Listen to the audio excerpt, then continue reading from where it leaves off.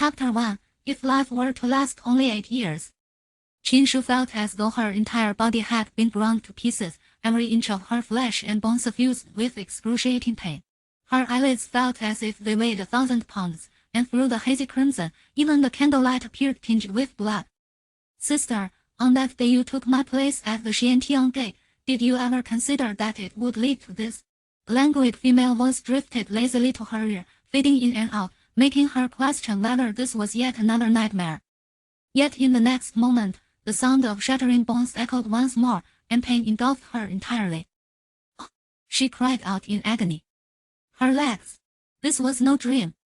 She opened her eyes and looked at the woman before her, who was dressed in ancient style, playing with a long sword in her hands. This was a visage she had never encountered before. Sister, weren't you supposed to be tough?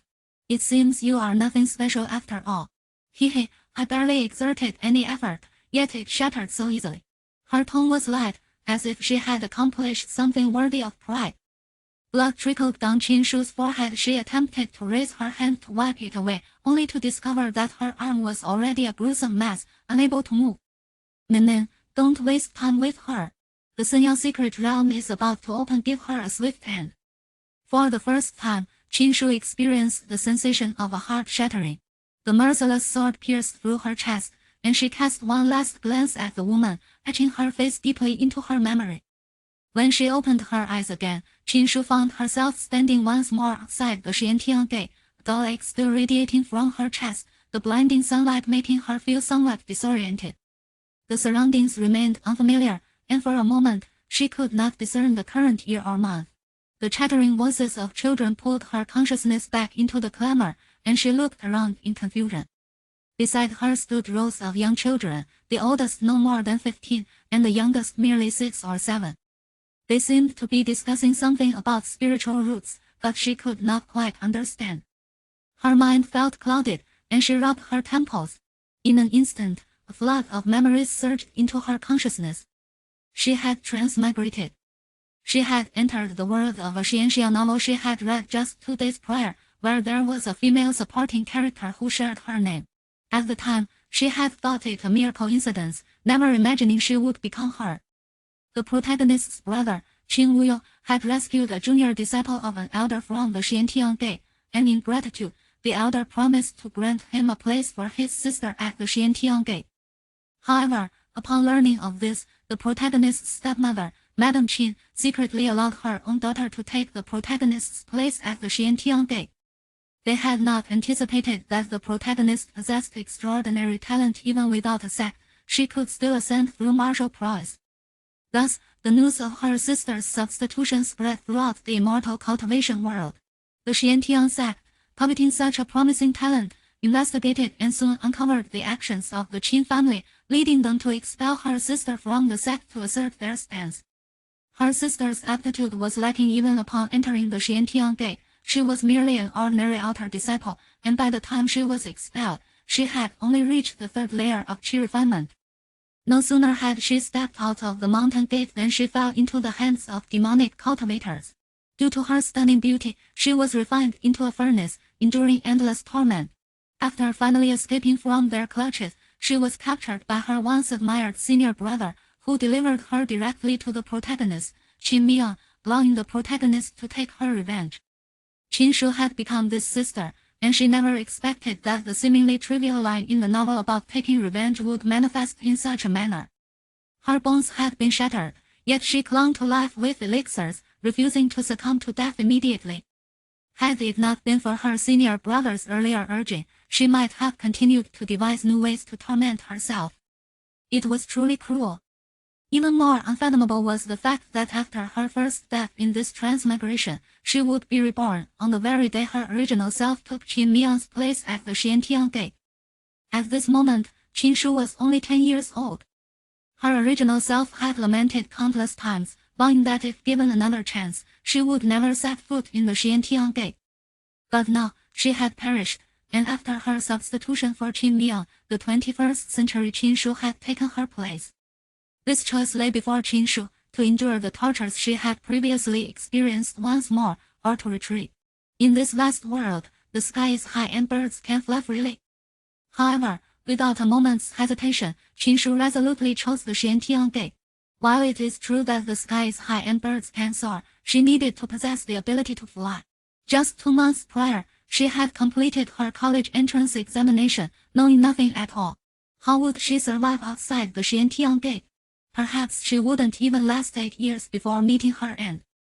To enter the realm of immortal cultivation, one must possess spiritual roots.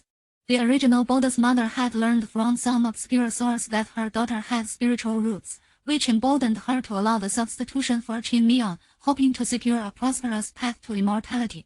Yet, Qin Shu was aware that while she had the potential to embark on the journey to immortality, she lacked the faith to ascend. The original body had 3 types of spiritual roots, barely qualifying to step across the threshold of the Xiantian sect. If she didn't encounter any extraordinary fortunes in her lifetime, she would only ever reach the foundation establishment stage. Fire, wood, and earth 3 spiritual roots. Dominant fire root, values 71, 56, and 48. The disciple assessing the spiritual roots spoke in a calm, measured tone. Go stand over there, someone pushed her aside, speaking in a rough voice. Returning to her senses, Qin Shu recognized that this was the very immortal who had brought her back from the mortal realm. She obediently complied, only to hear the immortal's voice behind her again, as if conversing with someone. I traveled all the way from the mortal realm just to bring back a free-rooted cultivator. At least I've repaid the favor owed to that Qin person. 3 roots are still 3 roots.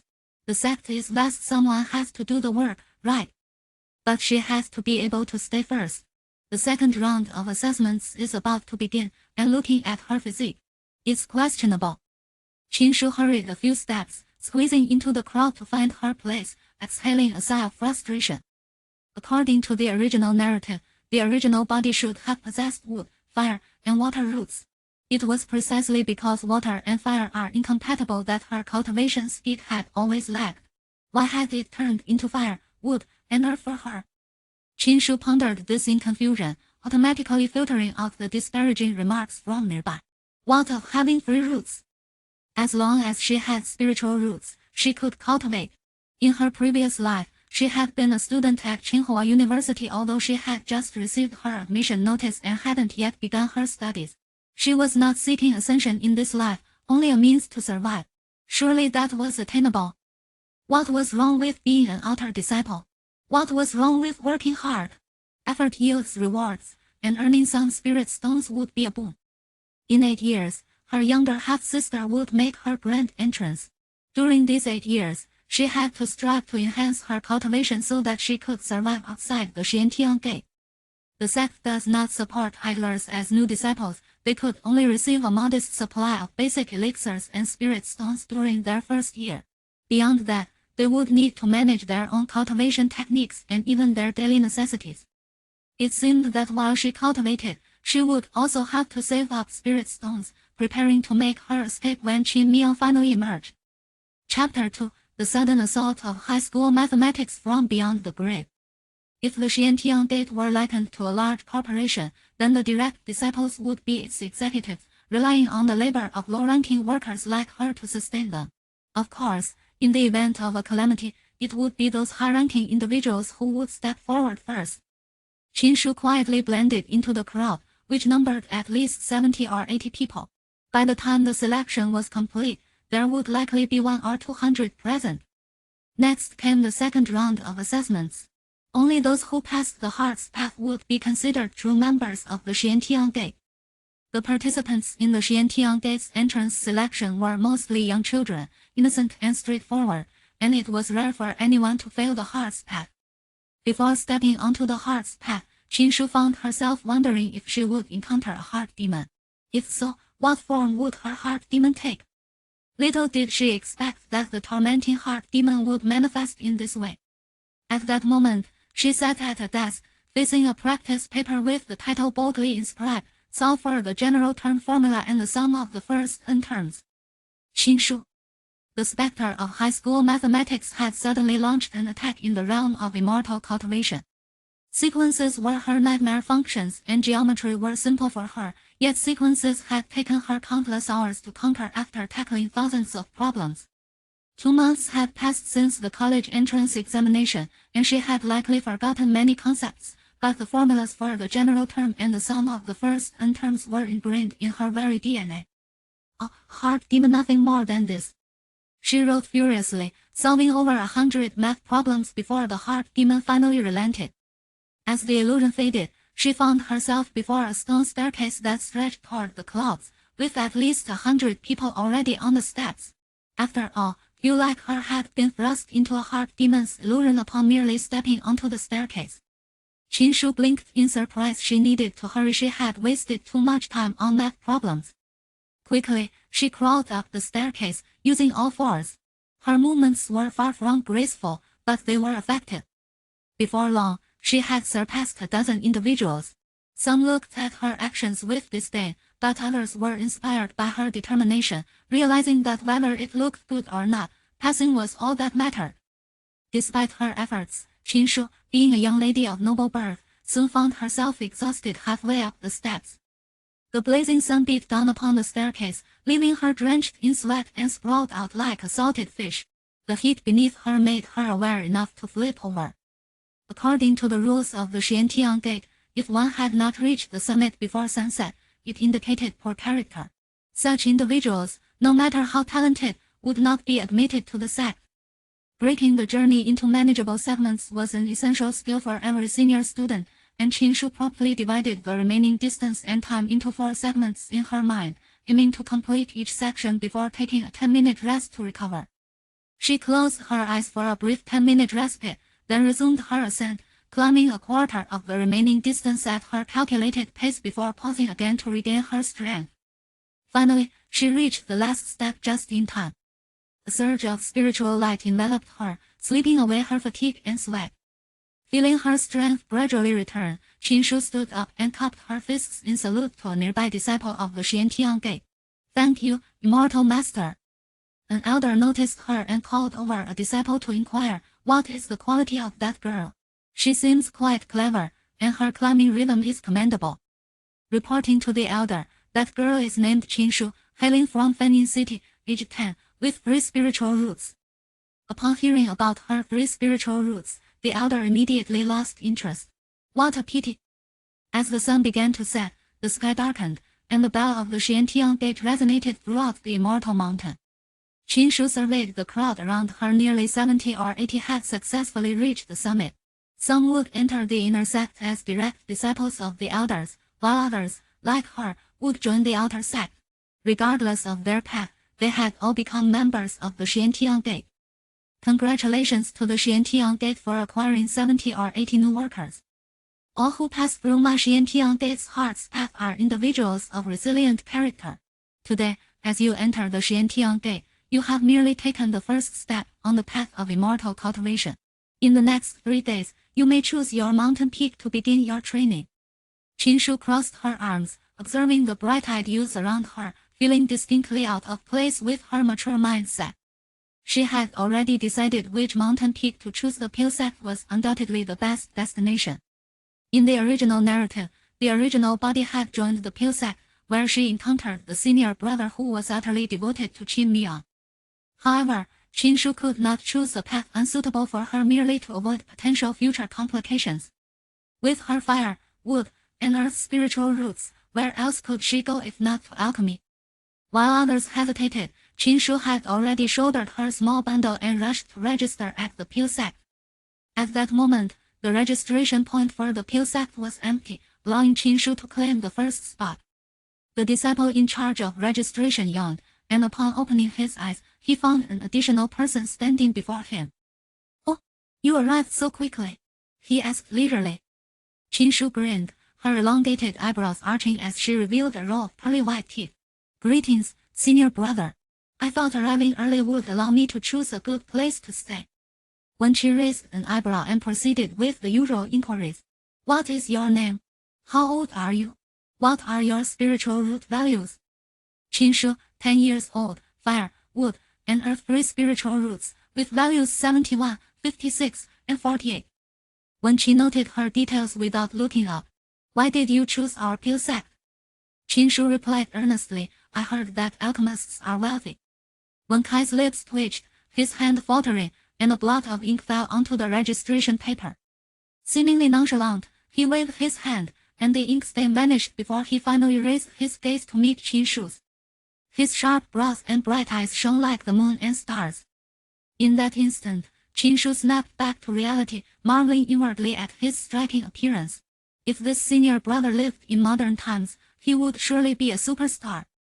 Her reaction seemed to soften Wen Kai's demeanor slightly. After all, who would choose a sect based on looks? Why bother? Although their pure sect could not compete with the sword sect, they still attracted many applicants each year. There was no need for such concerns.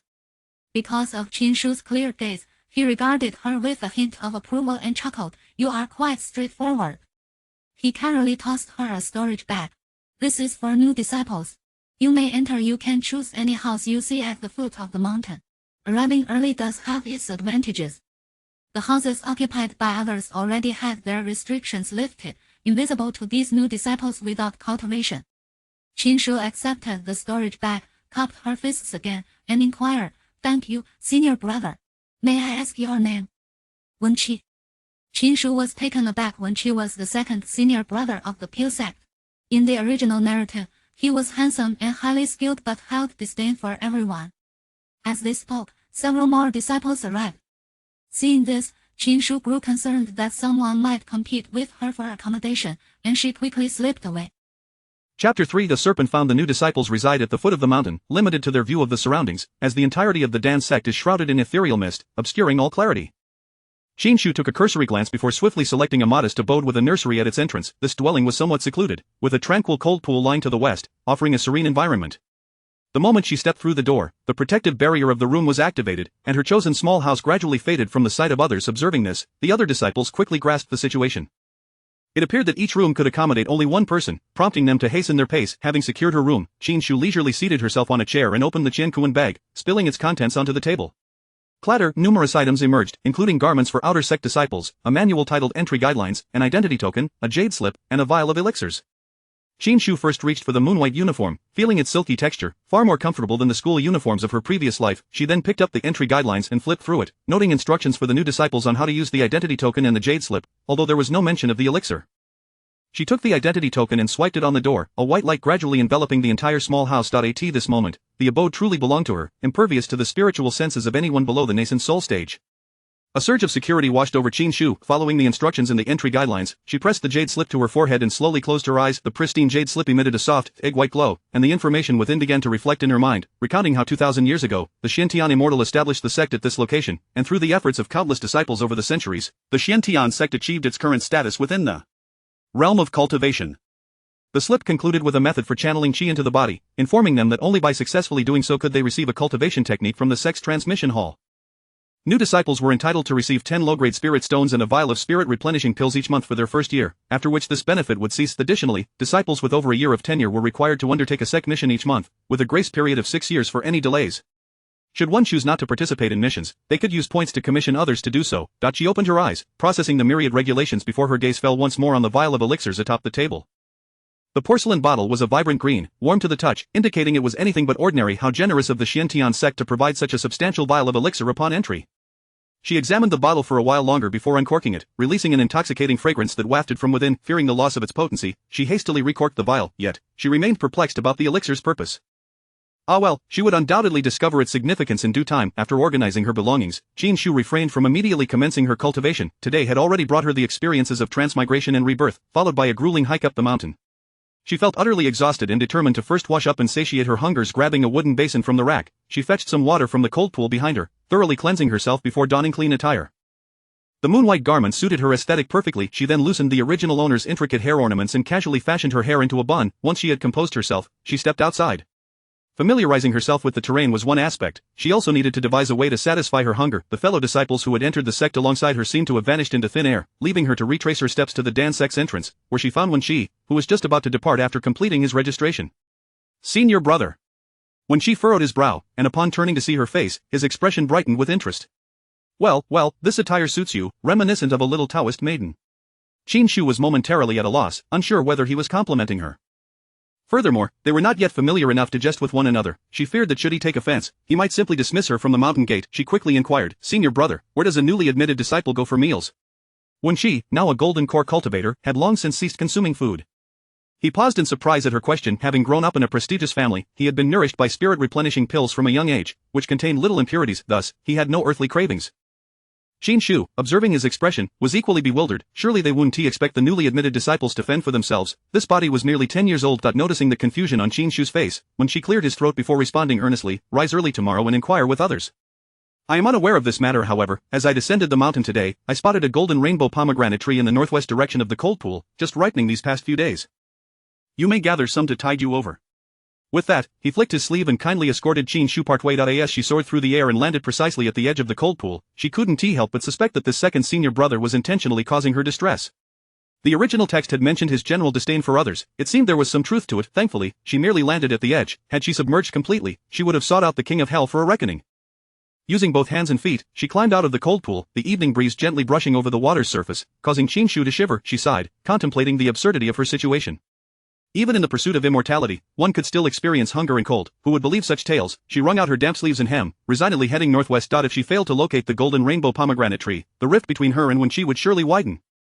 Fortunately, Wen Qi still possessed a semblance of humanity. After walking approximately 2 miles, she finally spotted a fruit tree glimmering in the moonlight. Suddenly invigorated, she jumped and reached for the fruit hanging from its branches. However, her height was insufficient to grasp more than 4 before she could reach no further. Driven by hunger, Qin Shu decided to shake the tree, hoping to dislodge a couple of ripe fruits. Yet, in the next moment, a cold, smooth object fell onto her shoulder. Startled, Qin Shu instinctively leaped, her hand brushing against what felt like icy, sleek scales. As she moved, the object tumbled to the ground. Summoning her courage, she glanced down to see a small black snake, no thicker than a thumb and as long as her forearm. The little black snake appeared quite pitiful, its scales marred and blood seeping from its wounds. Qin Shu could hardly believe her luck. She had unwittingly brought home a snake without having yet cultivated Qi and merely possessing a mortal body. She pondered the potential danger of being bitten by this creature, which, regardless of its current state, was still a spiritual beast nurtured in the mountains. Were it to strike, she might not live to see her 8th year. Alas, she let out a long sigh, lamenting her wretched compassion. Chapter 4 Oh, my body might leak. Qin Shu could not help but feel that the unfortunate fate of the little snake was a consequence of her own actions. She could not simply turn a blind eye to its plight. After all, the creature had been peacefully slumbering upon the tree, and it was her own reckless hand that had shaken the branch, causing it to fall and sustain such grievous injuries. Now, she could only hope that this little black snake had gained some sense and would not bite indiscriminately. Qin Shu fetched some cold spring water and carefully wiped the blood from the little snake's body, watching as the basin of clear water gradually turned crimson. She could not help but marvel at how such a small creature could lose so much blood. It must have endured multiple wounds. She carelessly sprinkled the bloodied water into the nursery at the entrance, and upon returning to the room to gaze at the battered little snake, a sudden thought struck her. She hurriedly retrieved the small bundle she had brought from her original self. Madame Qin, aware of the dangers in the world of cultivation, had prepared a fine healing ointment for her daughter, along with some gold and silver ornaments. Trembling, Qin Shu held 2 lumps of gold, her emotions indescribable at that moment. It was the first time in her 2 lifetimes that she had encountered such a vast amount of gold, yet it was utterly useless. The realm of cultivation demanded spirit stones. Leaving her still impoverished and destitute. Dejected, she extracted a bottle of healing ointment from within the bundle, dismissing its origins as mere mortal goods. As long as it could heal, that was sufficient. Aside from this, she had no other miraculous remedies at her disposal. She sprinkled the powdered ointment delicately over the little black snake, and perhaps feeling some discomfort, it stirred slightly. Qin Shu's brow furrowed immediately. The snake's body was already slick, and it should not be moving about. She raised her gaze, scanning the room, until it settled upon a piece of her original self's cloak, and her eyes brightened. After a flurry of activity, when her hands came together in satisfaction, a stick adorned with a bow appeared before her. Gazing at her creation, Qin Shu smiled with contentment. This was undoubtedly the most perfectly tied bow she had ever crafted in her lifetime. I have done my utmost. Life and death are fated, and if you truly cannot overcome this hurdle, do not blame me, she murmured, clasping her hands in front of the snake stick. 10 days prior, Xie Shiwan had been undergoing the tribulation of ascension, only to have his situation betrayed by a traitor among his ranks. He was ambushed by 8 venerable ancestors from the righteous sect during his moment of vulnerability. Despite his formidable original form, he had to endure the tribulation while fighting back. Ultimately, although he managed to escape, he was gravely injured, even losing the ability to maintain his original form, forcing him to shrink and plummet from the celestial mountain. Of course, the 8 elders also suffered greatly, returning with serious wounds. Xie Shiwan himself had not anticipated that he would fall into the hands of the Xiantian sect's alchemy division, only to be brazenly rescued by a small child who had yet to cultivate any energy. The healing ointment, though remarkable in the mortal realm, was of little consequence to Xie Shiwan, who had endured 81 bolts of tribulation lightning. Though its efficacy had dwindled to a mere fraction, it was still better than nothing. At this moment, Xie Shiwan felt akin to a withered branch, with only his heart's pulse safeguarded, allowing him to cling to life. The ointment applied by Qin Shu felt like a gentle spring rain, nurturing without a sound. As Xie Shiwan's dormant consciousness sensed this slight change, he sent forth a fragment of his spirit to investigate. Upon doing so, he was utterly bewildered. Where was he, wrapped in a layer of tattered cloth? And what was this hideous knot, who had the audacity to treat him so? Had he fallen into the hands of those righteous cultivators? Upon closer inspection, he discovered that the ragged cloth emitted no trace of spiritual energy, resembling nothing more than a mundane item. Yet, in his current state, with only his heart capable of movement, even this rag rendered him immobile. The healing substance on his body, though a cheap mortal remedy, was not without merit. Xie Shiwan's spirit continued to scan the room, revealing only a small girl seated cross-legged on a mat, devoid of any spiritual energy. She had yet to even cultivate her inner energy. This realization eased his mind. It seemed he had been saved by this child. With the absence of any immediate threat to his life, his dwindling energy could no longer sustain his consciousness, and he gradually slipped back into slumber. Unbeknownst to Qin Shu, she had just teetered on the edge of death now. She was seated as instructed by the jade slip, with her eyes closed, 5 hearts upward, and her tongue pressed against the roof of her mouth. The instructions in the slip seemed simple, but in practice, they proved far more challenging. Her bottom ached from sitting, yet she felt no trace of spiritual energy. Were the legendary 5-colored light points truly not a figment of imagination? Just as her legs began to tingle and her consciousness started to wane, she suddenly perceived scattered light points emerging around her, akin to fireflies on a summer night. Having never encountered such a phenomenon, the naive Qin Shu was both curious and exhilarated. She attempted to reach out to these light points, finding that the red, yellow, and green hues were particularly responsive to her touch, while the others seemed indifferent. As these 3-colored light points infused her body with energy, she quickly embraced the moment, guiding the energy within her meridians toward her dantian. The energy in her dantian swelled, coalescing into a thin wisp of purple mist. After what felt like an eternity, Qin Shu finally opened her eyes. Tilting her head, she sensed something unusual within her body and recalled the teachings from the jade slip. Multiple spiritual roots draw in energy, each type residing in its own corner. When casting spells, the corresponding energies can be manipulated without interference. Qin Shu was momentarily stunned. She had distinctly seen the various energies in her dantian merging into a single mass of purple vapor. She felt a wave of confusion wash over her. Was this a good thing or a bad thing? As someone entirely unversed in cultivation, why was her dantian not behaving according to convention? While her face contorted in bewilderment, the moon outside had silently risen to its zenith. The cool moonlight streamed through the window, enveloping her, and a glimmer of red light danced in the air, gently landing on the back of her hand, only to vanish like snowflakes in winter. Startled, Qin Shu quickly withdrew her thoughts and looked around. As she did, her pupils constricted, and her face was etched with profound shock. In the once modest room, the 3-colored light points intertwined, swirling gracefully in the moonlight, like a dream. Instinctively, Qin Shu did not want to miss this rare opportunity. She quickly sat cross-legged and began to chant the incantation. As she moved, the previously wandering light points seemed to find their destination, rushing toward her small frame. She hurriedly guided the energy through her meridians, but with each cycle, the energy dwindled. Qin Shu fell into deep contemplation once more. Could it be that her body was leaking energy? Chapter 5: The Transformation of the Celestial Crane. Even so, after a night had passed, a wisp of ethereal purple aura continued to coalesce within Qin Shu's dantian. As her consciousness delved into her dantian, she could perceive the comforting presence of that purple energy. Could it be that she had indeed begun to draw Qi into her body? At this moment, Qin Shu remained unaware that, given the density of the spiritual energy within her dantian, she had already grazed the threshold of the first level of Qi cultivation. Such rapid progress, if placed within the realm of immortality, would undoubtedly earn her the title of a genius. Qin Shu opened her eyes, exhaling a long breath of stale air. Glancing out the window, she noticed a hint of fish-belly white emerging on the horizon, accompanied by a delicate veil of purple mist, reminiscent of the energy within her dantian. She attempted to absorb that trace of purple, but to no avail. Instead, she found herself inadvertently sacrificing a bit of her own meager store of energy. Realizing this, Qin Shu quickly ceased her efforts, her heart aching as she introspected the spiritual energy in her dantian, and in a fit of anger, she jumped out of bed and defiantly gestured with her middle finger at the cloud on the horizon. She felt that both the energy within her dantian and the purple aura in the sky were fundamentally the same, merely beyond her current capabilities to grasp. When she eventually perfected her cultivation, she vowed to refine that purple aura. She rose and stretched her limbs, feeling no discomfort from a sleepless night. In fact, she felt invigorated and refreshed. She couldn't help but muse inwardly, how wonderful it is to cultivate immortality. In the modern world, a night without sleep would have left her utterly exhausted by now. Her gaze fell upon the pink serpent staff casually placed on her desk, which remained immobile, as if it were lifeless. She furrowed her brow, uncertain if it had truly perished. If it were alive, it must be hungry, having spent the previous day resting atop the golden rainbow pomegranate tree, which surely served as its sustenance. Qin Shu lifted the serpent staff, pried its mouth open, and attempted to drip the juice of a golden rainbow pomegranate into its maw. After squeezing half of the fruit, she considered that, given the snake's diminutive size, it would likely be unable to consume an entire pomegranate the size of her fist. With that thought, she paused, pleased to have saved half. She indulged in 1.5 pomegranates herself, feeling a warm glow envelop her, akin to basking in sunlight. Even the spiritual energy that continuously circulated within her meridians felt significantly unimpeded. The chill that had seeped into her body from the cold pond yesterday now flowed out from her bones, eliciting a sensation so comfortable that it nearly compelled her to moan aloud. The golden rainbow pomegranate, cultivated on the celestial mountain, must indeed be a divine fruit, distinct from those of the mortal realm. Having tasted its sweetness, she resolved to gather a couple more after completing her studies today. However, unbeknownst to her, within the domain of the Xiantian sect, not merely a fruit tree, but even a humble herb was owned by someone. The fruits of the master brother of the Dan sect had been appropriated by the second brother to curry favor, and the second brother felt no guilt in this regard. As Qin Shu exited her dwelling, she brushed her identity token against the rune on the door, reactivating the house's protective wards. Even in her absence, her abode remained secure from intruders. This mechanism bore some resemblance to modern access cards, appearing quite user-friendly. Upon stepping outside, she found the mist still lingering, the distant celestial mountains appearing hazy and elusive. Dappled light filtered through the fog, creating a mesmerizing interplay of shapes and colors. How beautiful! She inhaled the celestial energy and was about to walk towards the railing when she noticed that the previously barren nursery had sprouted tender green leaves overnight. Qin Shu was filled with joy, crouching down to observe for a while, pondering what might have emerged. Could it be flowers? Who wouldn't desire a quaint wooden cottage adorned with blossoms? Today marked their first day within the sect, and according to the entry guide, they could begin learning basic spell manipulation at the transmission hall once they had drawn Qi into their bodies. Typically, even the most adept disciples would require 3 days to accomplish this feat, while those of lesser aptitude might take over a month. As outer disciples, they were not expected to excel, and no one could have anticipated that among them would emerge such an anomaly as Qin Shu.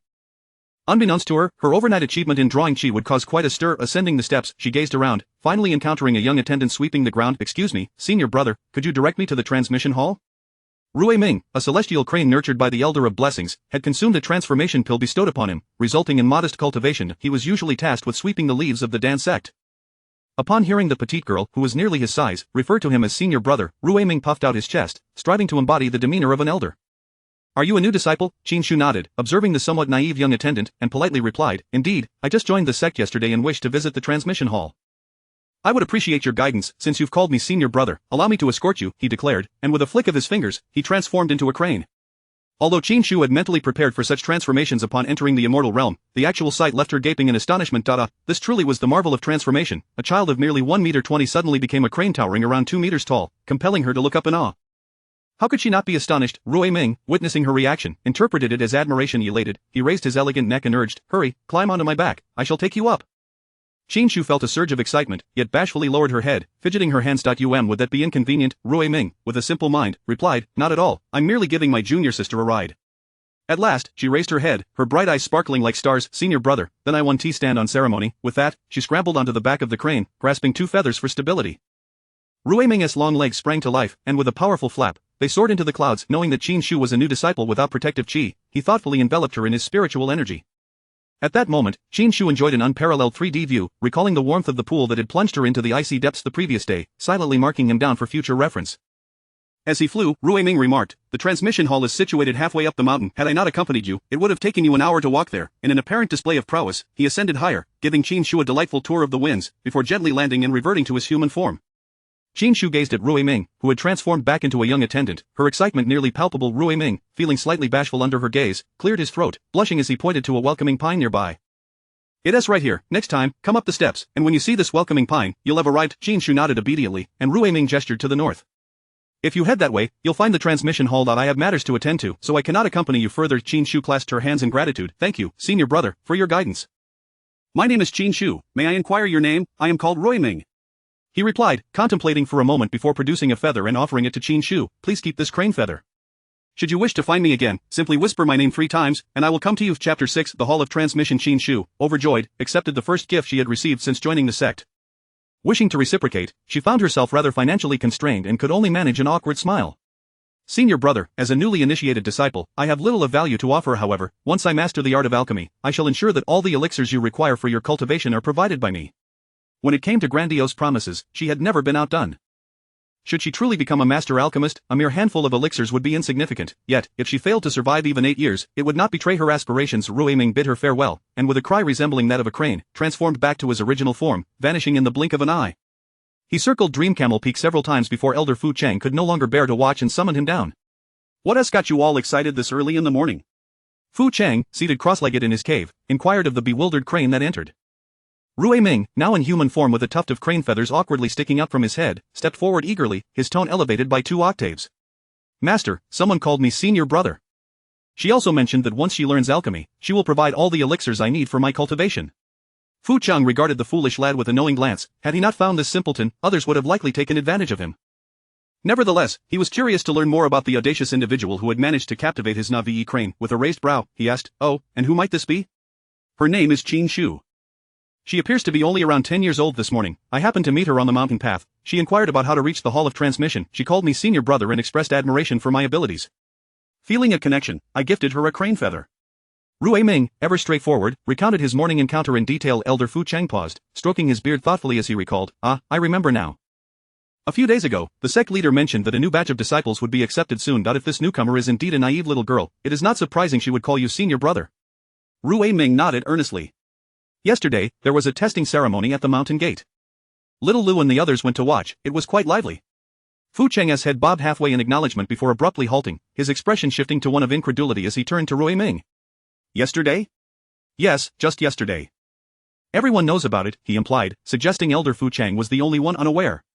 "If you doubt me, you can summon senior brother Wen Qi to inquire." Fu Chang waved dismissively. "This little girl joined the sect yesterday and has already come seeking the Hall of Transmission? Could it be that she achieved the initial stage of energy absorption overnight? If such a prodigy truly existed, it would be imperative to take her under his wing before someone else did."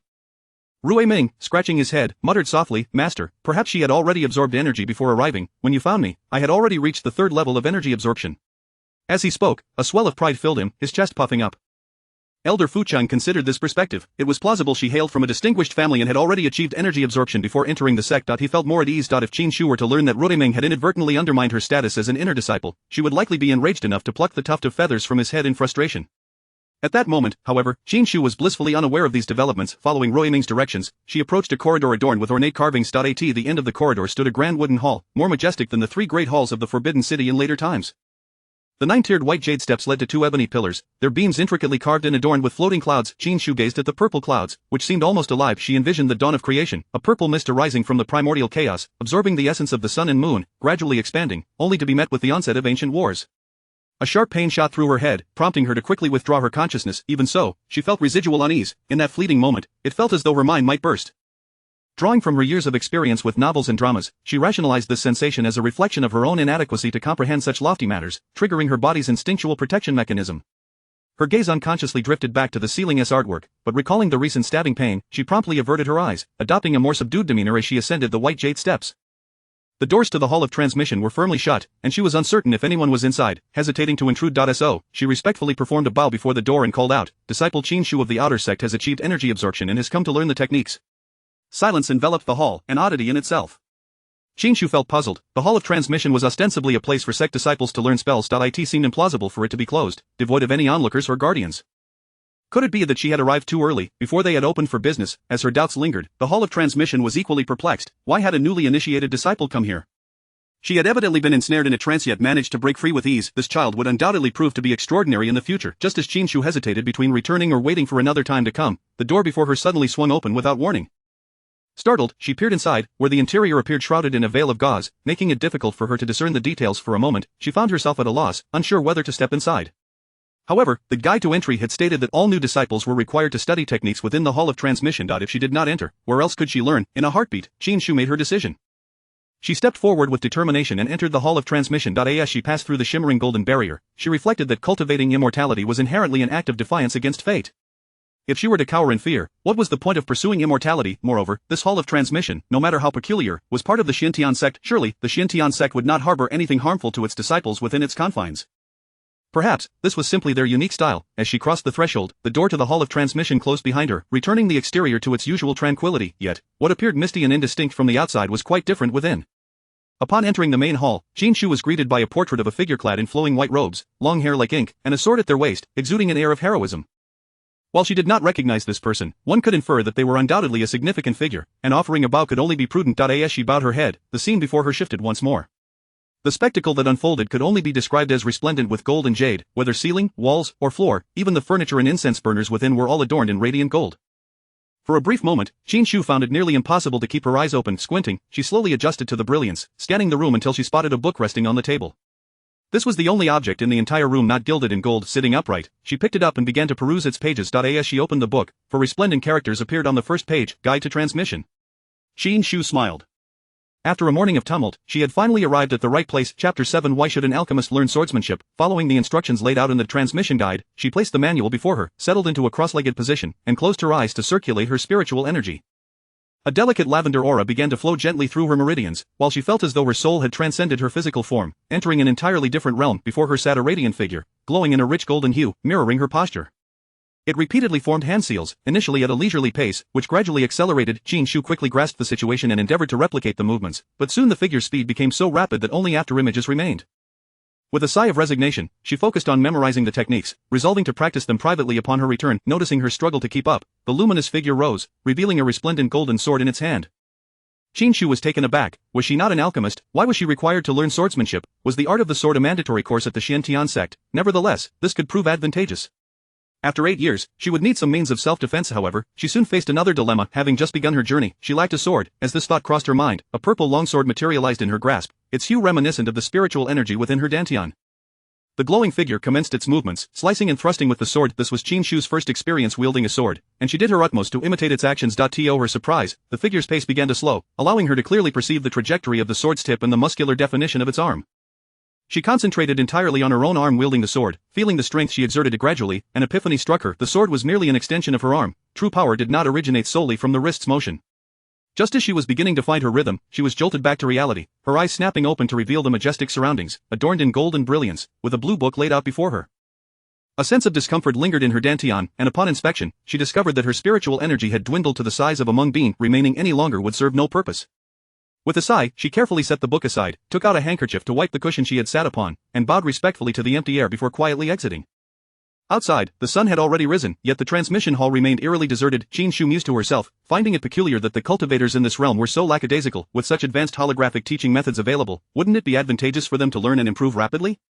If only the libraries of her own world could employ such technology, one would likely have to reserve a seat a night in advance. Despite her curiosity, she dismissed such thoughts and made her way down the mountain. The journey was smooth and unimpeded, becoming increasingly lively as she approached the base. Qin Shu stopped a passerby to inquire about the location of the alchemical sect's dining hall, and upon receiving directions, she felt a wave of relief. Thankfully, the sect provided meals. They would not expect a 10-year-old child to fend for herself. Otherwise, even with the presence of the golden rainbow pomegranate tree, her sustenance would not last long. Upon entering the dining hall, Qin Shu finally felt a sense of belonging amidst the lively chatter of half-grown children. Just as she stepped inside, someone called out to her, "Qin Shu! Over here!" She turned to see He Xian, a 12-year-old girl, a kindred spirit from her hometown of Fanning City, who had traveled here alongside her on the same vessel. "You're also at the alchemical sect? What a coincidence. Where have you chosen to stay?" He Xian was quite familiar in her round, expressive eyes sparkled with warmth as she looked at Qin Shu, making it difficult for her to refuse. Near the cold pool, Qin Shu offered a vague direction. He Xian pondered for a moment before continuing, "Why are you only now coming to eat? There isn't much left, but the spiritual rice here is indeed different from what we used to have." Qin Shu instinctively felt a twinge of wariness towards someone she didn't know well, opting not to divulge too much. "I overslept. I was quite exhausted yesterday," she replied. He Xian giggled, covering her mouth. "Now that you're at the Celestial Mountain, you must practice diligently. By next year, you'll have to fend for yourself, so you should start channeling energy into your body sooner rather than later." Qin Shu nodded, noticing that the number of diners was indeed dwindling. "I should go get my meal," she said hastily. "Then I'll take my leave," He Xian replied. "While you were away, I overheard them say that for the next few days, we shouldn't wander around too much and should focus on our training. Those with exceptional talents should be able to channel energy into their bodies within 3 days, while we outer disciples will likely take at least 10 days. Qin Shu was taken aback. 10 days? How does that align with my experience of achieving it in a single night? Filled with bewilderment, she knew she had to keep her accomplishments under wraps. Without absolute strength or a powerful backing, she had no desire to attract unwanted attention. Seeing her lost in thought, He Xian urged her, "Hurry and grab your meal. I'm staying by the large willow tree in the east. If you need anything, feel free to seek me out." Qin Shu nodded in acknowledgement, watching as she walked away before turning to fetch her meal. After finishing her food, she remembered the injured little snake at home and decided to take a free spiritual fruit back with her. This fruit, known as the spirit citrus, was the most common delicacy in the realm of cultivation. It had a sweet flavor but contained little spiritual energy, appealing mainly to children who had not yet begun their fasting. It was Qin Shu's first taste, and she found it delightful, reminiscent of loquats, with a refreshing sweetness. Surely, one fruit would suffice for the tiny snake. On her way back, she encountered many others wandering curiously about the mountain, all first-time visitors to the Celestial Mountain, which was only natural. However, Qin Shu had no interest in joining the commotion. Her time was limited, and her tasks were significant. Elevating her cultivation was of the utmost importance. Swiping her identification token, she entered her room. Everything inside remained unchanged from when she had left, including the open package on her table and the pink snake staff beside it, appearing as if it would maintain its form indefinitely. With a mischievous inclination, she began to playfully manipulate the little snake's tail, contemplating whether to shape it into a pink heart to serve as a decorative piece on her table. Who could resist the charm of a pink heart? As she had done that morning, she pried open the snake's mouth and carefully fed it the chopped spirit citrus. This time, however, she took a closer look at the sharp teeth within the little black snake's mouth, pondering which ones were venomous. Though uncertain, she realized that her fear of snakes had significantly diminished. This little black serpent now felt more like a toy in her hands. After feeding the snake, she reshaped it into a pink heart, clapping her hands with satisfaction before settling down on the cushion to absorb spiritual energy.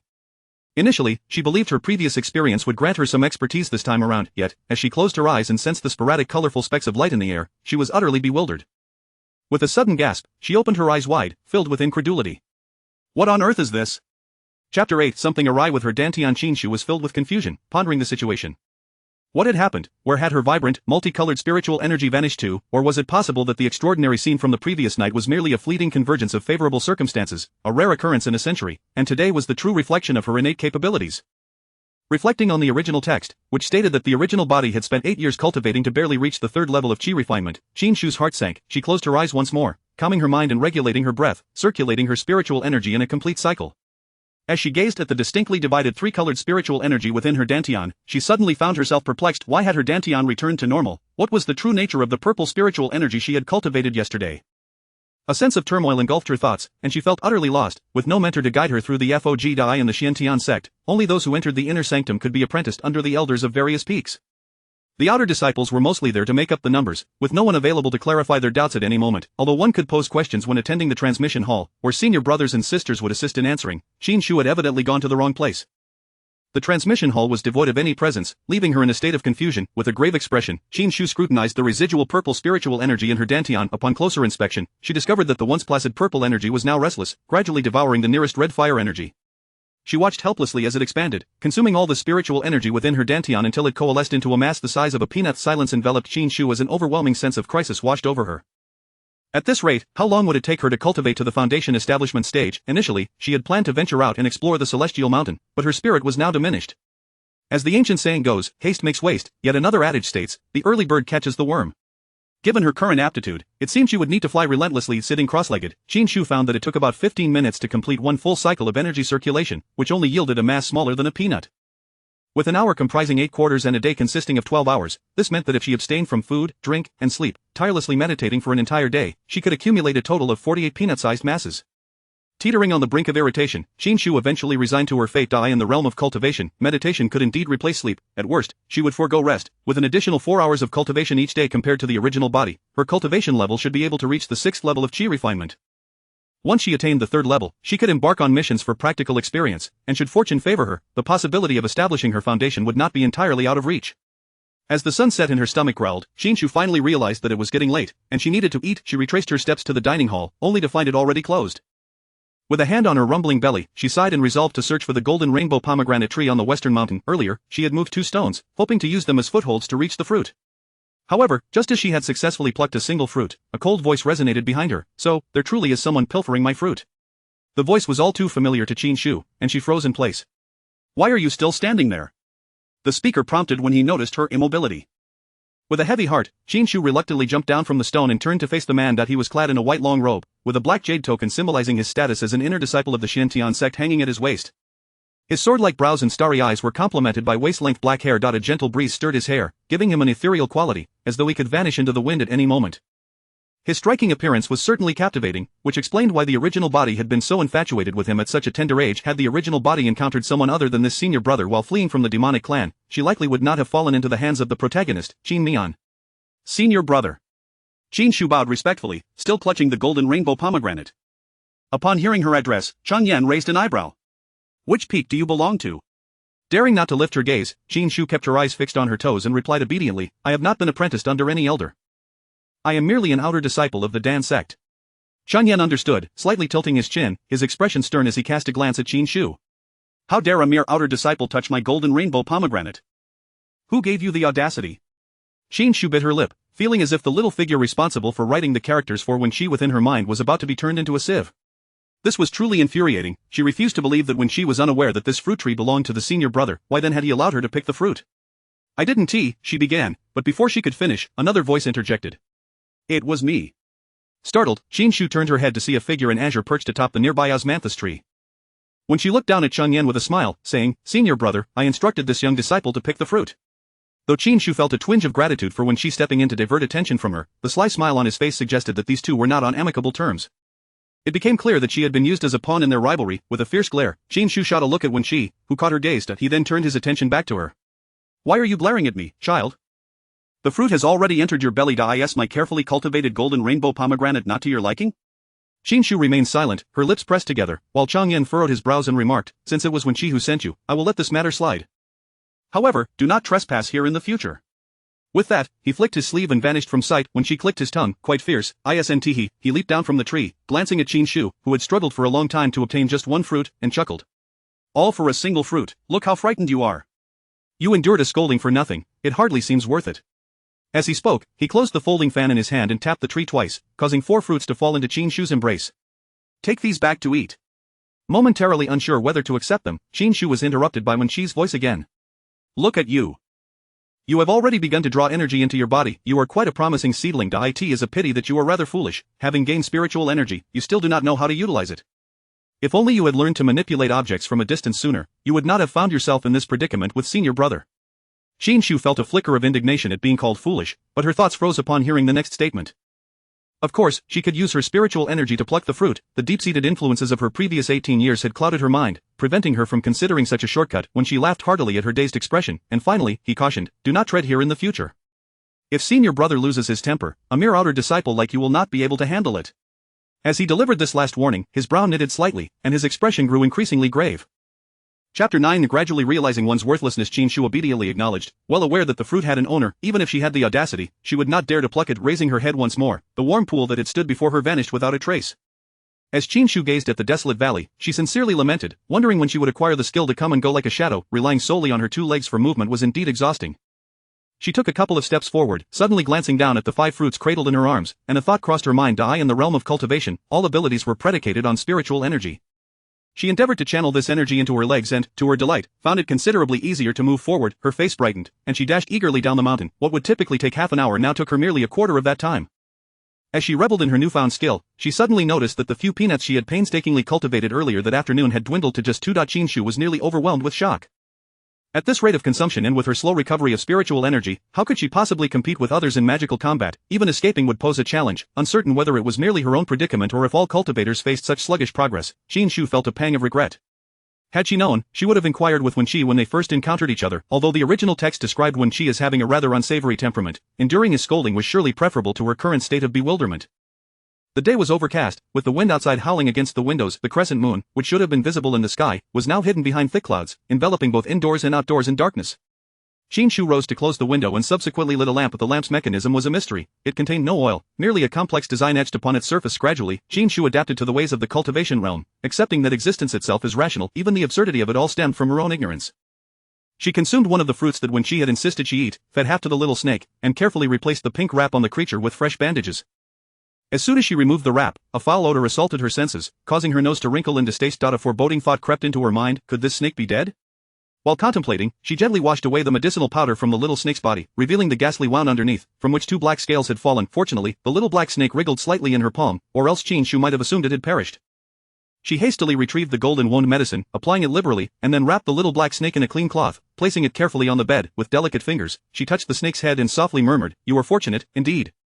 Rest well, good night." For the next 8 years, she would rely solely on meditation to survive. The bed was of little consequence, so she allowed the snake to sleep there. However, every time she made contact with Xie Shiwan, he was acutely aware of her presence. The snake was cold-blooded and icy to the touch. Her warm fingertip resting upon its brow felt as though a delicate hand was stirring its consciousness, creating ripples in its awareness. Xie Shiwan was consequently roused, realizing that the mischievous human child was once again causing a disturbance. He scrunched his nose in displeasure, but, recognizing her lack of malice, he decided to overlook her antics. The fruit she provided was quite delectable, although it contained little spiritual energy. Acquiring the golden rainbow pomegranate was no small feat. Moreover, this fruit, while not rich in energy, possessed purifying properties. The old scoundrel from the 10,000 poison sect had poisoned him, preventing his wounds from healing, and without addressing the necrotic flesh, his condition would only worsen over time. The child's offering of the golden rainbow pomegranate, though insufficient to fully detoxify him, at least alleviated some of his symptoms. Nonetheless, this was of little concern to him. His physique was robust, and given time, he would be able to mend himself. He was aware that he lay upon the child's bed, and just before he succumbed to slumber, he pondered this question: are humans truly so indiscreet? Can any male simply share her bed? Unbeknownst to Qin Shu, Xie Shiwan's thoughts were racing. Otherwise, she would have surely hung him on the fence to dry like a snakeskin. As night deepened, Qin Shu formed hand seals, repeatedly executing a single motion. This action grew increasingly familiar, leading her into a mysterious state. Her hands moved so swiftly that they seemed to leave behind after images, and the purple peanuts in her dantian were poised for action. Following her instinct, she summoned a thread of spiritual energy, causing the seal in her hands to glow. Just as she was about to release it, she withdrew her gesture. The room returned to tranquility, illuminated only by the faint flicker of candlelight. Qin Shu recalled the premonition that had inexplicably appeared in her mind. She just knew the seal was an offensive technique, and had she unleashed it, her humble wooden abode would likely have been reduced to rubble. To create such a ruckus on only her second night of entry into the sect would surely result in her being unable to afford the damages demanded by the sect. With a sigh, she abandoned her intention to practice the seal and settled into a meditative posture once more. On the following day, as dawn broke, Qin Shu finally opened her eyes. She exhaled a long breath, feeling the spiritual energy in her dantian had nearly replenished. This painfully slow pace of cultivation was becoming increasingly frustrating. Rising to wash up, she fed half of the golden rainbow pomegranate to the little black snake and consumed the other half herself. Just as she was about to step outside, a voice called from beyond the door, "Qin Shu." Qin Shu opened the window and peered outside, recognizing that it was Xin who beckoned her. She swung the door open, dispelling the barriers of the room. Xin, upon witnessing the sudden appearance of the girl and her little wooden house, was momentarily taken aback before frantically waving at her. Qin Shu closed the door behind her and stepped outside. As she passed by her small garden, she failed to notice that the two fallen scales had grown to the size of a palm, now covered in a thin layer of dust. "I finally found you. I thought I had gone to the wrong place," Xin exclaimed, approaching Qin Shu with excitement. "I heard it said that all our wooden houses are cloaked in an illusion, meant to assist new disciples in choosing their residences. Once one's cultivation reaches the first level of Qi Refinement, they can see through it. However, the barriers on the houses can prevent spiritual awareness from probing below the nascent soul level, making it quite convenient." Qin Shu suddenly understood. If she wished to further conceal her living quarters, she would need to employ more advanced formations. "Do you need me for something?" Qin Shu inquired. "I heard that in 5 days, there will be a gathering at Qijin City, where many valuable items suitable for us new disciples can be exchanged. Would you like to join me?" Xin asked. Upon hearing this, Qin Shu's interest was piqued. Isolating oneself from the world was unwise. She needed to venture out and explore. However, but we have only just entered the sect, and we are utterly impoverished. We have nothing of value to trade. Xin, noticing the frown etched on her face, could not suppress a giggle. "Have you forgotten? Today marks the 3rd day since we joined the sect, and we can claim our new disciple benefits." Qin Shu pressed her lips together, inhaling deeply as her nostrils and eyes widened in realization.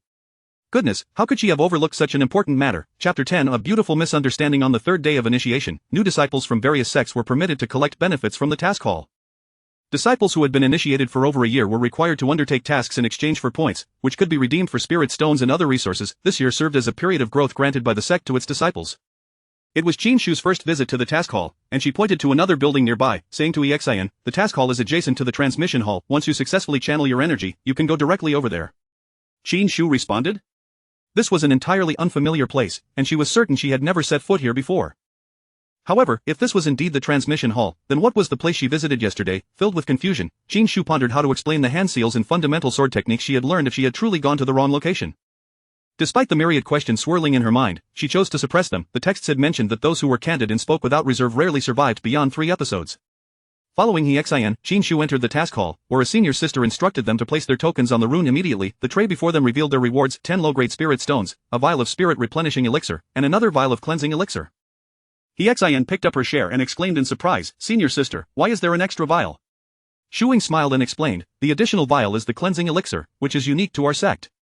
It is a benefit bestowed upon new disciples by our esteemed ancestors. Consuming this elixir before foundation establishment can purify your essence and marrow, thereby aiding your future cultivation. Only the alchemy sect would be so generous." Within that porcelain vial were 3 cleansing elixirs, each capable of fetching 20 low-grade spirit stones on the market. Yet, as outer sect disciples with lesser aptitude, such treasures were coveted but rarely obtainable, and it would be foolish to exchange them for spirit stones. Qin Shu imitated Xin's earlier actions and claimed her own share. Holding the porcelain vial tightly, she felt a surge of excitement, only to hear Xin beside her ask, "Senior sister, will our spirit root value increase after consuming this cleansing elixir?" Upon hearing this, Qin Shu eagerly perked up her ears. Shuing shook her head. "That is not possible. The spirit root value will remain unchanged. However, the impurities accumulated from consuming grains in the mortal realm hinder your ability to connect with the spiritual energy of heaven and earth. The purpose of the cleansing elixir is to eliminate these impurities, thus facilitating your absorption of spiritual energy." Xian's spirit visibly drooped, and Qin Shu silently sighed in sympathy. However, she quickly rationalized that if there truly existed a pill capable of cleansing one's spirit root, even if it only improved by a single point, it would be invaluable and certainly not distributed so freely. For disciples with relatively low spirit root attributes, an increase of 1 or 2 points might seem negligible, but for that prodigious disciple with a fire spirit root of 99, gaining just 1 point would elevate them to a heavenly spirit root, allowing for exponential progress in cultivation. Qin Shu acknowledged a pang of jealousy and silently vowed that one day, she would seek out a treasure capable of cleansing her spirit root. Since fate had granted her a second chance at life, she could not remain a wastrel forever.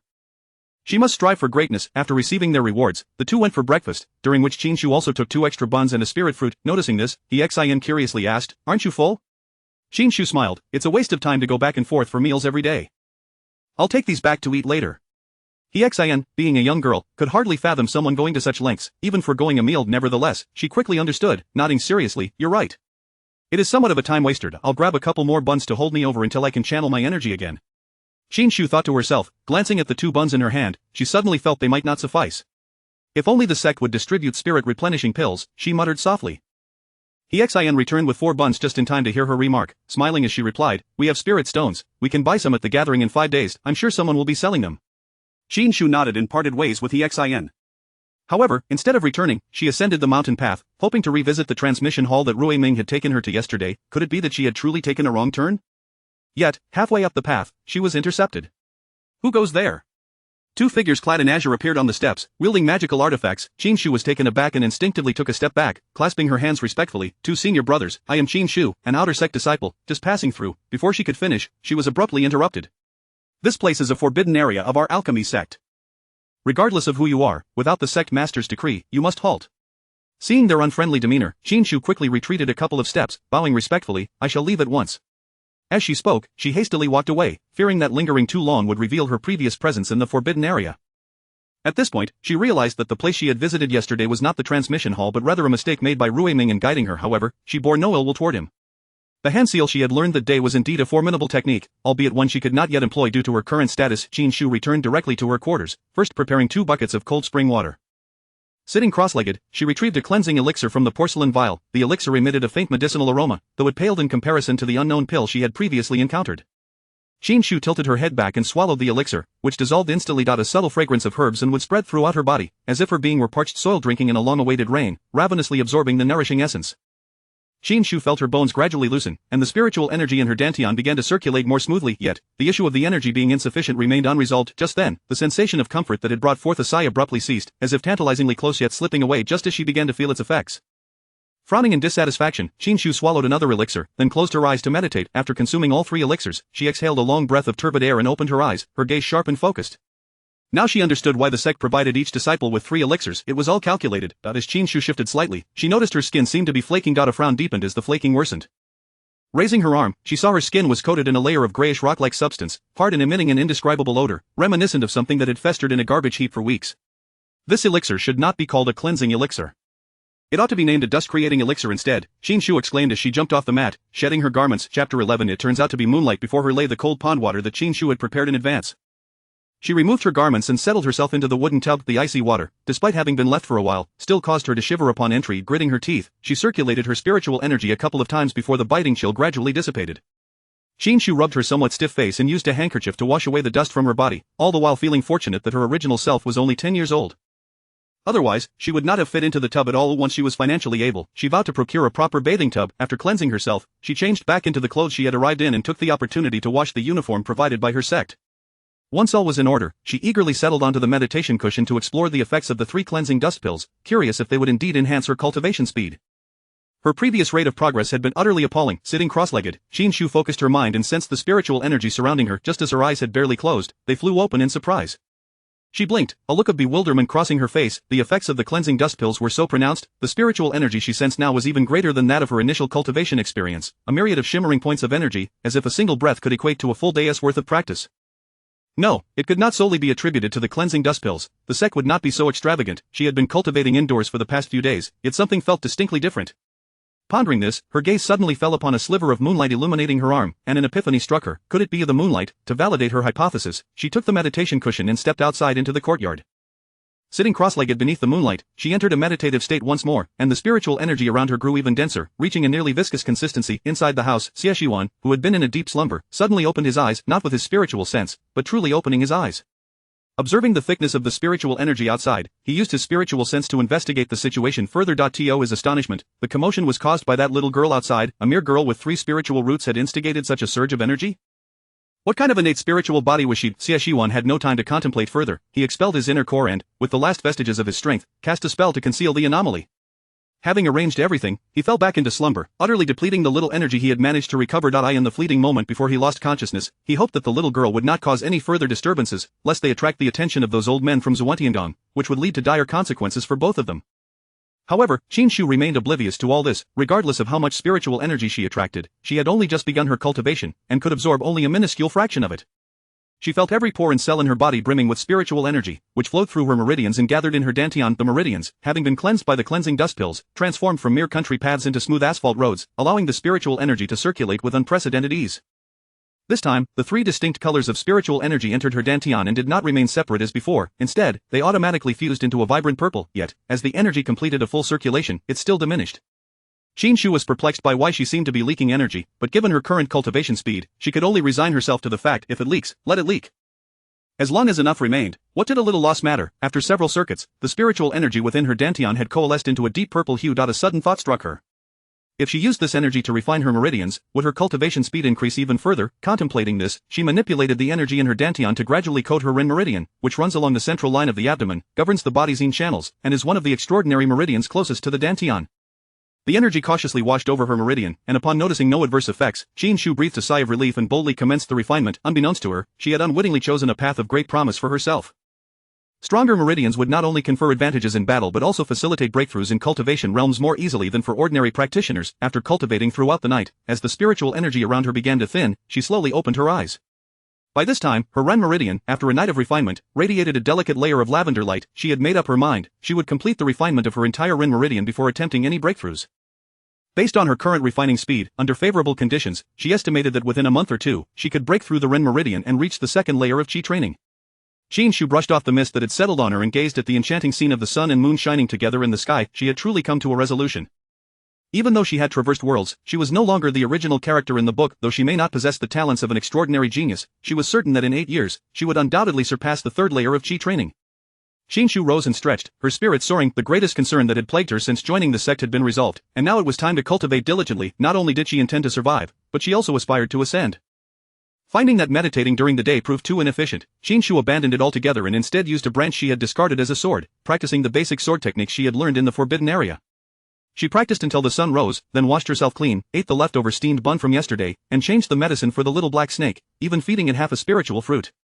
She couldn't shake the feeling that the little black snake seemed to be in worse condition today. Its scales had lost their luster and appeared somewhat dull. Qin Shu felt helpless. Having cared for the little snake for so long, she could not bear to watch it perish.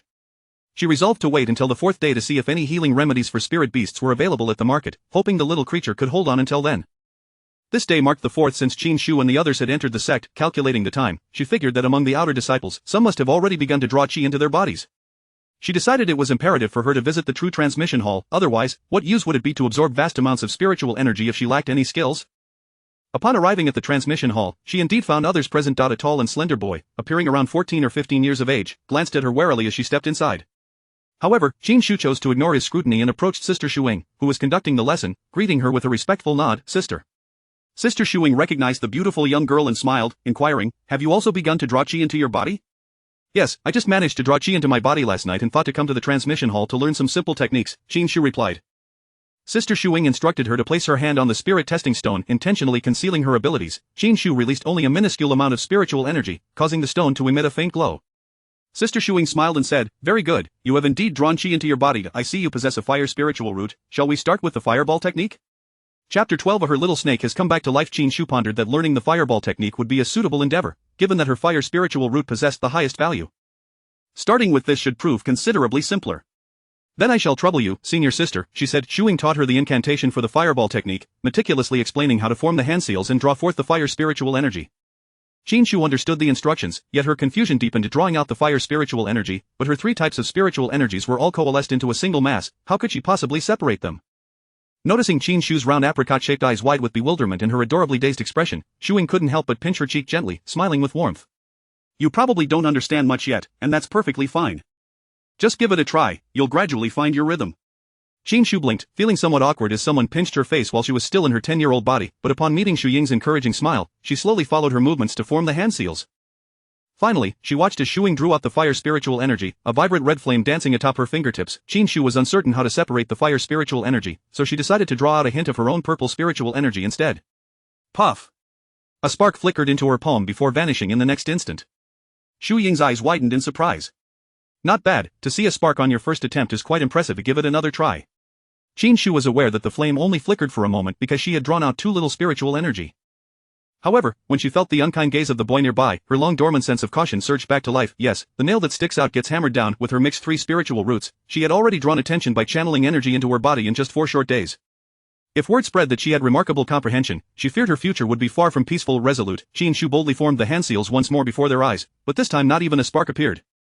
After several more attempts, she still failed, her demeanor growing increasingly agitated. What is going on? I clearly followed the movements just now. The girl's voice was quite high-pitched, and as she deliberately raised it, the attention of everyone in the transmission hall was drawn to her. The slender boy let out a derisive snort, laced with mockery.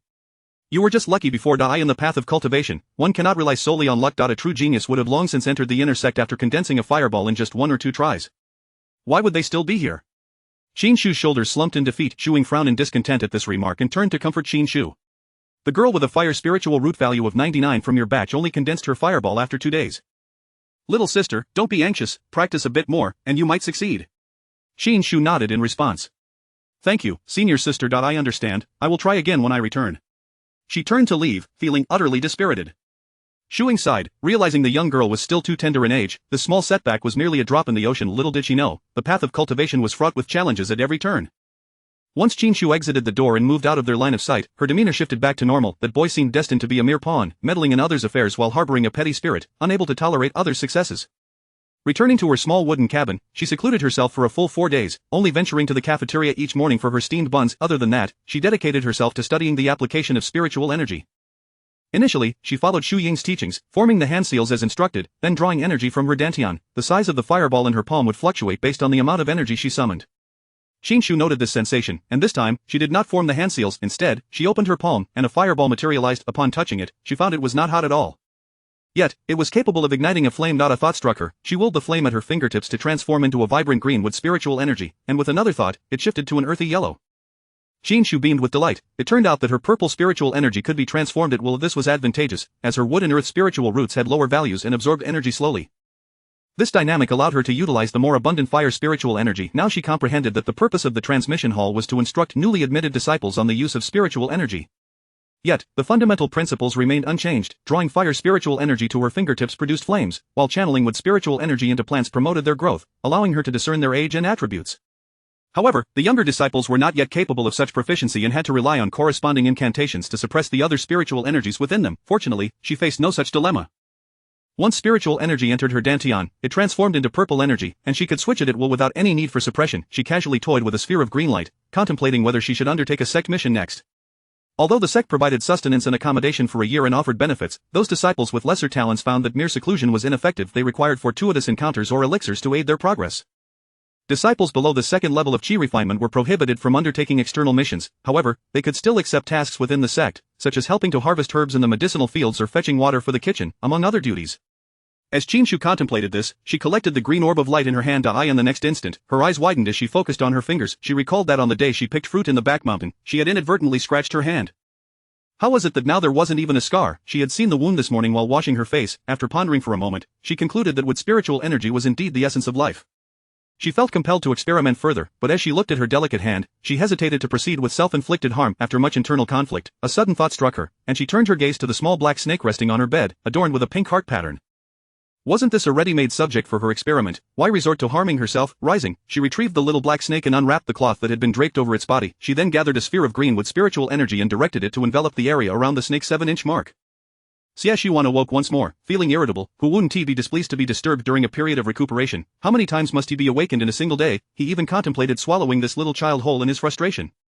Yet, in the next moment, his irritation dissipated as the rich wood spiritual energy began to purify his being. Snakes naturally favored greenery, and the abundant wood energy flowed into his 7-inch mark, repairing his shattered heart meridian.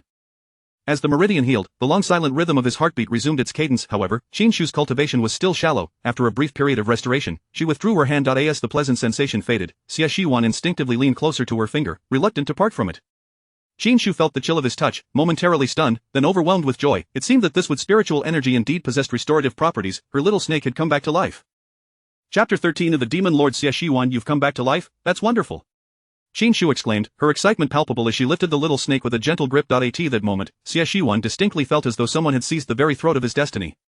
Instinctively, he coiled his tail around Qin Shu's wrist. It was only when Qin Shu witnessed his movement that she truly exhaled in relief. Thank goodness, you really didn't die.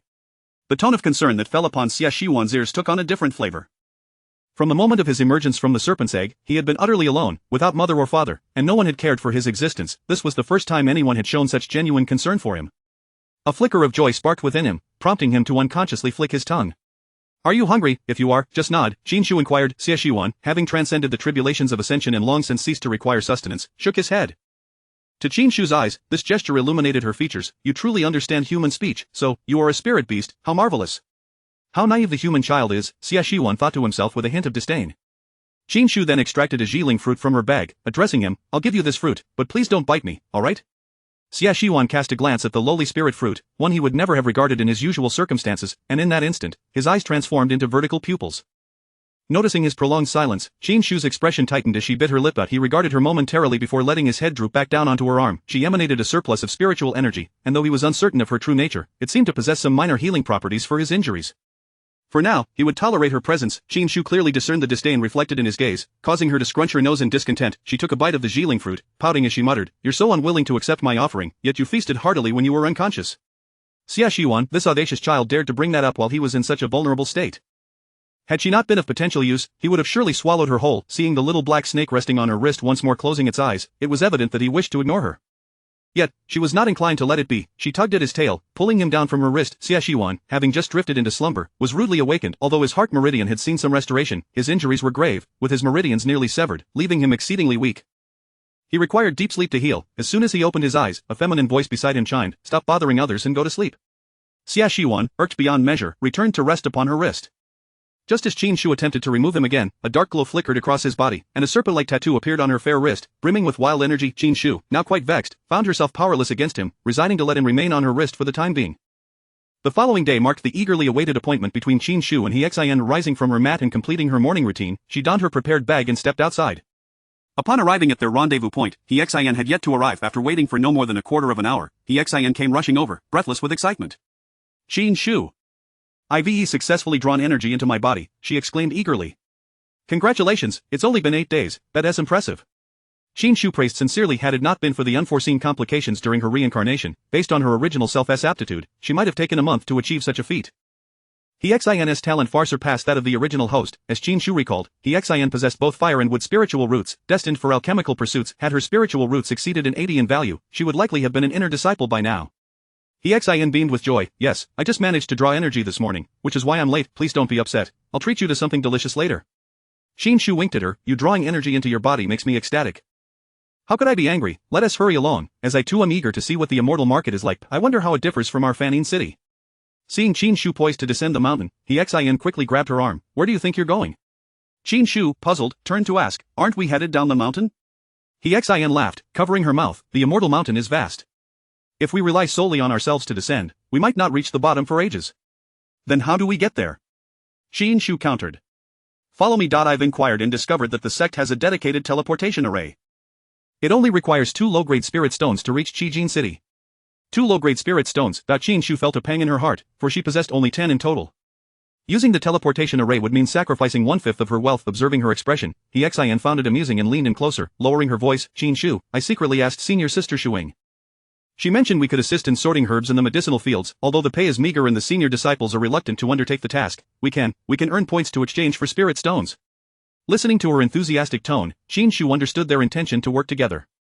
However, she knew that other disciples would likely have the same idea. They could only seize the opportunity while most had yet to draw energy into their bodies and earn some rewards. Before long, the two arrived beside the teleportation array. It could accommodate 10 disciples at a time, and when they arrived, the previous group had just departed, leaving them to wait. At that moment, a celestial horse pulling a carriage soared towards the main peak. Qin Shu heard someone nearby exclaim, "Isn't that the carriage from Tianji Pavilion? What brings it to our sect? Could it be that some upheaval is brewing in the cultivation world? Check the jade slip." Qin Shu watched as they retrieved the jade slip, swiping through it with fervor, reminiscent of modern-day social media surfing. I see someone from Tianji Pavilion mentioned that their sect leader has divined the whereabouts of the demon lord Xie Shiwan. The name Xie Shiwan caused Qin Shu's pupils to constrict once more.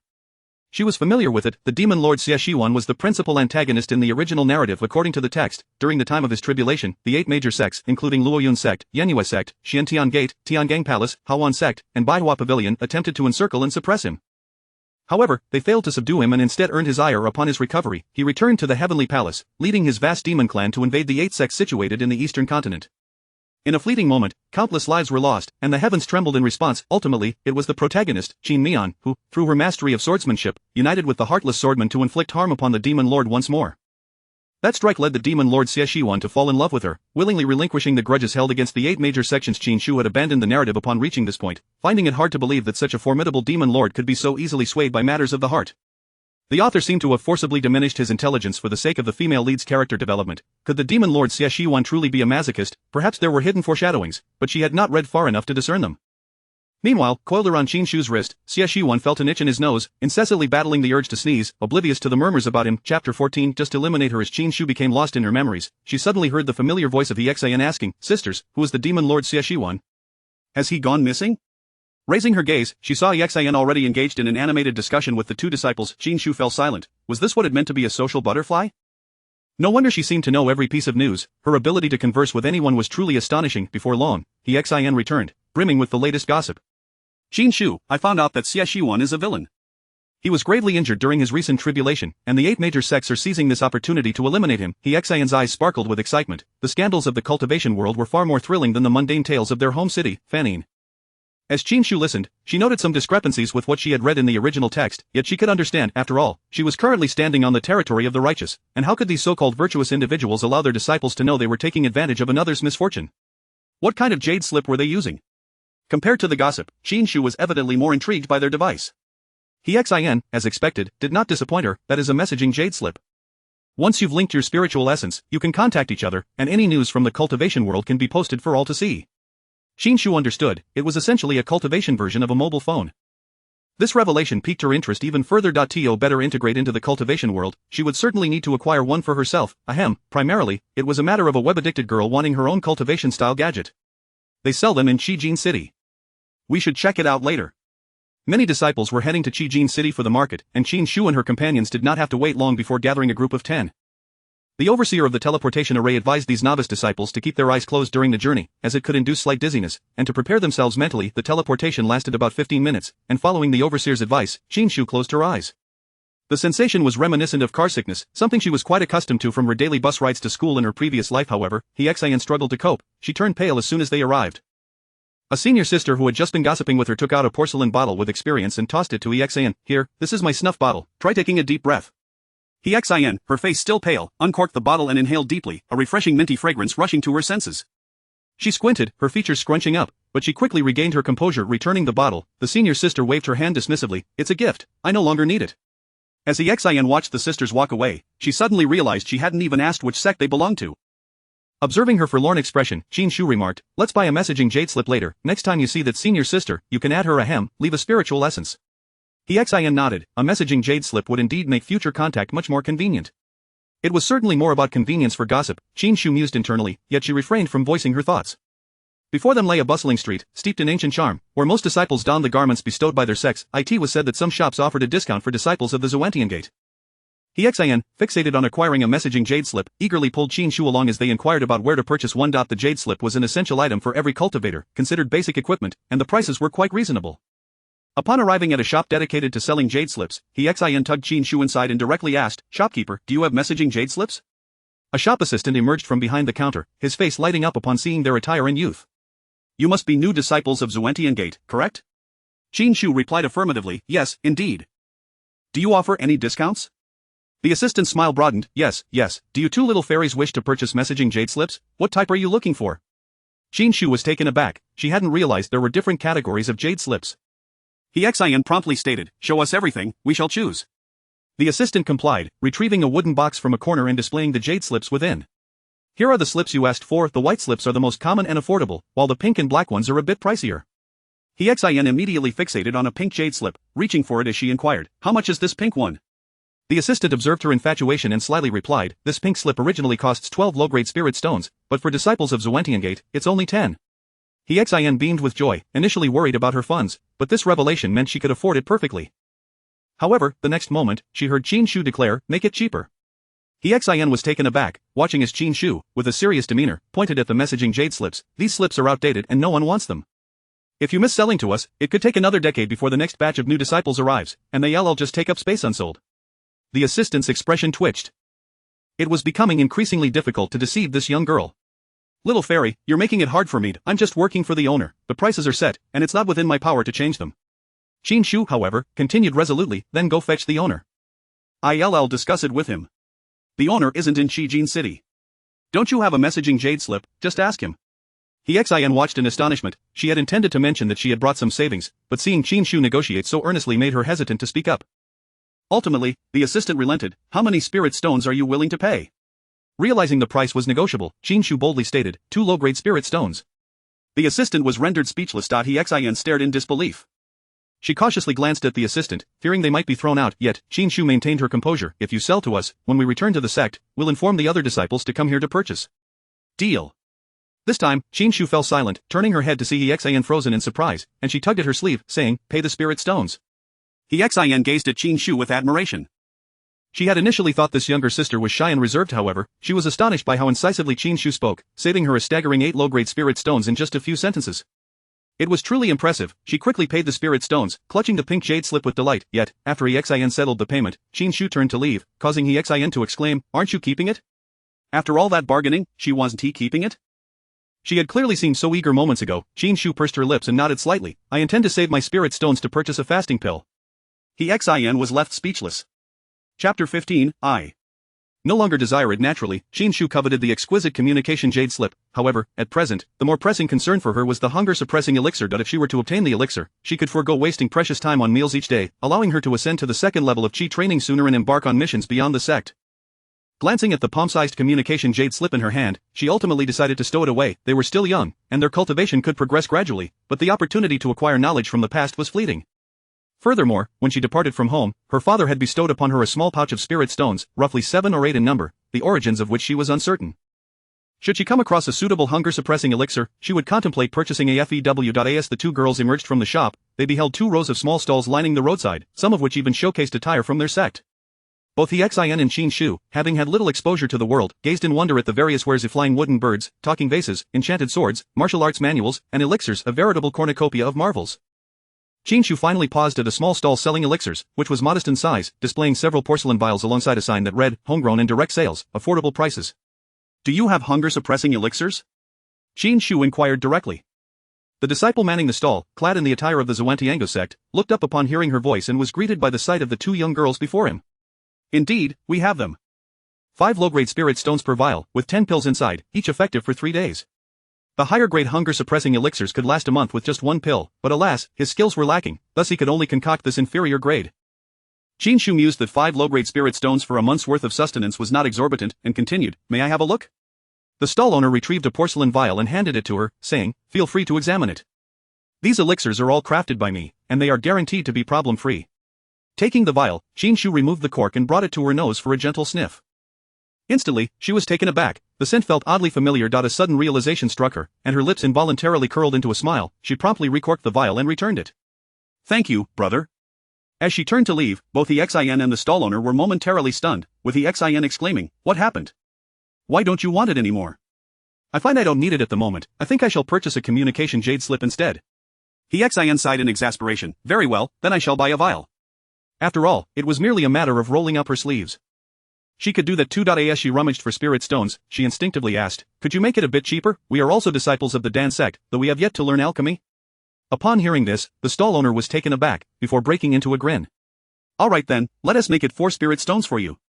Xin happily paid the spirit stones, received the porcelain vial, and used her newly acquired jade slip to record the stall owner's spiritual essence for future purchases. She intended to share a few elixirs with Qin Shu but was met with a firm refusal. No need, I don't require this for now. Xin was puzzled by her shifting whims. Just as she was paying, Qin Shu's gaze was drawn to a dull iron sword at the neighboring stall, its intricate patterns evoking an inexplicable sense of familiarity. Remembering her basic swordsmanship training and lacking a proper weapon, she directly inquired, how much for that sword? The stall owner, a middle-aged man, regarded her with indifference. This is a treasure I unearthed from a small world of spiritual realms. I won't sell it for less than 30 low-grade spirit stones. Qin Shu frowned. It was beyond her means. Just as she was about to turn away, a cold male voice echoed inexplicably in her mind, purchase it. She hesitated, attempting to channel a bit of spiritual energy into the sword. Yet, upon entering, it vanished without a trace, yielding no response. She surmised that she possessed no rare treasures, the only potential source of communication being the serpent coiled around her wrist. Furrowing her brow, Qin Shu thought, 30 low-grade spirit stones for a mere trinket. Was he out of his mind? She casually returned it to the stall, preparing to depart, when the voice resurfaced in her mind, you would be wise to buy it, or you shall regret it. Qin Shu was taken aback. Purchase it? With what? Her 8 spirit stones? If she bought it, she would have no funds left for the return trip via the teleportation array. Resigning herself to a reckless mindset, she turned back to the stall owner and asked, friend, would you sell it for 6 low-grade spirit stones? The stall owner dismissed her outright. Gritting her teeth, she boldly raised her offer, 8 spirit stones. The stall owner glared at her, little girl, don't cause a ruckus, go find somewhere cool to play. Had he not uttered those words, she might have walked away, but his insistence on her not being a nuisance compelled Qin Shu to engage further. Uncle, this iron sword is merely mundane iron. What cultivator would choose such a material for a weapon? It shows no response to spiritual energy. I dare say even 8 low-grade spirit stones is a bit too much. If you refuse, I can offer you some gold or silver instead. The stall owner, upon hearing her words, retorted, how could a treasure from a spiritual realm be mundane iron? You, child, do not understand. But it truly lacks spiritual energy, even a child like me can sense it. Surely you can too. Consider this, would you willingly spend 30 spirit stones on a piece of mundane iron? Qin Shu argued persuasively. The stall owner pondered her words, lost in thought. After a lengthy deliberation, he looked up at Qin Shu and queried, if you are convinced it is mundane iron, why would you want to buy it? Qin Shu shrugged, I practice swordsmanship and have yet to find a suitable weapon. This size appears to be quite appropriate. However, I only have 8 spirit stones. If you refuse to sell it to me, then I shall simply forego the purchase. After much contemplation, the stall owner finally relented. Very well, 8 spirit stones it is. Consider yourself fortunate. Qin Shu placed the sword into her spatial pouch and retrieved 8 spirit stones to hand to the stall owner. Xin was utterly baffled. What do you need a sword for? Have you forgotten, you are an elixir cultivator? Besides, if you were to buy a sword, shouldn't it be a fine one? This sword lacks even spiritual energy. You would be better off purchasing 2 vials of hunger-suppressing elixirs. Qin Shu smiled, I know the basics of swordplay. Practicing will provide me with a means of defense when I venture out in the future. Xin, observing her tranquil demeanor, remained perplexed. Why would an alchemist require a means of defense? Once she became a master alchemist, she could easily afford attendants to protect her. There would be no need for her to exert herself in combat. Yet, seeing Qin Shu's genuine delight, she swallowed her words. Having depleted her spirit stones, Qin Shu found herself unable to afford even a communication jade slip. She turned to Xin with an apologetic smile. Dearest sister, could you lend me 2 spirit stones? Just enough to cover the teleportation array. I promise to repay you next month. Xin sighed in resignation. Fine, I shall lend you 2 more, so you may also purchase a jade slip to facilitate our communication. Qin Shu clasped her hands in gratitude. Your kindness shall not go unremembered. The two returned to the initial shop where they had haggled and procured a white jade slip. Qin Shu insisted that if the pink jade slip cost 2 low-grade spirit stones, the white one should be even cheaper. The shopkeeper, at his wits' end with her persistence, ultimately gifted her a small trinket, a delicate jade hairpin, known to invigorate the mind. Finally satisfied, Qin Shu found it a perfect accessory for her bun. With a debt of 4 spirit stones hanging over her, she lacked the inclination for further browsing and returned to the sect alongside Xin. They agreed to send messages directly when needed, then parted ways to their respective abodes. Upon closing her door, the first thing Qin Shu did was retrieve the vial of elixir she had brought with her upon entering the sect. Pouring out a single pill, the fragrant aroma soon filled the entire room, invigorating her senses. She inhaled deeply, feeling rejuvenated. This elixir, was it not the hunger-suppressing elixir? Chapter 16. Sister, you have become famous effortlessly. The fragrance and hue of this elixir are so distinctive that even the most oblivious individual could discern its quality. This vial of fasting pill she possesses undoubtedly surpasses the one sold by that senior brother in Qijin City by leaps and bounds. However, upon her return, she had already inquired with Xin, who did not include such a pill in her newbie starter pack. Could it be that only those who arrive first at the dance sect are granted this privilege? Qin Shu secretly rejoiced, believing she had deduced the answer correctly. Feeling a twinge of satisfaction for having acted swiftly without hesitation, she consumed one of the elixirs and closed her eyes to meditate for a moment, attentively sensing the hunger within her gradually dissipating. Once she reopened her eyes, her face radiated delight. It seems this elixir truly is a fasting pill. One could only commend the dance sect for their meticulous foresight. Next, she retrieved the communication jade slip she had purchased from her bag.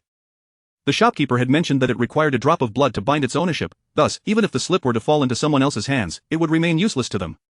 Qin Shu gazed at her fingertip, lost in contemplation, and for the first time, she felt the arduousness of the cultivation world. It indeed took considerable courage to draw blood from oneself.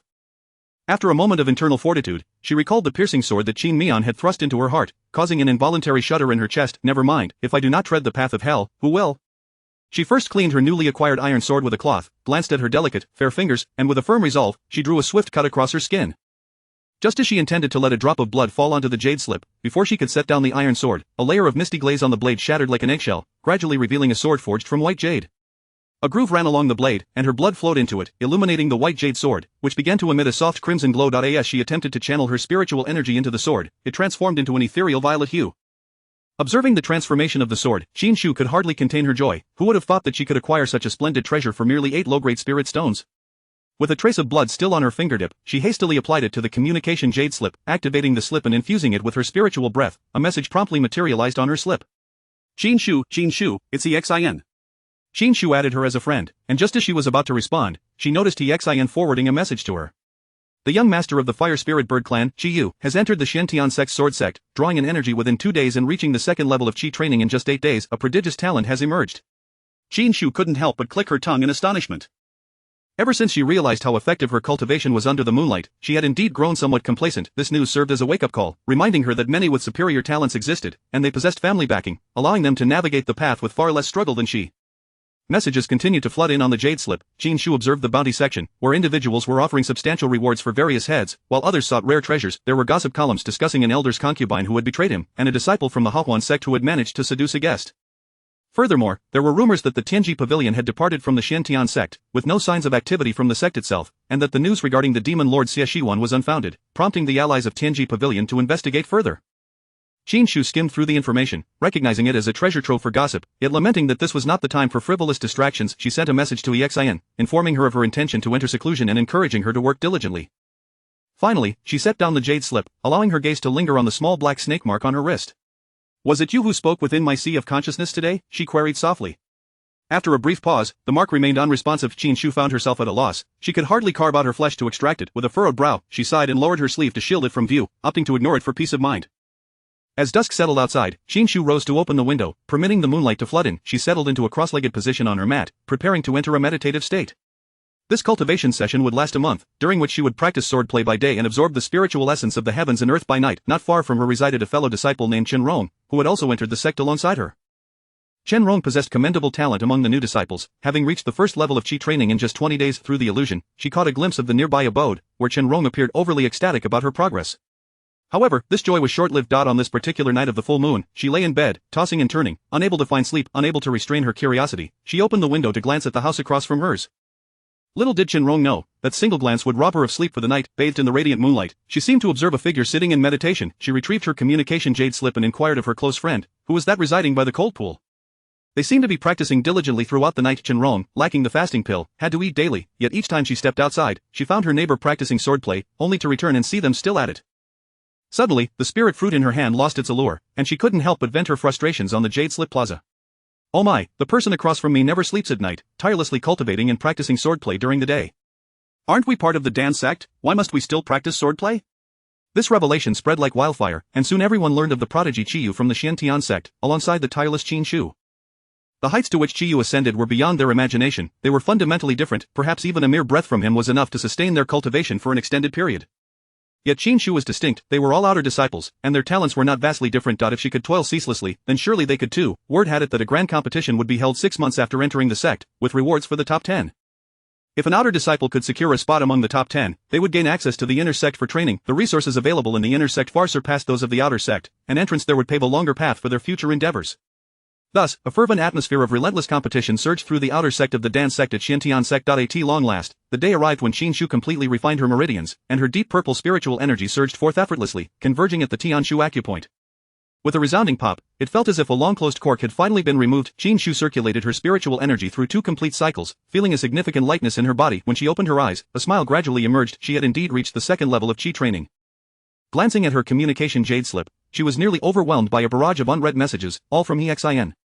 "Qin Shu, shall we undertake a sect mission together tomorrow? Are you there? How long have you been in seclusion? I heard you haven't been sleeping at all, just cultivating? Oh my, you are truly pushing yourself. Sister, you have become famous." Chapter 17 Purification and Transformation. Qin Shu meticulously perused all the messages sent by EXIN, gradually grasping the unfolding events. She found herself at a loss for words. All she desired was to survive, not to be the cause of others' demise. Yet, upon reflection, the competitive spirit shared among everyone seemed rather beneficial.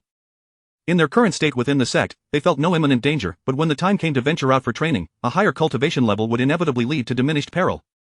She promptly replied to Exan, informing her of her emergence from seclusion. Almost instantaneously, Exan's voice resonated. If you hadn't come out now, I would have thought you intended to remain in seclusion until reaching foundation establishment. Qin Shu chuckled softly. That won't be the case.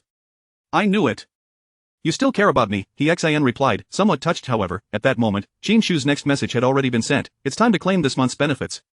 Exan, the corners of her lips that had risen in joy fell once more as she irritably tugged at the handkerchief in her grasp. This woman truly was something. All that sentiment, wasted. Unbeknownst to Qin Shu, she was merely acutely aware of her impoverished circumstances and felt compelled to seize any benefits available. After a moment of frustration, Exan ultimately resolved not to let her anger affect the benefits and inquired, when shall we go to claim them? Let us set a time. There is no time like the present, let us go now. Alright, I'll meet you at the entrance of the mission hall. Chen Rong was in meditation when she noticed some movement across the way and hurriedly descended from her bed, rushing to the door. This was her first glimpse of Qin Shu's true visage, having only previously seen a shadow practicing swordplay from a distance. However, this closer look left her even more astonished. Was this petite girl truly Qin Shu? Junior sister, wait. Seeing Qin Shu about to leave, Chen Rong quickly called out. Qin Shu instinctively turned to look, and upon seeing a stranger, curiously asked, "Are you calling me?" Chen Rong nodded and took a few steps closer, inquiring, "Are you Qin Shu?" Upon hearing her name, Qin Shu became even more intrigued. Since entering Xiantian sect, she had seldom interacted with others, and this girl she had never met before was able to accurately call her name. "You know me?" Qin Shu asked in return. Chen Rong, feeling a bit sheepish, rubbed her hands together. "News of you has spread throughout Xiantian sect. The new outer disciple of the Dan sect, Qin Shu, has been tirelessly cultivating day and night." Qin Shu furrowed her brows, and observing Chen Rong's expression, a sudden thought crossed her mind, prompting her to ask, It wouldn't have been you who spread the word, would it?" Chen Rong cleared her throat lightly. "I merely inquired about you with a couple of acquaintances, but somehow it spread throughout the entire sect." Noticing Qin Shu's silence, Chen Rong felt a twinge of guilt and quickly apologized. "I'm sorry. I never anticipated it would turn out this way, but don't you ever tire from your relentless efforts?" Her curiosity was genuine. Apologizing was one thing, but asking this question was another. Qin Shu feigned depth as she shook her head. "You wouldn't understand." She wished she could ascend in an instant. With her current pace of cultivation, each day felt like an eternity. Chen Rong, though she didn't understand, before she could continue her inquiry, Qin Shu had already stated, "I have matters to attend to, I must take my leave." Chen Rong called out to her again, and when Qin Shu turned back, she hastily asked, "Junior sister Qin, could you leave a spiritual mark?" Considering they were neighbors of sorts, Qin Shu pondered for a moment before agreeing. Upon arriving at the rendezvous point with Exan, Qin Shu found her waiting there for quite some time. As soon as she spotted Qin Shu approaching, Exan rushed over, her expression grave as she asked, "Qin Shu, what is your current level of cultivation?" Qin Shu cleared her throat, responding vaguely, "With my 3 spiritual roots, what can I possibly achieve?" Exan furrowed her brow in concern, suddenly comprehending Qin Shu's urgency. Were she in a similar situation, she too would be in a state of restless anxiety. "Sure, heed my advice, merely secluded cultivation 1T suffice with your aptitude, you might remain a foundation establishment cultivator for your entire life. You need to devise a plan to enter the inner sect." Exan grasped Qin Shu's hand, speaking earnestly. At that moment, she was unaware that her junior sister was not a waste in the strictest sense. 2 years older than Qin Shu, Exan had always perceived her younger sister as somewhat naive, often thinking on her behalf. In the protracted journey of cultivation, a mere 2 years was inconsequential. Furthermore, Qin Shu had already been 18 prior to her transmigration, and thus she could appreciate Exan's good intentions. "The inner sect, I wish to go as well, but isn't my aptitude lacking?" Qin Shu's features contorted in dismay as she sighed. She had heard that the inner sect offered generous benefits, distributing 100 low-grade spirit stones monthly, while the outer sect only provided 10 for the first year. Exan eagerly awaited this very line, and like a bamboo tube pouring out beans, she shared all the insider information she had gathered. No, sure, perhaps it wasn't feasible before, but now there is an opportunity." "What opportunity?" Qin Shu pressed for details. Exan then pointed her towards a clear path. "I've learned that the esteemed Ling Xiu from the inner sect is looking to take on a closed-door disciple." "Closed-door disciple?" Qin Shu pondered the implications of this Ling Xiu, seemingly the master of the senior brother who would eventually accept the female protagonist as a disciple 8 years later.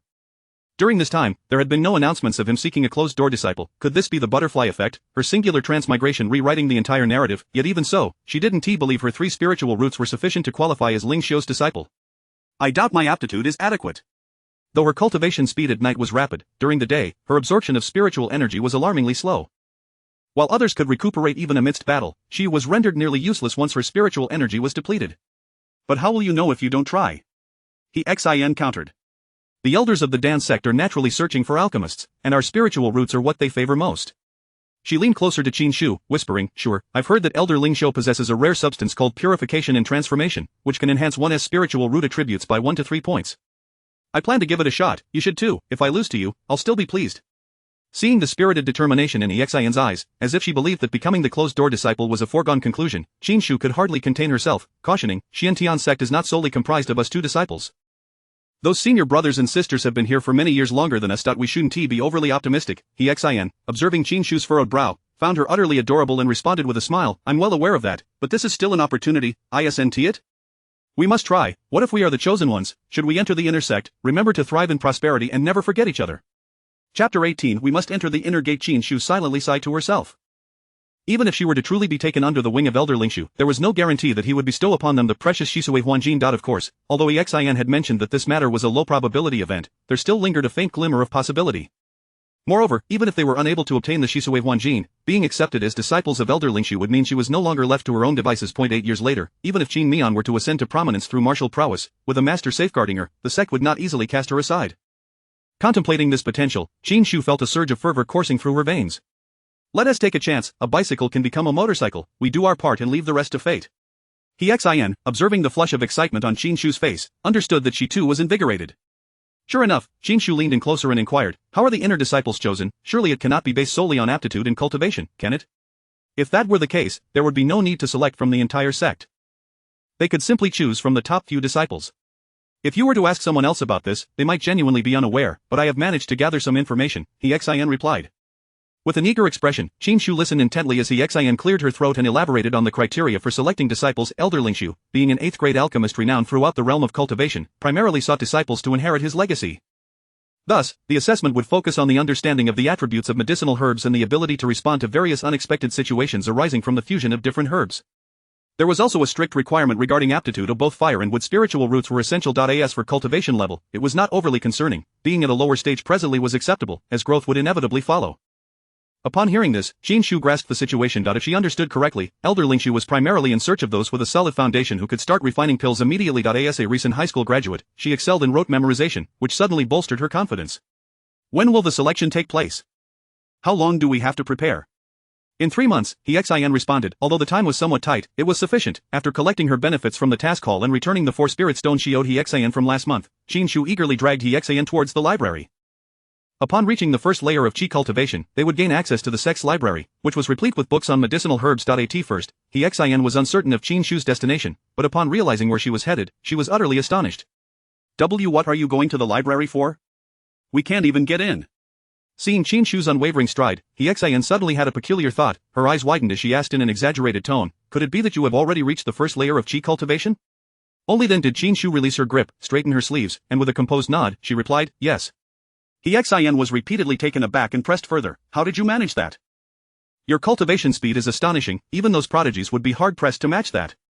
Qin Shu shrugged nonchalantly, there is no need for us to indulge in empty flattery. You reached the second layer of Qi cultivation in just 8 days, while I have tirelessly cultivated for a month only to reach this stage.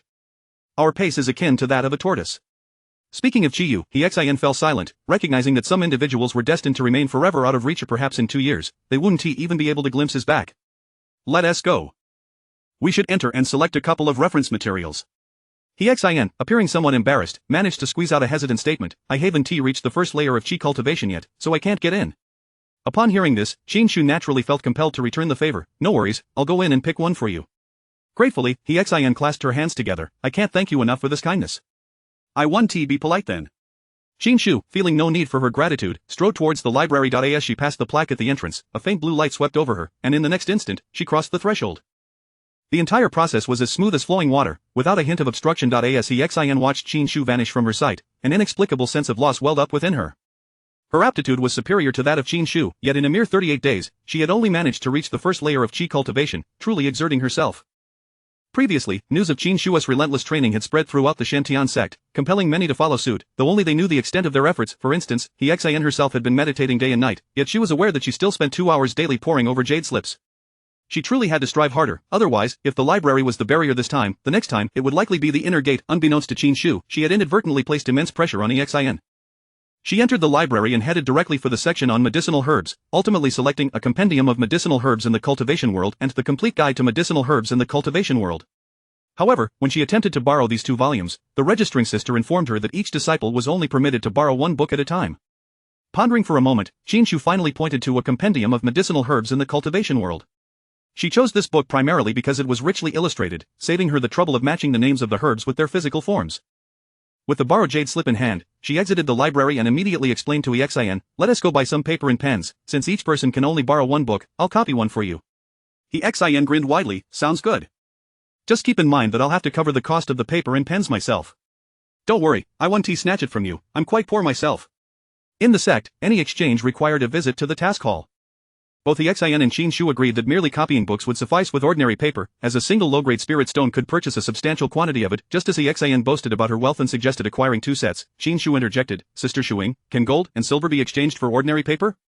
Since entering the realm of cultivation, gold and silver had become as worthless as dirt, utterly devoid of utility.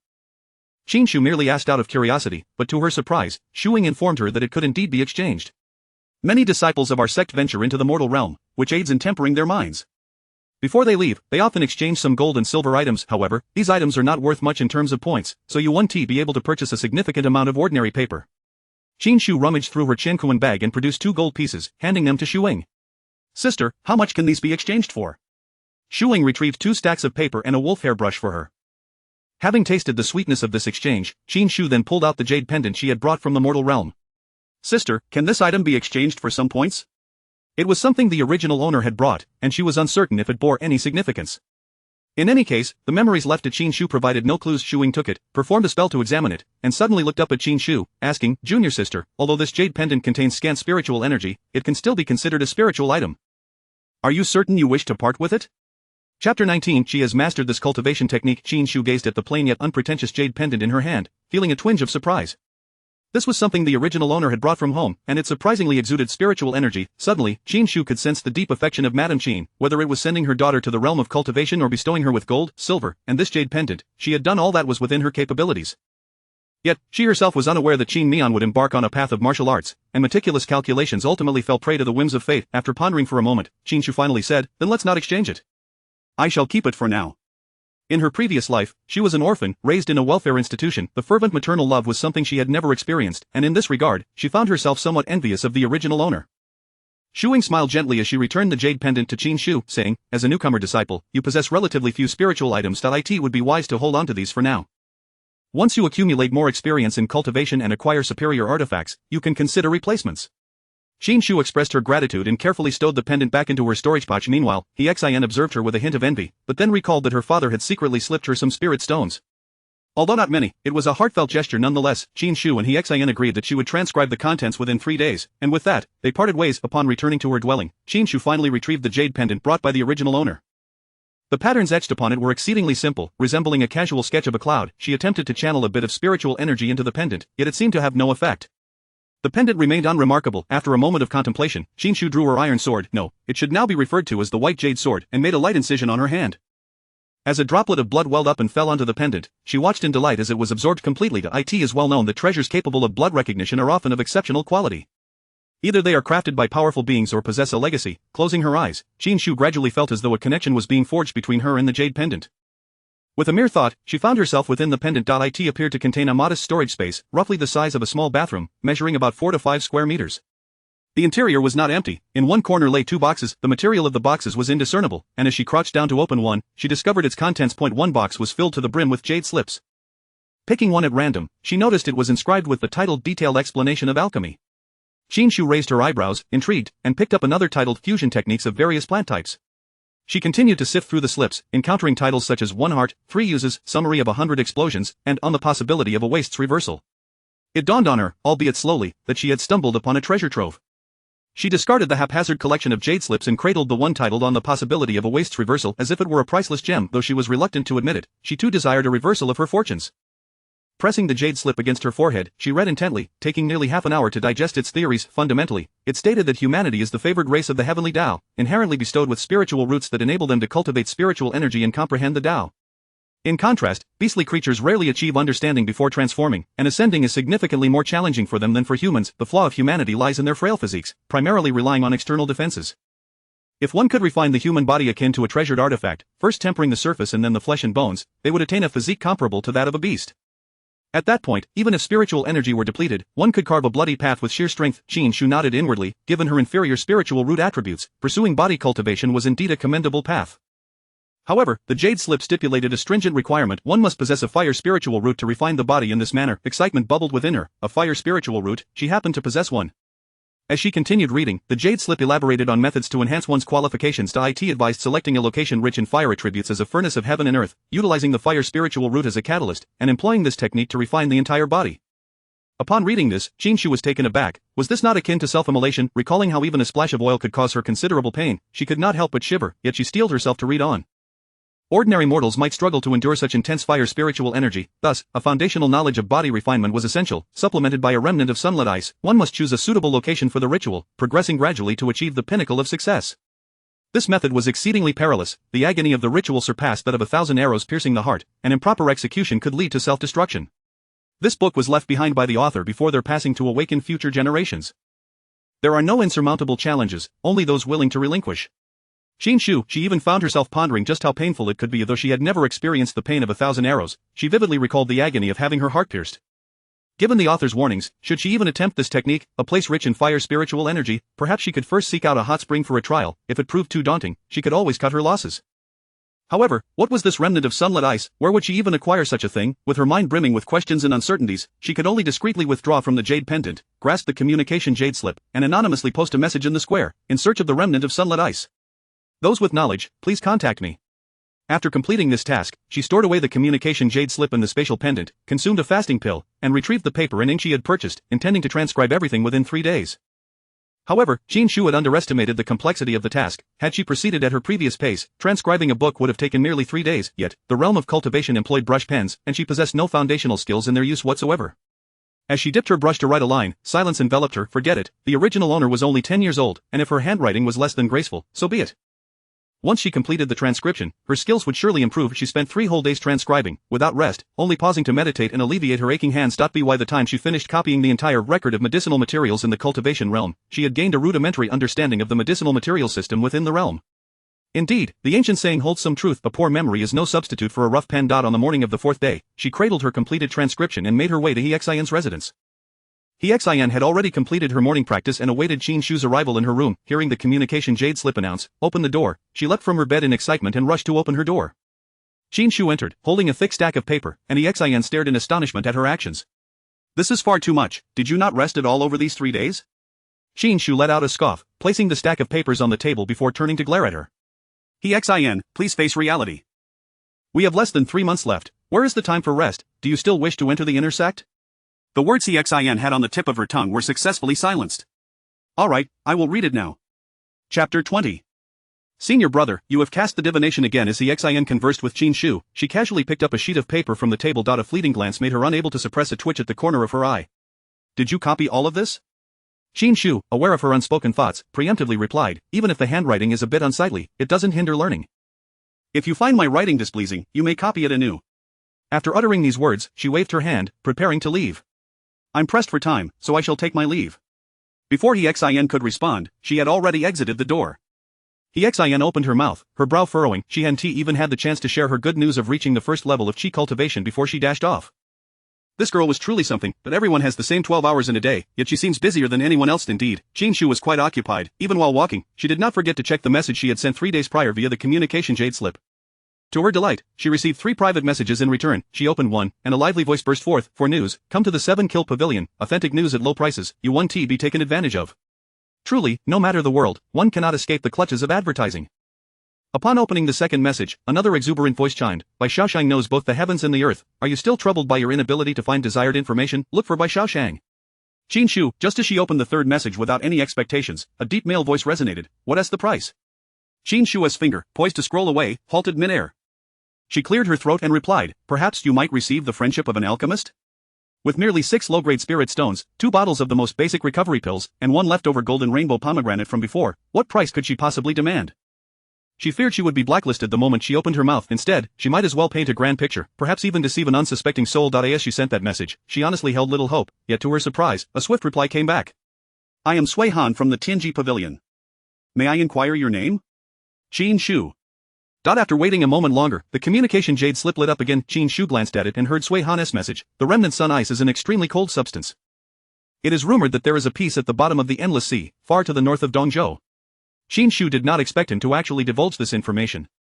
However, the endless sea was indeed vast. Where could she possibly seek out such a small piece of remnant sun ice in that immense expanse? On the other end of the communication, Suihan set down the jade slip and stowed away the tortoise shell before a junior sister entered the room. Upon witnessing his actions, she inquired in surprise, "Senior brother, have you cast the divination?" Suihan discreetly tucked away the communication jade slip and nodded. Eugene approached, asking, "Senior brother, who did you cast the divination for? What did the omens reveal?" Suihan raised his gaze to her, his dark pupils resembling coal. "I see." Eugene was momentarily taken aback before hearing his calm voice. The secrets of heaven must not be divulged. Lu Jin pouted, "Senior brother, then you cast a divination for me? I wish to know if my romantic pursuits will be smooth." Suihan shook his head, "One divination per month, the rules cannot be broken." Lu Jin, infuriated, stamped her foot and left. "I shan't pay you any mind." Suihan paid her no heed, his thoughts still lingering on the peculiar omen he had just witnessed. Having entered the Tianji pavilion at the age of 8 and having cast countless divinations over 2 centuries, he had never encountered such an odd omen. This girl named Qin Shu clearly bore the fate of a short life, yet the omen indicated her future was unfathomable? Could it be that she had turned to ghost cultivation? It was precisely for this reason that he decided to offer her a personal favor. Perhaps he could truly gain the friendship of a future alchemist. Forming a good connection might even lead to his own salvation. Suihan clenched his fist, bringing it to his lips to cough lightly. The deep black of his eyes gradually melded with the surrounding white, transforming into an abnormal ash-gray hue. Currently, Qin Shu's cultivation level prevented her from descending the mountain. Even if she could, she would not survive traversing the dense misty forest to reach the endless sea. According to the urgency of the situation, it was evident that her foremost priority should be to apprentice under Elder Ling Shu. Qin Shu devised a plan. Mere rote memorization would prove futile. Many medicinal herbs bore striking resemblances to one another. Even if she memorized the texts thoroughly, she would struggle to apply her knowledge practically. She returned to the task hall and accepted the assignment at the pharmacy. Each day, various medicinal herbs arrived that required sorting. The sheer volume overwhelmed the pharmacy's steward, prompting them to post a task in the task hall, offering a small number of points in exchange for inexpensive labor. Qin Shu was in need of such a position that allowed her to directly handle spiritual herbs, so she eagerly accepted 10 days' worth of tasks. Upon her arrival at the pharmacy, a new batch of herbs had just been delivered. The steward, Ma Chengtai, was busy and upon seeing Qin Shu, frowned without hesitation. "Why is it that the sect is devoid of capable personnel, sending a little girl to fool me?"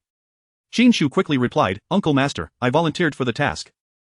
Do not judge me by my age, I am quite adept at work." She flashed a flattering smile and even pulled out the leftover golden rainbow pomegranate from her bag, offering it to him. "Uncle Master, please allow me to stay. I promise I will learn quickly and won't cause you any trouble." Ma Chengtai glanced at the fruit she presented, instantly recognizing it. "You dare to pick Cheng Yan's fruits? Ha, little girl, you have quite a bold spirit." In that moment, Qin Shu found herself at a loss, unsure whether to withdraw her hand or not. Ultimately, Ma Chengtai accepted it. "I will take this. You may enter the room. Just sort the pile of Rowan sacred flowers by grade into 3 portions for today. Focus on that, we can handle the rest tomorrow." Qin Shu beamed with joy, her eyes sparkling brightly. "Thank you, Uncle Master. I shall get to work right away." Watching Qin Shu enter the room, Ma Chengtai weighed the fruit in his hand, scoffing lightly. This little girl didn't even realize the trouble she might attract by carelessly presenting Cheng Yan's fruit. Upon entering the room, Qin Shu saw the towering pile of Rowan sacred flowers Ma Chengtai mentioned, but it was nearly 2 people high. Completing it in a single day, it truly felt like a daunting task. She noticed 3 separate bags nearby and took 1 herb from each, using her transformed wood spiritual energy to probe into the spiritual roots, carefully discerning the differences among the 3. After opening her eyes, she had a clear understanding. She picked up 1 Rowan sacred flower and, probing it with her wood spiritual energy for a thorough examination, hesitated for a moment before placing it in the middle bag. Chapter 21, Do not speak of it. Qin Shu required approximately a minute to identify each medicinal herb. At such a pace, how could she possibly discern the towering pile of Arhat saintflower within a day? After Ma Chengtai finished collecting the herbs from outside, he entered the room and found that hardly any herbs had been sorted. Despite being mentally prepared, he could not help but feel his forehead throb with anxiety. "Little one, isn't it rather evident that you're taking advantage of the sect's points?" he remarked. Qin Shu smiled bashfully, revealing her pearly white teeth. "If not, would you mind checking if I've sorted them correctly?" The smile on Ma Chengtai's face faded as he hurried over to grab several Qiankuan bags, probing their contents with his divine sense. Qin Shu watched him anxiously until he withdrew his divine sense and tossed the Qiankuan bags onto the table, stating, "The sorting is indeed correct, but it is far too slow." Only then did Qin Shu let out a sigh of relief, pouting her lips and lowering her head in a pitiful manner. "Master Ma, I've only just begun. As long as I don't make mistakes, I'll surely improve with time." Ma Chengtai pondered for a moment, then looked at her with a serious expression, saying, "Our sect does not support idleness, and points from the pharmacy are not easily earned. Given that you are new, I will allow you 3 days to sort this pile of spiritual herbs. Should you fail to complete it in 3 days, you might as well return early. I do not wish to see your face again." Upon hearing this, Qin Shu felt a measure of relief. Completing it in a day was certainly impossible, but 3 days seemed feasible. She expressed her gratitude with a clasped fist. "Thank you, Master, I will certainly work diligently and not disappoint you." Ma Chengtai chuckled at her words. "What is there for me to be disappointed about? If you cannot finish these within 3 days and earn a single point for the sect, it will be you who feels the disappointment. With that, he waved his sleeve and collected half of the Arhat Saint flower, instructing, you may begin sorting these first. Observing his actions, Qin Shu understood that this Master Ma was a tough exterior but soft interior. With her hair styled in a bun, she flashed a sweet smile, thank you, Master, I will strive to do my best. Ma Chengkai struggled to maintain his stern demeanor, almost breaking into a smile, as he nodded coolly and turned to leave. Qin Shu watched him depart before resuming her sorting of the spiritual herbs. Such tasks could indeed be mastered through repetition, and Qin Shu quickly became adept. Eventually, she could grasp a handful of spiritual herbs and select those with similar spiritual attributes. This significantly enhanced her working efficiency, and she also discovered that her control over spiritual energy was becoming increasingly proficient. What had once required conscious effort was now instinctual. She could divide her spiritual energy into several streams while simultaneously perceiving multiple spiritual plants. Sitting cross-legged on the mat, Qin Shu manipulated her spiritual energy to sift through the herbs, her speed escalating. That night, Ma Chengkai had intended to help the young girl sort through some herbs while she rested, only to be astonished to find the pharmacy still ablaze with light. Curiosity piqued, he quietly probed with his divine sense and saw the petite girl seated on the mat, her demeanor akin to deep meditation, yet her movements were remarkably swift and her control of spiritual energy exceptionally precise. By this time, only half of the Arhat Saint flowers remained before her, and he estimated that by dawn, she would have completed her task. Ma Chengkai stroked his beard, smiling with satisfaction. Typically, novice disciples were quite young and could not endure hardship, yet this little girl, seemingly delicate, was unafraid of toil or fatigue. It was precisely such resolute character that would allow her to persevere on the path of cultivation.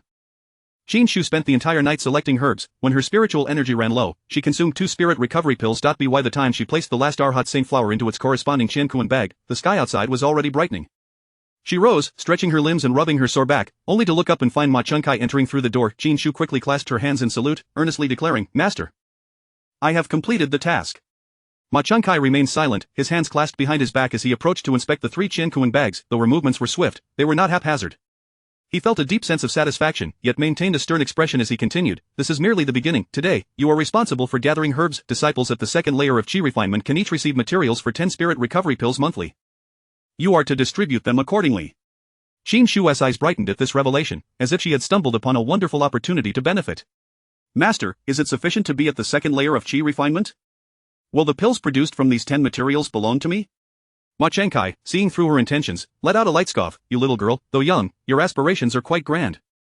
From the 10 spirit recovery pills, you may keep only 30%, the rest must be submitted to the sect. 30%, that was still a windfall. Qin Shu's eyes sparkled as she looked at Ma Chengkai, asking, Master, may I also claim them? Ma Chengkai paused, finally focusing his divine sense on her for the first time. Observing her age, he realized she must have only recently joined the sect. If she had truly reached the second layer of Qi Refinement, she was indeed a prodigy. Why was such a talent still in the outer sect? Reality struck him hard, leaving him momentarily stunned. This young girl had genuinely achieved the second layer of Qi Refinement? What is your aptitude? Ma Chengkai inquired. Fire, wood, and earth spiritual roots, with values of 71, 56, and 48, Qin Shu replied. Ma Chengkai furrowed his brow. With such aptitude, how did you manage to reach the second layer of Qi Refinement in just over a month? Qin Shu was well aware of the need to fabricate a response, so she feigned ignorance and shook her head. Master, I do not know. One day, while I was meditating, I suddenly entered a mysterious state, and when I awakened, I had already broken through to the second layer of Qi Refinement. An epiphany, Ma Chengkai thought. Accepting Qin Shu's explanation, he stated, you are fortunate, since you have broken through to the second layer. You are eligible to receive them. However, you must first learn alchemy at the transmission hall before claiming your rewards. Qin Shu nodded eagerly, her face alight with joy. Utilizing the sect's materials to hone her skills was an opportunity not to be missed. Once she became a master alchemist, even with lesser aptitude, she could continually refine pills to elevate herself to higher realms. Thank you, Master. I will complete today's tasks before I go, she declared, preparing to leave, only to be called back by Ma Chengkai. Wait, he said. Qin Shu halted, turning back and bowing respectfully. Does Master have further instructions? Ma Chengkai retrieved 3 Arhat Saint flowers from his Qiankuan bag and handed them to her. This is a reward for your efforts. Accept it, and do not cough, do not speak of it. Qin Shu, being an astute young lady, quickly understood the implication. These were a private gift from Master Ma, not something that other disciples undertaking tasks would receive. Her smile broadened as she accepted the spiritual herbs with both hands, exclaiming, Thank you, Master, I will remember this. Chapter 22. Senior brother, I appreciate your assistance. The gathering of medicinal herbs also took place in the pharmacy, albeit at a different section. When Qin Shu approached to report in, she noticed other junior disciples, seemingly not much older than herself, likely from the same batch that had joined the sect. Upon seeing Qin Shu's arrival, their expressions became somewhat awkward. Qin Shu presented her identity token to the registering senior sister, who then guided her to a large cabinet.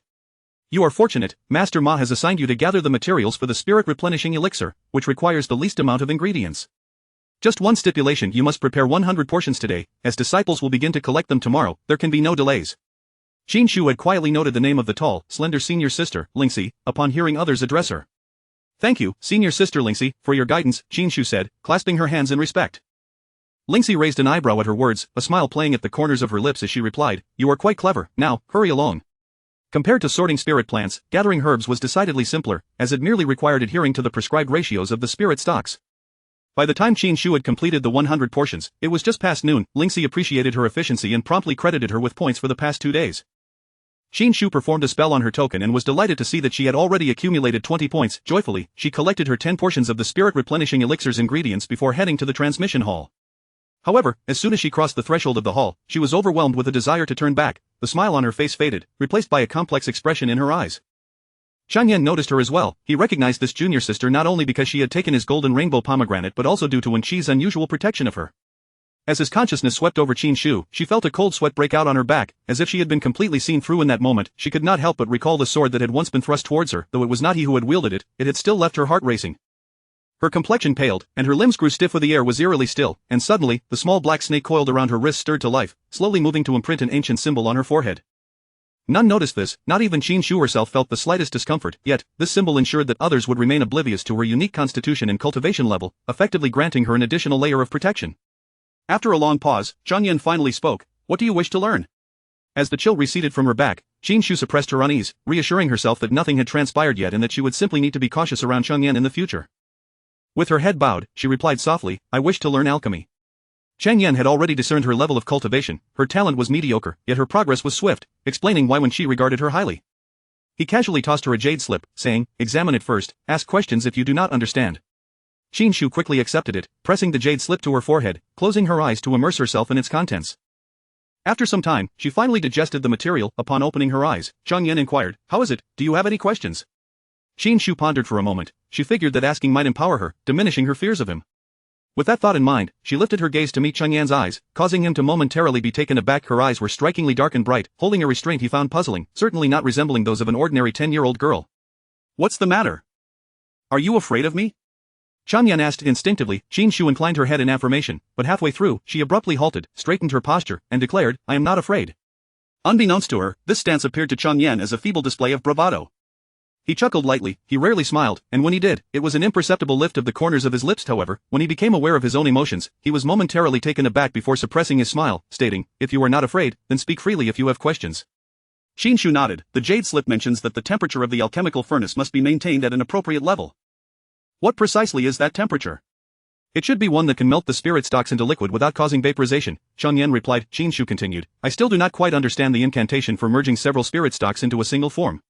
Changyan demonstrated the incantation for her, and at that moment, Qin Shu set aside any personal grievances and focused on learning. However, as she completed the incantation, beads of sweat began to form on her forehead, and she felt her internal energy deplete significantly. She instinctively recognized that her current cultivation level made alchemy a challenging endeavor. No wonder the sect mandated that only disciples at the second layer of Qi Refinement and above could collect materials for alchemy. Those at the first layer couldn't even successfully complete an incantation. Qin Shu's energy recovered slowly during the day, yet the alchemy room was only open to lower-tier disciples during daylight hours. The more she contemplated, the more her brows furrowed. If she attempted to refine the 10 portions of elixir materials now, her success rate would undoubtedly be low. Even if she managed to produce them, they would only be low-grade spirit-replenishing elixirs, hardly worth anything. Have you not learned? Changyan observed her tense expression and asked. Qin Shu looked up and replied, thank you, senior brother, I understand now. Changyan considered for a moment before saying, you need not be so afraid of me.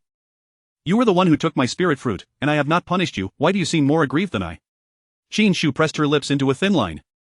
Thanks to his reminder, she recalled their entanglement. Noticing her silence, Changyan's patience began to wane. Speak your mind. Qin Shu opened her mouth, her thoughts momentarily tangled, and unexpectedly said, I was wondering, if Master Brother could assist me in refining the elixir, and then we could set aside the portion to be submitted to the sect, what would be the likelihood of us splitting the remainder?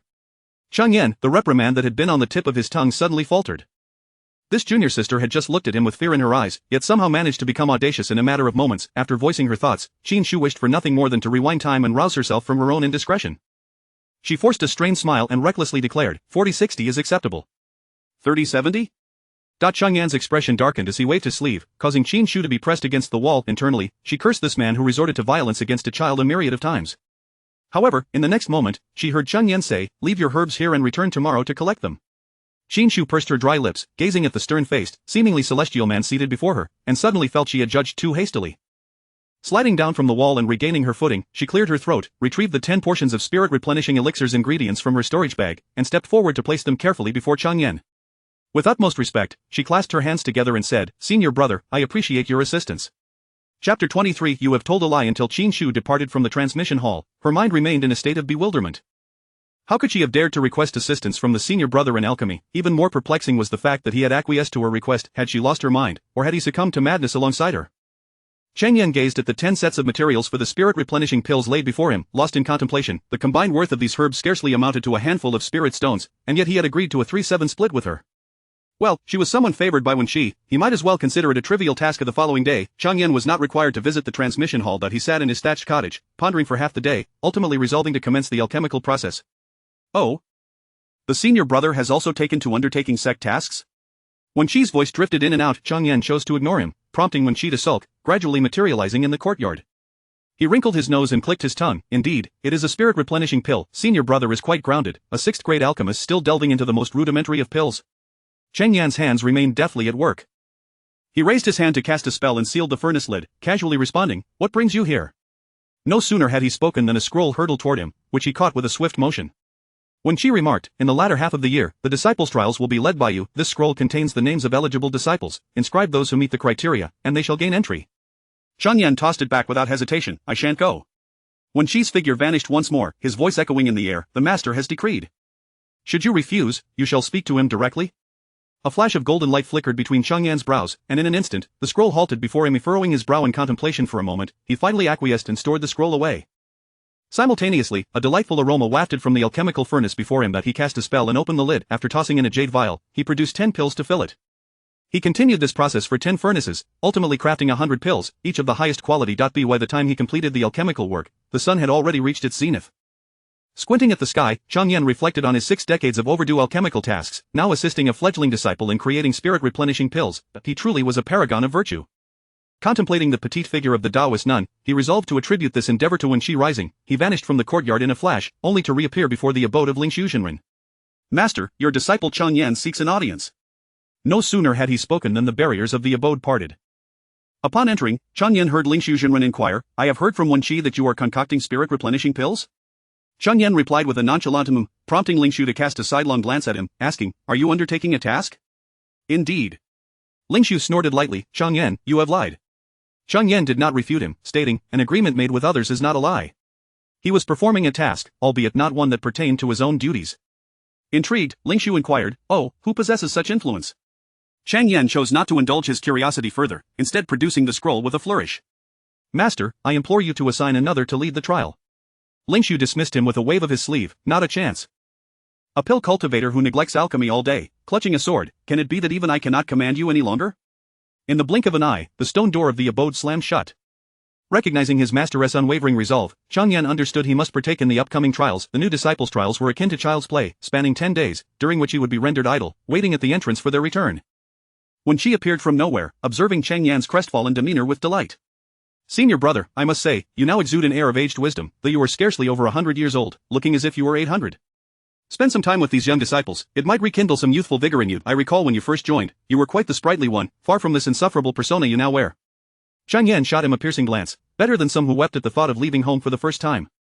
Wen Qi retorted, "I did not weep. I was merely affected by a tear-inducing pill administered by my cousin." Changyan curled his lips in a skeptical smile before soaring away infuriated. Wen Qi followed closely, determined to uncover the identity of the individual with whom Changyan had made such an unusual agreement to concoct the most basic of spirit-replenishing pills. The following morning, just as the moon descended from the horizon, Qin Shu concluded her training. At this moment, the spiritual energy within her dantian had solidified further. She began refining her governing meridian, preparing to break through to the 3rd layer of Qi training once fully refined. Opening her eyes, she transformed the spiritual energy cultivated through the night into wood spiritual energy to heal the little black snake coiled around her wrist. After expending about 20% of her energy, Qin Shu ceased her efforts, leaping off the mat, and pulled open the door to the wooden cabin, making her way to the transmission hall. Upon her arrival, Changyan had yet to appear. She crouched on the ground, aimlessly drawing with a twig, murmuring to herself. Encouraging Qin Mian to commit murder had already made her a villain. Why should she still trust him? Was she not merely setting herself up for disappointment? There was a real risk of losing not just the spirit pills but the herbs as well. Her artistic skills were lacking, and the stick figures she drew bore no resemblance to anyone. However, the sudden appearance of a pair of boots startled her, and upon looking up, she saw the man before her. Her pupils dilated, and she hastily stood up, using her foot to smudge the figure she had drawn. She then forced a sheepish smile. "Senior brother, you have arrived." Chang Yan maintained his stoic expression. "You do not believe me." His statement was declarative, causing Qin Shu's features to contort in distress. Indeed, this was a world steeped in mysticism, far more potent than any she had known. She must not speak ill of others behind their backs. "Not exactly, it's just," she initially intended to stammer through her response, but Chang Yan showed no sign of interruption, gazing at her expectantly until she finished. With her shoulders drooping and head bowed, her bun appeared somewhat wilted. "I merely thought you were jesting yesterday since you had not yet arrived." Chang Yan raised his hand, revealing 10 vials of pills before her. "Take these." Qin Shu's eyes lit up, and she hurriedly opened one of the porcelain vials, the intoxicating fragrance nearly overwhelming her senses. Chang Yan continued, 10 sets of herbs yielded a total of 100 pills, you shall deliver 70 to the sect, and we will split the remainder 3-7, with you receiving 9 pills and I 21. His meticulous calculations fundamentally altered Qin Shu's perception of Chang Yan. In the original narrative, Chang Yan was the esteemed senior brother of the alchemy sect, possessing an abundance of pills. Nearly all the pills consumed by Qin Mian upon entering the Shintian sect were provided by him. Such a senior brother, yet he seemed to covet these few spirit-replenishing pills. Chapter 24. Striking it rich, she retrieved 2 vials from 10 bottles of elixirs, and from another bottle, she deftly extracted a single pill and placed it into one of the vials before handing it to him. "Here. For you, a promise is a promise." As Chang Yan accepted it, a hearty laugh rang out. "I was wondering why the senior brother would bother refining such low-tier pills. It turns out he was doing it for his junior sister." Qin Shu turned toward the source of the voice and beheld Wen Qi, clad in azure garments, gracefully holding a jade bone-folding fan as he hovered in midair. A frown creased Qin Shu's brow. Just as she had expressed her satisfaction with their collaboration and planned to seek out her senior brother again next month, Wen Qi had to intrude at such an inopportune moment. Wen Qi, having noticed her expression, directly inquired, "Little Taoist, what do you mean by that? When I refine pills for you, I didn't see you express such gratitude. We're both senior brothers, there's no need for such favoritism." Qin Shu looked up at him in surprise, forcing a smile that did not quite reach her eyes. "Perhaps senior brother has mistaken me for someone else? When have I ever troubled you to refine pills for me?" Wen Qi, with his slender fingers, lightly tapped his forehead with the fan's handle, momentarily leaving Qin Shu in a daze, unsure whether it was the elegance of the fan, his hands, or his face that captivated her. The handsome man before her smiled charmingly. "It seems I, as your senior brother, have erred. I suppose performing good deeds without leaving a name is not feasible. To think back, on the day you first arrived at the Dan sect, did you not find a bottle of fasting pills in your Qin Kuan bag?" He observed with satisfaction as her eyes widened in surprise, and then he cheerfully inquired, "So, do you remember now?" Initially, he had merely found this little junior sister amusing and had casually tossed a bottle of fasting pills her way. At that time, he had hoped no one would discover it, to avoid entangling himself in any romantic debts. Although Qin Shu was uncertain why he had given her that bottle of fasting pills, now that she was aware, she felt obliged to repay the kindness. So it was a gift from senior brother. "Thank you so much, I shall remember this, and when I achieve some success in my cultivation in the future, I will surely return a bottle to you." Upon hearing this, Wen Qi burst into laughter, his features softening with mirth. "You little Taoist, you are quite amusing." To narrow the matter of gratitude to a single bottle of fasting pills at such a young age truly required a certain cleverness. "Senior brother, my name is Qin Shu, not little Taoist." Qin Shu corrected him with a frown, disliking the moniker. When she raised an eyebrow, gazing at her with gentle amusement, and retorted, "With your Taoist hairstyle, what else could you be but a little Taoist?" Qin Shu, nearly entranced by his expression, swiftly restrained the fluttering feelings within her and composed herself, stating, "That is not a Taoist hairstyle. It is a bun." Chang Yan, observing their exchange, frowned slightly at Wen Qi's audacity in using illusions on such a little girl. To his surprise, the young girl remained steadfast and was not seduced by his charms. He scoffed, saying, "I have taken what I needed and shall not intrude further on your reminiscences." Worried that he might vanish without a trace, Qin Shu quickly called out before he disappeared, "Senior brother, shall we meet again at the same time next month?" Wen Qi watched, a knowing smile playing on his lips as Chang Yan, seemingly unfazed, nodded nonchalantly, Wen Qi found himself increasingly perplexed by his senior brother. The jade vial containing the pills was far more valuable than the elixirs themselves. Typically, such vials were reserved for storing high-tier pills to prevent the loss of their potency, yet he had given it away to this little Taoist without a second thought. If this little Taoist were a bit older, one might interpret it as a burgeoning affection from his senior brother, but at merely 10 years old, she was still so innocent. "Senior brother, isn't it time for the immortal Haomiao to arrive soon?" Wen Qi mentioned casually, but Chang Yan's expression shifted dramatically. He turned and vanished from sight. Qin Shu, however, caught the scent of gossip and winked at Wen Qi. "Senior brother, who is the immortal Haomiao?" In the next moment, Wen Qi's fan thwacked against her head, even causing her little bun to flatten slightly. "Adults' matters are not for children to pry into. Qin Shu, it was merely a matter of romantic entanglements." What was there to hide? Yet, despite having read through much of the book, she could not recall her senior brother having such a pursuer. Surely, they were just an inconsequential passerby. Unbeknownst to Qin Shu, she had miscalculated. The immortal Haomya was Chang Yan's greatest creditor, a powerful figure now in the later stages of the Golden Core realm, who had invested heavily in acquiring a spiritual vein to aid her breakthrough into the nascent soul stage. Little did she know that Chang Yan had coincidentally advanced to the later stages of the Golden Core on the very day she was using that vein, which had resulted in a third of it being consumed. How could the immortal Haomya tolerate such an affront, especially since Chang Yan was the master brother of the Dan sect? One could escape the monk but not the temple, and this debt must be repaid. However, despite being a pill cultivator, he had also pursued the sword path, and all the spirit stones earned through alchemy were spent on nurturing his sword, leaving him utterly destitute. The immortal Haomya visited the Xiantian sect every 3 years, and when she had witnessed the spectacle for 30 consecutive years, though Qin Shu's cultivation was modest, her sixth sense was quite astute. There was likely some discord between the two senior brothers, yet they bore no malice toward her. At least, that was the case for now. "Did I not instruct you to keep your distance from the master brother?" Wen Qi suddenly remarked. Qin Shu was taken aback. She squinted as she recalled that he had indeed said something along those lines. However, at that time, it was unnecessary for him to mention it. She instinctively wanted to avoid her master brother.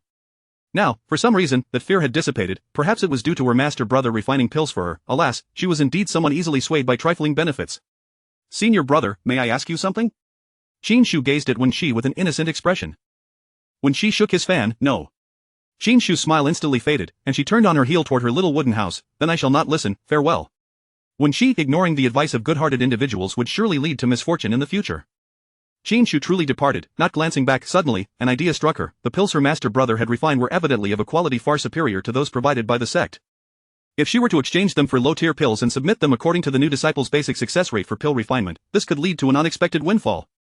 After diligently completing her 10-day task in the apothecary, she deliberately took a day off to venture to the Golden City. Upon inquiring at the Dan Alliance, she discovered that the 8 vials of pills her master brother had crafted were all top-tier spirit recovery pills. Each top-tier spirit recovery pill could be exchanged for 1 medium-grade spirit stone, while a medium-grade spirit stone could be traded for 200 low-tier spirit recovery pills. Qin Shu's eyes glazed over, her heart surging with tumultuous waves as 3 words echoed in her mind. Striking it rich. Chapter 25. A single-mindedness. Fairy, are you looking to sell this pill? One would think that the spirit replenishing pill is a low-grade elixir, not worth much. However, the rarity of a top-quality one, especially since you possess the only one, could indeed elevate its price if you were able to supply them in abundance.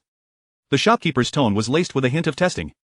Qin Shu shook her head vigorously, resembling a bobbing drum. No, I am but a humble disciple. How could I possibly provide such quantities? It is merely a stroke of luck that my senior brother gifted me one, and I thought to exchange it for some spirit stones as pocket money. She was not foolish.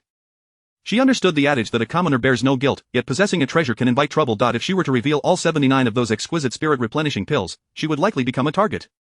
Though the shopkeeper felt a twinge of disappointment upon hearing her words, it was a response he had anticipated. He sighed and casually inquired, "Is there anything else you desire, fairy?" Qin Shu nodded. "I would like to acquire 100 low-grade spirit replenishing pills. The remainder can be exchanged for spirit stones." Since this was her first attempt at pill refinement, a certain failure rate was permissible. They only needed to submit 10 spirit replenishing pills. The rest, she intended to keep for herself.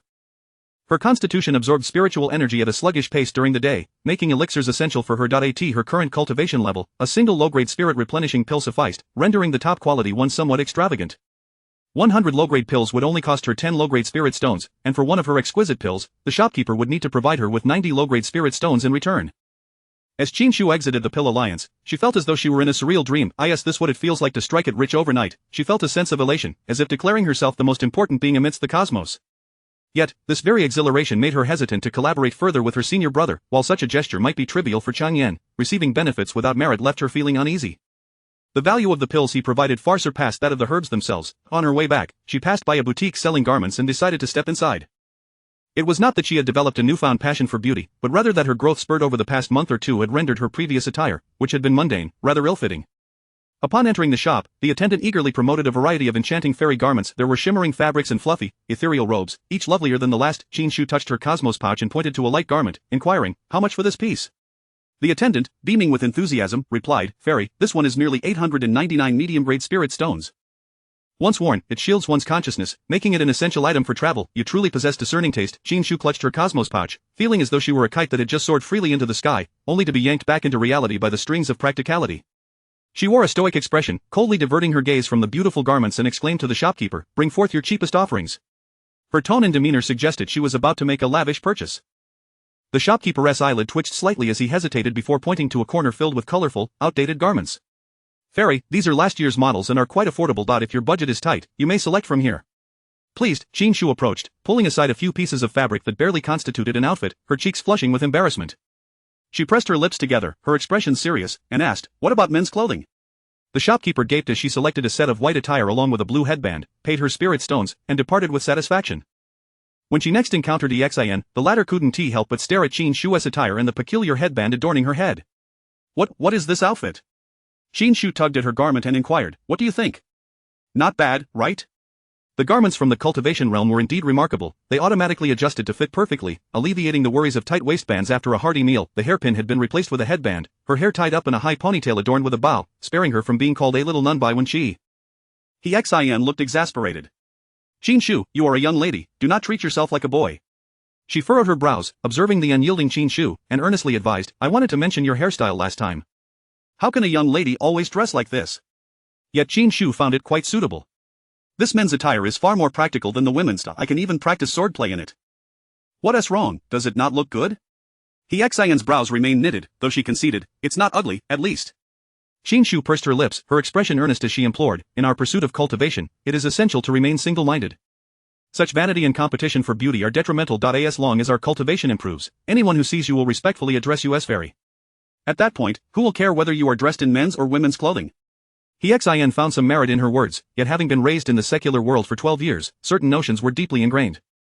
She narrowed her eyes at Qin Shu and remarked, "But how will you find a husband like this in the future?" "Qin Shu?" She was taken aback by Xin's sudden query, feeling conquered. She had come to cultivate. Why should she concern herself with finding a husband? Whether she lived long enough to seek one was another matter entirely. Naturally, she rephrased her thoughts with a more dignified rationale. If a suitor is merely superficial, focused solely on outward appearances, then such a husband is not worth having. "Wouldn't you agree?" Xin was swayed by her argument, contemplating for a moment before nodding in agreement. "You make a valid point. You may appear youthful, yet you seem to grasp these matters more profoundly than many adults." With an exterior of 10 years and the wisdom gained from 9 years of rigorous education, Qin Shu shamelessly continued, "To establish oneself in the realm of cultivation, one must rely on their own strength. Xin, your desire to depend on a husband is ill-conceived. Have you ever seen a mighty being ascend while bringing their spouse along?" Xin opened her mouth but ultimately refrained from replying. Seeing that she was not entrenched in stubbornness, Qin Shu felt a sense of relief. She was immensely grateful to have arrived in a realm of cultivation, a world more straightforward and unyielding than the mundane one, where power dictated respect, regardless of gender. However, to her surprise, the next day when she returned to the pharmacy to complete her tasks, she encountered Xin once again, who was now also clad in men's attire, her hair styled in a bun identical to Qin Shu's previous one. From a distance, Xin spotted Qin Shu and excitedly rushed towards her. "Sure, how do I look, is it handsome?" Chapter 26, The 5 Elements and the I Ching can be used this way. Qin Shu fell silent. Could she confess that her choice to don male attire was due to its affordability? She pondered how this remarkably capable fairy managed to acquire male clothing overnight. Xin observed her expression, which was difficult to articulate, and furrowed her brow as she stood still. "What? Is it not appealing?" Qin Shu hurriedly shook her head, composed herself, and praised earnestly, "It's absolutely beautiful." Only then did Xin feel satisfied, a smile gracing her lips as she remarked, "Qin Shu, I finished reading that book, a compendium of medicinal herbs in the immortal realm, and this very morning I went to the task hall to accept a mission. You were right, I must strive even harder from now on. I shall ascend on my own." Qin Shu cupped her hands in salute and declared, "If one seeks wealth and honor, one must not forget their roots." Xin laughed in agreement, and together they entered the apothecary, where they remained engrossed for a full 2.5 months. During this time, Qin Shu also self-studied the art of multitasking, a summary of 100 experiences of exploding furnaces, and how to perfectly merge opposing attributes in medicinal materials, among other texts. Though she remained a novice with no practical experience in alchemy, she could certainly engage in theoretical discussions. The medicinal materials she acquired over these 2 months were kept for her own use rather than being given to her senior brother. She planned to refine them once her cultivation reached a higher level. While the materials she submitted were all inferior spiritual recovery pills she had purchased. One afternoon, Qin Shu and Xin ventured to the western mountains and caught a wild rabbit. Utilizing spiritual energy to start a fire, they roasted it, seasoning it with spiritual herbs, thereby indulging in a long-awaited culinary delight. Xin, upon receiving a rabbit leg from Qin Shu, could not resist the scorching heat and eagerly took a bite. Upon tasting it, her eyes lit up, and she exclaimed with a mouthful, "Sure, when did you acquire such culinary skills?" Qin Shu chuckled, revealing that she had many talents. If only there were more spices in the realm of immortals, the flavor of this barbecue could have been even more authentic. "If you wish to eat again, just call for me next time." After exchanging some light banter, Qin Shu sighed and inquired, "Xin, if you are not chosen by Master Ling Su, what are your plans?" At this, Xin widened her eyes in astonishment, clutching the rabbit leg. "Qin Shu, you seem rather presumptuous." Qin Shu, puzzled, listened as Xin continued, "You should not be asking me what I will do if I am not selected, but rather what I will plan if I am chosen. After all, for them, not being selected was the norm. Being chosen, that would be a boon from their ancestors." With Xin's reminder, Qin Shu was momentarily taken aback, gradually realizing that she had perhaps overthought the situation. She laughed heartily and said, "Let us do our best and leave the rest to fate. No matter where we find ourselves, we must diligently cultivate." The following day marked the much-anticipated occasion when Master Ling Su would select his disciples. It was said that the Stardust Master from the Heavenly Mechanism Pavilion had calculated a divination for Master Ling Su, indicating that he could only choose his disciples on this day to find his destined apprentice. Should he miss this opportunity, any subsequent choices would be ill-fated. Qin Shu arose early and went to the cold pool to wash her hair, a gesture of respect for the significant examination ahead. Once she had tied her hair into a high ponytail and met up with the Xian, who had styled her hair into a bun, they exchanged smiles before proceeding to register. The examination comprised two parts, the first being a written test, and the second, practical alchemy. Since Qin Shu had never engaged in alchemy before, her performance on the written portion was of utmost importance. The sect's square was filled with tables and cushions, and the number of disciples participating in the selection was staggering, easily numbering 400 to 500. Who could resist the allure of being chosen by an 8th-tier alchemist like Master Ling Su? Among all the participants, only Qin Shu and he Xian were new disciples. And there was also the fire element newcomer from the sword sect, Qi Yu, who lacked even a wood spirit root. One could only wonder what she was doing amidst this gathering. To the onlookers, these three new disciples appeared blissfully ignorant, akin to elementary school students attempting to take a college entrance examination. Feeling somewhat insecure, he Xian tugged at Qin Shu's sleeve and whispered, "Qin Shu, do you think we can succeed? This atmosphere is making me lose confidence." Yet Qin Shu exuded confidence, saying, "What is there to fear, since we are here?" He Xian agreed, they had come this far, so they might as well take the exam. After all, could it possibly get worse than it already was? A series of drums resounded, followed by a commanding voice echoing throughout the examination hall. "Please take your seats according to your registration numbers." Recognizing the voice, Qin Shu looked up in surprise to find that the chief examiner was none other than senior brother Changyan. "Your number is 374, mine is 396. "We are not far apart," he Xian remarked, guiding Qin Shu to their respective seats. Every 50 candidates was assigned to a specific area, resulting in a total of 9 zones throughout the venue. Once seated, Qin Shu observed as her fellow disciples settled in, and on stage, senior brother Changyan's voice resounded once more. "During the examination, please refrain from whispering or looking around." After a lengthy admonition, senior disciples began to distribute the examination papers. The test papers themselves were a form of low-grade magical artifact, each displaying the ethereal images of various spiritual plants, rendering them invisible to one another. The task at hand involved identifying these spiritual plants, classifying them, and annotating their pharmacological properties and contraindications. As Qin Shu gazed at the dense array of spiritual plants and the enormous incense burner positioned ahead, she took a deep breath and promptly immersed herself in writing. The glimmering lotus cannot be melted alone. A hint of snake's tongue grass must be added as a catalyst. The white-hot flame and the soul-chilling frost repel each other and cannot be classified together. Qin Shu answered with fervor, though her handwriting still bore some imperfections. After completing these questions, she noticed that the incense had burned down significantly, and upon lowering her head, she discovered that the images of the spiritual plants had vanished, replaced by a new question. How should the fire lotus, the celestial flame ghost palm, and the stone reflection milk be fused? Qin Shu sensed that this question was pivotal in Master Ling Su's selection of disciples. She meticulously organized her thoughts, picked up her brush, and sketched a Taiji Bagua diagram, marking the attribute values of the 3 plants, and calculated the corresponding thresholds that would allow them to achieve balance. As she penned the final stroke, she glanced appreciatively at her densely written answers, confident that nothing could confound a science student. At last, she had completed her responses. Just as she inscribed her name, she heard senior brother Changyan's voice once again. "Time's up." With a wave of his hand, the examination papers floated into the air, eliciting a chorus of lamentations from the surrounding candidates. Only Qin Shu exhaled a sigh of relief. The time had indeed been tight. She picked up her token and walked toward Xian, and as the two sisters met, they simultaneously inquired, "How did you do?" They exchanged glances, and Xian sighed, "Well, as you suggested, I wrote down everything I knew and even fabricated responses for what I didn't. As for whether it was correct, we'll just have to see." Qin Shu understood. "Ultimately, we must leave it to fate, so do not dwell on it." Their papers were submitted to Changyan, who could assess 3 at a time. However, when he flipped to one particular paper, he abruptly paused. The paper was filled with well-articulated responses, albeit with somewhat messy handwriting. As he continued to read, reaching the final question, his eyes widened in astonishment, as if struck by a revelation. The 5 elements and the I Ching, could it truly be utilized in this manner? This calculation confounded him slightly. Among the outer disciples, there existed such a prodigy. He was eager to discover the identity of this disciple. Chapter 27. Talent. Changyan's curiosity was piqued as he casually flipped to the front of the examination paper, where he beheld the flamboyant characters, Qin Shu. Changyan was utterly dumbfounded. The shock that surged within him was akin to tumultuous waves. It took him quite some time to regain his composure. Are the younger generations truly this formidable? The gossip algorithm she had penned was something he struggled to comprehend. Nevertheless, while the young lady was undoubtedly intelligent, her handwriting left much to be desired, lacking any semblance of elegance. As he pondered this, he extracted Qin Shu's paper separately, intending to present it to his master later. After reviewing the others, he found a few commendable submissions, yet none could compare to the refreshing theoretical approach of Qin Shu's work. Carrying the selected papers, he made his way to the cave abode of the esteemed Ling Shuzhenren, secretly prioritizing Qin Shu's paper at the top of the stack. To compose such a piece at the tender age of 10 was nothing short of genius. The only drawback was her relatively low cultivation and modest innate talent. He wondered whether his master would take a liking to her. When Ling Shuzhenren received the examination paper from Chang Yan, he instinctively began to flip past the first page upon seeing the handwriting. However, Chang Yan promptly called out, "Master." Ling Shuzhenren glanced up, and Chang Yan, furrowing his brow and with a curious expression, inquired, "Master, would you not take a closer look?" Understanding Chang Yan's character, Ling Shuzhenren knew that such a statement was not made lightly.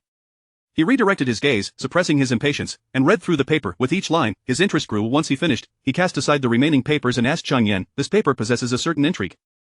Which peak does this disciple named Qin Shu belong to? The ideas are commendable, though the handwriting is rather unsightly." Chang Yan respectfully replied with a bow, "Master, she is an outer disciple who recently joined, and she is merely 10 years old this year." 10 years old, you say? In that case, it is somewhat excusable for her handwriting to be lacking, Ling Shuzhenren remarked with a hint of admiration. Suddenly, a realization struck him, and he stood up incredulously, pointing at Chang Yan. "Wait, how old did you say she is?" Chang Yan, unperturbed by his reaction, reiterated with a bow, 10 years old.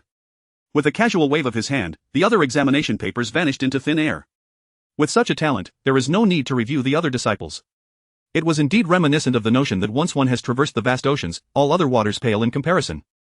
Since he was selecting disciples himself, Chang Yan would not interfere too much, but as Ling Shuzhenren's foremost disciple, he felt compelled to offer a word of caution. "Master, this disciple's aptitude is somewhat lacking." Ling Shuzhenren raised an eyebrow, questioning, "In what regard is it lacking?" Chang Yan responded, "She possesses only 3 spirit roots." Ling Shuzhenren, however, waved his hand dismissively and declared, 3 spirit roots are sufficient.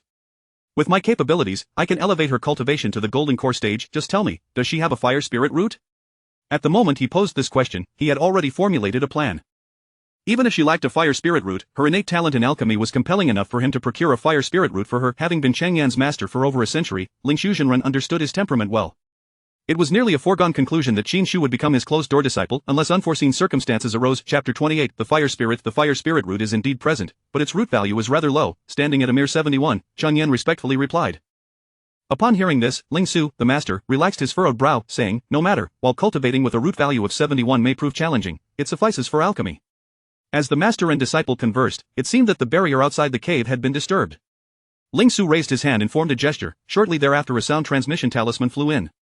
"Ling Su, it has been a long time, I trust you are well." Upon hearing these words, Ling Su's expression darkened. What brings the wandering sword master here so unexpectedly? The wandering sword master was an elder of the sword sect, seldom seen within the sect, usually either engaged in combat or en route to find someone to duel. 3 years prior, he had returned abruptly and secluded himself, leading others to believe he had encountered some fortuitous event and was preparing for a breakthrough, yet to this day, there had been no further developments. Could it be that he seeks my master to concoct elixirs? Chang Yan speculated. Ling Su gently shook his head, deeming it unlikely. The wandering sword's path was one of slaughter, and he typically sought breakthroughs through battle. He consumed only elixirs that replenished his spiritual energy, eschewing all others. Very well, we shall ascertain his intentions upon his arrival. He gestured to dissolve the barrier and personally stepped out to greet him. Wandering sword master, what brings you out of seclusion? Have you achieved something? He inquired with a smile while stroking his beard. The wandering sword master, appearing middle-aged, bore his signature heavy sword on his back, his broad shoulders exuding strength, indicating he had made some progress in physical cultivation. In response to Ling Su's query, he shook his head and replied candidly, "No progress to speak of, perhaps the time has not yet come." His demeanor was calm, seemingly unconcerned by the situation, reflecting a solid mental state. Just as Ling Su intended to inquire further about his purpose, the wandering sword master preempted him. "Ling Su, I have heard that you are considering accepting a closed-door disciple?" This remark left Ling Su even more perplexed. Why should his decision to accept a disciple concern the wandering sword master? Surely, he was not suggesting that at his age he should still take on a disciple. Even if he were to consider it, he would not accept one without a fire spirit root. A singular gold spirit root, no matter how high its value, was of little consequence. Indeed, such intentions exist, Ling Su admitted, his brow knitting together in contemplation. The wandering sword master's eye scrutinized his expression, tentatively suggesting, "Our sword sect has a disciple with a fire spirit root of 99. How about making her your closed-door disciple?" Upon hearing of the fire spirit root rated at 99, Ling Su's brows furrowed and a hint of skepticism crossed his features. "Such a prodigy, and you are willing to let her join my alchemy sect?" They were no fools. If not for some ulterior motive, they would be eager to safeguard such a talent. The wandering sword master, aware that Ling Su was not easily deceived, sighed and clarified, "To speak frankly, we are also coveting the essence cleansing elixir in your possession. Moreover, the girl, Qi Yu, has shown interest in alchemy. Should she cleanse her spirit root, she would possess a heavenly spirit root valued at 100. In that case, whether in alchemy or swordsmanship, her efforts would yield far greater results." He certainly did not wish to relinquish such an exceptional disciple easily, yet since this was Qi Yu's choice, he would naturally respect it. Furthermore, the sword sect was rather impoverished compared to the wealthy alchemists, unable to offer anything that might entice Ling Su. Ling Su, amused, scoffed, "You truly have an astute plan. This is akin to empty-handedly catching a wolf." The wandering sword master rubbed his nose and chuckled awkwardly. "It's not entirely empty-handed. After all, we're offering you a heavenly spirit root disciple." With a wave of his sleeve, Ling Su turned away, hands clasped behind his back, declaring, "No negotiations." For an alchemist, innate talent was secondary. What truly mattered was comprehension. Seeing his firm resolve, the wandering sword master reluctantly continued, "Many years ago, during my travels, I acquired a fire spirit. If you accept Qi as a disciple, I shall bestow this fire spirit upon you." Fire spirits were coveted companions for alchemists, beings born from the essence of fire that had developed sentience, unmatched in understanding flames. With a fire spirit's assistance, the quality of the elixirs produced would surpass the ordinary, and the success rate would be considerably heightened. However, such naturally occurring fire spirits were exceedingly rare, taking millennia or even tens of millennia to manifest. Yet, as more individuals sought to capture fire spirits, obtaining one had become increasingly difficult. Had he not fortuitously taken Qi as a disciple, this fire spirit would have been sold long ago. However, Ling Su, now over 800 years old, already possessed his own fire spirit. A cultivator cannot possess two fire spirits. What use would it be to me? His mind lingered on the girl named Qin Shu, believing that such a perceptive talent was far more suited for alchemy and to inherit his legacy, potentially even elevating his lineage. Could you not procure one for your disciples? Cheng Yan and Wen Qi do not have one, do they? The wandering sword master pressed, concern etched on his brow. He feared being outright rejected, as this fire spirit was the only bargaining chip he had left. Ling Su pondered for a moment before making a decision, turning to face the wandering sword master directly, stating, "I shall accept her as a disciple. However, she is indeed not suited to be my closed-door disciple." The wandering sword master was overjoyed. His sole desire was the essence cleansing elixir, and the status of the disciple was of little consequence. "That is no issue." Ling Su's expression softened, only to hear the wandering sword master stammer, "Ling Su, you are truly magnanimous." Then, about the essence cleansing elixir, "My disciples are my responsibility. I shall consider their needs thoroughly," Ling Su replied, aware of the significance of having a disciple with a heavenly spirit root for the sect. Now that the wandering sword master had come to him, if he did not comply, the next visitor would likely be the sect's grandmaster. The wandering sword master sighed in relief. "Then I shall express my gratitude to you on behalf of my disciple, Qi Yu." After sending off the wandering sword master, Chang Yan stood nearby, his brow furrowed in concern. What had once seemed like a certainty had taken an unexpected turn. Yet, the girl named Qin Shu indeed possessed extraordinary talent and intellect. If necessary, it would be permissible to make an exception and accept a disciple. Once one reached the golden core stage, they could take on disciples, though both he and Wen Qi were still relatively young and lacked the patience for teaching, hence had never broached the subject. "Master, about Qin Shu," he began, intending to share his thoughts with Ling Su. However, before he could finish, Ling Su interjected, "This year, let us accept both Qi Yu and Qin Shu as disciples. With Qi Yu's presence as a cover, others will not pay much attention to this little waste." Though he referred to her as a little waste, the broad smile on his face betrayed his true feelings. Cheng Yan paused in surprise, considering this new perspective. Indeed, with Qi Yu's outstanding qualifications, she would attract considerable attention upon entering the sect, and with her as a benchmark, someone like Qin Shu would hardly be noticed. Unbeknownst to Qin Shu, she was on the cusp of a significant change and was blissfully unaware that she had nearly become the disciple of the Grandmaster. After returning to her residence, she meditated and practiced throughout the night, preparing to participate in the second round of selections the next day when she suddenly received a sound transmission talisman from the Grandmaster. The earthy talisman paper flickered and burned before her eyes, and Cheng Yan's cool voice resonated. "The master has already decided on his disciples. The remaining trials are hereby cancelled." Chapter 29. I am most likely a companion to the scholar. Qin Shu was momentarily taken aback. Was there no need for comparison? This was rather fortunate, for in the forthcoming evaluation, whether regarding aptitude or cultivation, she had nothing to showcase. Yet, she was left wondering who the disciple chosen by her master was. It was said that not only outer disciples were participating in the selection, but also numerous inner disciples, with even members from the neighboring sword sect, artifact sect, and talisman sect in attendance. It could be described as a gathering of exceptional talents. Many prodigies she had never encountered before were present, though she was familiar with Qi Yu from the sword sect. Could it be that a disciple could pledge allegiance to multiple sects, akin to elective courses in modern universities? Did this mean she could also learn swordsmanship in the future? Qin Shu had never contemplated the possibility of being the chosen one until the evening when the barrier outside her room was unexpectedly triggered. She opened the door to investigate but saw nothing. Puzzled, she scanned her surroundings, and just as she turned to return inside, a powerful gust of wind rushed toward her back.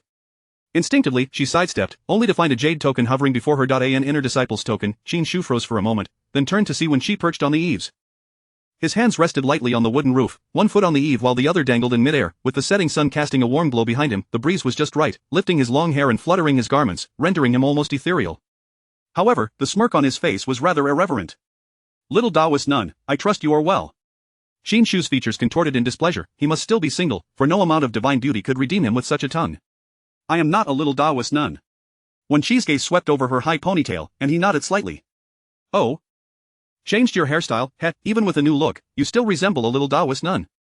Qin Shu was unwilling to engage in a verbal spar with him, so she composed herself and asked, "Second senior brother, an ambush from behind is hardly the conduct of a gentleman." Upon hearing her subdued yet indignant tone, Wen Qi chuckled. "This is no ambush. I have diligently brought you the token. Furthermore, you might have some misconceptions about your senior brother. I am hardly a gentleman myself." Once more, Qin Shu glanced at the token suspended in the air and looked up at Wen Qi's senior brother. "Is this token meant for me?" However, this token represented the identity of an inner disciple. "If it is not for you, then who else could it be for?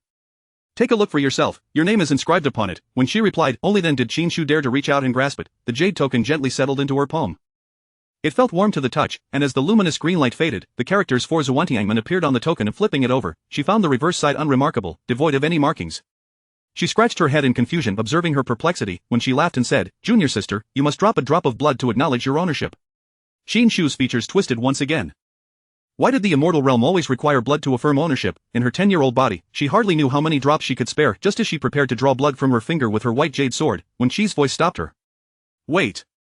Qin Shu opened her eyes to look at him, confusion evident in her gaze, for her sword was but a millimeter from her fingertip.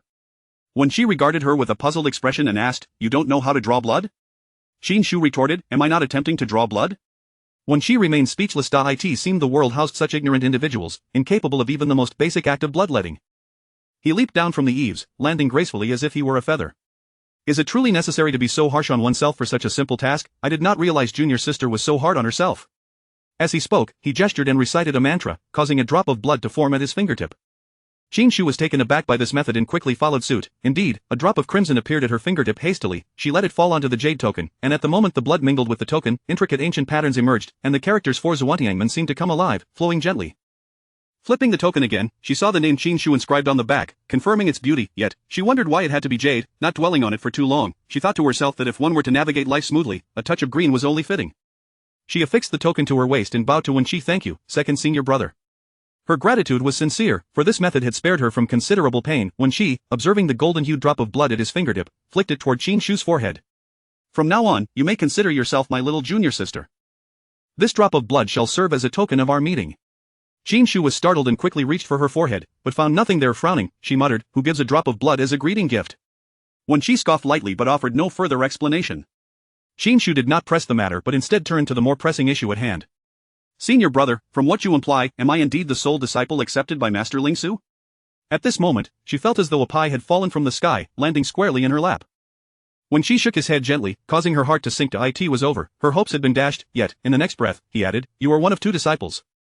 Qin Shu blinked in surprise, her eyes widening with curiosity as she inquired, "One of 2? Who is the other?" "The sword sect's Qi Yu."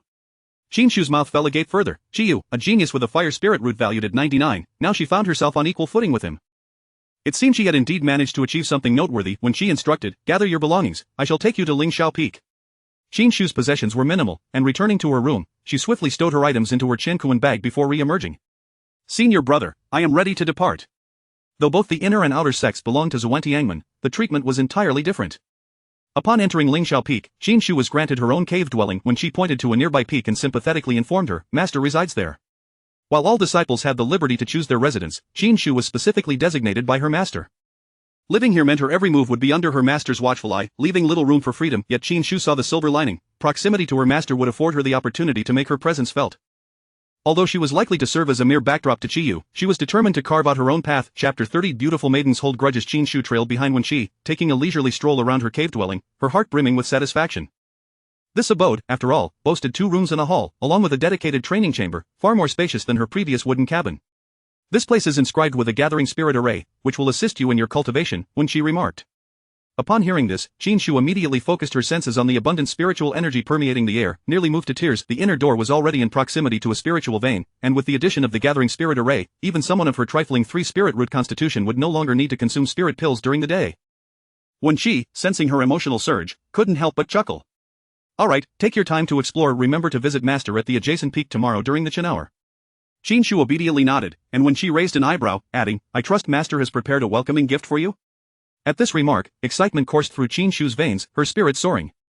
The casual offerings of such esteemed figures could easily grant her, a mere novice, a windfall. She gazed up at Wen Qi, her eyes sparkling with anticipation, embodying a little treasure seeker. "Thank you for the reminder, senior brother. I shall make sure to arrive early tomorrow."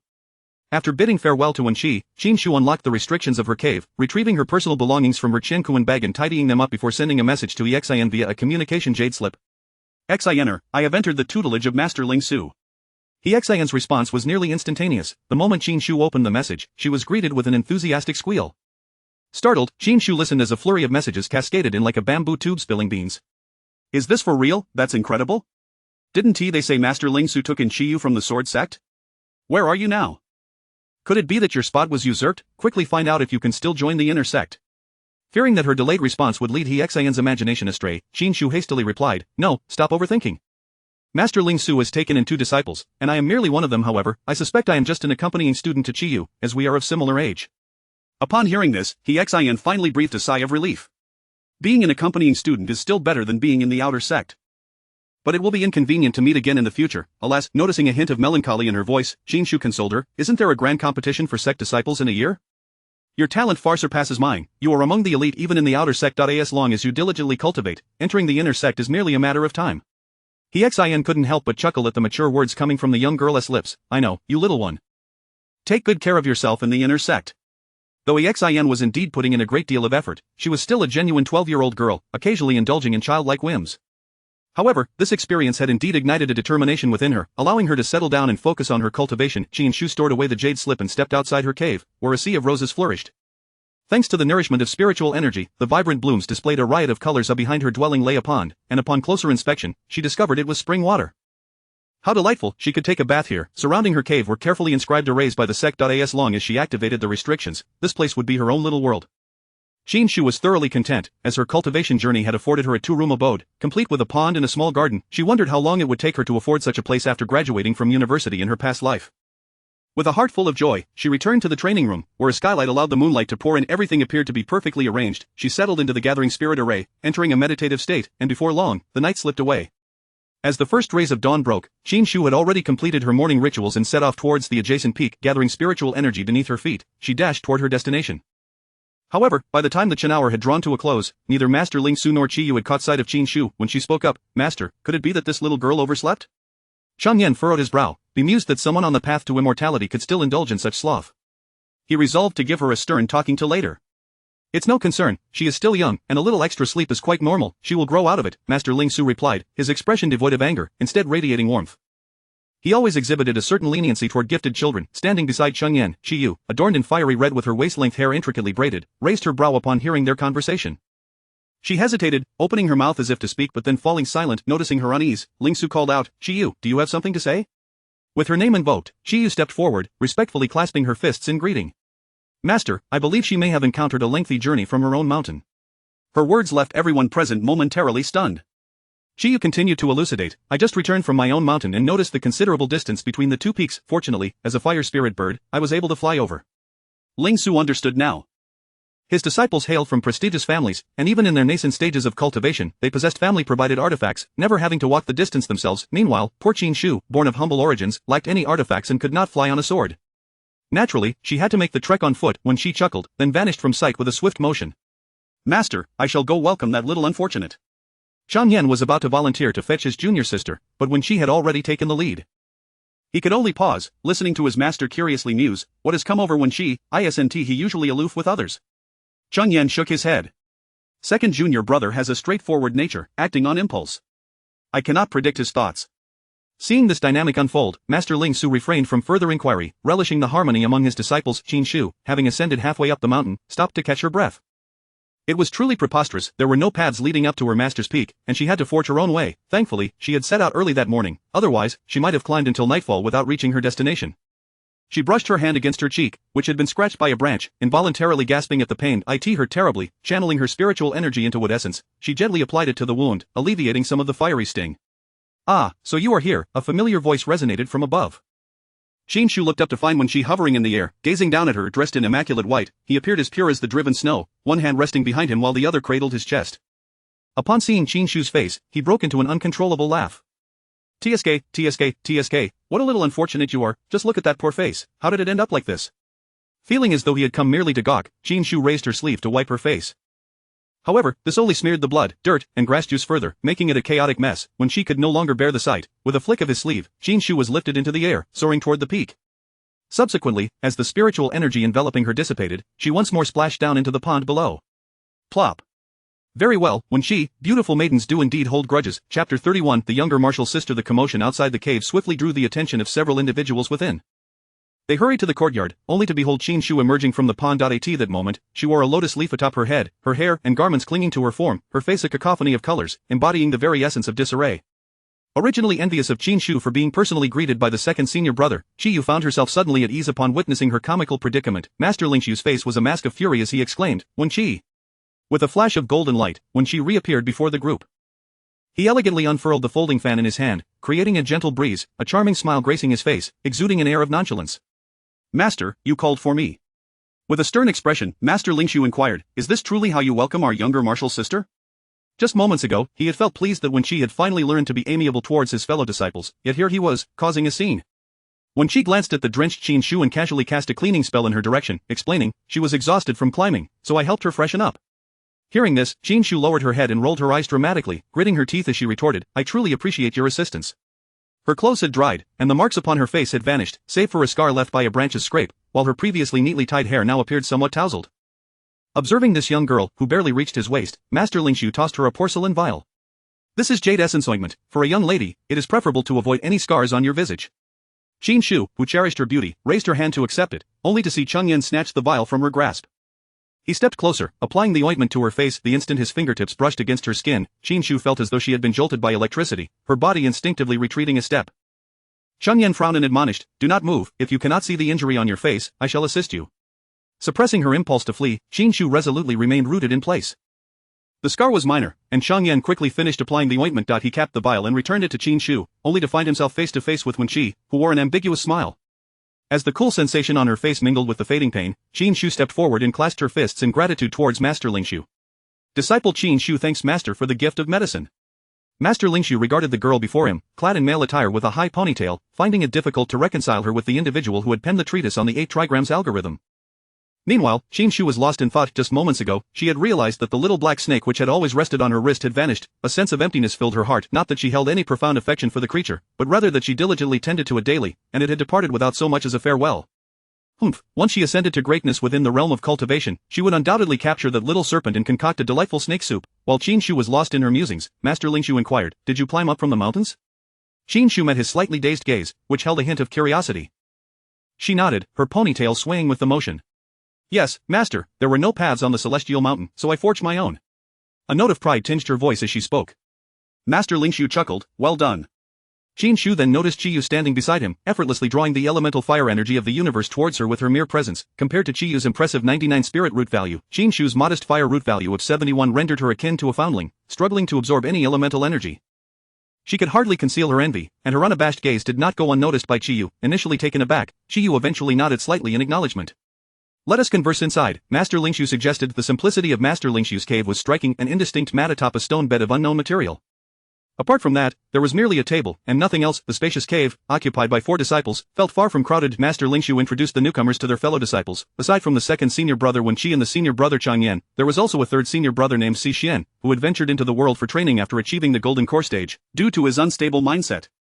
You too, with Qin Shu being the younger and less experienced, Master Lingshu began, only to pause in surprise. Wait, you have reached the second layer of Qi training? His astonishment prompted Qiyu to whirl around and direct her gaze at Qin Shu. Upon joining Master Lingshu, she had sent someone to inquire about Qin Shu's background. With 3 spirit roots and an unremarkable spirit root value, the only commendable fire root value was a mere 71, accompanied by 2 rather lackluster roots. Though puzzled as to why Master Lingshu had chosen her as a disciple, perhaps due to her exceptional talent in alchemy, she had assumed her cultivation would hold her back. Yet, now, they shared the same level of cultivation? How had she accomplished this? While Qiyu's curiosity simmered, Master Lingshu remained blissfully unaware, cheerily declaring, excellent, excellent, though you two possess the same level of cultivation, Qiyu is slightly older, so she shall be designated as the 4th, while Qin Shu is the 5th, correct? Yes. Indeed. They responded in unison. Master Lingshu produced a spirit root testing stone, stating, let us reassess your qualifications. This stone appeared far more refined than the one used during the sect's grand selection. Qiyu was the first to press her hand upon it. Instantly, the stone erupted with a brilliant red light, confirming her spirit root value remained at 99. Qiyu's expression radiated satisfaction as she stepped back. Next, Qin Shu approached, but this time, the light was significantly dimmer, and the results were rather unimpressive. Fire, wood, and earth spirit roots, with values of 73, 57, and 49.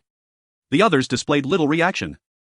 Such values were hardly noteworthy, yet, Qin Shu found herself momentarily dazed. The attributes of her spirit roots were etched in her memory. She could not have erred. On the day she entered, that senior brother had distinctly announced her values as 71, 56, and 48.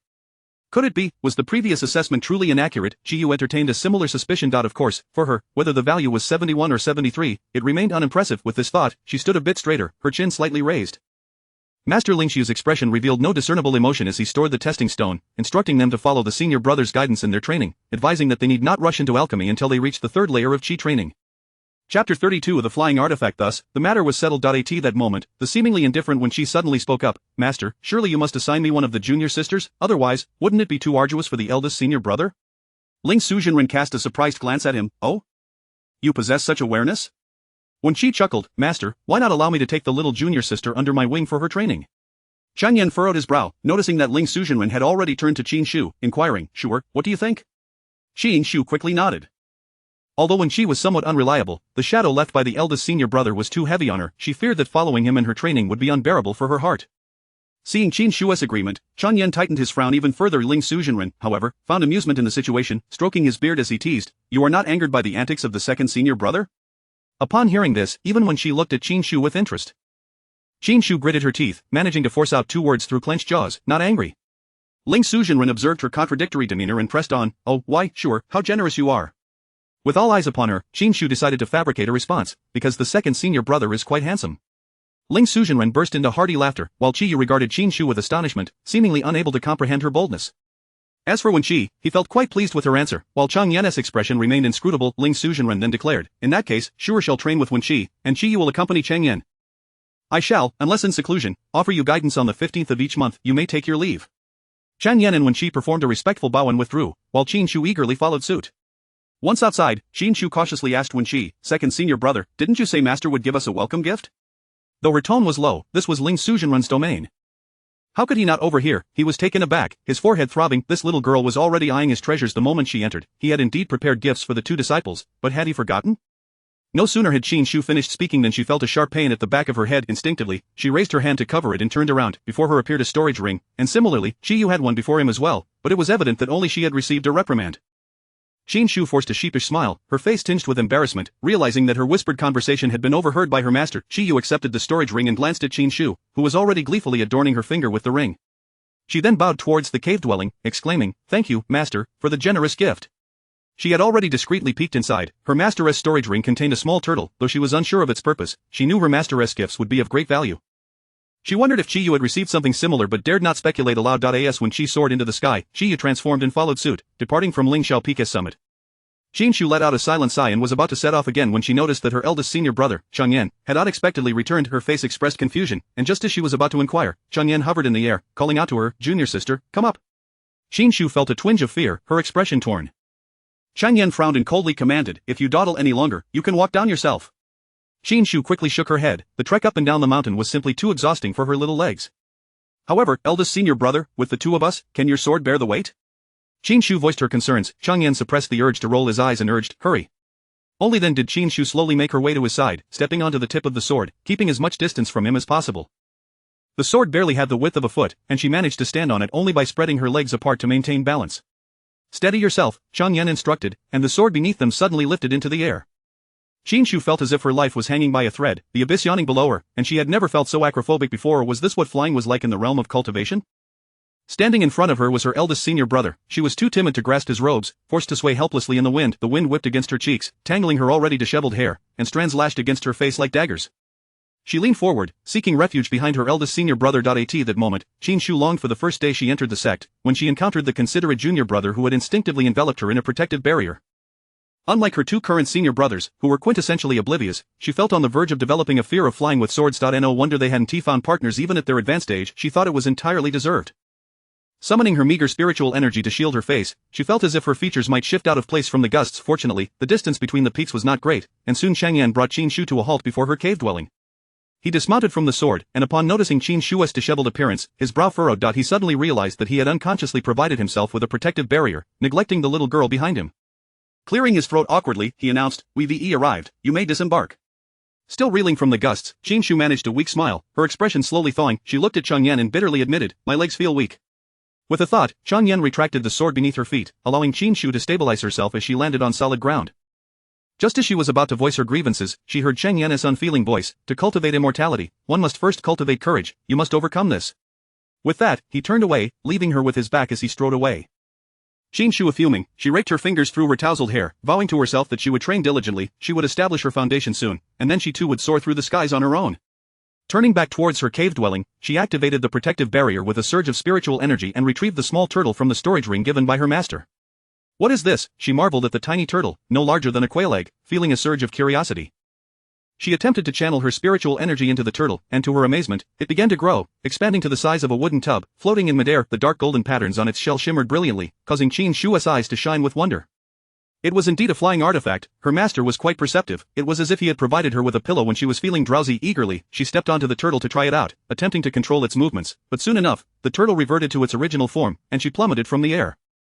Damn it, it consumed so much spiritual energy. She popped a spirit-restoring pill and continued her attempts. After several trials, she discovered that the larger the turtle's form, the more spiritual energy it consumed. Given her current cultivation level, she could only manage to maintain the turtle in a palm-sized shape to travel from her location to her master. She fell silent, resolutely determined to train hard. Just as she lifted her head, she spotted a small black snake perched atop the turtle. Chapter 33, The Serpentine Adonis. Is there truly a snake upon the back of the tortoise? Could this be the legendary Xuanwu? Yet, upon closer inspection, this little black serpent bears an uncanny resemblance to the one she had misplaced. Qin Shu tilted her head in contemplation, pondering whether it was not the case that the serpent had fled, but rather that she had simply forgotten to bring it along when she ventured out. However, that reasoning felt flawed as well. This little black snake clung to her as if it were impossible to detach itself, indicating it must have descended on its own accord. Recalling certain scenes she had encountered in her readings, Qin Shu's eyes sparkled with a sudden insight as she reached out to lift the little black serpent from the tortoise's back. With a playful grin, she boldly speculated, "Let me take a wild guess, are you afraid of meeting my master?" The little black serpent remained silent and motionless, merely resting upon her hand, seemingly disinterested in her musings. Unperturbed, Qin Shu extended her other hand, seized the small tortoise, and began to stride towards the door. "If you refuse to speak, then I shall take you to meet my master." No sooner had she spoken than she felt the languid little black serpent vanish from her grasp. Stopping abruptly, she scanned her surroundings, only to discover the serpent lounging on her stone bed fuming with indignation. Qin Shu muttered, "Is it true that those of lower cultivation have no rights? Even a mere little black snake dares to toy with me."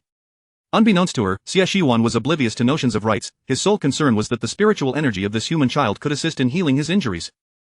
Possessing venom, he found ordinary healing techniques ineffective, and he remained unaware of what innate spiritual body she possessed that allowed her energy to have such remarkable effects. He had also come to realize that this human child was fiercely dedicated, tirelessly practicing, surpassing even his own efforts from years past.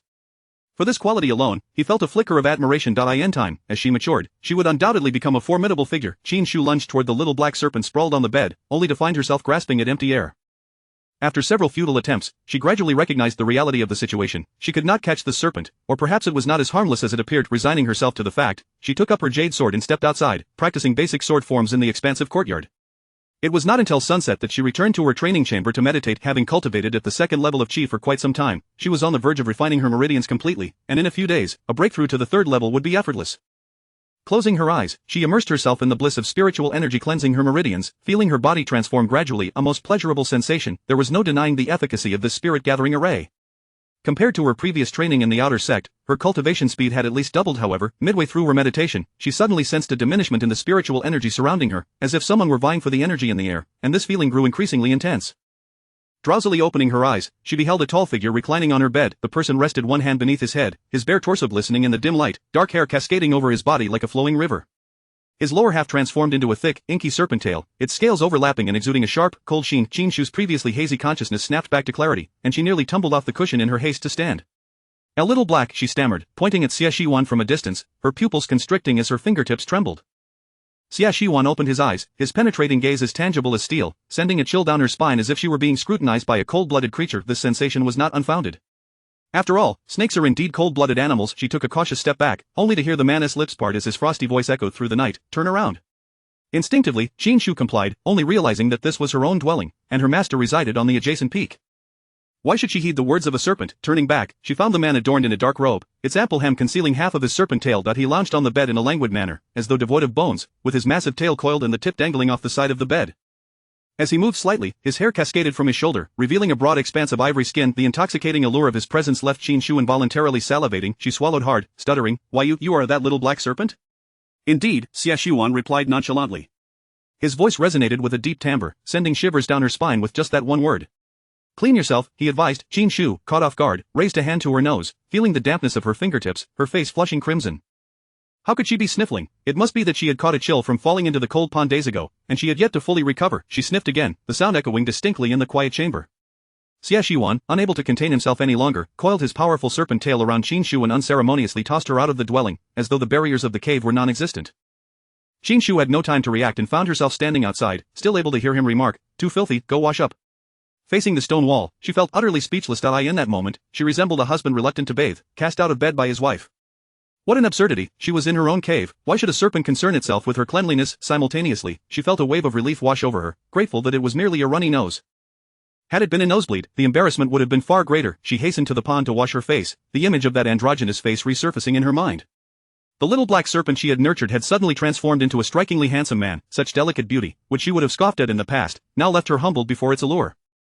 She had not realized how superficial her previous judgments had been. A single glance from him seemed capable of ensnaring her very soul. That night, she chose not to return indoors but instead sat cross-legged by the pond, seeking tranquility of mind. She silently chanted to herself, with a heart as clear as ice, "I shall remain unperturbed by the heaven's fall." It was not until the moon had set that she regained her composure and, unbinding the barriers, returned to her dwelling. The strikingly handsome man who had occupied her bed had reverted once more to the diminutive form of the little black serpent. Relieved after much mental preparation, Qin Shu observed him and felt a deep sigh of relief. However, this time, she refrained from reaching out to him. After all, he was a handsome man, albeit still possessing a serpent's tail. To make advances towards him would indeed be most inappropriate. Qin Shu inquired of the little black serpent, "What level of cultivation do you possess now? Have you attained the ability to transform?" A creature that had surpassed the transformation period was considered a formidable beast, capable of extinguishing her with a mere finger. Thus, it seemed that his prior injuries had not been her doing. Had she known, she would have never dared to keep such a serpent in her company. Xie Shiwan, noticing her discretion in not returning the previous night, relayed a message through his consciousness, "Do not inquire about matters that are best left unasked." Qin Shu's curiosity was promptly curtailed. She took 2 steps back, distancing herself from the bed. "I shall not ask, I will not disturb your rest." Grasping her jade sword, she exited the cave, only to be met by a voice from a flying transmission talisman. Reaching out to catch it, she heard Wen Qi's voice emanate, "Go to the transmission hall on Mengtua Peak and select a cultivation technique. Should you have any queries later, return to me." Chapter 34. She actually entered Dream Camel Peak? Qin Shu was puzzled. Where could that possibly be? Fortunately, when she had not yet become so unreliable, as the communication talisman burned out, gradually sketching a golden pattern in the air. After staring at it for a while, Qin Shu finally realized that it was the map of Xiantian sect. Instinctively, she reached for her phone to take a picture, but as her hand brushed against her waist, she remembered that she was now in the realm of cultivation. In this world, one would need a recording stone, yet she did not possess one, so she could only rely on her memory. Each sect within Xiantian had numerous peaks, and each main peak was surrounded by many secondary peaks. Given the map's dissipation rate, it was utterly unrealistic for her to memorize everything. She could only prioritize remembering the route to Dream Camel Peak. As the faint golden light finally vanished, Qin Shu sighed, realizing that she would have to check for a sect map next time she visited the task hall. She retrieved a small turtle from her storage ring, infused it with spiritual energy, and once it grew to the size of her palm, she stepped onto it. Her fear of heights combined with the turtle's diminutive size made her apprehensive about falling. While firmly using her spiritual energy to adhere to the small turtle, she also guided it to fly very low. The moment she lifted off the ground, Qin Shu felt a surge of excitement. She was truly flying. In the modern world, people devised countless methods to combat gravity, yet in the realm of cultivation, one merely needed spiritual energy to achieve flight. Even though she was flying slowly and at a low altitude, she was indeed airborne. Just as she descended the mountain, her spiritual energy ran low. Qin Shu sighed, resigned, dismounting from the small turtle and stowing it back in her storage ring, proceeding on foot toward the transmission hall of Dream Camel Peak. However, after walking a short distance, she suddenly sensed something amiss. Hadn't she been here before? This serene forest, with its verdant canopy, seemed reminiscent of the place Ruiming had taken her to last time.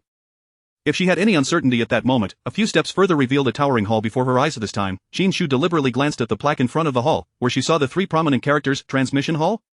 The last time she had come, she hadn't even looked up, thinking it was merely a transmission chamber.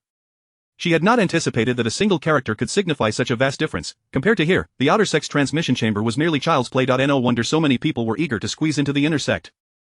The disparity in resources was staggering. This time, she had descended from the inner sect, and no one obstructed her passage as she smoothly reached the steps of the grand hall. The doors of the hall opened automatically once more, and without hesitation, she stepped inside. Simultaneously, when she suddenly recalled that he had forgotten to inform Qin Shu of the entry incantation and hurried after her. However, to his dismay, he arrived in a flurry only to catch a glimpse of Qin Shu's retreating figure. Confused, when she could not fathom how Qin Shu had managed to enter. Having gained experience from her second visit, Qin Shu knelt before the portrait and bowed 3 times, familiar scenes shifting around her, transporting her back to the resplendent chamber. She skillfully picked up the transmission guide, closed her eyes, and once again, a golden silhouette appeared within her consciousness.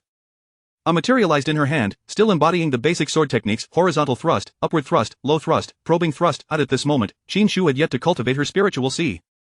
Although her mental strength was somewhat superior to that of an actual 10-year-old child, it still could not sustain her for long. She opened her eyes, rubbed her slightly swollen head, returned the transmission guide, and meticulously cleaned the meditation mat and table before retreating.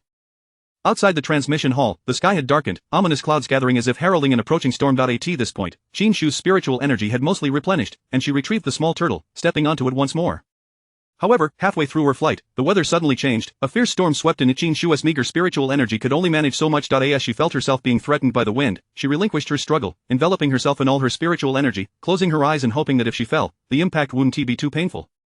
Yet, the anticipated pain never came. Instead, she felt as if she had landed on something soft and fluffy. The tempest seemingly quelled. A sense of confusion washed over Qin Shu. She opened one eye, and before her lay a sea of white feathers. A cry of a crane reached Qin Shu's ears, and in that moment, she understood. A wave of joy surged within her as she called out, "Senior brother." The response was another crane cry, and Qin Shu could even detect the delight within it. The white crane spread its wings, lifting her above the clouds. It was then that Ruiming's voice echoed in her mind, "Junior sister, where are you off to? Let me escort you."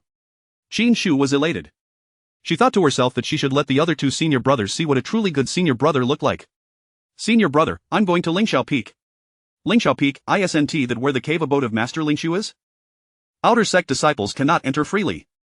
Qin Shu realized that he likely did not yet know she had joined the inner sect, so she replied, "Senior brother, just a few days ago, I became a disciple under Master Lingshu." Ruiming's speed was remarkable.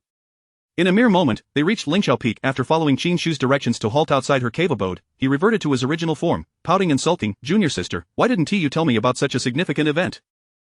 I've been thinking about you these past few days." Qin Shu gazed at him, noting the pout on his delicate, fair face, feeling as though she had committed a grave error. She quickly clasped her hands in apology, "Senior brother, I was only suddenly summoned to Lingxiao Peak the day before yesterday, and I hadn't even figured things out myself, so I didn't tell you. Please don't be angry. Next month, when I receive spirit stones, I'll treat you to spiritual fruits." Ruiming finally lifted his gaze to her. "I'm not angry, I just fear you might forget me." He had few friends, and those of a similar age on Dream Camel Peak were scarce, leaving him without playmates. Qin Shu hastily reassured him, "I would never. You are the best senior brother. How could I forget you?" She had been exceedingly busy lately, with little time to play with Ruiming, and given that they had only met once, she felt it inappropriate to trouble him with many matters. Ruiming's expression softened, and a smile returned to his face. "Next time you wish to come to Dream Camel Peak, just call for me using the feather I gave you, and I will come to fetch you.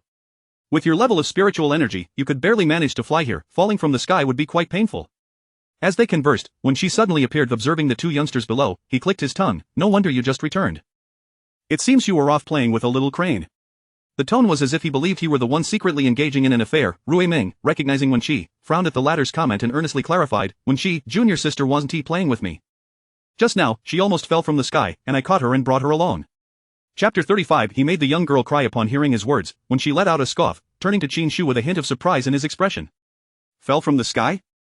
Little Taoist, you truly possess remarkable abilities." Qin Shu, instantly infuriated, was acutely aware of her low cultivation level, but his words struck a nerve.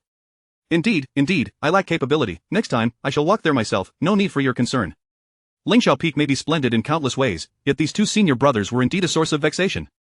At over 120 years of age, when she was no fool, he could discern the discontent in her tone. He chuckled softly, "Though you are young, your temper is rather formidable." Casually, he retrieved a small trinket and tossed it to Qin Shu. "Here, this is a little gadget I used when my cultivation was low. Take it and enjoy." Instinctively, she raised her hand to catch it, only to find it was a vibrant green leaf. Pouting slightly, she was at a loss for words to express her complex emotions. Was this not akin to being hit with a stick only to receive a date in return? Then, when she continued, "This is a magical artifact crafted from Bodhi leaves. It is inscribed with formations. By placing 5 low-grade spirit stones upon it and channeling a small amount of spiritual energy, you can make a round trip from here to Dream Camel Peak." Qin Shu's eyes sparkled with excitement, her grievances dissipating like mist in the morning sun. She almost wanted to shout, "Senior brother, you are the best." Such was the allure of receiving a favor. This green leaf artifact seemed indispensable, yet 5 low-grade spirit stones, neither a trivial sum nor an insignificant amount. Who could sustain that over time? If only it didn't require spirit stones, she murmured softly, but when she overheard her, he promptly raised his hand and playfully tapped her head with his fan. "You wish to ride the horse but also expect it not to graze? Such good fortune does not exist in this world. Don't think I'm unaware that last month, the eldest senior brother refined 10 batches of elixirs for you." Clearing her throat, Qin Shu chose to remain silent. Observing her demeanor, when she inquired, "What did you discover at the transmission hall today?" Qin Shu looked up at him, bewildered. "Cultivation methods, where are the cultivation methods?" All she had seen was a book titled Transmission Guide, which had only taught her a hand seal and basic swordplay. Qin Shu furrowed his brow. Did you not enter? Qin Shu nodded, yes. Then, amidst the rows of cultivation methods, surely you could select one that is suitable? Seeing her still in a daze, Qin Shu pressed, did you not see the bookshelves inside? Qin Shu shook her head, prompting him to ask, what did you see then? An empty room, nothing at all. Qin Shu pondered for a moment, seemingly grasping the situation, and sighed. It must be due to the absence of incantations. Tomorrow, recite the incantation at the entrance before you enter. He imparted the incantation to Qin Shu, who silently memorized it. After bidding farewell to Qin Shu, Ruiming quietly produced a Qianquan bag from his storage space and handed it to Qin Shu. Junior sister, do you need this? Qin Shu met his bright, clear gaze and then glanced at the Qianquan bag in his hand. Curiously, she accepted it, opened it, and was immediately taken aback. The bag brimmed with stones of various hues. These were not spirit stones, but rather superior to them. Typically, everyone could absorb the spiritual energy within spirit stones, though not entirely. Yet, there existed another type of 5-element spirit stone in the world. For instance, fire spirit stones dramatically accelerated recovery for fire attributes. Some formations required a greater quantity of these stones, or one 5-element spirit stone of comparable quality could be exchanged for 3 ordinary spirit stones of the same grade. The Qianquan bag was nearly filled with such 5-element spirit stones, and she wondered from where he had acquired them. At that moment, Qin Shu felt akin to an adult deceiving an unsuspecting child. Facing the innocent Ruiming, she could not bring herself to accept them. Senior brother, I cannot take these. Ruiming's shoulders slumped, not even one? Qin Shu nodded but couldn't help but inquire further, Senior brother, where did you get so many 5-element spirit stones?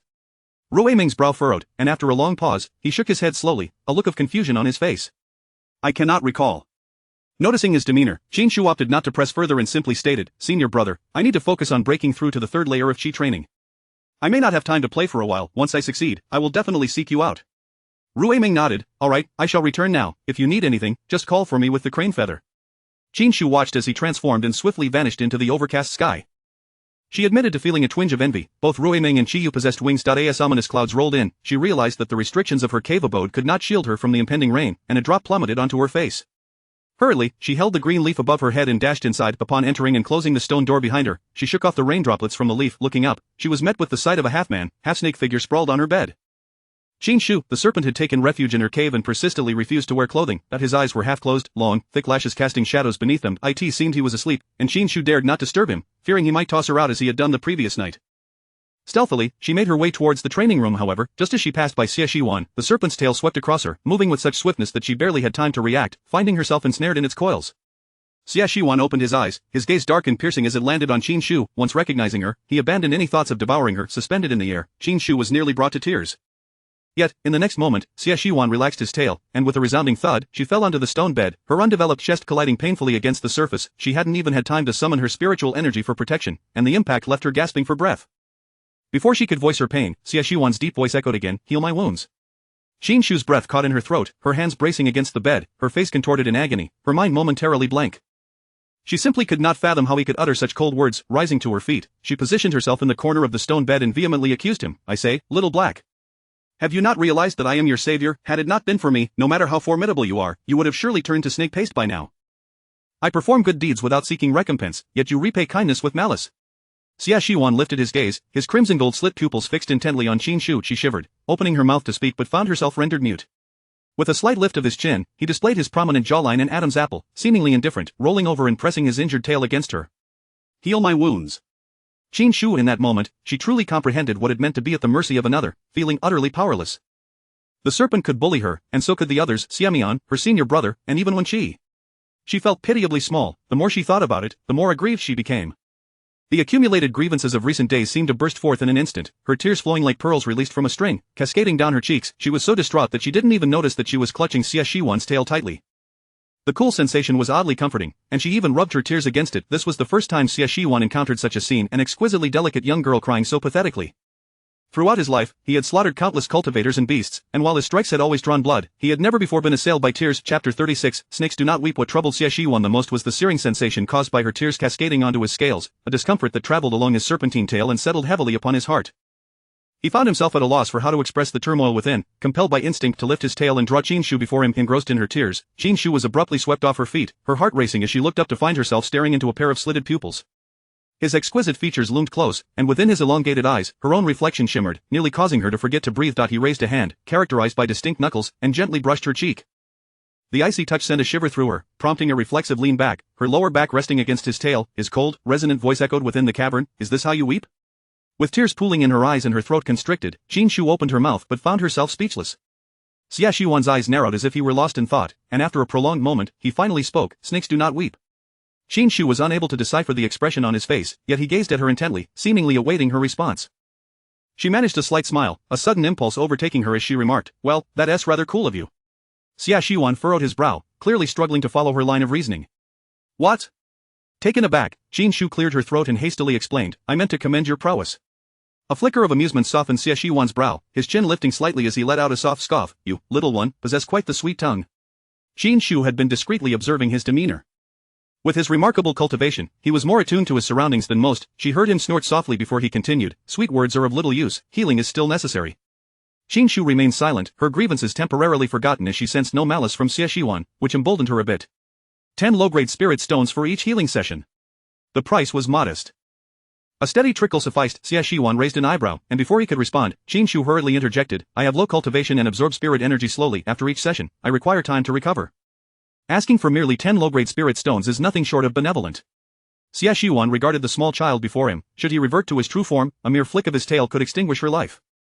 Despite her evident fear, she mustered the courage to haggle with him, but he found it somewhat amusing. Throughout his long existence, he had been accompanied by bloodshed and death, perhaps due to her frailty. He felt no urge to harm her. So be it, he would keep this little creature around for amusement. Qin Shu watched as he slowly nodded, his dark hair cascading over his shoulders with the movement. He had acquiesced, her face lit up with joy as she placed her hands upon his tail, twisting slightly as she freed herself from the circle formed by it. Xia Xiuan made no attempt to stop her. She slid down his tail, the sensation of the fabric against her skin oddly ticklish. Rising from the stone bed, she clasped her hands in a salute to Xia Xiuan, declaring, "Now that you've agreed, you must not renege. I shall treat you immediately. You've kept a record of all the previous treatments. Do not attempt to evade payment." Her gaze sparkled with excitement as it fell upon his tail, as if it were a treasure trove of spirit stones. She pressed her small hand against his frigid scales, realizing that each of his scales dwarfed her hand. She inwardly gasped, acknowledging her insignificance. Under the imposing presence of the serpent, she sighed, closed her eyes, and began to summon the spirit energy from her dantian, meticulously working through the healing of Xia Xiuan's tail. Recently, she felt on the verge of breaking through to the 3rd level of Qi Refinement, granting her greater ease in controlling spirit energy. Through this energy, she could perceive the condition within the great serpent. His wounds were grievous, festering with blackened matter that emitted a nauseating stench of decay. A soft, green luminescence radiated from her palm as she infused the wood spirit energy into the gaps between his scales, gradually enveloping the nearest blackened spot and eroding it little by little. Yet, after merely absorbing that small black spot, she found herself drenched in sweat and utterly fatigued. She withdrew her hand, collapsing onto the bed, gasping for breath. Xia Xiuan felt the shift of toxins within him, the tip of his tail rhythmically tapping in delight. Despite his severe injuries, which would typically require centuries of recuperation, he was astonished to find that although the small child possessed low cultivation, her spirit energy was uniquely effective. The wound she had tended to, while having only slightly alleviated the toxins, also loosened the remnants of the binding force that had ensnared him following a lightning tribulation. Observing Qin Shu's weary state, he pondered briefly before retrieving an inner dan from his spatial storage and tossing it to her. Qin Shu, sprawled upon the stone bed, weighed the decision of whether to consume a recovery pill. Suddenly, a fiery inner dan appeared before her, causing her to freeze momentarily before realization dawned upon her. She looked up at the great serpent, incredulous, her mouth agape with astonishment. She exclaimed, "Great serpent, your inner dan?" Xia Xiuan was momentarily taken aback by her exclamation, before bursting into a derisive laugh. "You, little child, are insatiable. At such a tender age, you dare covet my inner dan. Are you not afraid of being obliterated?" Embarrassed, Qin Shu sheepishly rubbed her nose, realizing her misunderstanding. She picked up the inner dan he had carelessly discarded upon the stone bed, the richness of fire spirit energy palpable in her grasp. Curiosity piqued, she examined it closely, even attempting to absorb its spirit energy, only to be interrupted by a flick of Xia Xiuan's tail. Frowning, she looked up at him with an accusatory glare, discontent evident in her eyes. "What? You give it to me, and now you wish to retract?" Xia Xiuan closed his eyes, appearing disinclined to engage with her. "You dare directly absorb the inner dan of a demon beast? Such audacity!" Qin Shu was perplexed, his words seemed to imply concern for her well-being. No matter, she thought, there are those who understand such matters. She discreetly retrieved a communication jade slip and inquired, "Dear esteemed masters, is it permissible for us to absorb the spirit energy from a demon beast's inner dan?" Responses arrived swiftly from eager masters. "Newcomer? The spirit energy of demon beasts is quite volatile and unsuitable for humans. Warning, meridians may shatter. Unless refined into pills, humans cannot directly absorb it." Qin Shu finally grasped the situation. Indeed, the inner dan was a precious item, but it required the assistance of a master alchemist to refine it into a usable pill. Naturally, the Pill Alliance was always eager to purchase such demon beast inner dan, with higher ranked ones fetching ever greater prices. As she contemplated whether to sell the inner Dan, she suddenly became aware of a faint breath near her ear. Chapter 37 of Follow Your Heart. What is this? A voice inquired beside her ear. Qin Shu was startled and instinctively turned around, only to collide her head against Xie Shiwan's chin. At that moment, tears genuinely welled up in Qin Shu's eyes. The pain was unbearable. She felt as if her skull had been shattered. Was this truly the jaw of a being of flesh and blood? The thought had barely crossed her mind when she immediately dismissed it. She almost forgot, he was not human. After all, Xie Shiwan, being a demon beast, placed immense value on physical strength. Even the finest treasures could not penetrate his scales. Otherwise, the last time the 8 great sects attempted to ambush him would not have coincided with the Thunder Tribulation. When Qin Shu bumped into him, he felt nothing, only observing that the young girl seemed on the verge of tears once more. His tail elegantly lifted his upper body back to where he had been resting, and he addressed Qin Shu, saying, "So weak and feeble, you ought to train your body more whenever you have the chance." Xie Shiwan merely spoke offhandedly, yet Qin Shu's attention was piqued, and she hastily inquired, "Body training, can you teach me?" The Xie Shiwan appraised her from head to toe, ultimately responding with a half-smile, "You are not of my kind. The Serpent Clan's training methods are unsuitable for you." Qin Shu sighed, feeling somewhat disheartened. Noticing her disappointment, Xie Shiwan added, "If you can tell me what you just used, I might bestow upon you a human body training technique." Upon hearing the term technique, Qin Shu's eyes brightened, and she retrieved a communication jade slip, asking, "Is this what you mean?" Xie Shiwan nodded. Qin Shu explained, "This is a communication jade slip. It retains the spiritual aura of the other party, allowing messages to be sent regardless of their location. You can also see conversations among others in the cultivation world, and there are even bounties and tasks posted after speaking." She tilted her head to glance at Xie Shiwan, asking, "Haven T, you ever used this before?" Xie Shiwan shook his head. Throughout his life, he had neither friends nor anyone he needed to contact at all times. Although this item was somewhat intriguing, it was of no use to him. Qin Shu, interpreting his words as those of a naive bumpkin just descended from some demon mountain, thought to herself that such an item was not expensive, and casually remarked, "Next time I go to Qijin City, I'll bring one for you." Upon hearing her words, Xie Shiwan's heart, which had always been steady, experienced a slight flutter. Others had always sought to take from him, yet no one had ever voluntarily offered him something without expecting anything in return, even if it was merely a trinket of little value. He produced a jade slip and tossed it to Qin Shu, stating, "This body training technique was acquired by me from a cultivator." Qin Shu received it, pressing the jade slip against her forehead to sense its contents, and her heart instantly filled with understanding. She leaped off the stone bed, cupping her fists towards Xie Shiwan, exclaiming, "Great Serpent, thank you." Seeing Xie Shiwan nod slightly, she continued, "I have exhausted my spiritual energy and cannot heal your wounds today. I will go practice my sword." As she stepped out of the stone door, a fine misty rain enveloped her. The rain had lightened, and it did not hinder her sword practice. Logically, she should have been afraid of snakes, yet in the presence of this serpent with half its body still a snake, she felt no such terror. Qin Shu knew herself well. If he did not possess such an alluring visage, how could she remain unafraid? It was a classic case of courage following one's sense of sight. A striking face could make her forget her fear of cold-blooded creatures. She drew her white jade sword, assuming an initial stance in the rain. As soon as she set her posture, her mind instinctively silenced all distractions, leaving only 2 words, thrust sword. The misty rain rendered the air slightly viscous, impeding her thrusts. It was precisely this resistance that allowed Qin Shu to discern the subtle discrepancies between her movements and her mental state, enabling timely adjustments. Xie Shiwan stood by the window, observing the girl practicing her sword with closed eyes, reminiscent of a child engaged in play. Suddenly, a formidable consciousness swept through, prompting him to wave his sleeve and shield himself. Xie Shiwan's realm surpassed Ling Su by 2 major levels, and thus Ling Su was oblivious to his presence. Ling Su's consciousness ultimately settled upon Qin Shu in the courtyard, astonished to find her engaged in a foundational sword technique. Observing her movements, which appeared quite competent, he noted she was practicing only the basic thrust and reverse thrust, action she had repeated for an entire night. Ling Su watched for the entire night as well. He found himself somewhat bewildered. Was this the Pill sect? How could a disciple be so diligent in sword practice, surpassing even their dedication to alchemy? The rain that had fallen throughout the night allowed Qin Shu to gradually grasp the trajectory of her swordplay, and the night swiftly passed. It was not until dawn broke completely that she finally sheathed her sword. At that moment, Qin Shu began to feel the soreness in her arms, as if they might not lift again in the next instant. She transformed the spiritual energy she had regained overnight into wood spiritual energy, circulating it around her right arm, alleviating the soreness somewhat. Qin Shu then retrieved the green leaves and 5 low-grade spiritual stones given to her by Wen Qi, placing them upon the formation. Watching the green leaves activate, she excitedly seated herself. After inputting a small amount of spiritual energy, the green leaves soared towards Dream Camel Peak. Notably, this green leaf was encased in a protective shield, shielding her from the wind and rain.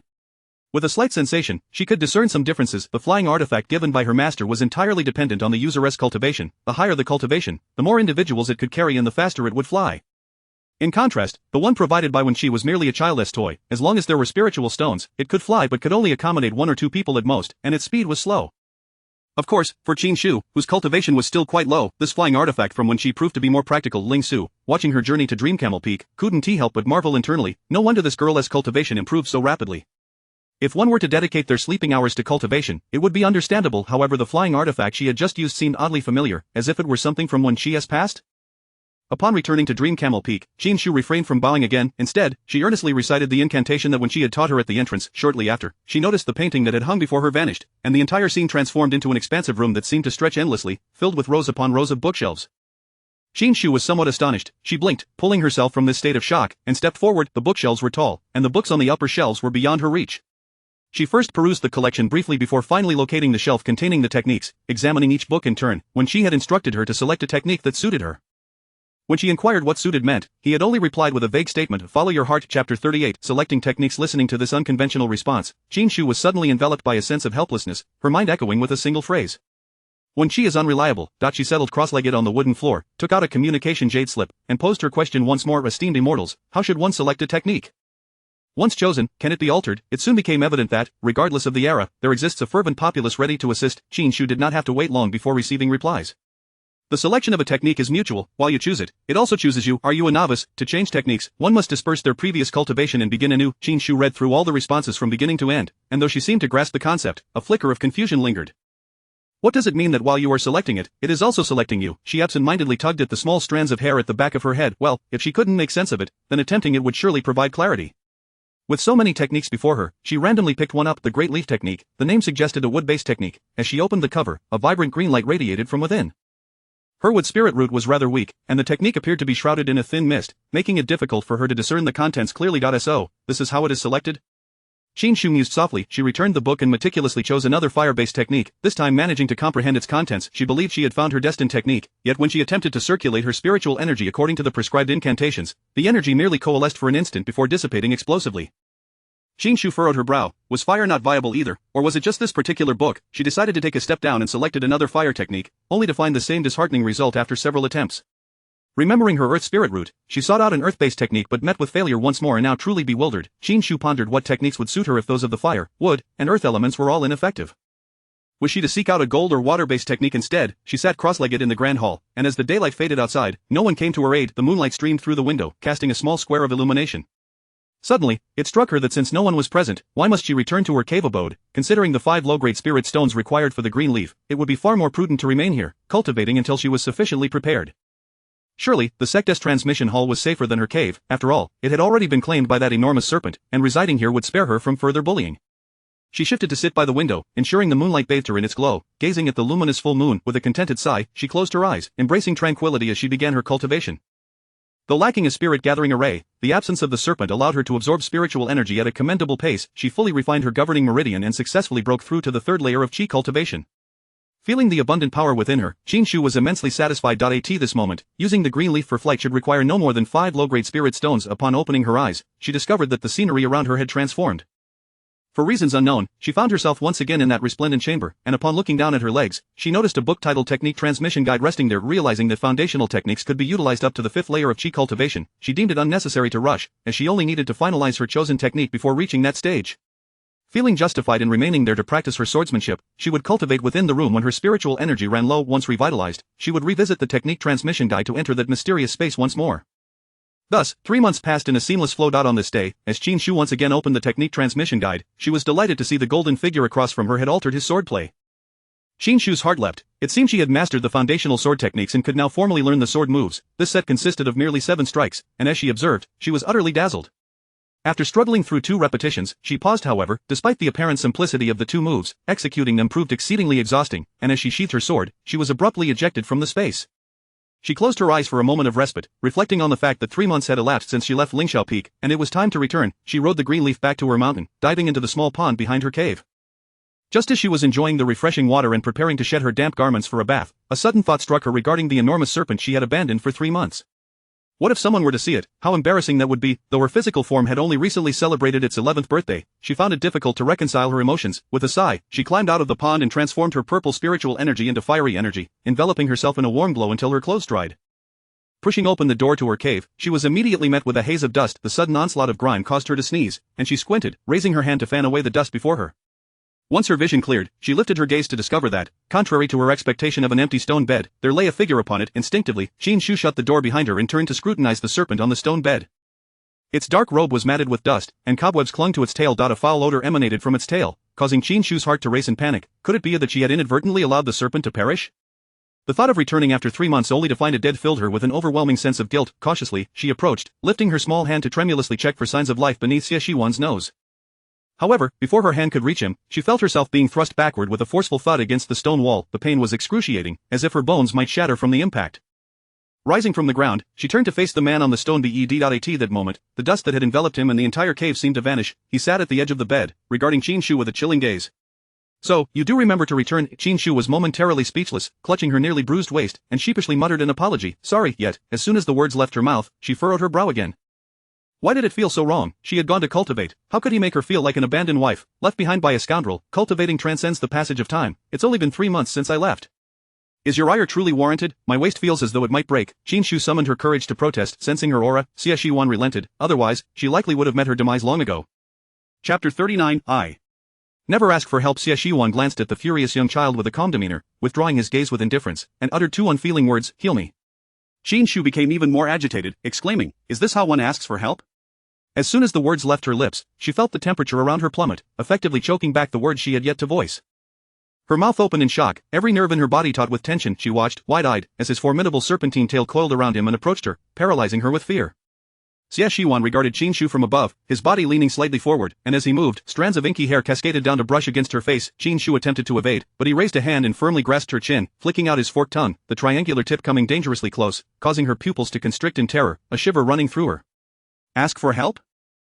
His tone was deliberately slow, as if each syllable struck a chord deep within Qin Shu's heart. She felt as though he could snuff out her life in an instant, panic flooding her senses. How had she thought herself capable after only a few days? This great serpent had remained undetected beneath the watchful eyes of her master for so long. Unless he possessed some artifact to conceal his presence, it was likely that even her master would not be his match. "Please, forgive my insolence, do not hold it against me," she stammered in a desperate plea. She had conceded, bowing to the reality of her situation. There was no shame in acknowledging the disparity in their powers. Xie Shiwan observed her paling visage, finding the encounter devoid of interest, and released his grip. "In this life, I have never sought assistance from anyone. Your sole value in continuing to exist is to heal me." His hands remained concealed within the voluminous folds of his black robe, his expression dark and brooding. Qin Shu sat on the ground, gazing up at him, her mind racing with warnings. This was a snake, a lethal snake that could end her life at any moment. Xie Shiwan watched her frozen in fear, his interest waning, and he returned to the stone bed. His 3 months of recuperation had not been in vain. He had regained his golden core cultivation, though ridding his tail of the poison would require further effort.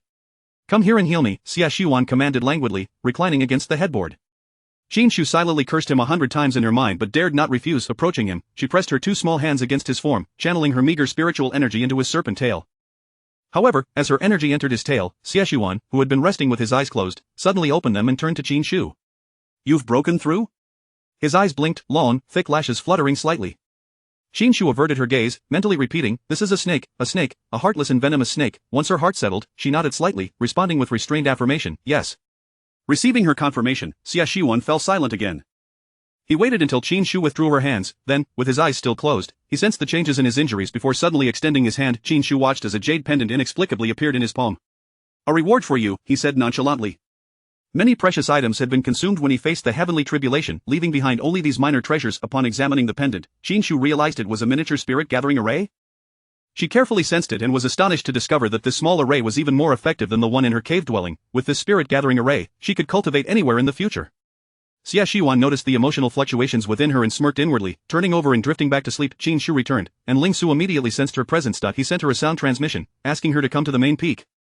Qin Shu did not dare to delay, quickly gathering her thoughts and hastening over on her small green leaf. Upon arriving at the main peak, she discovered that, aside from her 3rd senior brother, all her other senior siblings were present. After 3 months apart, all eyes were now fixed upon her. Ling Su was the first to notice her cultivation change. "You've reached the 3rd level of Qi training?"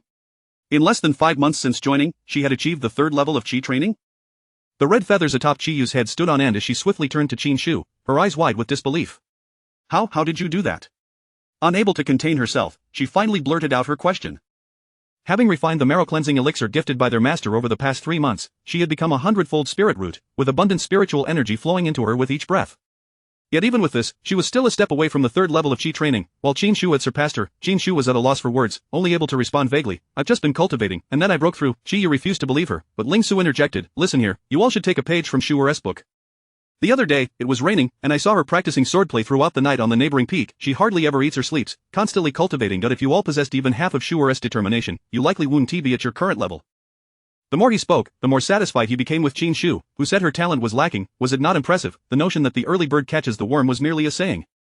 In all his years in the cultivation world, he had never witnessed a three-spirit root cultivator with such rapid progress. Chang Yan and Wen Qi, seasoned practitioners, maintained their composed expressions, neither pleased nor displeased, while Qi Yu felt a wave of shame wash over her.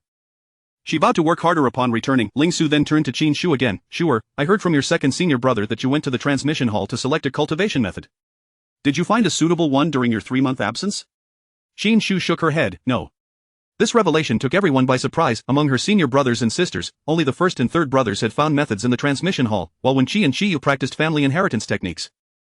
It was hard to fathom that she could be there for 3 months without discovering a suitable method. Ling Su sensed something amiss and quickly inquired, sure, what happened? Qin Shu herself was eager to understand, so she recounted her experiences of being unable to succeed with any cultivation method she attempted. None of the 5-element methods worked? Ling Su asked incredulously. Qin Shu nodded, none at all. Ling Su furrowed his brow, which family do you hail from? If the 5-element methods were ineffective, it likely indicated a bloodline power that necessitated specialized cultivation techniques. As he questioned her family background, alarm bells rang in Qin Shu's mind. She had originally taken the place of Qin Mian, thus, she felt somewhat unjustified in her stance. Just a small family in the mortal realm, she replied vaguely. Ling Su pressed further, does your family have any cultivators? Qin Shu shook her head, no. In truth, there was one. Her half-brother, Qin Huaya, was indeed a foundation-building cultivator. However, if she revealed his name, her identity would be exposed. Although she had made rapid progress, she still remained at the 3rd level of Qi training, the same as her predecessor 8 years later. If she were expelled from the sect, her life would be forfeit. Ling Su's frown deepened, that is indeed peculiar. Just as he finished speaking, a dark golden tome appeared in Wen Qi's hand, which he tossed to Qin Shu. Try this. Qin Shu caught it swiftly, and Ling Su regained his composure. Wen Qi, your family, but Wen Qi flashed him a smile, clasping his fists as he replied, Master, whether one can cultivate is determined by fate. The choice of technique is not up to the disciple, it matters not. Chapter 40 of the Innate Moon Spirit Body. Qin Shu lowered her gaze to the martial arts manual in her hands. The azure cover bore several striking characters in dark gold that shimmered slightly. As she focused her eyes, she recognized the title, Duo Gongfa. The book emitted a faint, ethereal glow, with dark golden patterns occasionally sweeping across the cover. Even someone as inexperienced as her could easily discern that this technique was no ordinary one. From overhearing her master's conversation with Wen Qi, she surmised that this manual was a treasured family heirloom of the Wen family. The martial arts techniques of each clan were the foundation of their existence in the realm of cultivation, seldom shared with outsiders. Yet, here was Wen Qi, nonchalantly presenting her with a copy of his family's technique. Setting aside the question of her ability to cultivate it, the very act left her utterly astonished. Of course, she was not the only one taken aback. Chang Yan and Qi Yu, standing nearby, also gazed at Wen Qi in astonishment. After a moment of contemplation, Qi Yu lowered her head, bit her lip, and retrieved another manual from her storage ring, offering it to Qin Shu. Junior sister, why not give this one a try as well? Qin Shu stared at the unexpected gift, even more astonished than when Qi had presented her with his technique. Senior sister, what is this? She stammered. Qi Yu raised her chin, her demeanor still exuding an innate pride. Second senior brother is right. If a technique chooses you, it signifies a bond. Our family's techniques are also of no particular attribute. Give it a try and see. Qin Shu gazed intently at her seemingly contradictory senior sister, causing Qi Yu to feel a tad embarrassed. She turned her head away and insisted, just try it. There is no need for hesitation. Ling Su observed the interaction between his disciples, chuckling as he stroked his grizzled beard, pleased to see their commendable characters. Sure, you should graciously accept the goodwill of your senior brothers and sisters. If you truly can cultivate their family's technique, it would indeed signify a connection between you and them. Rest assured, I shall provide them with an explanation, you need not worry. Ling Su's words genuinely moved Qin Shu, making her momentarily forget how Wen Qi had previously teased her. She stepped forward respectfully, bowing to her senior brothers and sisters as well as her master. Master, senior brothers, and sisters, your kindness is something I shall remember for eternity. What was originally a touching scene was abruptly interrupted by Wen Qi's dismissive scoff. If you can't even remember it for a lifetime, then what good is it? You might as well focus on your cultivation. Once you achieve mastery, you can catch a couple of Cloud Sea flood dragons and have them pull your senior brother's carriage. Qin Shu, although she was naive and inexperienced, she was not a fool. The combination of Cloud Sea and Flood Dragon alone made it evident how outrageous his request was. She clasped her fist solemnly towards Wen Qi and, just as everyone expected her to boastfully accept, she instead said, relying on others, the heavens, and my senior sister does not make one a true hero. If you wish for Cloud Sea Flood Dragons to pull your carriage, then tomorrow, I shall urge you to cultivate diligently, hoping that one day, you can also catch a couple for me, so that this unworthy junior sister may experience the thrill of soaring through the heavens and diving into the earth. When Ling Su's expression turned sour upon hearing this, how can it be that my disciple lacks such ambition?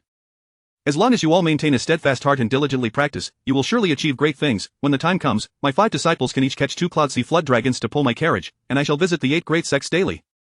Chang Yan and Qi Yu, caught in this farce, exchanged glances of bewilderment. Ling Su, observing his disciples' baffled expressions, waved his hand dismissively. Enough of this chatter, focus on your cultivation. The sect competition at year's end is approaching, and you must not bring shame upon me. Led by Chang Yan, the group bowed and prepared to take their leave, but Ling Su called out, sure, stay for a moment. Qin Shu paused, obediently remaining in place. Once the others had exited, Ling Su waved his sleeve to re-establish the barrier, his expression turning serious as he addressed Qin Shu. Sure, speak honestly to your master, is your physique somewhat special? Qin Shu wrestled with her thoughts for a while, ultimately concluding that her master, who had treated her like a daughter, would not harm her. Gathering her resolve, she exhaled deeply, raised her gaze to meet Ling Su's, and said solemnly, Master, my physique is indeed special. When I cultivate under the moonlight, I absorb spiritual energy at an astonishing rate. Compared to the night, my cultivation speed during the day is painfully slow, which is why I usually practice swordsmanship during the day and meditate at night. Ling Su's expression grew increasingly grave as she spoke. The innate moon spirit body? Qin Shu, puzzled by his inquiry, responded, Master, what is that? Ling Su elaborated, the innate moon spirit body allows one to cultivate using the essence of the moon, and those with a high-grade innate moon spirit body can achieve astonishing progress in a single day. It is indeed a divine blessing. As he spoke, a hint of envy crept into Ling Su's voice. There are many types of innate spirit bodies and innate Tao bodies in this world. While ordinary individuals cultivate against the heavens, those with such innate gifts align themselves with the will of the heavens. Once they embark on the path of cultivation, it feels as though they are aided by divine forces. Qin Shu's eyes brightened at this revelation, and she leaned closer to her master, inquiring, Master, does that mean I could be considered a genius? Ling Su glanced down at the young girl, noticing the sparkle in her eyes and how her originally narrow pupils widened with excitement, a hint of rosy hue appearing around her eyes. He gently patted her head, letting out a sigh. Qin Shu's heart instantly raced. As the saying goes, one fears not the smiling master but the sighing master. Then, Ling Su spoke again, sure, I have never encountered an innate moon spirit body before, but according to the legends, all innate moon spirit bodies possess a single water spiritual root, with a root value of at least 90 or above. However, he left the rest of his sentence unfinished, yet Qin Shu understood indeed, the three spiritual roots within her bore no relation to the water spiritual root. Ling Su's expression turned conflicted, but Qin Shu remained unfazed. She smiled at her master and said, Master, it matters not what type of spiritual body I possess. My current cultivation speed is satisfactory, and that is enough. Ling Su was taken aback by her response, then burst into hearty laughter. Though Shu is young, her insight is profound. It seems I have underestimated you. Continue your diligent cultivation, and should you encounter any issues, come seek me. Qin Shu nodded in agreement, expressing her gratitude before stepping out of her master's abode.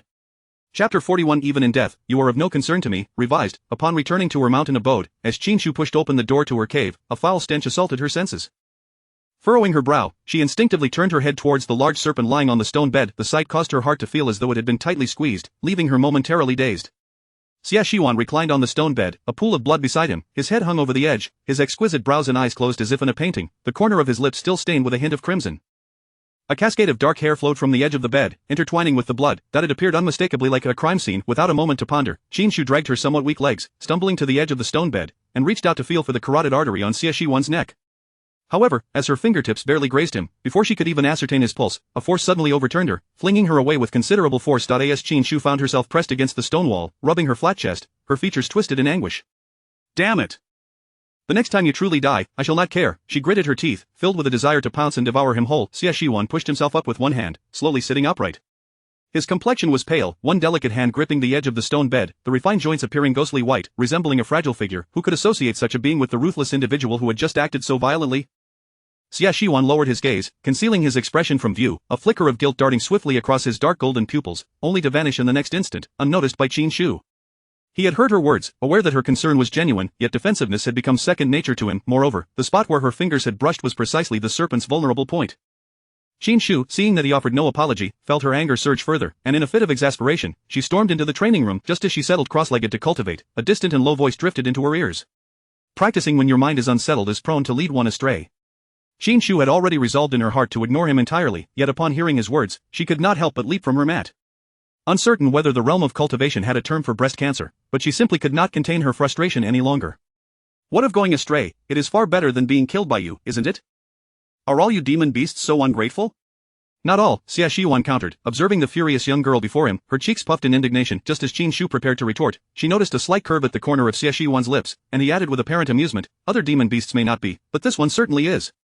Qin Shu, she had seen shamelessness before, but never to such an extent. You can never awaken someone feigning sleep, nor can you instill a sense of propriety in someone with such a thick skin. While Qin Shu was still gathering her thoughts, Xia Shiwan performed a cleansing spell, tidying up the filth in the cave. Child, come and tend to my wounds, Xia Shiwan commanded once more. Yet Qin Shu crossed her arms defiantly, pouting and turning her face away. Xie Shiwan, not known for his patience, had already gathered his spiritual energy in his palm, but this time he hesitated, allowing the energy to dissipate. Lowering his gaze, he murmured, "I did not intend it earlier." Qin Shu was taken aback, lifting her head to look at Xie Shiwan. Was he attempting to explain himself? She scoffed. Then can I throw you out and claim it was unintentional as well? Xie Shiwan pondered for a moment before nodding slightly. That would be acceptable. Qin Shu was genuinely surprised, her gaze trailing from his exposed chest to his serpent tail, and the small, flicking tip of his tail. She was entirely certain that neither of them could handle a serpent of such size. A gentleman's vengeance is best served after 10 years. Once I attain mastery in my cultivation, I shall settle the score with you. Xie Shiwan leaned languidly against the wall, meeting Qin Shu's spirited gaze with his own, a charming smile gracing his lips, momentarily leaving her entranced. Yet his sharp tongue would not disappoint, for he quipped, an ant shaking a tree. Qin Shu. Xie Shiwan casually tossed a small object to her. Use this to heal me, it is now yours. Upon receiving it, Qin Shu discovered it resembled a turtle shell. Curiously, she examined it from various angles, prompting Xie Shiwan to explain, this is a protective talisman, capable of withstanding 3 full-force strikes from an opponent below the nascent soul stage. Keep it for your safety. Qin Shu's heart leapt with joy. This was akin to granting her 3 additional lives. Very well, she decided to forgive him. Xie Shiwan's intention in gifting her this item was simple. He feared that one day, in a moment of carelessness, he might accidentally destroy something so small and precious. Since Qin Shu had accepted his kindness, she once again placed her hand upon his tail.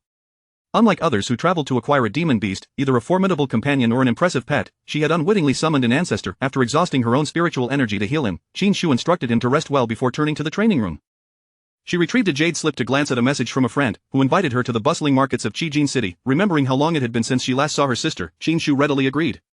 They arranged to meet the following day without fail and then stored the communication jade slip away. Next, she extracted 2 manuals from her storage ring, one titled Dui Technique and the other Great Sun Golden Flame, both names sounding remarkably formidable. With her fire affinity being the highest, Qin Shu was inclined to practice the Great Sun Golden Flame. According to Qiyu, this manual was also attributeless, reliant solely on the affinity it had with her.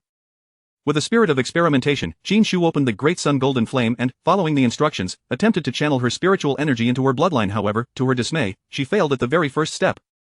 The technique was far too domineering. A surge of excruciating pain coursed through her meridians, causing her blood to boil and her complexion to pale, resulting in a mouthful of blood being spewed forth.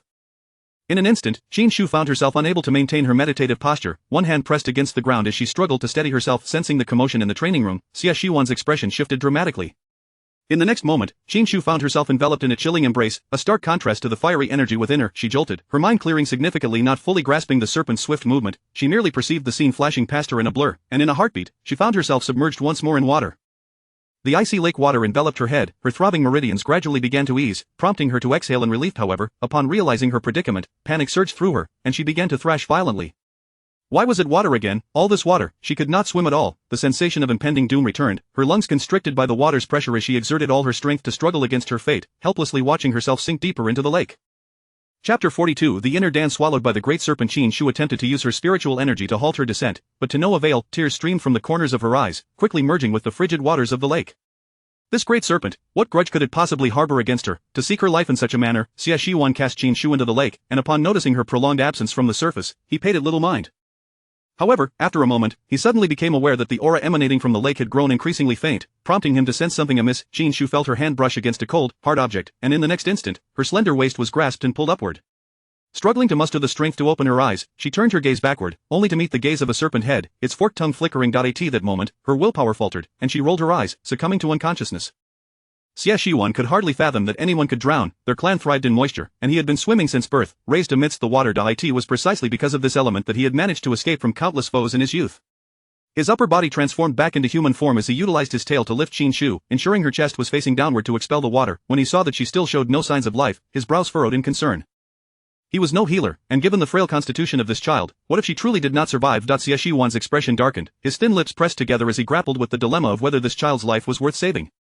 Countless lives had perished under his hands. Why would he concern himself with such trivialities? Yet, when his gaze settled upon the young girl, who was now draped over his tail, he found himself reconsidering. He channeled a thread of spiritual energy to safeguard her heart, then returned to his cave, laying her upon the stone bed and exhaling a golden green inner Dan. Upon closer inspection, one might notice the surface of the inner Dan bore faint cracks. He raised his hand to suspend the inner Dan above Qin Shu, enveloping her in a shimmering golden light, as if she were lost in a dream. In her hazy state, Qin Shu felt as though she had returned to the womb, enveloped in warmth, a mysterious force infusing her body, prompting her to turn comfortably. Xie Shiwan was using the inner Dan to help her channel her internal energy when, in the next moment, he opened his eyes and glanced at the stone bed. To his dismay, he witnessed his inner Dan being drawn towards her lips by an unknown force. As she opened her mouth, she swallowed it whole. Xie Shiwan's expression darkened in an instant as he swiftly grasped her neck. How could she dare to consume his inner Dan after he had saved her life? Humans were indeed treacherous, even a child possessed such cunning thoughts. In her dreams, Qin Shu felt as if a cord had ensnared her neck, causing her great discomfort. She instinctively raised her hand to free herself from the constraint. In her struggles, the inner Dan lodged in her throat was indeed swallowed. Realizing this, Xie Shiwan was taken aback. Although his inner Dan was damaged, it was not something a mere child in the third level of Qi cultivation could devour. The violent energy contained within would soon rupture her meridians and dantian. He acted swiftly, lifting Qin Shu and pressing his fingers 3 inches below her navel, attempting to force the inner Dan out. Yet, after multiple failed attempts, Qin Shu suddenly coughed twice and opened her eyes, only to find herself suspended in midair by the great serpent. Upon meeting Xie Shiwan's gaze, she discerned a hint of resentment within his eyes, and she noted the appearance of several dark patterns on his face. Struggling to escape, she caused him to loosen his grip, and she tumbled to the ground. "Are you insane? You tossed me into the cold pond. I can't swim. You nearly killed me." Qin Shu cried, bracing herself on the ground as she struggled to rise, unable to restrain her indignation. Xie Shiwan observed her vibrant demeanor, realizing that all his fears had been unfounded. He could even sense his inner Dan now suspended within her dantian. He suppressed the urge to retrieve his inner Dan by force and coldly regarded Qin Shu. "You have consumed my inner Dan." Qin Shu had only begun to speak when his sudden declaration left her utterly speechless. "What?" she stammered, incredulous. Xie Shiwan met her gaze and reiterated, "You have consumed my inner Dan." In that moment, Qin Shu comprehended the resentment she had glimpsed on his face upon awakening. How could she have swallowed his inner Dan? The disparity in their cultivation levels was so vast that even 100 of her combined efforts would not suffice to extract it from him. Noticing her contemplative demeanor, Xie Shiwan continued, "I saved you out of goodwill, aiding you in expelling the fire poison from your meridians, rescuing you from the depths of the lake, and even using my inner Dan to heal your wounds. Yet, you repay my kindness with ingratitude, consuming my inner Dan instead. Indeed, humans are cunning. In light of this, I cannot allow you to live." With his right hand hidden behind his back, he raised his left hand into the air, and a swirling mass of golden green mist began to materialize in his palm. The air around the mist seemed to fracture, and Qin Shu's heart raced. She had no doubt that this mist could obliterate her from existence, leaving no trace behind. A sweat beaded on her forehead as her mind raced, and she quickly exclaimed, "Great serpent! You may kill me, but do not harm your inner Dan." Xie Shiwan grinned, revealing his pearly white teeth, which only heightened her trepidation. "Fear not, I know how to wield my strength judiciously." Qin Shu's complexion paled further. How could she have consumed the great serpent's inner Dan without realizing it? Had he not claimed that swallowing a beast's inner Dan would result in a violent death? If that were true, panic washed over her. Who could remain calm with a ticking time bomb within them, especially when faced with the threat of imminent death? Instinctively, she glanced at the golden inner Dan within her dantian, which floated gracefully, surrounded by a layer of faint purple spiritual energy. Under the cleansing influence of this energy, the cracks on the inner Dan seemed to show signs of healing, while the spiritual energy within Qin Shu's dantian appeared to dwindle, threatening to fall in cultivation level. Stunned, Qin Shu raised her head to meet the man's gaze, gritting her teeth as she declared, "You beasts are the true deceivers. You intend to use me to restore your inner Dan. If you wish to kill me, then do so. There is no need for such pretense." Though she feared death, she realized that provoking him might be her only hope for survival. Xie Shiwan's brows knit together in confusion. "What do you mean?" Qin Shu lifted her chin defiantly, her expression displeased as she stated, "You placed your inner Dan within my dantian, nurturing it with my energy to repair it. Now it is almost restored, while I can barely maintain the third level of Qi cultivation." Xie Shiwan probed her condition with his spiritual sense and immediately discerned that her situation was dire. The fire poison within her meridians had yet to be completely expelled, and the inner Dan in her dantian resembled an insatiable abyss, greedily siphoning her spiritual energy. The third level of Qi cultivation she had barely attained was now on the verge of collapse. Chapter 43, Can You Swim? Xie Shiwan's elegantly shaped brows furrowed slightly. He raised his hand, poised to press against Qin Shu's lower abdomen, but was taken aback as she swiftly retreated a few steps, clutching her belly with a wary expression. "What do you intend to do?" she inquired, her voice laced with apprehension. Xie Shiwan's demeanor remained unchanged as he spoke in a low voice, "Silence, sit cross-legged, I shall assist you in stabilizing your realm." Although the loss of a realm might seem inconsequential, the effort required for a subsequent breakthrough would prove significantly greater than the first. Qin Shu's heart wavered for a brief moment before she acquiesced. Her fate lay precariously in the balance, hinging on this serpent's whims. What if she disobeyed him and incited his wrath? With a resigned expression, she settled cross-legged on the stone bed, observing as Xie Shiwan positioned himself opposite her, his hand resting on her abdomen, his eyes gently closed. In the absence of the oppressive gaze of his golden-slit pupils, she was confronted solely with his breathtaking visage. Even with the addition of several dark lines upon his face, his beauty remained undiminished, perhaps even heightened by an air of forbidden allure and danger. "Embrace unity," a voice resonated above her head, prompting Qin Shu to swiftly gather her focus and comply. Xie Shiwan's spiritual energy penetrated her dantian, attempting to commune with his own inner elixir, yet, it seemed that his inner elixir possessed its own intentions, merely swaying amidst the pale purple spiritual energy before sinking into silence once more. Xia Shiwan understood his inner elixir better than anyone. He noted that a few intricate patterns on its surface had been mended, and the larger fissures appeared to have improved somewhat. He was taken aback. After such an extended period of slumber and nurturing his energy for half a year, how could he achieve such efficacy in this young girl's dantian in such a short span? Perplexed, he attempted to manipulate the spiritual energy within his inner elixir but concluded that it bore no significant impact. Resigned, he decided to temporarily leave it within her for now. Drawing forth a trace of spiritual energy from his inner elixir, he first eradicated the fire poison within Qin Shu's meridians. However, even a mere wisp of his energy proved somewhat overwhelming for her. Compounded by the innate corrosive toxicity of his spiritual energy, it inevitably inflicted minor burns upon her channels. Despite his careful control, Qin Shu felt discomfort wash over her, and instinctively, she summoned her own energy to envelop her delicate meridians in a thin protective layer. In the next moment, her body, guided by muscle memory, began to operate the spiritual energy, incorporating Xia Shiwan's trace of energy as well. Xia Shiwan sensed her reclaiming control over the spiritual energy from his grasp and, after a brief moment of contemplation, relinquished his hold. The pale purple energy enveloped the minuscule golden green energy, absorbing it entirely. It then circulated through her meridians before returning to her dantian, where it was assimilated by his inner elixir. Gradually, it seemed a subtle cycle was forming within her. Noticing her realm stabilize, Xia Shiwan withdrew his hand. Qin Shu opened her eyes, and upon doing so, was met with the striking visage before her, leaving her gaze somewhat unfocused. For now, the inner elixir cannot be extracted. It shall remain with you, Xia Shiwan stated. Qin Shu was taken aback, lifting her gaze to meet his. So, I won't die? Xia Shiwan nodded slightly. For the time being, your life is spared. A sigh of relief escaped Qin Shu, and she reclined against the stone bed. Observing her state, Xia Shiwan scoffed lightly, reiterating, do not rejoice too soon. The cultivation method bestowed upon you by the fire spirit bird is unsuitable. As for the other tome, it may yet be worth a try. Recalling her recent experience of bloodletting during her practice and the searing sensation in her meridians, Qin Shu felt a lingering trepidation. If I cannot master the technique, then what accounts for such a severe backlash? She pondered, perplexed. Do you think the core techniques of their clan lack any prerequisites? Moreover, the fire spirit bird clan are indeed beasts, their physiques are extraordinary, and their cultivation methods are correspondingly ruthless, Xia Shiwan remarked, casting a sidelong glance at her. Understanding this, the despondent Qin Shu resolved to prioritize her physical training. However, before that, she had to learn to swim. One cannot afford to stumble in the same place repeatedly, especially since she had already faced drowning twice in this very location, an experience she wished never to relive. Great serpent, can you swim? She queried, recalling the last sight she beheld before losing consciousness, a massive serpent's head, larger than her entire being.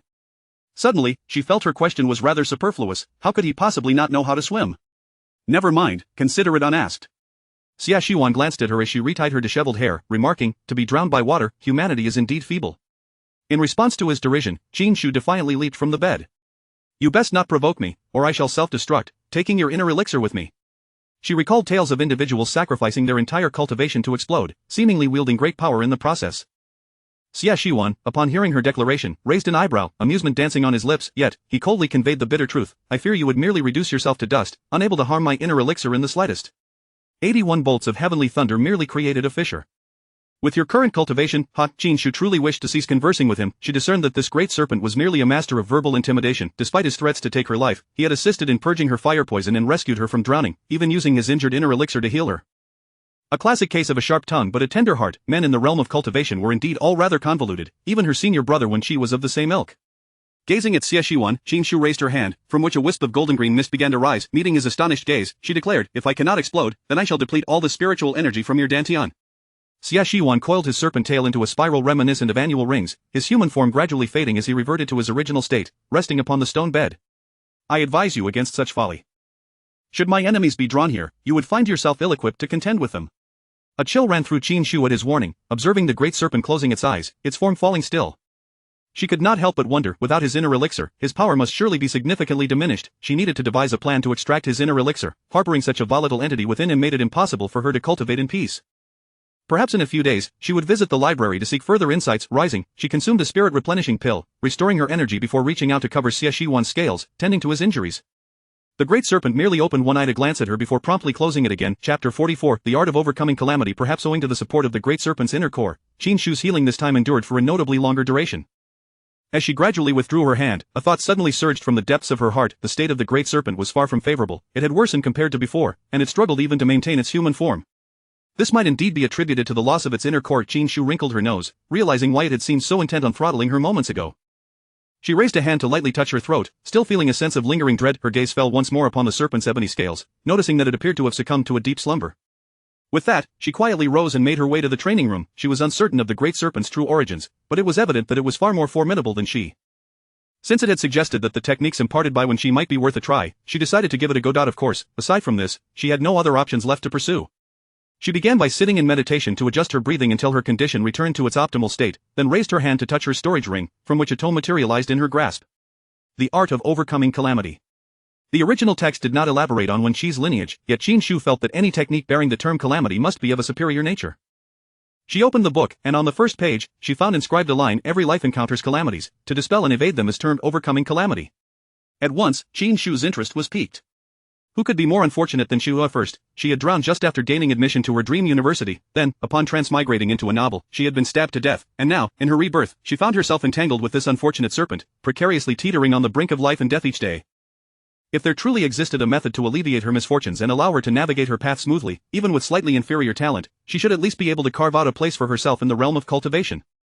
Resolutely, she turned to the next page, where a detailed illustration of human anatomy was depicted, along with explanations on how spiritual energy circulated within the body and which acupoints should be prioritized.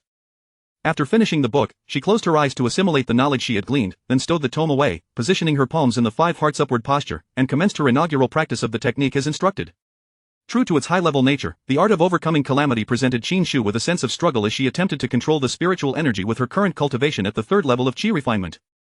After the energy circulated through the designated acupoints, her heart raced with anticipation each time she gathered this energy. It had previously dissipated. If it were to do so again, all her efforts would be in vain.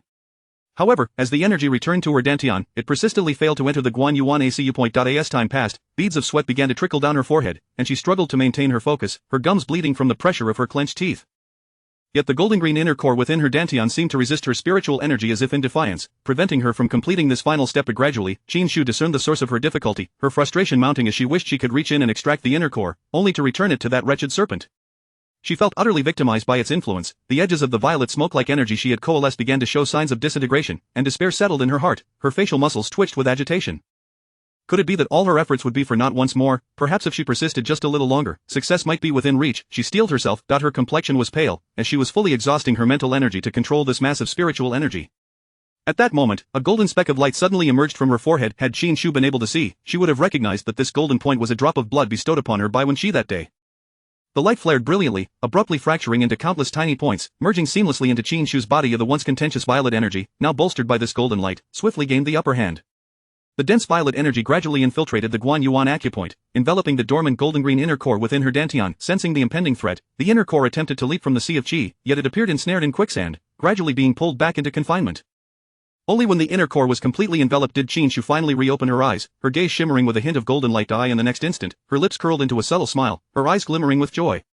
She had succeeded. However, her elation was short-lived. The great serpent, sprawled upon the stone bed, suddenly coughed up a mouthful of blood, and its scales darkened further. Qin Shu froze, astonished to discover that the inner core within her could also inflict harm upon him. Panic surged within her as she observed the great serpent lift its head once more, hissing as it flicked its tongue in her direction. A chill coursed through her heart, and it would not be an exaggeration to describe her feelings as spine-chilling. She hurriedly stood and waved her hands, exclaiming, "I truly did nothing. This is not my fault."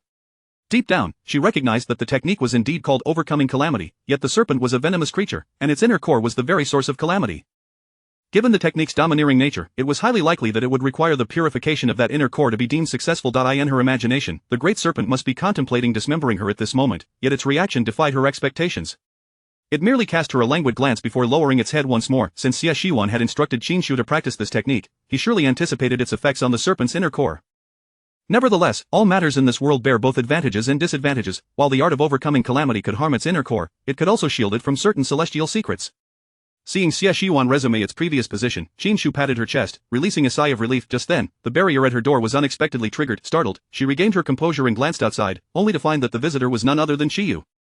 Qin Shu dared not keep her guest waiting inside, hastily performing a cleansing spell to tidy her disheveled appearance before stepping out. Clad in her customary fiery red plumage, Qiyu approached, and Qin Shu stepped forward, clasping her hands in greeting. "Senior sister."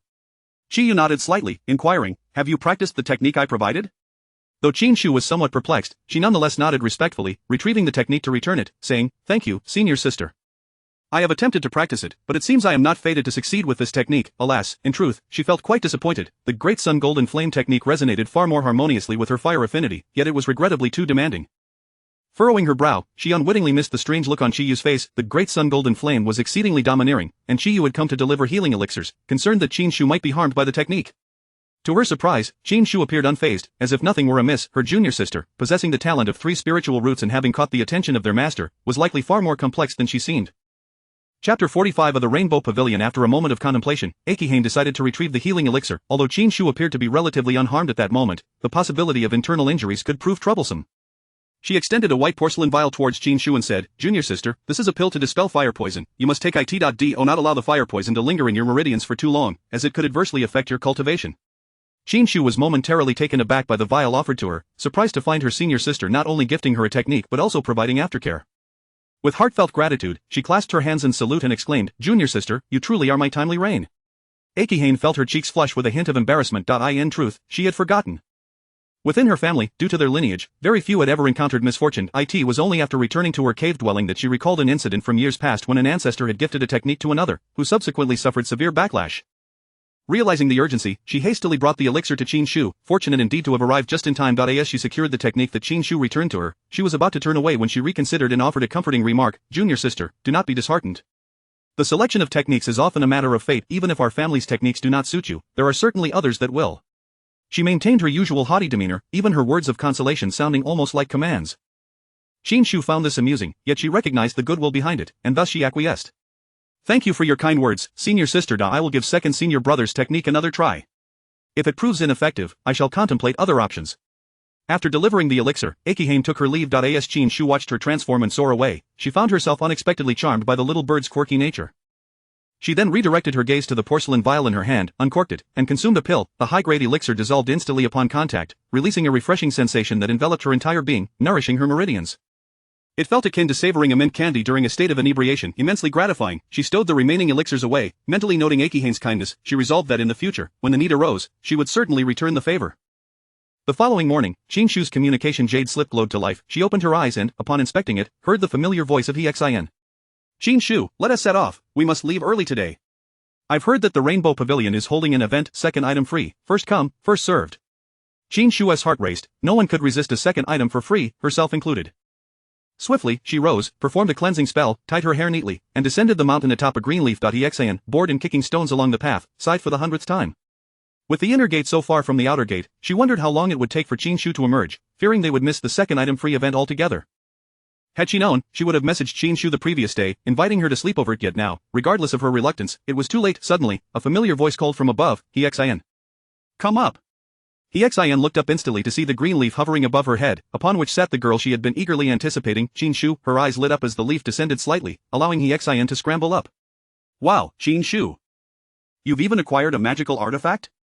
Xin remarked with a hint of envy. Qin Shu smiled and replied, "It's borrowed from senior brother. The spirit stones are scarce. If it weren't for the urgency today, I wouldn't dare to use it." As they soared to the teleportation array, Xin watched as the spirit stones embedded in the green leaf array began to dim, unable to suppress her astonishment. Wasn't this akin to burning money? By the time they reached the teleportation array, there were already 8 others waiting, and with Xin and Qin Shu, they formed a complete group. Drawing from her first experience with the teleportation array, Xin took out her snuff bottle for a puff before closing her eyes and stepping into the array. When she opened her eyes again, they had arrived at the Golden Red City.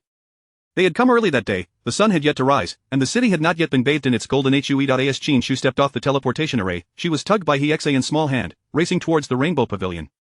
"There will be many people today. Hold tight to me so we don't get separated." Qin Shu nodded in agreement, quickening her pace. The two hurried to the Rainbow Pavilion, only to find a considerable queue outside. Xin pulled Qin Shu to the end of the line and craned her neck to count the number of people ahead. "Don't worry, there are only about 30 people. We should be able to buy something." Qin Shu nodded, not particularly concerned about that, but rather anxious about whether she could afford anything she desired. "Xin, what do you plan to buy?" Xin shrugged, "How can I know? We'll see once we get inside." Seeing Xin rush so eagerly, Qin Shu had thought she had a specific target in mind, only to discover she too was swept up in impulsive spending. The Rainbow Pavilion had its own rules. To ensure better service, only 10 customers were allowed inside at a time. By the time it was their turn to enter, a quarter of an hour had passed. The Rainbow Pavilion was the largest trading venue in Golden Red City, offering everything from elixirs, magical artifacts, and techniques to beautiful maidens and exotic beasts. Anything that could be named could be found within. The attendant who greeted Qin Shu and Xin was a lad of about 15 or 16. He did not treat them with any less respect due to their youth. Rather, he patiently explained everything they showed interest in. Xin found several items to her liking, but her purse was regrettably light. Her hard-earned 40-odd low-grade spirit stones were insufficient to purchase anything of significance. Conversely, Qin Shu spotted something intriguing. She inquired of the attendant, regarding your second item free offer, does it apply to everything? The attendant smiled and nodded. Indeed, esteemed young ladies, you need only pay for the more expensive item. Qin Shu further asked, can other items be used for exchange? The attendant politely affirmed, certainly, but any items for exchange will need to be evaluated for their value by the elders. Adjustments will be made accordingly. Qin Shu understood. It seemed the rules of the Rainbow Pavilion were quite considerate. After wandering around with the Xian, who selected a hairband and a dress. Due to the hairband's initial tear barrier breaking properties, it was slightly more expensive, totaling 49 low-grade spirit stones. The Xian rummaged through her Qin Kuan pouch for a long time, managing to find only 42 stones, leaving her to supplement the remaining amount with a recovery pill. Qin Shu, on the other hand, had her eye on a necklace with the ability to change one's appearance. With this necklace donned, those below the golden core stage would not even detect its presence. Chapter 46. Zhang San and Li Si. How many spirit stones does this necklace cost? Qin Shu inquired, tilting her head and pointing at the items displayed in the showcase as she addressed the shop assistant. The necklace was remarkably simple, consisting of a string of eastern pearls adorned with a Xianyang glass bead, which was embedded with a formation, serving as the key to concealing one's cultivation. In response to the esteemed lady, this necklace requires 11 medium-grade spirit stones, the shop assistant replied with a smile. Before Qin Shu could utter a word, he Xian gasped in astonishment. She nearly exclaimed in surprise, but upon realizing the current circumstances were different from before, her sister now being an inner disciple under the tutelage of the esteemed Ling Su, she thought perhaps it was a gift from her master. Qin Shu felt a surge of astonishment as well. Indeed, medium-grade spiritual artifacts were in a league of their own, with prices skyrocketing exponentially. At this rate, her few bottles of supreme-grade spirit replenishing pills would hardly suffice. After a prolonged contemplation, Qin Shu retrieved a demon beast's inner core from her storage bag and inquired of the shop assistant, how much can this inner core offset? Being out in the world, she worried about attracting unnecessary trouble and dared not wear her storage ring openly. The shop assistant was momentarily taken aback by the fiery inner core in Qin Shu's hand. Regaining his composure, he quickly clasped his hands together and said, esteemed lady, this inner core appears to be quite extraordinary. I cannot set a price without consulting the elders, what do you think? The Nizhong Pavilion had branches throughout the entire eastern continent, and with communication jade slips at their disposal, they dared not engage in any underhanded dealings, for the wrath of the shop owner would be unbearable should they tarnish the establishment's esteemed reputation. Qin Shu, with a sense of decisiveness, tossed the demon beast's inner core towards him, saying, take it and inquire. The shop assistant cradled the inner core and withdrew, while Qin Shu and he Xian began to browse casually around the shop. However, after taking just a few steps, he Xian noticed that Qin Shu had vanished. She quickly scanned her surroundings and ultimately spotted Qin Shu standing before a counter selling medicinal pills, intently examining the items on display. She approached and asked, what are you looking at? Qin Shu pointed a finger at the counter, saying, this one. He Xian leaned in to take a closer look and saw a pill labeled 5 elements blood. The name alone suggested it was a healing elixir. Why was Qin Shu interested in it? Curious, she turned her gaze back to Qin Shu, only to see her standing upright, inquiring of the shop attendant, how much for this pill? 36 medium-grade spirit stones, the attendant replied with a warm smile. Qin Shu's expression stiffened slightly, she pursed her lips and asked, for one bottle? The attendant's smile broadened, esteemed lady, you jest, the 5 elements blood is a third-grade pill, how could it be so inexpensive? It is 36 medium-grade spirit stones per pill. Qin Shu, she tugged at the corner of her mouth, attempting to feign a nonchalant smile regarding the cost, yet it was a genuine struggle to muster any joy. Before long, the shop assistant who had gone to appraise the inner core returned, beaming as he addressed Qin Shu, esteemed lady, your inner core is that of the heart refining by Taishi, a 5th-tier demon beast. After our elder's assessment, this inner core can be exchanged for 2 superior-grade spirit stones. Qin Shu's eyes sparkled, she hadn't anticipated that the item casually given to her by the large serpent would be worth so much. He Xian, standing nearby, was equally astonished, feeling a profound impact on her young heart. When they had first entered the sect, both had been equally impoverished, yet now Qin Shu could casually present such valuable items. Qin Shu hastily inquired, is the second item still free of charge? Receiving an affirmative response, Qin Shu's spirits lifted, in that case, I shall purchase 27 of these pills, will you not give me 27 more? The shop assistant was taken aback, and after a moment of contemplation, he sighed, esteemed lady, our shop has a purchase limit. Qin Shu stroked her chin and asked, how many pills are in one bottle? 25 pills. Then I shall buy one bottle, and you can gift me another. Satisfied with her spoils, Qin Shu emerged from the Nizhong Pavilion, having acquired 2 bottles of pills along with the necklace. In comparison, the necklace's cost of 11 medium-grade spirit stones was but a mere fraction of her total expenditure. Taking advantage of the second item being free, she also selected a pair of swift cloth shoes valued at 11 medium-grade spirit stones. After her purchases, the shop assistant even returned with 1 superior-grade spirit stone and 89 medium-grade spirit stones as change.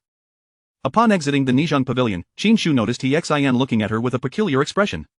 Qin Shu, why did you buy so many healing pills, are you injured? He Xian asked. She wasn't envious of Qin Shu's wealth, she believed that with diligent practice, she too could enter the inner sect by year-end and earn her own spirit stones. Qin Shu sighed and explained, what injury? I bought them for someone else, how could I possibly present a 5th-tier demon beast's inner core? Upon hearing this, He Xian's imagination ran wild, picturing a scenario where one of Qin Shu's senior brothers had battled the heart refining by Tai Chi, sustaining grave injuries, thus entrusting its inner core to his junior sister to assist him. However, were they not all disciples of the Dan sect? Why then did they need to venture out to purchase pills? Before He Xian could unravel her thoughts, a commotion arose nearby. She snapped back to reality and saw that Qin Shu was already brimming with excitement. He Xian, let us go take a look. I heard them mention sign-ups for mining spirit stones. In Qin Shu's mind, spirit stones equated to wealth, and mining spirit stones meant accumulating riches.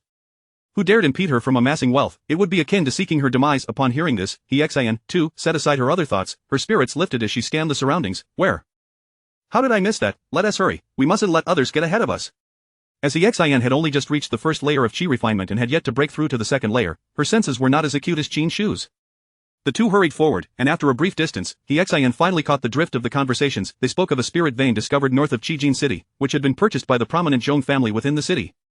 The Zhong family was now offering remuneration to cultivators to assist in mining spirit stones, seeking only those at the fourth layer of Qi refinement and below, as those with higher cultivation levels might harbor ulterior motives.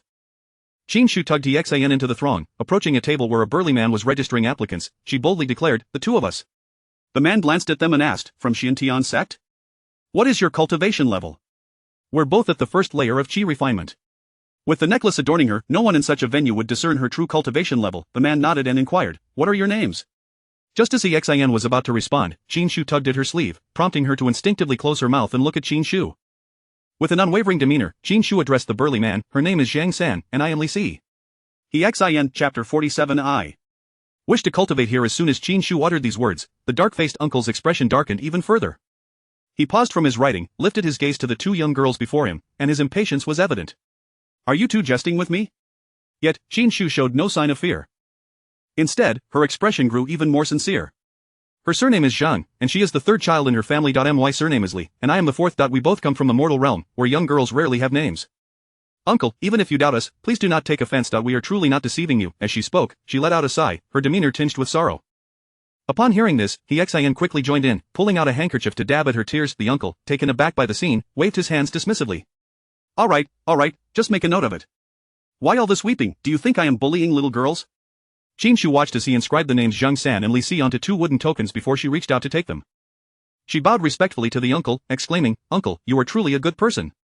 With the tokens in hand, the two girls smoothly boarded a nearby flying vessel. Although the spiritual vein was located near Qijin City, even for foundational cultivators, it would take 3 days of flight to traverse that short distance. It remained uncertain when Qin Shu and her companions would arrive. Being young, the two girls attracted considerable attention as they boarded the vessel. Some, recognizing them as disciples of the Xiantian sect, approached them enthusiastically. Initially, Qin Shu worried that He Xian might inadvertently reveal their true backgrounds. However, as she listened to He Xian, who explained that the two sisters were unloved at home due to being girls, and that they had only recently arrived in the cultivation world as outer disciples, unable even to afford proper clothing. Qin Shu couldn't help but click her tongue inwardly, impressed by He Xian's ability to craft a persona for themselves. Surrounding individuals might have been skeptical, but at the very least, the image of them being impoverished and lacking any valuable possessions was firmly established. Finding a corner of the vessel, Qin Shu sat down, while her companion He Xian rummaged through her storage bag to retrieve a coarse steamed bun. After much effort, she managed to break off a piece and pressed it into Qin Shu's hands. Sure, eat something to fill your stomach. Qin Shu gazed down at the rough bun devoid of any spiritual energy, feeling a deep sense of pity for herself, realizing how difficult it was to find such fare in the realm of cultivation.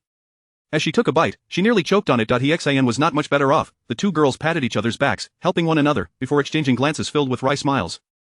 After approximately an hour of flight, the vessel finally descended into a valley. Within this valley, the spiritual energy was abundant, and the flora thrived, suggesting that the beasts residing within were likely formidable. The steward from the Zhong family gathered them together and conveyed, "We have dispatched personnel to clear 3 mines. The larger beasts have been driven away, but there may still be some lurking underground, so remain vigilant."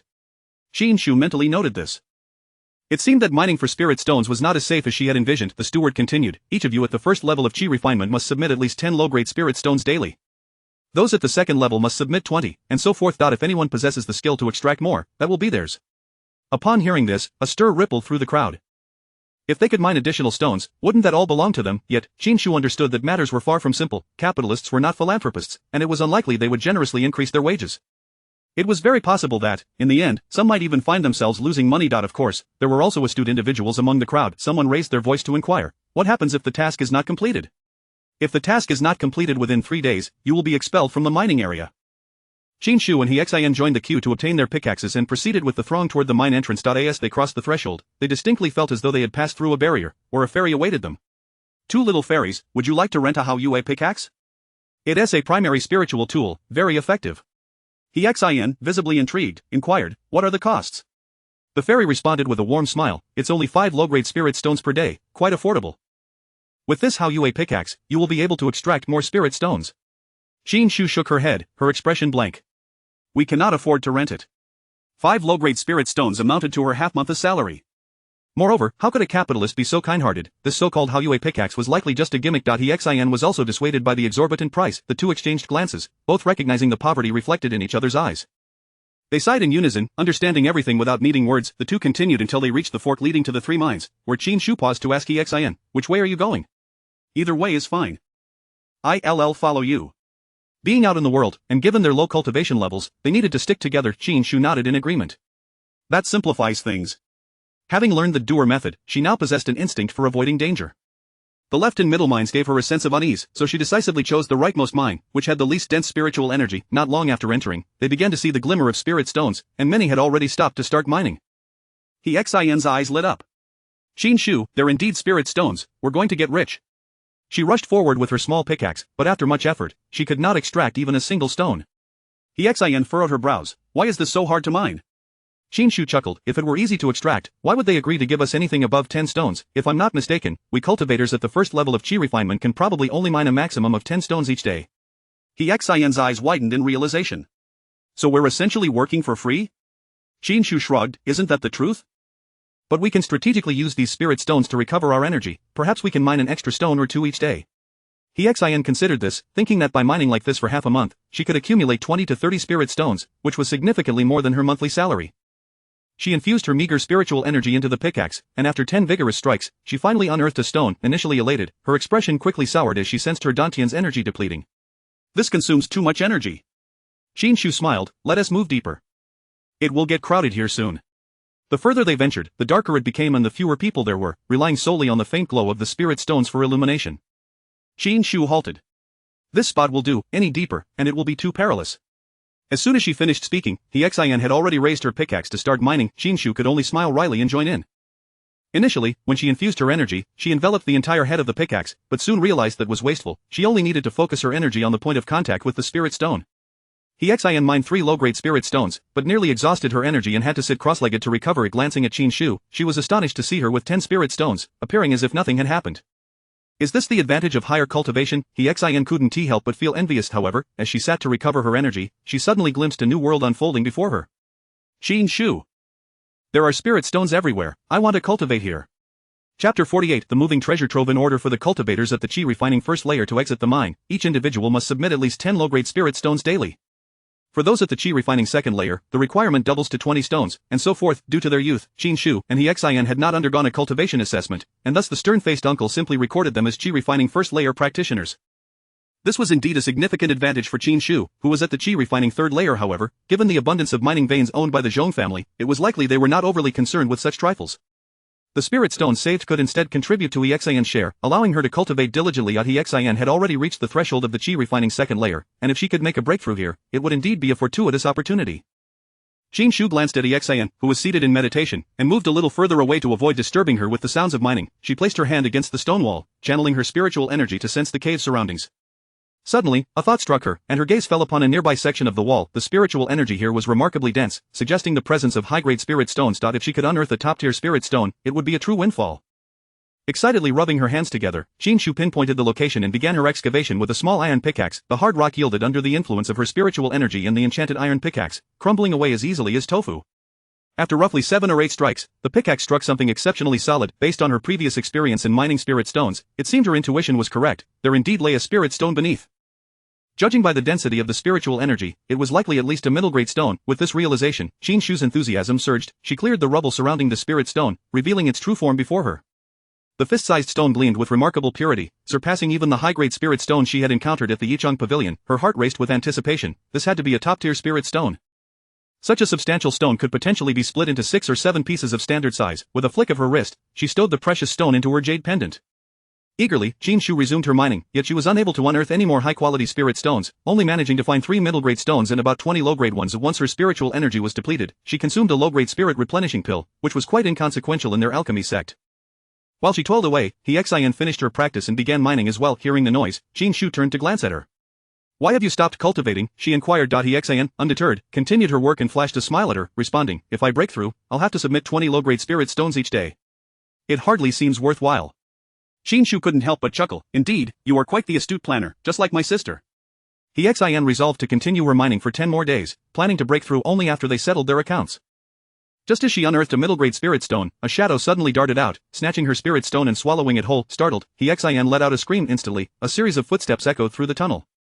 Qin Shu halted her work and looked up to see 3 figures approaching them. The leader was a young man, handsome yet with an air of condescension upon seeing the 2 young girls. "Little girl, have you seen a frostfire rat?" he asked. As soon as he finished speaking, Xian erupted. "What do I know about rats? That creature is about the size of a spirit dog." The 3 men exchanged glances before inquiring further. "Do you know which direction it went?" The mine was labyrinthine, making it challenging to search. Xian, still shaken, patted her chest and pointed ahead, saying, "It stole my spirit stone and ran that way." The trio clasped their fists in gratitude and hurried off in pursuit. Watching them disappear into the tunnel, Xian turned back to find Qin Shu examining a communication jade slip. The frostfire rat is a second-tier demon beast known for its finicky eating habits. It only consumes spirit stones of middle grade or above, and it has a pouch in its belly for storing food, Qin Shu explained. Upon hearing this, Xian's fear dissipated, her eyes sparkling with excitement. "Isn't that a moving treasure trove?" Qin Shu nodded. "That's the essence of it, but we cannot catch or confront it. There's no point in dwelling on it." Resigned, Xian sighed and picked up her pickaxe to resume mining. However, after just 2 strikes, a disturbance emanated from the stone wall nearby. A stone loosened and fell, revealing a dark head peering out from the hole, its red eyes glowing ominously. Xian instinctively took a step back. "Qin Shu, there's the demon beast." Qin Shu noticed it too. The aura of this demon beast bore a striking resemblance to the one they had encountered earlier. Seemingly aware that it should target the weaker prey, the creature bared its sharp teeth and, with a swift motion, locked its gaze on Qin Shu. An unprecedented sense of danger surged within her. Drawing her white jade sword, she infused it with spiritual energy, assuming a defensive stance. In the next moment, the frostfire rat lunged at her without warning, its speed astonishing, leaving a trail of afterimages in its wake. Qin Shu pressed her back against the cave wall, raising her hand to deflect its attack. The rat's target was clearer, the jade pendant dangling from Qin Shu's neck. Its movements quickened, and Qin Shu began to feel the strain. She realized that the creature had likely caught the scent of the residual top-tier spirit stone above. After several failed attempts to attack, the rat seemed to grow frustrated. It suddenly halted, its fur bristling, and in the next instant, it unleashed a fiery blade towards Qin Shu. She leaped to evade, but the rat seized the opportunity to bite at her once more. Instinctively, Qin Shu blocked, but the rat's teeth clamped down on the middle of her sword, and she heard a sharp crack. Her heart sank as she quickly looked down, only to see her white jade sword had snapped cleanly in 2. Stunned, Qin Shu realized that indeed, there was no such thing as a free lunch. 8 spirit stones wasted. How could it break at such a critical moment? Yet, what transpired next exceeded her expectations. She watched in disbelief as her sword split into 2, transforming into a translucent purple jade sword. She caught it in her hand, though wielding it with her left hand felt somewhat awkward. If only the sword were a tad longer, a longer blade would surely provide better defense. Just as this thought crossed her mind, she suddenly noticed the sword in her grasp elongate by 3 inches. Qin Shu beamed with delight. This was splendid. Meanwhile, Xian, witnessing the fierce clash between Qin Shu and the frostfire rat, was left utterly speechless. The speed of their movements was so rapid that she could barely perceive the action, and even if she wished to assist, she found herself at a loss. When Qin Shu had purchased the sword, claiming she wanted to practice, Xian had thought she was joking. Now, however, it was evident that her dedication to swordsmanship was indeed the right choice. Otherwise, as 2 alchemists, they would have found themselves defeated by this second-tier demon beast, lying lifeless on the ground. Chapter 49. The earth trembles. Holding her sword firmly, Qin Shu appeared capable of engaging the frostfire rat in combat, yet deep down, she recognized her inability to penetrate the creature's defenses. As soon as her spiritual energy was depleted, both she and Xian would be in peril. The frostfire rat seemed to sense the challenge posed by Qin Shu, halting at a distance of 10 feet, its small eyes spinning restlessly, creating an eerie spectacle within the dimly lit cavern. Qin Shu remained on high alert. A second-tier demon beast had already attained a degree of intelligence, and this particular creature was renowned among its kind for its cunning. The rat emitted a series of sharp squeaks, its front paws scratching the ground, sending sporadic sparks flying.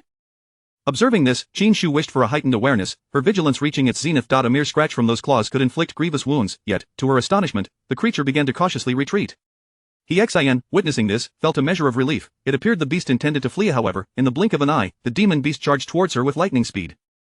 Xian barely had time to react before the creature's crimson gaze was upon her. At that very moment, Qin Shu hurled her amethyst sword, which struck the ground before Xian, prompting the rat to leap aside in an attempt to evade the projectile. Instinctively, Xian began to defend herself, conjuring her only learned attack spell Fireball technique and launched it at the frostfire rat. Yet, the creature's speed was astonishing. Even if she managed to hit it, its innate resistance to fire from being a second-tier beast might render her efforts futile. Nevertheless, her missed attack succeeded in momentarily distracting the frostfire rat. In that fleeting moment, Qin Shu completed her incantation, her hands moving to execute a technique she had yet to try. A golden sigil floated down, seemingly weightless, yet it reverberated through the entire cavern. The frostfire rat was abruptly embedded into the stone wall, its little legs flailing in vain before they fell limp, the fierce red in its eyes extinguished. Xin gasped, her eyes wide with disbelief as she turned to Qin Shu.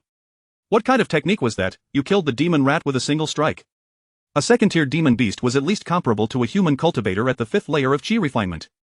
The 3 cultivators earlier had only dared to confront it in a group. Only Qin Shu understood that she was now at her limits, and that technique could indeed not be wielded lightly.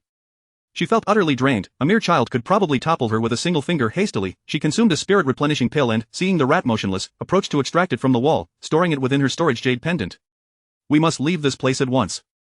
The commotion we caused is likely to attract others. I'll keep the rat for now and we can divide it later, she instructed Xin. Xin quickly shook her head. No. The demon rat was slain by you. I did nothing to help. As Qin Shu used her iron pick to carve away at the marks on the wall, she overheard Xin's protest and grasped her hand. We need to go now. People are coming. They had scarcely begun to move when, indeed, the 3 individuals reappeared. Searching the dark cavern with a lantern, they illuminated the blackened stone wall, ultimately discovering a trace of blood beneath the marks that Qin Shu had deliberately destroyed. The leader crouched down, dipped his finger in the blood, rubbed it, and lifted it to his nose for a careful sniff before standing up and stating, "It seems someone has gotten the better of us." The frostfire rat was exceedingly swift and capable of burrowing, and given the complex terrain of the cavern, they had lost track of it several times. One of his companions remarked, according to the requirements set by the Zhong family, only those at the 4th layer of Qi Refinement can enter to mine. How could a second-tier demon beast be defeated so quickly? Wei Wufeng cast a casual glance at him and replied, do you truly believe that the earlier commotion was something a cultivator below the 4th layer could produce? His companion fell into thought. Could it be that someone is concealing their cultivation level? Wei Wufeng clasped his hands behind his back and nodded slightly. It must be so. And what of those 2 young girls? His companion inquired. Wei Wufeng scoffed. They probably fled when they sensed danger. 2 girls of 11 or 12 years. What threat could they possibly pose? If they were truly the chosen ones from prominent families, would they even be interested in such a paltry amount of spirit stones?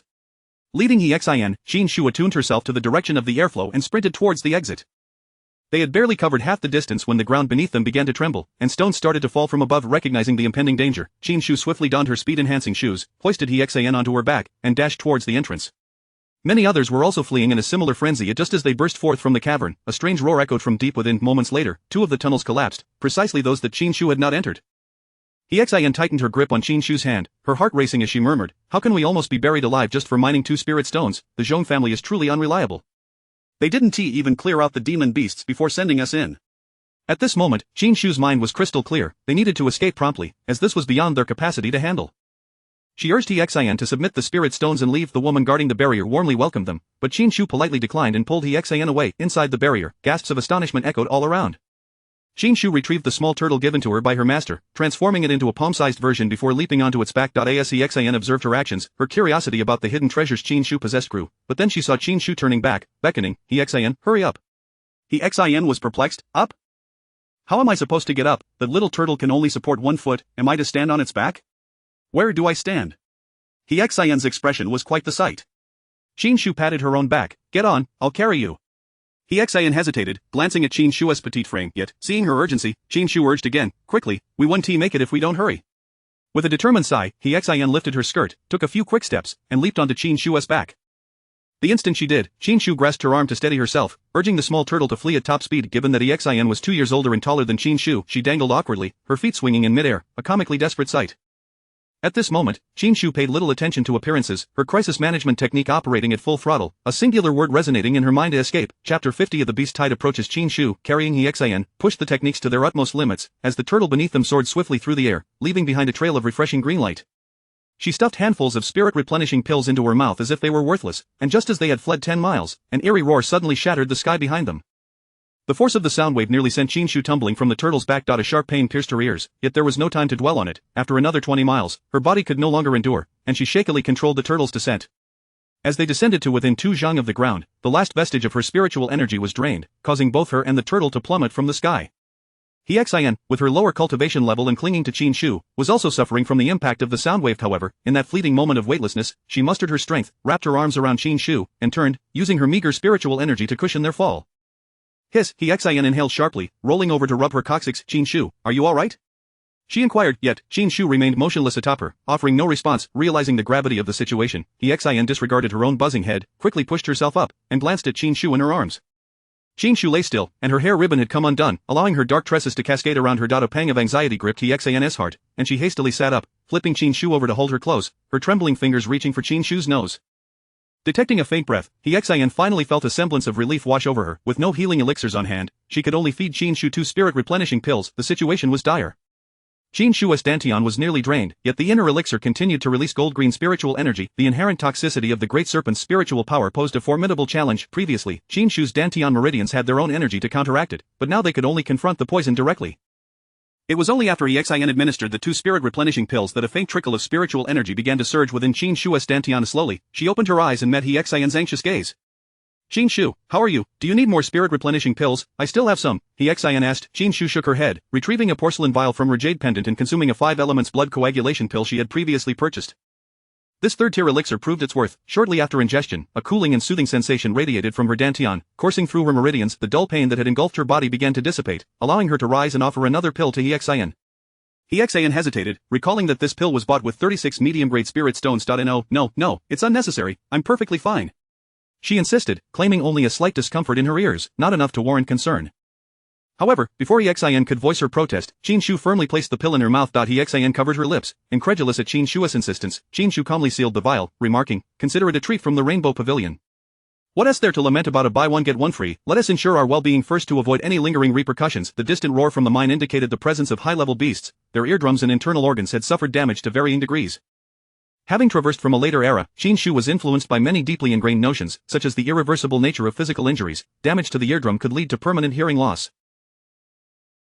As the third-tier elixir took effect, Hexan felt her torn muscles and expanded meridians mending under its restorative power, a sensation of relief so exquisite it nearly drew a moan from her lips. She stretched, then turned to Qin Shu with a smile, exclaiming, "Truly a third-tier elixir, it feels wonderful." Nevertheless, Qin Shu sat cross-legged, instructing, "Keep watch over our surroundings while I meditate to recover." Although her injuries had improved, the serpent's venom remained unresolved, and her dantian was still shrouded in a gold-green mist. She consumed a premium spirit-replenishing pill, absorbing its energy and enveloping her dantian and meridians with her own spiritual energy, gradually devouring the poisonous mist. Hexan sat beside her, recovering her own energy but dared not enter a meditative state in this desolate wilderness. Another beast encounter would spell disaster. As dusk deepened, the eerie silence grew palpable, with the occasional sight of sword-wielding cultivators soaring through the skies, all heading towards the Zhong family's. Casting a glance at the tightly shut-eyed Qin Shu, Hexan felt an unsettling anxiety. For the first time, she loathed her own inadequacy. Her cultivation was far too low to assist her sister, only serving as a burden. Biting her lip, she resolved to train harder upon returning to the sect. Even if she could not catch up with her companions, she vowed not to hold them back in the future.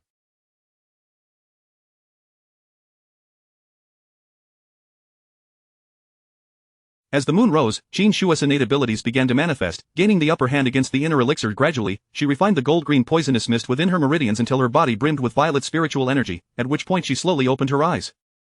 Hearing the cacophony of beasts echoing through the forest, Hexan's complexion turned pale with fear as she curled into a ball, clutching her legs beside Qin Shu, trembling uncontrollably. Yet, she still managed to allocate some focus to Qin Shu's condition. Seeing Qin Shu stir, Hexan quickly crawled over, tugging at her sleeve. "Sure, you're awake, are you feeling better? We should leave this place, there are so many beasts in the mountains." An overwhelming number. Qin Shu's techniques began to operate autonomously, and in an instant, her expression shifted. This time, instead of summoning the turtle, she retrieved the green leaves given to her by Wen Qi, pressing 5 medium-grade spirit stones onto them. "Let us go," Qin Shu urged as she mounted the device and cast a spell. Without hesitation, Hexan followed suit, leaping onto the flying artifact. As they soared farther away, Hexan furrowed her brow and pouted, complaining, "How is it that merely mining could lead to such chaos? I wonder what lies beneath that mine." Countless cultivators rushed there in the daylight. Will they be able to capture whatever lurks below? Qin Shu listened attentively before responding. "They likely will. This area falls under our Xiantian sect's jurisdiction, and the sect will surely dispatch aid." Hexan felt a sense of reassurance at her words. With so many elders in the sect, things should be alright. However, before she could finish, Qin Shu suddenly added, "The beast tide is approaching." Chapter 51. Unfortunately, we ran fast. Just as Hexan had managed to calm her heart, her composure was once again shaken by a single utterance. She fixed her gaze upon Qin Shu, her eyes widening in disbelief. "Beast tide?" Qin Shu nodded affirmatively. "Just a moment ago, we encountered numerous demonic beasts in the mountain we were in. Their presence is unmistakable. Had we delayed any longer, those beasts would have descended the mountain." Hexan inhaled sharply, her heart racing as she patted her chest. "Thank goodness we escaped swiftly. Otherwise, with our petite frames, we would surely have been devoured without a trace left behind." Having spoken those words, as if recalling something of great importance, she suddenly turned to Qin Shu and inquired, "Qin Shu, do you think the number of disciples dispatched by our sect for reinforcement is sufficient? What if they encounter the beast tide? Wouldn't they be caught in a perilous pincer attack?" Qin Shu found herself at a loss for an answer. She hastily retrieved a jade slip, intending to send a message to their master, only to remember that she lacked her master's spiritual resonance. Thus, she reluctantly sought out her second senior brother. No, perhaps her second senior brother would suffice. Second senior brother, it seems there is a beast tied near the Zhong family mine. Are there enough people sent by our sect? However, there was no response from Wen Qi's side, causing Qin Shu to grow anxious, wishing desperately that her green leaves could traverse vast distances in an instant. Given the gravity of the situation, despite her lingering trepidation toward her senior brother, she resolved to send him a message as well, yet, to her astonishment, her message to her senior brother also vanished into the void. How peculiar, could it be that both her senior brother and second senior brother were simultaneously in seclusion, while her senior brother was somewhat understandable? Hadn't the second senior brother just recently emerged from his retreat? Were they perhaps locked in a mutual entanglement? With no time to deliberate further, Qin Shu quickly messaged her junior sister, Qi Yu, hoping fervently that she was not also in seclusion. Qi Yu did not disappoint, responding shortly after. A total of 4 golden core cultivators and 15 foundation establishment cultivators have been dispatched. By the way, both senior brother and second senior brother are also there, with 2 from our Pill sect and 2 from the neighboring Sword Peak. Qin Shu was momentarily taken aback. No wonder they had not replied. Her brow furrowed once more as she hastily replied, Junior sister, quickly seek out master, request reinforcements. The situation here is dire, the demonic beasts are formidable, and it appears that a beast tide is imminent. I fear our brothers may be caught in a dangerous situation. How do you know this, junior sister? Are you there as well? Qi Yu's tone heightened, her voice sharp with concern. I just escaped from that place, sister. There's no time to waste, hurry and send word. Qin Shu urged, relieved to hear that she was unharmed. Qi Yu instructed her to return to the sect swiftly before she flew off to seek an audience with their master. At that moment, Wen Qi and Chang Yan had already arrived at the Zhong family mine, located within the illusory void valley. Equipped with their formation disc, they immediately sealed the area. The beast, resembling a cross between a leopard and a dog, relentlessly attacked the formation. Each collision sent ripples through the golden barrier. First, organize the other lower-tier cultivators to evacuate. This formation cannot hold for long. We must act quickly. Chang Yan commanded, channeling his spiritual energy into the formation. The Zhong family promptly complied, hastening the escape of the lower-tier cultivators who had survived the beast's onslaught. When she glanced at the fleeing cultivators and inquired, have any disciples from our Xiantian sect come to mine here? The steward of the Zhong family pondered for a moment before responding, it seems there were some. I recall 2 young girls around 10 years old also arrived. Upon hearing that they were young girls, both Wen Qi and Chang Yan felt a surge of alarm, simultaneously asking, what are their names? I believe they were called Zhang San and Li Si, the steward replied cautiously. Wen Qi, Chang Yan, although the names did not match precisely, an inexplicable intuition stirred within both of them. It must be her, it has to be her. Where are they safe? Wen Qi's expression darkened ominously. Though Chang Yan remained silent, his countenance mirrored his companion's turmoil. The steward was baffled by their agitation. Did those 2 girls owe these 2 cultivators spiritual stones? Why were they so incensed? I do not know, but earlier, someone saw them hand over spiritual stones and leave before the beast arrived, the steward quickly explained.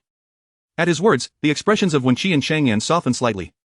Let us hope they remain unharmed, otherwise, not only will this beast perish, but your Zhong family shall accompany it to the grave. Wen Qi's voice was calm as water, yet his words struck like thunder, causing Chang Yan to glance askance. The steward was left in a state of bitter bewilderment. Acquiring a spiritual vein should have been a fortuitous venture, so how did it devolve into such a calamity? Hadn't the owner sought a reading from the Heavenly Secrets Pavilion, declaring this place a land of opportunity? Yet, it was anything but. It was a harbinger of doom. Meanwhile, in the square where messages were being relayed through jade slips, countless individuals were sending inquiries, some searching for relatives, others inquiring if they could take advantage of the chaos. The most frequently circulated message was a piece of gossip. Frowny face. Did the Heavenly Secrets Pavilion get it wrong? The Zhong family consulted Elder Luli from the Heavenly Secrets Pavilion, who claimed the illusory Void Valley was a land of opportunity, prompting them to purchase it at a high price. Who would have anticipated the loss of many lives and the collapse of the mine? Luli Qin Shu silently blacklisted this individual in her mind, vowing never to seek him out at the Heavenly Secrets Pavilion in the future. In her desire to avoid wronging an innocent party, she sought out a friend from the Heavenly Secrets Pavilion, Sui Han, to inquire further. Immortal Master, I heard that your elder Luli has deceived the Zhong family? Is it true?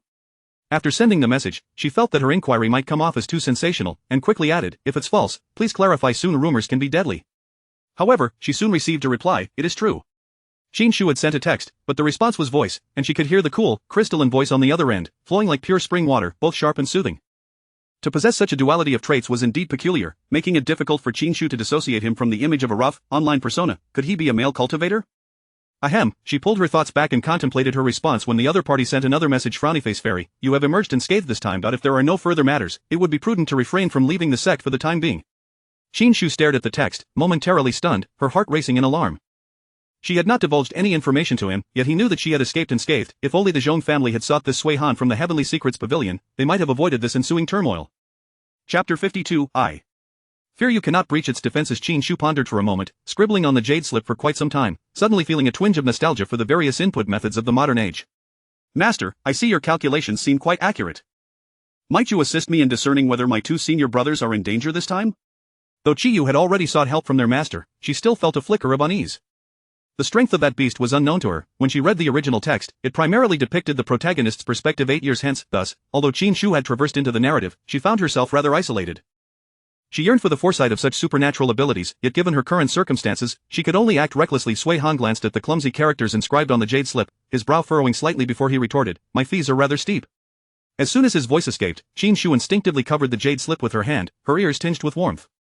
Out of context, his tone paired with that statement did indeed carry an air of predatory insinuation. Beside her, Xin leaned in, inquiring, "Qin Shu, who are you conversing with?" The word netizen nearly slipped from her lips, but she swallowed it back just in time, then composed herself, truthfully stating, "A fortune teller." Almost forgetting, she was no longer the youthful maiden of 18. Such fanciful thoughts were unwarranted. A fortune teller, at the Tianji Pavilion? Xin's interest was piqued. Qin Shu nodded, "Indeed. And, is he accurate? Have him read my— Allow me to cultivate a rapport with him first."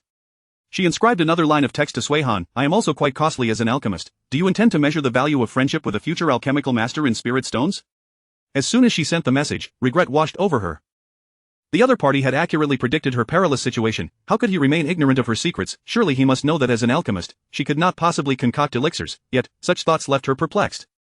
If he possessed such precision, why had he so readily divulged the whereabouts of the Tsunyang mystic ice? Was he merely guessing? While Qin Shu was lost in her musings, Sui Han had already read her message. His pale lips curved into a slight smile, shaking his head, such audacity. After a moment of contemplation, he replied, "Your senior brother is unharmed, there is no need for excessive worry." Whether true or not, his words provided Qin Shu with a sense of reassurance. She exhaled deeply, tentatively asking, "Then, could you assist my friend in examining her fortune?" Sui Han, previously, she had only heard of people taking liberties, now he was witnessing it firsthand. "I no longer desire the friendship of a future alchemical master." Qin Shu, was this not a game beyond play? If he refused to assist, he need not threaten her. This friendship was essential, it must be secured. Turning to Xin, she sighed, "My attempt to cultivate rapport has failed, dear sister. Once I have amassed wealth, let us seek a master who can read your fortune from head to toe." Xin burst into laughter, "It is merely jest. If he will not read, then so be it. Besides, it is unnecessary, I shall undoubtedly achieve the golden core." In her excitement, she stood up, exuding an air of command. Her vigorous movements caused the verdant leaves to sway significantly, prompting Qin Shu to pull her back gently. "I believe in you. I believe in you, forget the golden core. With effort and a touch of luck, ascension is not beyond possibility. However, might we sit and converse?" Startled by her own exuberance, Xin quickly settled beside Qin Shu. "How much longer until we return?" "I hardly noticed the journey aboard the flying vessel. You are impressive for remembering the way." Qin Shu raised her gaze, feigning innocence. "Truth be told, I do not recall." Xin was taken aback. "What? Then, where are we flying now?" Qin Shu cleared her throat. "I am uncertain, I was too preoccupied with escaping to think of much else. As the saying goes, in a panic, one may lose their way." Xin pursed her lips, suddenly feeling that her previously reliable friend seemed less dependable. Noticing the conflicted expression on her face, Qin Shu feigned calmness, lightly coughing, "Fear not. Once we sight a city, we shall inquire, there will surely be someone who knows." This prompted Xin to remember, "Right, our sect has establishments in every city, we can seek them out, and our senior brothers will undoubtedly escort us home." After flying for approximately an hour, the mid-grade spirit stones on the verdant leaves had been replaced, and a vast city eventually materialized before their eyes. Compared to the city, Qijin City appeared merely as a small marketplace. From a distance, Qin Shu descended the verdant leaves, retrieving the corpse of the flying frostflame rat she had slain, along with her combined white jade sword, and began to gesture toward the beast's abdomen. Xin, witnessing this, was momentarily stunned. "You intend to do it yourself?" Qin Shu, hearing this, was even more astonished. "Is it against the laws of the cultivation world to act on my own?" Xin quickly shook her head, her brow furrowed. "Not at all. It is just that it is a corpse." Qin Shu understood now. The girl had yet to acclimate to this harsh and unforgiving world. She looked at Xin earnestly, saying, "Xin, you must understand we are in a survival of the fittest world of cultivation, where danger lurks at every turn. Whether it be from beasts, spirits, or even fellow humans, if you cannot act decisively, you will only be prey. The hides, inner cores, and even bones of these beasts are valuable commodities. Do you intend to rely on others to handle them for you each time?" Though young and with a youthful visage, she now adopted an adult demeanor, which was somewhat intimidating. Xin indeed absorbed her words, contemplating the matter seriously. This time they faced a beast, and she could steel herself to act, but what if they encountered fellow humans? Would she still find the resolve to act? Qin Shu's words rang alarm bells in Xin's mind, prompting her to take this issue seriously. For the first time, Qin Shu had already inquired through the jade slip. The hide of the flying frostflame rat was excellent material for crafting boots that enhanced speed. To fetch a good price, she needed to find a way to strip the pelt intact. Just as she was preparing to take action, the Xin suddenly interjected, Qin Shu, how about I do it? Qin Shu paused, her hand gripping the sword hesitatingly before ultimately shaking her head. Seeing her reluctance, the Xin grew anxious. With you here today, let me practice my courage. Qin Shu's expression revealed her inner conflict as she sighed. It is not that I do not wish for you to build your courage, but you might find it difficult to breach its defenses. Chapter 53. One must not be without guarding against others. The Xin fell completely silent, as Qin Shu's words were indeed irrefutable. The tough-skinned, heavily muscled second-tier demon beasts posed a formidable challenge. Without a spiritual weapon and with insufficient spiritual energy, even though this demon rat lay dead, she found herself incapable of breaching its defenses. The Xin settled onto the grass, propping herself up on her hands, gazing skyward, and lamented, I truly feel so useless. However, Qin Shu replied earnestly, that is not the case, your presence alleviates my fears. Do not succumb to despair. Once I have dispatched this demon rat, we shall divide the concealed spiritual stones. Qin Shu infused her white jade sword with spiritual energy and executed a precise strike at the location she had initially marked. Having assisted the headmaster in slaughtering chickens in the past, she found this level of bloodshed well within her tolerable limits. She meticulously skinned the frosty fire rat, also considering that its bones were medicinal materials, pondering whether they could sell them upon entering the city. The pouch of the frosty fire rat was bulging. Upon opening it, they discovered it was filled to the brim with spiritual stones. There were approximately over 80 superior grade spiritual stones, around 300 mid-grade spiritual stones, and 11 top-grade spiritual stones. Additionally, they stumbled upon 2 yellow crystals, which both Qin Shu and Xin could not identify. Qin Shu directly had all the spiritual stones and handed half to Xin. Yet, Xin firmly declined, stating, I have done nothing. You single-handedly vanquished this demon rat. How can I accept such a substantial share? If I were to accept it, it would surely tarnish my integrity. Her conviction was unwavering. After much contemplation, Qin Shu responded, you drew its attention and provided me with protection. You have indeed contributed, and thus, you deserve your share of these spiritual stones. This minor contribution, if you truly feel indebted, you may simply give me 2 of the smallest ones, Xin retorted. After a bit of haggling, Qin Shu ultimately counted out 10 mid-grade spiritual stones and presented them to Xin. Overjoyed, Xin exclaimed, this will suffice for quite some time. Qin Shu casually cast a cleansing spell to eliminate all traces of blood and dirt from themselves and the surrounding area, readying her high ponytail before stating, let us go. It is time to enter the city. After approximately half an hour of walking, they finally arrived outside the city gates. The grand cities were always protected by flying prohibitions, necessitating that everyone dismount and enter on foot. Tai Lai City? Qin Shu looked up. Xin, brimming with excitement, exclaimed, I know, Tai Lai City, one of the 5 major cities of the eastern continent. When it came to gossip and knowledge, Qin Shu found herself utterly outmatched by Xin. They had been in the cultivation realm for half a year, yet Qin Shu had yet to grasp the number of continents within this world. Which direction is Tai Lai City from our Xiantian sect? Qin Shu inquired. To the west. Xin replied enthusiastically, now that we have established our bearings, if we head east, we shall return. The entrance to Tai Lai City requires 5 low-grade spiritual stones, which will save us some coin. Yet, Qin Shu shook her head, stating, my friend, have you forgotten about the beast tide? Xian's smile faltered, and she grasped Qin Shu's hand, leading her towards Tai Lai City while muttering, in this vast world, life is paramount. Let us not risk our lives for profit. As Qin Shu and Xin first ventured to the trading association to sell the frosty fire rat's fur, they then proceeded to various shops to sell its core and bones. The rat meat, however, garnered no interest, and Qin Shu planned to host a small barbecue upon returning to her sect. Xin, perplexed by her insistence on such exertion and the need to visit so many places, received a reassuring pat on her shoulder as Qin Shu feigned maturity and said, young lady, one must always be vigilant. Xian's smile stiffened, and she managed a wry grin, you may appear youthful, yet your cunning exceeds that of many. Qin Shu chuckled softly, aware of her own insecurity and heightened wariness. In such an unfamiliar setting, her actions would indeed mitigate many unnecessary troubles. After much effort, they finally located the Xiantian sect station in Tai Lai City. Upon seeing the grand sign emblazoned with the Xiantian sect office, both Qin Shu and Xin felt tears welling up, as if they had encountered long-lost family. The senior brother at the office welcomed them warmly, preparing to escort them back to the sect when suddenly, the city's protective formation flared to life. A deep voice resonated throughout the city, declaring, the beast tide has arrived. All cultivators at the foundation establishment stage and above, please ascend the city walls to defend the city. The city lord will duly reward your efforts. Qin Shu and Xin exchanged glances, then turned their gaze towards the senior brother at the office. Brother Shuhe, why has there suddenly been a beast tide? Qin Shu queried. With a sigh, Shuhe replied, I received some whispers of news these past few days. It seems a great demon has awakened, but nevertheless, this is not something you should concern yourselves with. For the next few days, remain here and do not wander. I will ensure you return to the sect once things settle. As he spoke, he prepared to exit. Xin quickly inquired, brother, will you also be defending against the beast tide? Shuhe nodded slightly, demons are known to band together. If humanity were to fight separately, once the city falls, the inhabitants of Tai Lai City would be left with little hope. Qin Shu pondered for a moment, then retrieved a vial of top-grade restorative pills from her storage bag and handed it to him. Brother, my cultivation is insufficient to aid in the city's defense. At present, this is all I possess, it may assist you in your efforts. Shui initially intended to dismiss the notion that a mere novice disciple could possess anything of value, urging her to keep it for her own use.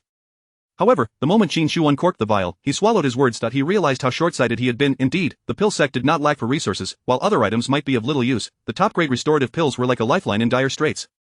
He clasped his hands in gratitude towards Qin Shu, saying, "Junior sister, thank you. Once the beast tide passes, I shall repay you in full." Tai Lai City lay some distance from the Wangshu Valley. Although the beast tide was frightening, the diversion meant that only a portion would reach Tai Lai City. Qin Shu and Xian squatted at the entrance of the Xiantian sect office, gazing up at the sky, where the aquamarine barrier seemed to meld seamlessly with the heavens. Several powerful figures hovered above, likely the city lord and his ilk. Meanwhile, the citizens of the city appeared to carry on as if nothing were amiss, attending to their daily affairs. Yet, considering their position, it made sense. They were of little assistance in this scenario. As Qin Shu rested her chin on her hands, feeling somewhat bored, her brow suddenly furrowed. She retrieved a communication jade slip and saw a line of elegantly written characters. "Little Taoist. Where are you?"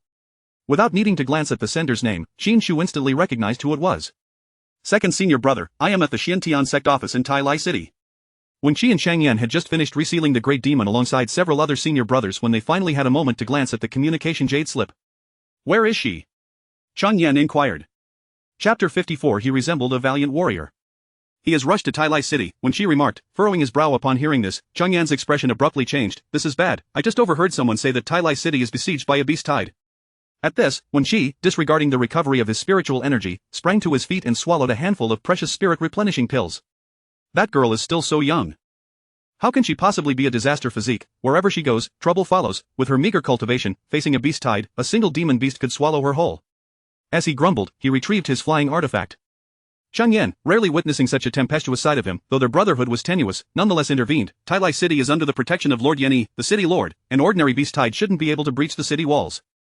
Ask her again, lest you arrive only to find she has been returned to the sect. When Qi's attractive brows knitted together in frustration, if she has already returned, then I can unleash my full strength and slay those demon beasts to aid Tai Lai City. With that declaration, he vanished from sight. Chang Yan pondered where he had just been, realizing he had never noticed when Qi's fervent disposition before. Moreover, he seemed particularly concerned about Qin Shu. It was indeed quite peculiar. "Chang Yan, will that great demon emerge again?" the steward of the Zhong family inquired anxiously by his side. Chang Yan returned to his senses and cast a casual glance at him, stating, "It's hard to say. Inform your family master that the spiritual vein here should not be mine for the time being." The steward of the Zhong family became agitated, his features contorting. "How can that be? We spent a significant amount to acquire this spiritual vein." Chang Yan, hands clasped behind his back, snorted coldly, "If you wish to mine, let your family master slay the demon beast first." The steward fell silent, realizing that even the people from Xiantian sect, using a 7th-tier formation plate and countless high-grade talismans, had failed to kill that great demon, merely managing to seal it temporarily in this location. To capture the beast, the Zhong family would likely have to pay a price equivalent to purchasing another spiritual vein. Chang Yan continued, "This spiritual vein was originally cultivated here specifically to seal this demon beast. Your unauthorized mining has caused the seal to weaken. Should the demon beast escape again, it will be up to your Zhong family to deal with it." Hearing this, the steward felt a surge of anxiety, asking bitterly, "Chang Yan, what kind of demon beast is it? Please enlighten me, so I can report back to my master." "Illusory Light Night Sky Lingti." "Illusory Light Night Sky Lingti?" The steward of the Zhong family muttered, and when he attempted to inquire further, he found that Chang Yan had already disappeared from his sight. He stamped his foot and summoned his flying artifact to head back to the Zhong family. It seemed their master had been deceived into spending a colossal sum to acquire this spiritual vein, only to discover such a lurking peril behind it. The mastermind behind this was indeed worthy of condemnation. While when she sent a message to Qin Shu, urging her not to wander and to remain in Tai Lai City, he maximized the potential of the Zhujiu Liuguang fan in his hand. Tai Lai City was not far from the Shanshang Valley, and with Wen Qi's brisk pace, he quickly arrived at the outskirts of Tai Lai City's great formation. Observing the city intact, he finally breathed a sigh of relief after a tense journey. The azure barrier enveloped the entire Tai Lai City like an eggshell, as waves of demon beasts relentlessly assaulted the city's protective array, while several cultivators within the city continually supplied spiritual energy to the formation. A flicker of disdain crossed Wen Qi's features as he observed the demon beasts. With a wave of his hand, he cast a spell targeting the most ferocious attackers at the forefront of the protective shield. Now at the late stage of the Golden Core realm, these lowly beasts, still devoid of spiritual intelligence, could hardly withstand his strike. In an instant, it seemed he had drawn the ire of all the demon beasts. Those flying in the air and those scurrying on the ground all turned to attack him, unfazed, when Qi produced a handful of talismans from his storage ring, as if they were of no cost, and scattered them liberally around him. On the city walls, the defenders, fighting valiantly against the demon beasts for the modest rewards offered by the city lord, could not help but feel a pang of envy as they witnessed him effortlessly tossing talismans with each hand. Just then, a voice of astonishment erupted from an unknown source. "Wow, how brave, how impressive! So handsome! Shortly thereafter, when Qi was recognized, isn't that when Qi, one of the top 10 handsome men in the cultivation world? I could never forget that face. He looks even more stunning in reality. I'm in love. I never expected Wen Qi to be such a gallant figure, aiding those in distress. Qin Shu, along with the Xin, climbed to the rooftop of the Xiantian sect's office, and their view instantly broadened. To their surprise, upon lifting her gaze, she spotted the man standing outside the barrier, floating as if showering petals from the heavens. Qin Shu squinted, leaning closer to Xin, and asked, Xin, doesn't that man resemble a flamboyant peacock? Xin leaned in as well, whispering, I think he looks a bit like our second senior brother. Qin Shu gasped, stepping back half a pace, her eyes widening like copper bells. What sharp eyes you have. You could recognize him from this distance. Moreover, isn't our second senior brother battling that great demon? How could he possibly appear here? Xin's expression mirrored her disbelief. You can't even recognize your own senior brother? Even if you can't recognize him, you should know his artifact, right? Look beneath his feet. Isn't that the Zhujiu Liuguang fan? Qin Shu, she had only seen small Zhujiu Liuguang fans, no larger than 2 palms, and now it was so enormous that no one would recognize it. Now, upon Xin's reminder, she scrutinized it closely and realized it indeed resembled the Zhujiu Liuguang fan. What could her senior brother be doing here? Connecting this with the message he had just sent her, an idea suddenly sparked in her mind. Could he be here to rescue her? Was she truly playing the role of a cherished junior sister? A gentle breeze swept by, sending a shiver down her arm, goosebumps rising on her skin. She shuddered, quickly burying this thought deep within her mind. And nonsense, when she wouldn't be satisfied unless he teased her all day long. He wouldn't go so far as to come all this way just to save her. The reasons for rescuing the common folk would be far more compelling than that. Our second senior brother is truly one of the top 10 handsome men in the cultivation world. Just look at how handsome he is while casting talismans. Xin sighed dreamily, her eyes sparkling with admiration. Indeed, women, regardless of age, could never resist a handsome face. Of course he is handsome, Qin Shu replied with a smirk. If you had as many talismans to throw around, you'd be just as handsome. Xin paused, her grip on Qin Shu's clothing slackening. After a moment, she nodded earnestly. Indeed, that makes sense. Chapter 55 You shall not complain. Qin Shu gazed out at the flower peacock outside. Oh, wait, it was actually the second senior brother, and a hint of worry stirred within her. With so many ferocious beasts outside, despite his formidable cultivation and considerable worth, those resources would eventually be exhausted. Would he not then become a living target? However, at that moment, a figure faintly appeared on the horizon. Even in ashes, Qin Shu would recognize this person. The senior brother has actually arrived. Xin exclaimed with some excitement. It seems the beasts of the illusory valley must have been dealt with, Qin Shu speculated, stroking her chin. With both our alchemy sect's senior brother and second senior brother personally intervening, a mere minor beast is undoubtedly no challenge. Xin said, her eyes sparkling with enthusiasm. Listening to her words, Qin Shu felt her heart swell with pride, this damn sense of camaraderie among peers. Yet, upon seeing the senior brother arrive to wield his sword in assistance, Wen Qi's expression darkened. What brings you here? She is not merely your junior sister, but mine as well. Why do you think I am here? Chang Yan replied calmly, observing Wen Qi, who resembled a celestial being scattering flowers. Although Wen Qi had some discord with Chang Yan, upon seeing his arrival, he devised a different plan. He stowed away the spirit talismans in his hand and addressed Chang Yan, protect me. With that, the luminous fan of pearl-like light returned to his grasp. He then hovered in midair, his hair billowing as if in a windless void, hands forming seals with such speed that they left behind after images. Chang Yan had been his brother for over a century, and they had sparred countless times each year. He was thoroughly familiar with Wen Qi's techniques and moves. Observing the hand seals he was forming and the terrifying power surging within him, it was evident that the second move of the purity formation diagram was among Wen Qi's lethal techniques. After a long moment, Wen Qi slowly opened his eyes, a faint golden hue enveloping his gaze, his expression devoid of joy or sorrow, as if he were a deity rescuing the mortal realm. The formation he had conjured was thrust forward, and a burst of golden light erupted forth. Qin Shu instinctively slapped her thigh and stood up. Goodness, this. Her eyes nearly popped out, her face a mask of shock and excitement. Xin, not comprehending her jubilation, assumed it was merely admiration for her senior brother, and stood up with a silly grin of her own. As Qin Shu gazed at the distant golden light, she glanced at the naive and sweet Xin beside her, relieved that the girl lacked the insight to realize that her earlier technique of dispatching the frostfire rat was of the same origin as the one now employed by the second senior brother. It turned out she was not the only one capable of forming seals. This technique from senior brother Wen Qi must have been acquired at the Hall of Transmission. A weight lifted from Qin Shu's heart. Since everyone was capable, there was no need for her to hide her abilities. Once she returned and enhanced her cultivation a bit more, she must refrain from surreptitiously drawing upon the great serpent's spiritual energy again. If she attracted the serpent's enemies due to a mere fragment of energy, it would truly be a loss too great to bear.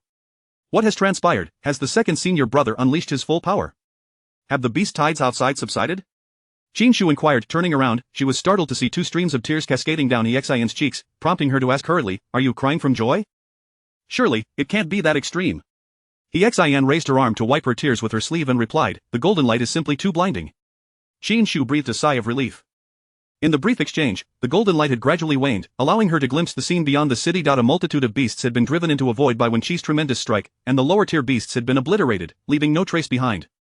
This deeply pained Qin Shu. So many beast cores, skins, money, all money, reflecting on the spirit talismans Wen Qi had carelessly discarded. Her heart and liver ached as if she could hardly breathe. That reckless senior brother, why not unleash such power earlier? Had he acted sooner, they could have avoided wasting so many talismans. When Qi opened his eyes, his energy nearly depleted, struggling to maintain his aerial stance. Just then, Chang Yan, who had been 8 zhang away, suddenly appeared beside him, lightly supporting his arm, allowing him to stabilize. When Qi frowned, let go. Chang Yan placed a superior spirit replenishing pill into his mouth. If I were not concerned about you embarrassing our sect, would I willingly involve myself? With the time you waste arguing with me, you could have simply protected me from the sidelines. With the effectiveness of the superior spirit replenishing pill and the priceless artifact adorning Wen Qi, his energy quickly replenished by more than half. Protect you? Wen Qi expressed his surprise. Chang Yan, noticing Wen Qi's complexion improve slightly, released his hold and drew his sword from his back. Now that you have engaged, how could I stand idly by? You shall not return to report this to the master. As his words fell, he dashed forward with his sword. Qin Shu, clutching her heart, momentarily forgot her pain, her gaze fixed intently on her senior brother's movements. It would not be an exaggeration to say she was captivated. This was her first time witnessing someone wielding sword techniques firsthand, allowing her to understand. Chang Yan wielded a heavy sword, his style devoid of flamboyance, yet grand and sweeping. It was precisely because of this simplicity that Qin Shu found it even more profound. The sword seemed an extension of his arm. Although his movements were not rapid, the sword appeared to stir the very winds and clouds with its presence. With a single slash, imbued with the might of heaven and earth, the sword struck the beast horde outside the city gates, cleaving a 2-zhan-wide chasm between. With that one move, even the city lord of Tai Lai, suspended in the air, could not help but exclaim, "This young man has grasped the essence of the sword path at such a tender age. His future is indeed limitless." At that moment, clarity suddenly dawned upon Qin Shu's previously muddled thoughts. She lifted her robes, seated herself cross-legged, and closed her eyes, entering a state of profound contemplation.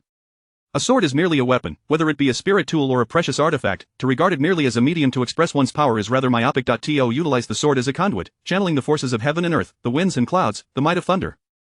If viewed this way, one could leverage strength against strength. Even the most mundane iron should not be underestimated. Xian, observing Qin Shu suddenly close her eyes in meditation, was perplexed but dared not disturb her, remaining quietly by her side as her guardian. Until the beast tide outside dissipated, when Qi and Chang Yan followed their fellow disciple into the Xiantian Gates administrative office. Upon entering, when Qi called out, "Little Taoist, come out quickly." After calling for some time without catching sight of Qin Shu, it was Xian who rushed down from the loft. She greeted her senior brothers and heard Shui inquire, "Where is junior sister Qin Shu?" Xian, with a peculiar expression, pointed towards the loft, on the roof, in deep meditation. Chapter 56.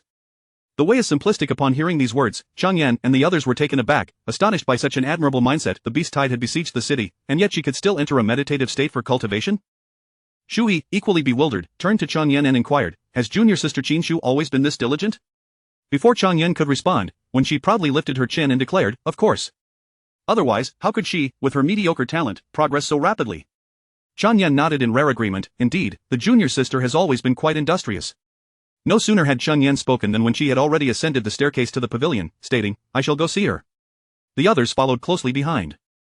However, when they reached the rooftop and beheld Qin Shu, her eyes closed and her entire being seemingly merging with the essence of the universe, they were once again rendered speechless.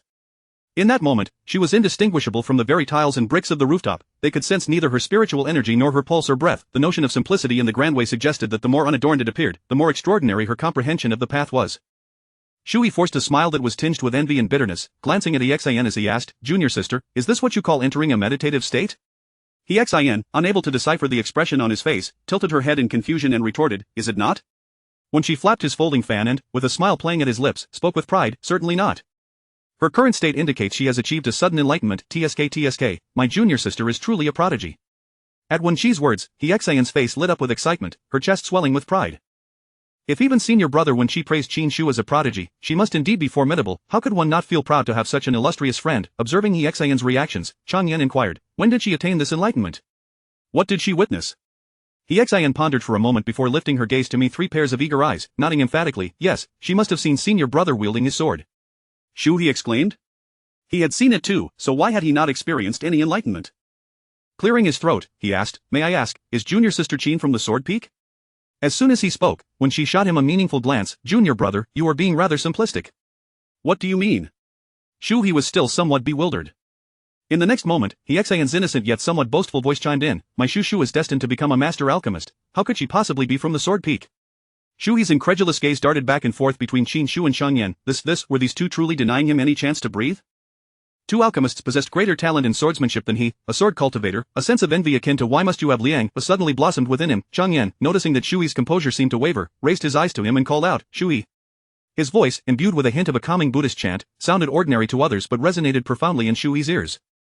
Coming back to his senses, he heard Xiang Yan say, each person has different fortunes, the path to enlightenment varies, yet all lead to the same destination.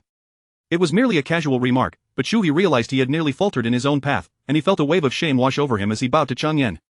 Thank you for your guidance, senior brother. Wen Qi chuckled, let us not disturb junior sister's enlightenment any longer. Let senior brother guard here. Xiang Yan raised an eyebrow, you certainly know how to delegate. Wen Qi's narrow eyes sparkled with a hint of mischief, if senior brother is unwilling, I can take over. Xiang Yan waved his hand, very well, you may go down. Wen Qi led He Xian and Shu Yi down from the pavilion, where the lower-ranked disciples of the office brought them tea. Wen Qi took a delicate sip, wrinkled his brow, and set it aside. Meanwhile, He Xian gulped down a cup of tea and turned to Wen Qi, asking, Senior brother, how long will it take for Shu Shu to achieve her enlightenment? Wen Qi, fanning himself lazily, replied, that is hard to say. It depends on her comprehension. If her aptitude is exceptional, it could take a year or so. Naturally, given Qin Shu's youth and limited experience, this enlightenment should not take that long. Upon hearing this, He Xian's mouth fell open in astonishment. Wen Qi then stood up and asked, are there any available rooms? I shall rest first and call for me when that little girl awakens. Yet, none of them anticipated that this wait would stretch on for 6 months. During this time, He Xian had broken through to the second layer of Qi training. Though her cultivation was still low, it was enough to qualify for the new disciple trial. The senior brother remained on the rooftop in meditation alongside Qin Shu, while the second senior brother secluded himself in his chamber. He Xian, feeling bored, could only engage in conversation with Shu He. This year's new disciple trial will be led by the senior brother, and you will be given a spiritual talisman. If you encounter danger, it will automatically teleport you out of the trial's secret realm. He Xian, filled with curiosity and trepidation, rested her chin on the table and pressed Shu He for details. Senior brother, what is there in the secret realm? Is it dangerous? There are spirit plants and demon beasts. Some demon beasts can be captured as pets, and there are also rare treasures. The demon beasts inside have been screened by the sect, and the purpose is to train and reward the young disciples. Although there is some degree of danger, cultivating immortality itself is a defiance against fate. How could there be absolutely no danger? Compared to other secret realms, the sect's new disciple trial is quite simple. You will understand all this in due time, Shu Yi explained patiently. Upon hearing this, He Xian's interest piqued further, and she could hardly contain her eagerness to go the very next day. I hope Shu Shu wakes up soon.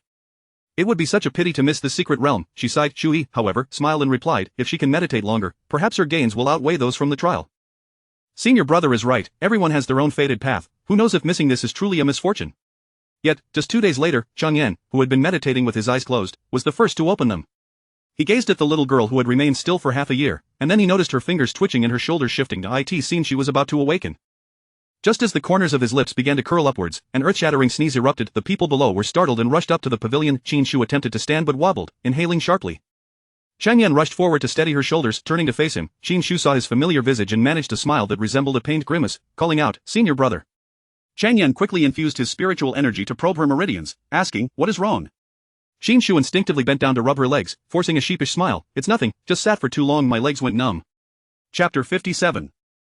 No reward without effort. Xiang Yan fell into a moment of silence, just as several individuals from downstairs hurried up, coincidentally hearing Qin Shu's remark. He Xian couldn't help but chuckle, prompting Qin Shu to awkwardly straighten her back and glance at them. Little did she expect that after spending so long exposed to the elements on the rooftop, she had accumulated a layer of dust. With the slightest movement, it would all fall away. Unable to suppress another enormous sneeze, Qin Shu received a quick cleansing spell from Xiang Yan, who could no longer bear to watch her plight. With her nose feeling somewhat relieved, she raised her hand in a gesture of gratitude towards Xiang Yan, saying, Thank you, senior brother. However, upon lifting her hand, she noticed that her sleeves had shrunk considerably. She paused for a moment, tugging at her hem and looking down. How is it that I seem to have grown taller? At your age, growth is to be expected, isn't it? He Xian replied with a smile. Yet, she soon fell into contemplation. When I bought this outfit, the shopkeeper assured me that it would adjust itself to fit, so why does it feel short now? Shua, overhearing her complaints, chuckled in amusement. Perhaps the clothing was enchanted with a temporary spell that no longer applies. Qin Shu wrinkled her nose in discontent. Truly, one gets what one pays for. After pondering for a moment, Shua extended a hand from her storage ring, presenting a garment to Qin Shu. Junior sister, I have a spare outfit here that I have never worn. Please do not hesitate to accept it. Before Qin Shu could respond, Xiang Yan interjected, there is no need for that. Turning to face him, Qin Shu saw Xiang Yan also offering her a garment. This is a set of silk robes made from the finest lotus fibers. It is not of my preferred color, so please take it, junior sister. Qin Shu's gaze fell upon the pristine outfit in his hands, then glanced at his own attire of the same hue, utterly baffled. How could the senior brother so nonchalantly utter such grandiose declarations without a hint of embarrassment? No reward without effort. I cannot accept such a fine gift from you, senior brother. Qin Shu pressed her lips together, bowing her fist in acknowledgement. Chang Yan remained unfazed, seemingly unsurprised by her response, and replied, no matter. If you feel indebted, you can assist me in refining some elixirs. I owe the sect for 60 years worth. 60 years? Qin Shu was rendered speechless. She had not even lived to see half that span in her 2 lifetimes. Did he truly expect her to repay him with mere clothing for such a monumental task? She clasped her hands together again, her tone earnest. Senior brother, I have come to realize that although this outfit is a bit short, it is still quite pleasing to wear, so I shall keep it for now.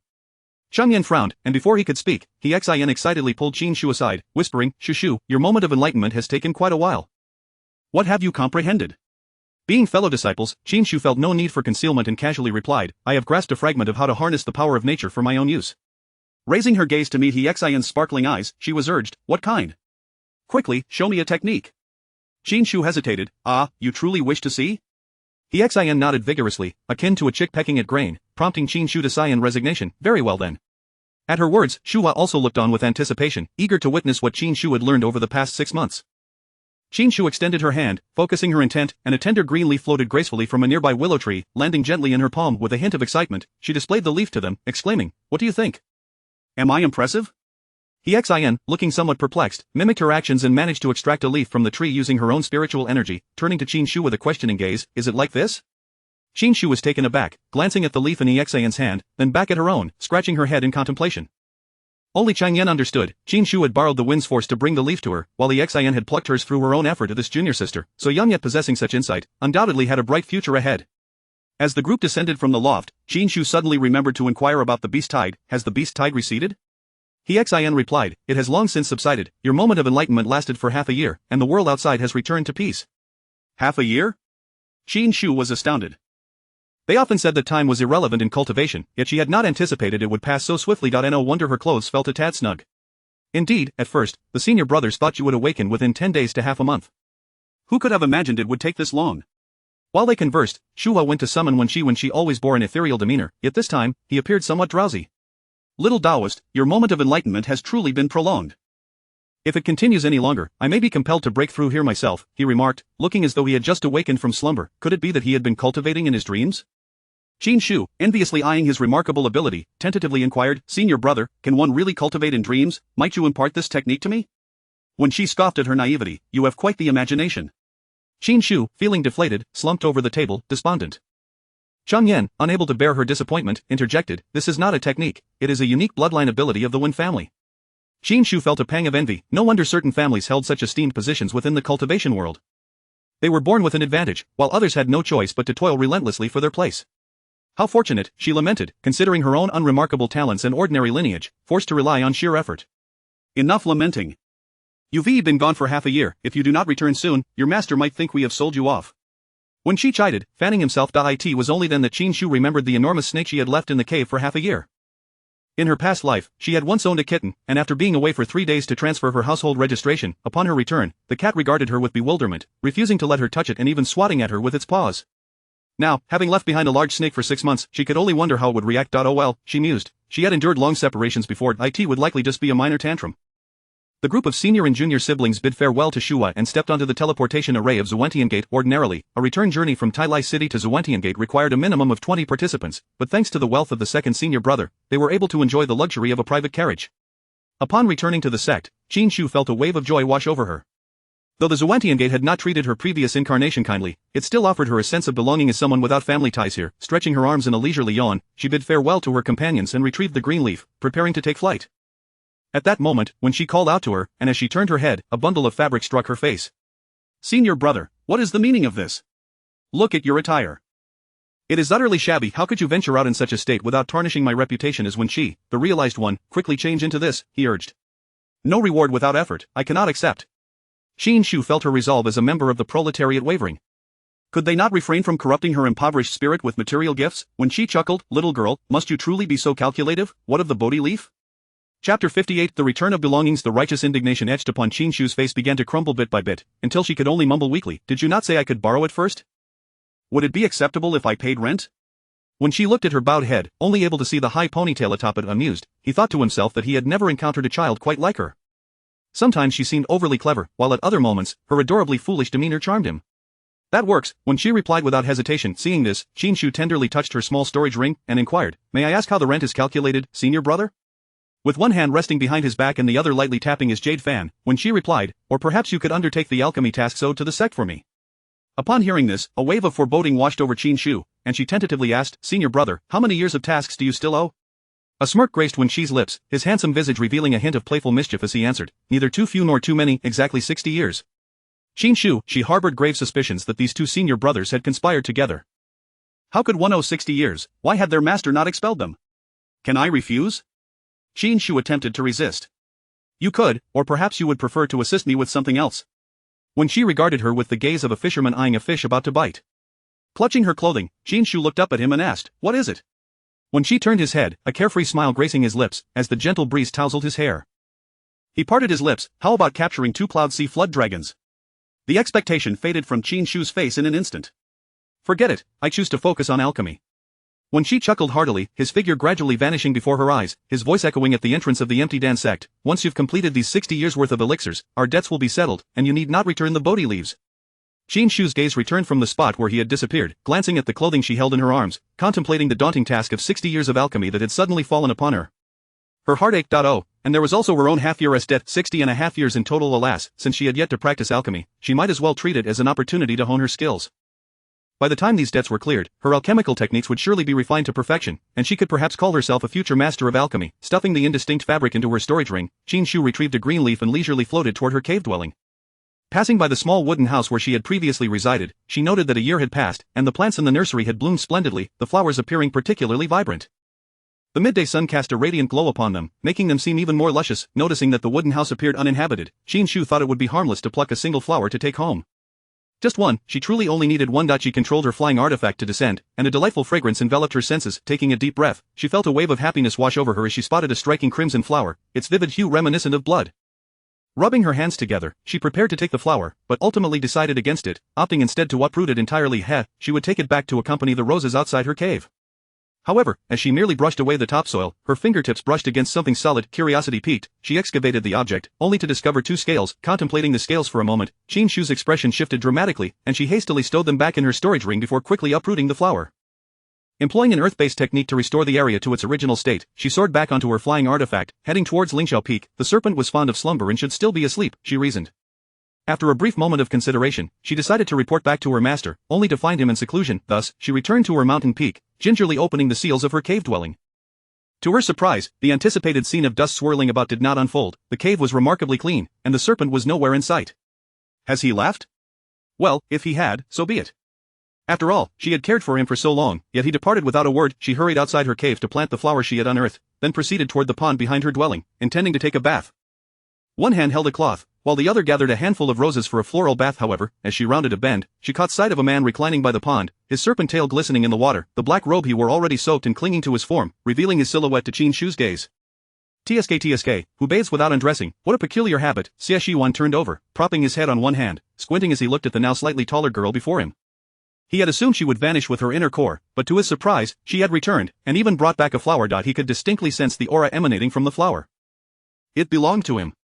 Long time no see, Qin Shu remarked, feeling an awkwardness settle in, attempting to break the tension with a laugh. Ha ha.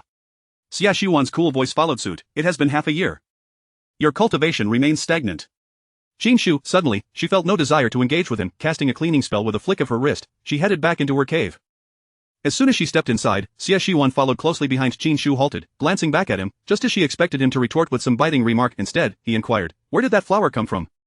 Faced with the serpent's attempt to redirect the conversation, Qin Shu felt a wave of disinterest wash over her. It was from the small wooden house at the outer sect.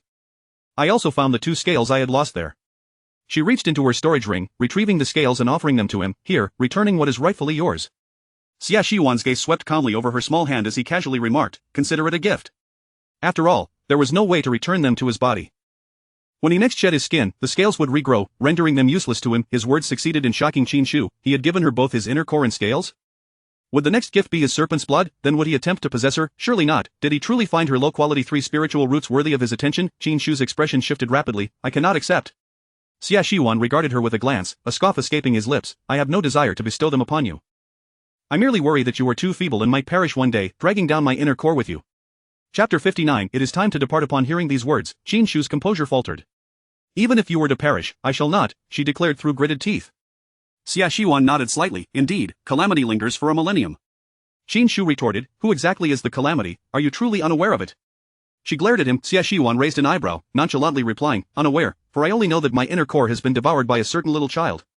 Qin Shu, infuriated, stamped her foot, quickly retrieve your inner core and leave this place. Xia Xiwan cast a glance at her and murmured in a soft tone, which made Qin Shu wonder if she had misheard him, yet he continued, it is indeed time to go. The inner core cannot be retrieved for now, so it shall remain with you. Qin Shu was taken aback, you are not taking your inner core with you? Xia Xiwan, upon hearing this, shot her a languid look, do you think I do not wish to take it? Qin Shu did not miss the hint of melancholy in his words. She fell silent, fine, let it be, remember to return for it once your cultivation improves, for I have suffered greatly because of your inner core. After saying this, Qin Shu handed him 2 bottles of 5 elements blood condensation pills that she had exchanged at the Yicheng Pavilion. Previously, I traded the inner core you gave me for these 2 bottles of elixirs. She then produced a communication jade slip for him. This is a communication jade slip. I got this for you as well. Once you drip your blood on it, it will be functional. After transferring these items to Xia Xiwan, Qin Shu turned towards the training room. Remember to close the door when you leave. I am going to practice. Xia Xiwan gazed down at the items in his hand, then shifted his gaze to Qin Shu's retreating figure, a tumultuous tide swirling in his eyes. Most demon beasts grow wildly and seldom engage in alchemy. The 5 elements blood condensation pills are at least of the 3rd rank. They would undoubtedly hold significant value among the demon clan, and yet she so readily gifted them to him? Xia Xiwan's long, fair fingers caressed the porcelain bottle, his mind clouded with confusion. Humanity is often cunning and selfish. How is it that this little child seems somewhat different? His consciousness swept over her, noticing a necklace adorning her neck.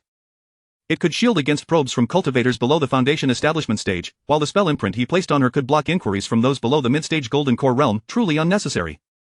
Xia Xiwan lingered at the door for a while longer, casting one last glance at Qin Shu before the porcelain bottle vanished from his grasp. Qin Shu had been attentive to his movements and let out a quiet sigh of relief once he had completely departed the cave. A serpent that could evade detection under the watchful eyes of her master must certainly be a formidable individual, one she could not afford to offend. With such a serpent by her side, how could she find peace in her cultivation?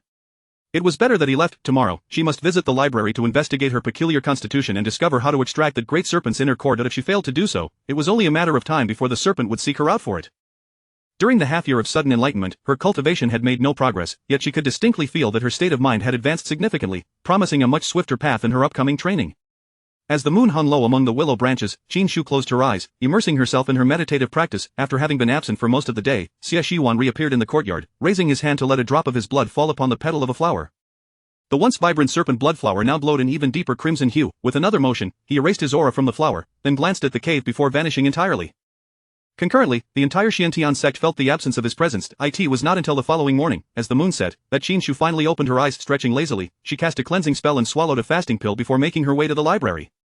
With her current level of cultivation, she could only access the first floor of books, and she hoped to find what she was searching for there. The Xiantian sect's library housed a vast array of literature.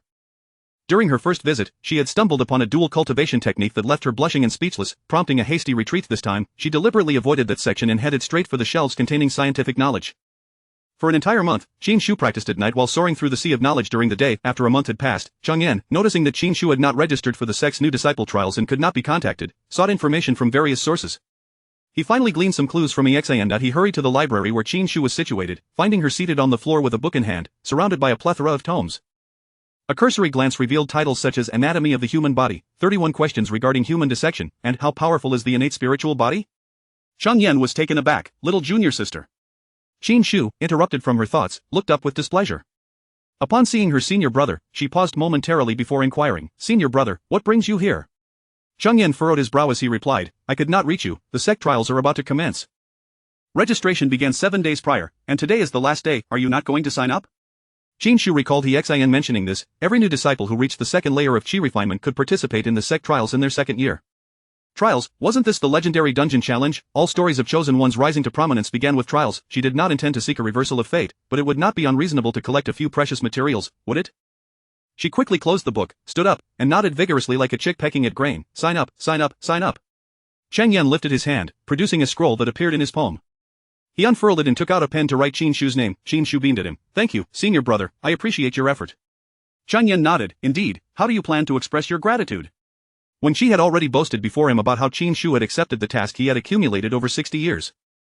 This made Cheng Yan feel somewhat unbalanced. Why was it that she did not accept his tasks? Qin Shu was slightly taken aback by his question, then pondered for a moment before responding. How about I treat you to a meal? A meal? Cheng Yan was equally astonished. At the age of 137, having entered his master's tutelage at the age of 7, he had not eaten for 130 years. Qin Shu nodded. Yes, a meal. Let us return to my mountain peak and have a small barbecue. With a gentle breeze blowing, we can enjoy roasted meat and sip some wine. What could be more divine than that? Chapter 60 Cultivation should not be devious. Qin Shu's thoughts had drifted to the bustling food stall at the entrance of her high school, reminiscing about the day of their graduation when they joyfully indulged in copious amounts of grilled meat, accompanied by 2 bottles of beer. The mingling of happiness and sorrow was palpable as they promised to reunite whenever time allowed, yet little did they know that day would mark a final farewell. With a sigh, she felt a tinge of melancholy wash over her. Unexpectedly, a voice pierced through her reverie. No drinking. Startled, Qin Shu instinctively glanced up at Cheng Yan, who stood with his hands clasped behind his back, head bowed, and a serious expression adorning his face. You, a child, wish to indulge in alcohol? If master were to find out, you would surely be punished with the task of sweeping the mountain paths. Qin Shu felt an odd sensation at his words. Noticing her lowered head and somewhat dispirited demeanor, Cheng Yan assumed she had taken his admonition to heart and thus inquired, what is this little barbecue you mentioned? Qin Shu was taken aback that he was unfamiliar with such a delicacy, and she gave him a thumbs up. Master brother, you truly are a celestial being untouched by the mundane. Cheng Yan wrinkled his nose in response, commenting, your words do not sound particularly complimentary. Qin Shu laughed and asked, so shall we still go for the little barbecue? Yes, Cheng Yan replied. Although he had no desire for food, he found himself intrigued by the barbecue Qin Shu spoke of. As Qin Shu stood to return her book, Cheng Yan finally caught sight of the title she had been holding. On the possibility of transplanting the strongest traits of beast spirits to humanity, Cheng Yan? While various methods of cultivation abound, none should stray into the realm of the sinister. Concerned for Qin Shu's youth and the potential for her to be led astray, he took the opportunity to impart a warning. Qin Shu. Upon turning, she was met with his stern visage, a countenance that could intimidate even the most unruly of students. Startled, she cautiously asked, Master, brother, I didn't misplace my book, did I? Cheng Yan furrowed his brow and shook his head. Seeing the young girl quietly exhale in relief, he continued, you may read, but in the future, refrain from perusing such nonsensical books. The path of cultivation has no shortcuts, one must earnestly toil to advance. As he spoke, Qin Shu gradually grasped the situation. He had noticed the title of her book. She had no intention of seeking the strongest traits of beast spirits. She merely wished to extract the inner core residing within her. After his lecture, Cheng Yan added, did you remember that? Realizing her master brother was quite verbose in his admonishments, she dared not dissent, promptly nodding, I've remembered. Satisfied with her earnestness, Cheng Yan led her out of the library and summoned his flying sword, beckoning her to ascend. Recalling an unpleasant flying experience from her younger days, Qin Shu decisively shook her head. Please, master brother, go ahead, I shall follow shortly. As she spoke, she deftly retrieved her green leaf, a reward for her 6 decades of service. It would be a pity not to utilize it. Cheng Yan glided ahead at a leisurely pace, occasionally employing his spiritual sense to check on Qin Shu, who lagged behind like a turtle. Thankfully, the confines of their sect were limited, preventing their midday meal from stretching into dinner. Upon landing on her mountain peak, Qin Shu was surprised to find Wen Qi already present. Wen Qi, noticing Qin Shu and Cheng Yan returning in tandem, raised an eyebrow in curiosity. Why did you both return together? Qin Shu replied, Master brother helped me register, and I invited him for barbecue. Wen Qi's expression shifted as a thought struck him, wrinkling his nose in disdain. Why eat that? It's both pungent and unpalatable. Qin Shu retorted, how could it possibly be unappetizing? Then, recalling something, she asked, by the way, second master brother, what brings you here? Wen Qi's lips tightened, I had to come see for myself. I couldn't reach you via the communication jade slip, and it has been a month since I promised to complete a task, yet not a single pill has been refined. I came to see what my little sister has been up to all day. Clearing her throat, Qin Shu responded, I've been reading in the library. As she spoke, she discreetly signaled Cheng Yan, hoping he wouldn't speak out of turn, which would necessitate further explanation. Fortunately, Cheng Yan remained silent, but Wen Qi was even more perplexed. Reading, why wouldn't you ask your master brother if you need to learn something? Qin Shu was momentarily taken aback. Having grown accustomed to her independence, she hadn't thought to ask them for help. If her eyes brightened as she looked between Wen Qi and Cheng Yan, saying, what do you think? Is there any possibility, just a possibility, that if humans consumed the inner cores of beast spirits, they would not only be unharmed but could also harness the core's spiritual energy? Before she could finish, a fan struck her on the head with surprising force, and when she admonished sternly, what nonsense are you pondering? The path of cultivation requires diligence, do not stray even slightly. The blow was quite severe, and Qin Shu held her head, feeling as though she might sprout horns at any moment. She looked up, aggrieved, I'm not straying, I'm just. After a moment of stammering, she found no words to articulate her thoughts. She certainly couldn't disclose her intention of consuming a serpent's inner core. With frustration bubbling within, she muttered softly, I'm just curious. Curiosity is not acceptable. Wen Qi's rare display of severity astonished Cheng Yan, who stood nearby. Qin Shu scrunched her nose, if it's not acceptable, then, is there truly no possibility? When she regarded her with a look that conveyed a sense of hopelessness, and just as she braced herself for another reprimand, Chang Yen interjected, "No." Turning her gaze to him, she listened as he elaborated, "The elements within a beast spirit's inner core are excessively violent.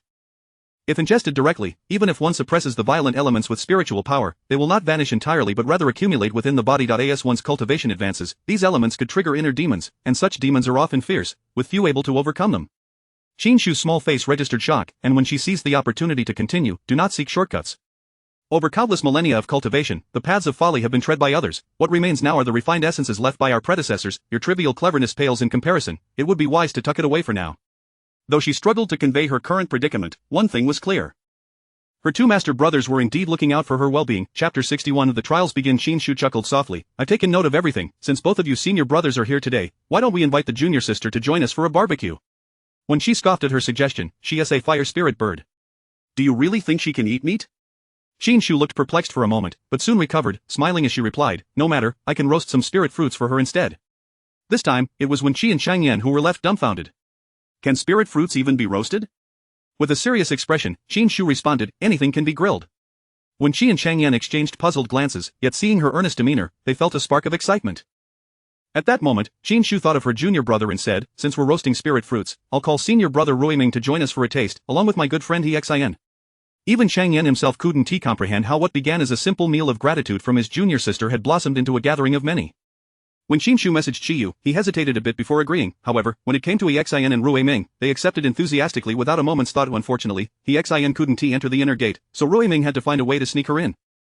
The two senior brothers, who had long since transcended the need for food, accompanied the four little ones with appetite. They watched as Qin Shu skillfully kindled a fire, using branches she had collected from the golden rainbow pomegranate trees on the western mountain, and the meat was freshly hunted from the same locale.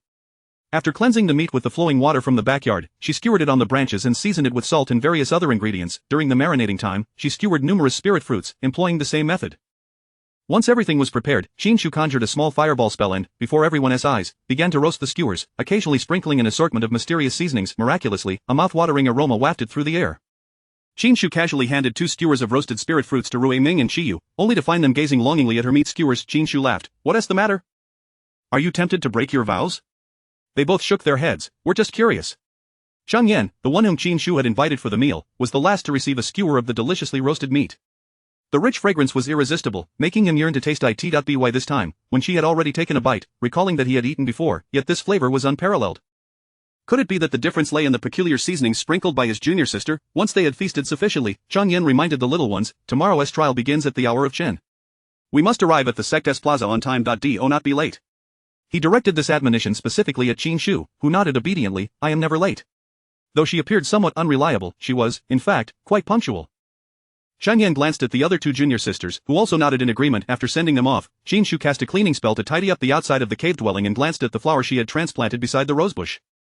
The flower didn't seem off in any way, yet Qin Shu couldn't shake the feeling that it appeared even more beautiful than before. Had its colors become more vibrant? What kind of flower was this? Despite perusing numerous compendiums of spiritual plants, she had never encountered it. Not dwelling on it further, Qin Shu turned and re-entered her cave. She intended to cultivate for one more night, as the next day they would venture into the secret realm.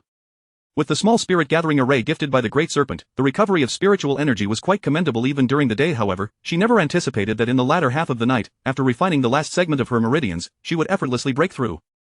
The 4th layer of Qi training arrived as if summoned, and she hastily guided the spiritual energy through her body in a great circulation. Once her realm stabilized, Qin Shu opened her eyes.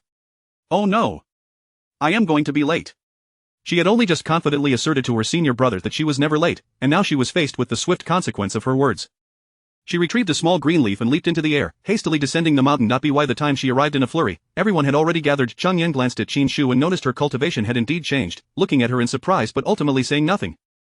He reminded everyone how to properly use their protective talismans and explained that they would be randomly dispersed when transported inside, so grouping together would be of no use. They would only remain in the secret realm for 10 days, urging them to cherish this time, as the gains they made might surpass those of the next 4 or 5 years. His naturally imposing countenance took on an even more authoritative air as he delivered this speech, leaving everyone both excited and restrained. It was not until he produced a flying boat and beckoned them aboard that the children erupted into pure enthusiasm. Xin and Qiyu approached, with Xin directly grabbing Qin Shu's arm, inquiring, "Why did you arrive so late? If it weren't for senior brother presiding over the trials today, and if you had kept us waiting a quarter of an hour longer, you might have missed this trial altogether." Qiyu stood beside them, arms crossed, calmly stating, "She broke through." Qiyu's words astonished Qin Shu. The precious pendant she had purchased at great expense was supposed to shield her cultivation from detection. Logically, no one below the golden core stage should be able to discern her level. How then could her junior sister see through it, had she wasted her money? You can see my cultivation?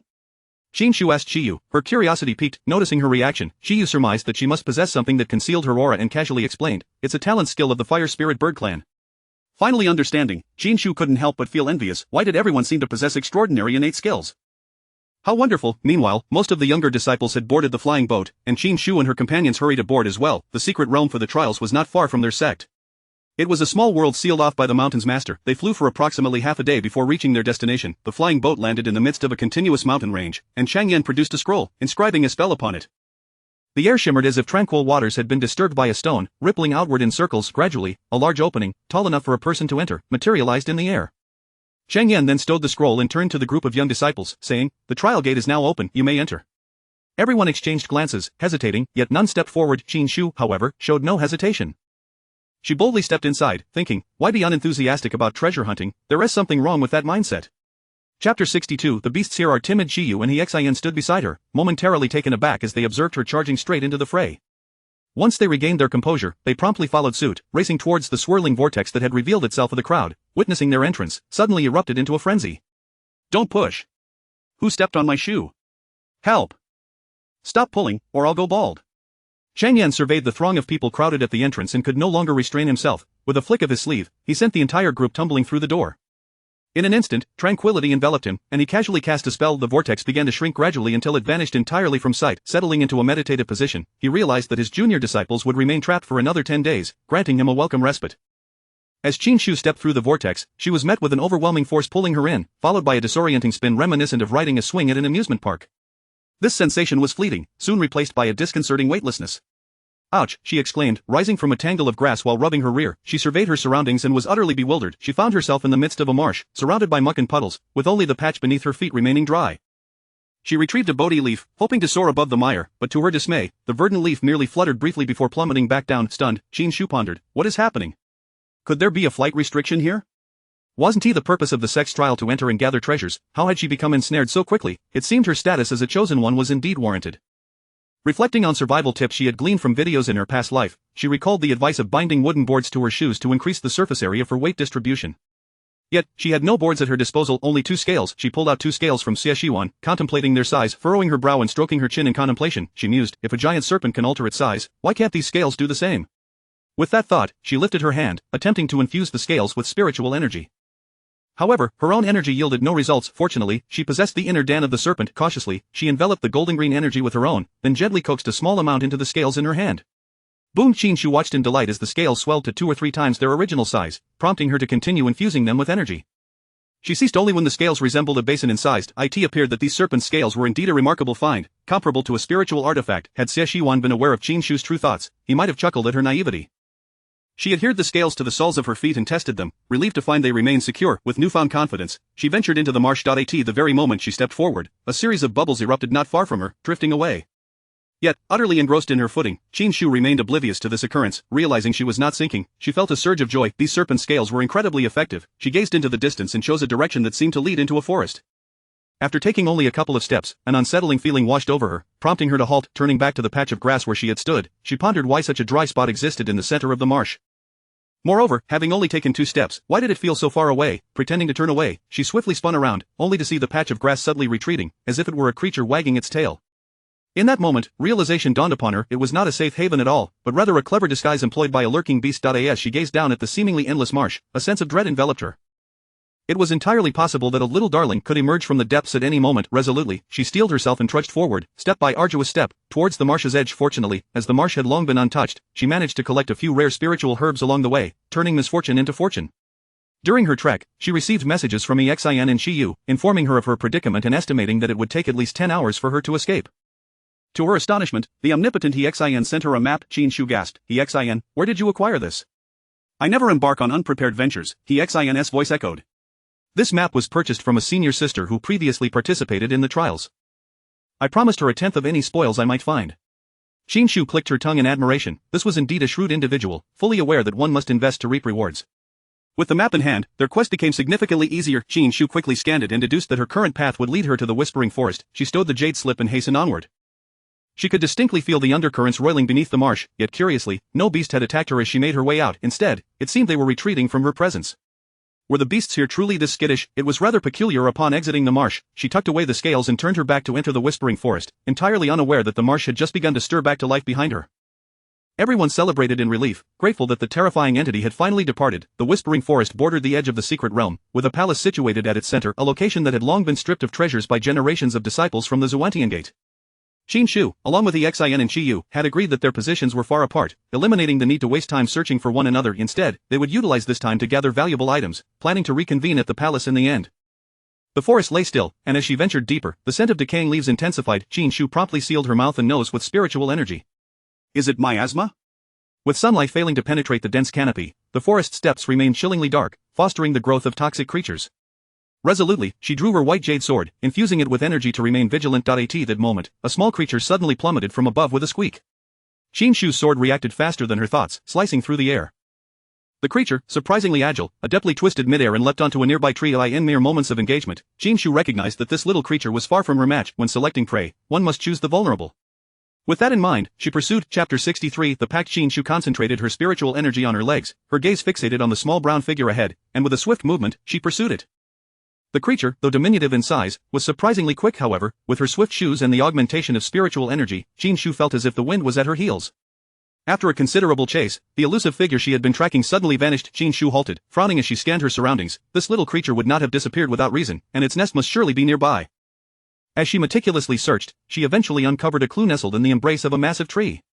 Ah, so this little rascal knows a thing or two about camouflage? Qin Shu clicked her tongue in amusement. Yet, the ruse was rather clumsy. Who would expect to find grass growing on a tree? She found it quite humorous, thinking even a few vines would have been a more credible cover. Approaching the tree, she found the entrance to the hollow still devoid of activity. Qin Shu casually made a hand gesture and hurled a clump of mud into the opening. The small creature within seemed startled, and in an instant, it sprang out, causing Qin Shu to jump in surprise. Watching it dart into the branches above, she refrained from chasing after it this time and instead leaned closer to peer into the hollow. To her delight, the creature had not disappointed her. Qin Shu retrieved a considerable haul of spiritual fruits and plants, among which were 2 specimens of the rare white flame dense root. This particular item could be used to concoct body refining pills, a highly coveted elixir among body cultivators. With her imminent transition to a body cultivator, her eyes sparkled with excitement. Without hesitation, Qin Shu cleared out the little creature's nest, but after a moment's thought, she placed 3 of the Jiling fruits she had brought from her sect back into the hollow. Just as she was about to depart, she noticed a small brown squirrel perched on a branch, clutching a Jiling fruit, its round eyes brimming with moisture, as if it might burst into tears at any moment. A sense of discomfort washed over Qin Shu, yet she quickly steeled her resolve. In this ruthless world, cuteness was of no use. You were the one who struck first, she admonished sternly, her expression serious. The little squirrel responded with 2 pitiful squeaks, their conversation incomprehensible to both. If you persist in your lament, I shall turn you into squirrel jerky, she warned. The squirrel merely squeaked again in response. As Qin Shu turned to leave, she was taken aback when the small creature leapt down from the tree, nimbly landing on the ground, and then scampered up her pant leg. Instinctively, she reached down to cradle it, finding it to be no larger than the size of her palms, its little body topped with a bushy tail, gazing up at her with glossy black eyes that were irresistibly adorable. I won't return what I've taken. You attacked me first, so you must learn to behave. Qin Shu declared with righteous indignation. Squeak. The pitch of the squirrel's voice rose several octaves. Since she could not comprehend its words, she chose to ignore it and continued on her way. If you do not depart, you might very well end up as my dinner. Upon hearing this, the little squirrel became frantic, biting down gently on her hand. Hiss! A sharp pain shot through Qin Shu's palm, prompting her to look down. She noticed an ancient pattern flickering in the creature's eyes, and instinctively, she thought it was attempting to forge a pact with her, yet, the pattern lingered for a moment before dissipating. Qin Shu discerned its frustration as a new pattern emerged in its gaze, settling upon her chest before vanishing. Stunned, she reached for her chest and circulated her spiritual energy within her body, but found no anomaly. Just as she contemplated dismissing the little squirrel, a childish voice echoed in her mind, bad person. Qin Shu glanced down at the small creature in her hands. Are you speaking? Yes, me, big bad guy. Its eyes were filled with grievance, stirring a pang of guilt within Qin Shu for bullying a child. You were the one who attacked me first. You even bit me, you are the bad one. Qin Shu retorted, her bravado unwavering. Xiao Xiao didn't bite you, Xiao Xiao wants to form a pact with you, otherwise, Xiao Xiao can't understand your words. The little squirrel's soft tail flicked, as if proud of its cleverness. Qin Shu fell silent, realizing this naive creature was blissfully unaware of the binding contract it was proposing. However, the next statement from Xiao Xiao caught her off guard. Xiao Xiao wants to form a pact with you, but you've already formed one with someone else. Xiao Xiao can only form a master-servant pact, and Xiao Xiao is so angry. This string of words, akin to a tongue twister, finally made sense to Qin Shu. She had formed a pact with someone else? Who could this other party be? Since taking control of this body upon entering the sect, she had assumed full ownership. Qi Yu was a creature of the demon race, inherently intelligent and long since detached from the beast clan. And senior brother Ruiming had been raised by Elder Fu, forming a pact with him. Aside from that, the only other beasts she had encountered were the flying frost flamehide mouse she had slain and that enormous serpent. As this realization struck her, Qin Shu's pupils constricted, her mind echoing with a singular thought. No way? Yet, upon further reflection, if it weren't for the pact, why would he allow her to roam freely with his inner core? Just as she was grappling with these thoughts, she offered another Jiling fruit from her storage ring to Xiao Xiao, inquiring, what pact did I form with someone else? A mutual pact. Can a mutual pact only be formed with one person? Qin Shu asked, feeling somewhat foolish. Of course not, it's just that your spiritual consciousness is still too weak, and the one you formed a pact with is immensely powerful. After much explanation, Xiao Xiao finally clarified the situation for her. In essence, her spiritual consciousness was simply insufficient. Well, that's not my fault. Look at you all, forming pacts with me, and I couldn't resist. Qin Shu sighed. Was this the feeling of being a fish on a chopping board? Her heart felt heavy, and the little squirrel in her hands felt equally burdensome. You can resist. With our master-servant pact, you can dissolve it at any time, but if you do, you won't be able to hear me speak anymore. The squirrel puffed its cheeks, clearly still miffed. And what about the mutual pact? Qin Shu asked. The mutual pact requires your spiritual consciousness to grant permission, but if the other party's realm is too high, your spiritual consciousness will lack the will to resist and thus automatically form a pact. Qin Shu pursed her lips. This hardly seemed like a mutual agreement. In her view, it was clearly an inequitable treaty. Chapter 64. She just wanted to leave. Can an equality contract be terminated at any time? Qin Shu inquired. Xiao Xiao nodded enthusiastically, exclaiming, of course. Just as joy began to bloom on Qin Shu's cheeks, she was abruptly met with Xiao Xiao's jubilant voice. The party with higher cultivation can. Qin Shu agreed. It turned out that she had unwittingly signed a contract that bound her as a servant. She had thought herself merely a tool to protect the great serpent's inner core, unaware that Xiao Xiao had withheld crucial information. The truth was, while the stronger party could indeed dissolve the contract, it came at the cost of sacrificing half of their own cultivation. If I were to sustain injuries, would it affect the contract with the great demon? Of course. If I am hurt, you will also feel the consequences. We share a soul contract. Should one of us be injured, our souls will suffer damage, so, you must protect me. Xiao Xiao seemed quite pleased, her pair of black eyes sparkling with excitement. Qin Shu clicked her tongue. I wondered why you, little creature, clung to me so stubbornly. It seems you had ulterior motives. After her inquiries, Qin Shu cast aside this disheartening thought and led Xiao Xiao onward, simultaneously asking, you grew up here. Do you know if there are any rare treasures in this place? Perched on her shoulder, Xiao Xiao's fluffy tail swayed slightly, of course, but the rare treasures are guarded by formidable beasts. You wouldn't stand a chance against them. Even if I can't defeat them, I have you, right? Together, we can take them on. At this moment, Qin Shu suddenly realized that she knew nothing about this little squirrel. She promptly inquired, what is your cultivation level? What are your innate skills? Can you learn techniques? Xiao Xiao was taken aback by the weight of Qin Shu's expectations, urging her to steal treasures from powerful demons. Wasn't that akin to asking for her life? The fruit she had been nibbling on was now forgotten, her ears drooping. But, I'm only at the first level. This level of cultivation fell within Qin Shu's expectations, and she felt no disappointment. To her, a pet was simply a pet. If it could assist her, that would be splendid, but if not, it was of little consequence. The path of cultivation favored the strong. Both pets and magical artifacts were merely embellishments. One's own strength was the true foundation for survival in this world. As Qin Shu walked, she took out a jade slip and studied the map, while Xiao Xiao leaned in to take a peek. The two little heads huddled together. Shu, are you really going? That wolf is quite fearsome. Without lifting her gaze, Qin Shu responded with an unconcerned, did you not say you were fast? Can't you outrun a wolf? Xiao Xiao was nearly in tears at this, but the Gale wolf is of the wind element, it's even faster. Do you not possess illusionary skills as well? If you can't run, then hide? After saying this, Qin Shu suddenly recalled something and added, just remember one thing. Grass grows on the ground.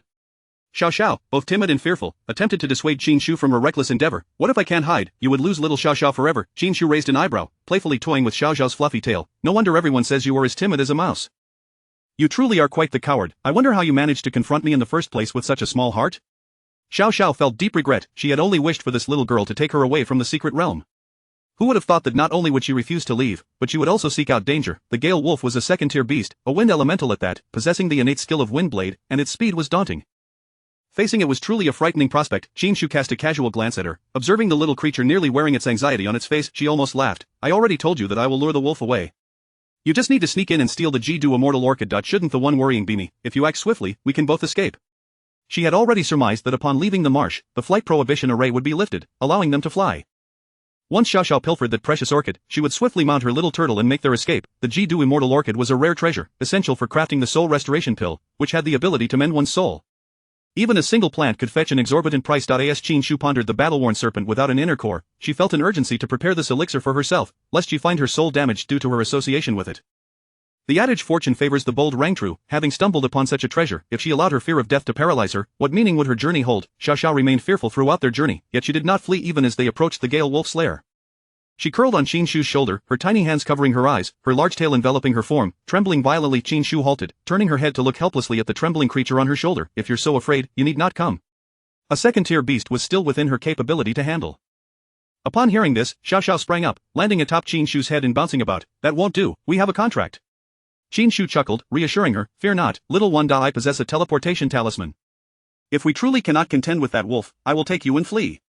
Xiao Xiao paused, sitting atop her shoulder, her little face puffed up with indignation. Why didn't you say so sooner? Little Xiao Xiao was so frightened. Qin Shu believed that this little creature needed to be braver. If it remained so timid, was she to merely keep it on her mountain? Prepare yourself. I will lure it out from its den. Once we are far enough away, you can slip in. After giving her instructions, Qin Shu resolutely stepped into the territory of the Gale Wolf. From that moment onward, she steeled her resolve. However, upon reaching the entrance of the Gale Wolf's lair, she sensed no sign of life. Puzzled, Qin Shu wondered if the wolf was not home. Was she truly this fortunate? Despite her musings, she remained vigilant, tossing a fruit pit into the cave as a test. The hollow sound echoed within, followed by an unsettling silence. It seemed as though the cave truly contained nothing. At this moment, Qin Shu's alertness peaked, and suddenly, a profound sense of danger surged within her. Activating her cultivation technique to its utmost, she raised her white jade sword defensively behind her. Clang, the sound of jade colliding echoed, successfully deflecting a wind blade, just as a green figure lunged at her from above the cave.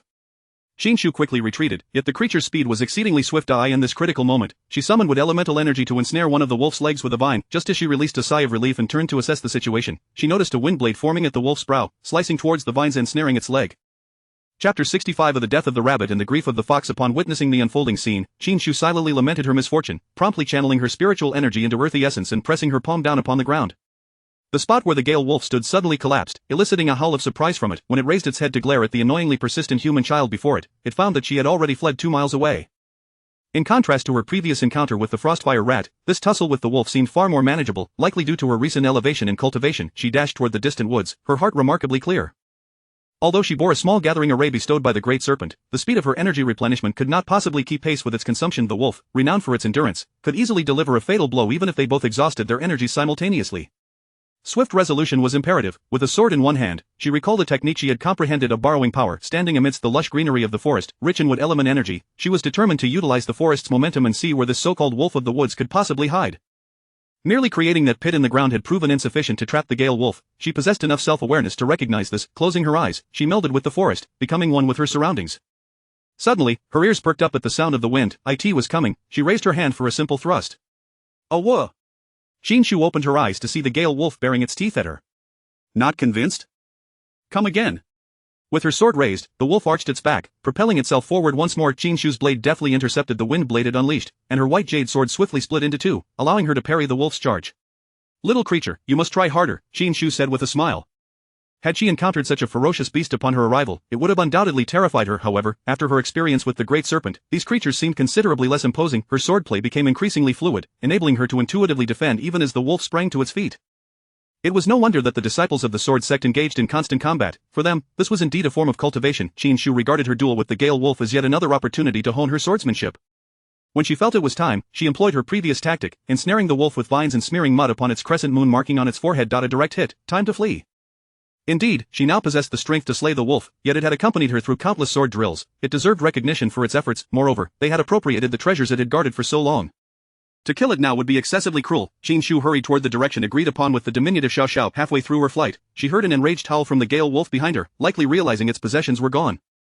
She quickly retrieved her small turtle, scooped up the exuberantly waving Xiao Xiao, and consumed a spirit-replenishing pill, directing the small turtle to soar into the distance. Did we succeed? Qin Shu inquired. Xiao Xiao extracted the carefully hidden Jidu Xianlan from its pouch. Of course, Xiao Xiao was very impressive. Seeing that the Gale Wolf had vanished from view, Xiao Xiao's spirits lifted. However, their joy was short-lived, as the next moment, Qin Shu stumbled into an area filled solely with silver spirit trees. She gasped in alarm, her hair standing on end. How did you come to this place? Get out, quick! Qin Shu, perplexed, halted and asked, what is the matter? This is a forbidden zone of the entire secret realm. It is toxic. Breathing in a single breath of spiritual essence will ensnare you in poisonous mists. Once your energy is devoured, your flesh will follow. Run, Xiao Xiao does not wish to die. Qin Shu's expression shifted at this revelation, and she hurriedly took flight in the opposite direction. Yet, it seemed as though they had stepped into some formation, for no matter how she flew, she was drawn back to the same spot. Shu, look at that skeleton. We have returned, Xiao remarked, furrowing her brow. Qin Shu nodded. I noticed. Are you all right? Xiao shook its small head, appearing quite despondent compared to its earlier vivacity. Qin Shu frowned, sensing something was amiss. She felt perfectly fine, her energy intact, without any hint of abnormality. Observing Xiao's discomfort, she gathered her energy to help it clear its meridians. Noticing that Xiao seemed to regain some vitality, Qin Shu continued, I will place you in my jade pendant space. You need to rest well, you cannot endure long in this place. Xiao, with its misty eyes, gazed at Qin Shu, worry etched on its face. What about you? Qin Shu replied calmly, I will be fine. Do not worry, I will bring you out. Her jade pendant space was the only one capable of housing living beings, free from toxic gas. Once they exited the secret realm, she would release Xiao. Left alone, she chose not to fly anymore but instead landed, intending to thoroughly investigate this strange place. The ground beneath her feet was carpeted with fallen leaves, and as she walked, she inadvertently stepped on something. Qin Shu halted, retracting her wrist. With a swift motion, she sent a gust of wind that swept away the leaves, revealing a ghastly layer of bones beneath. Furrowing her brow, she took out her communication jade slip to inquire if there were any forbidden zones within the Hexin secret realm, only to find it blank. Not only was she unable to contact anyone, but she could not even access the square where she usually gleaned various news. It appeared that this was a place that obstructed spiritual signals, effectively nullifying her chances of seeking external assistance. Qin Shu sighed, stowing away the jade slip and closing her eyes, channeling her cultivation technique to its utmost limit. Eventually, she relied on her instincts to select a direction. This time, Qin Shu truly did not circle in place. As she progressed, she collected numerous demon beast cores along the way. She also encountered many human skeletons, eliciting a profound sense of sorrow. Continuing to follow her instincts, she traversed for an indeterminate duration before finally catching sight of the sky. At that moment, she realized she had not exited the Silver Spirit Woods, but rather, the very center of the woods had been struck by some unknown force, creating a massive chasm. The chasm was shrouded in pink mist, juxtaposed against the silver of the Silver Spirit trees, creating a breathtaking yet perilous sight. This pink mist shared its origin with the mists at the forest's edge, yet it was far more concentrated, likely the primary cause of death for the demon beasts and cultivators alike. Though Qin Shu could not fathom why, the pink mist seemed to pose no threat to her. Her energy remained usable. She even attempted to cast a fireball spell into the pink mist, and in the next instant, the mist erupted in a dazzling display of sparks, reminiscent of a colossal fairy wand. Qin Shu gasped, exclaiming, so beautiful. Chapter 66. The pitiful one. Without the halo of a protagonist. As the flames dissipated, the pink mist that enveloped the air appeared to have lessened significantly. Qin Shu stood at the edge of the deep pit, gazing downwards. The once vibrant pink haze had dulled somewhat, allowing her to glimpse the bottom of the chasm. The lake's surface shimmered with a delicate pink hue, undisturbed and eerily beautiful. Instinctively, Qin Shu felt that the answers concealed within the pink mist lay beneath, compelling her to descend and investigate. According to the law of transmigration, the more extraordinary a location, the greater the likelihood of treasures.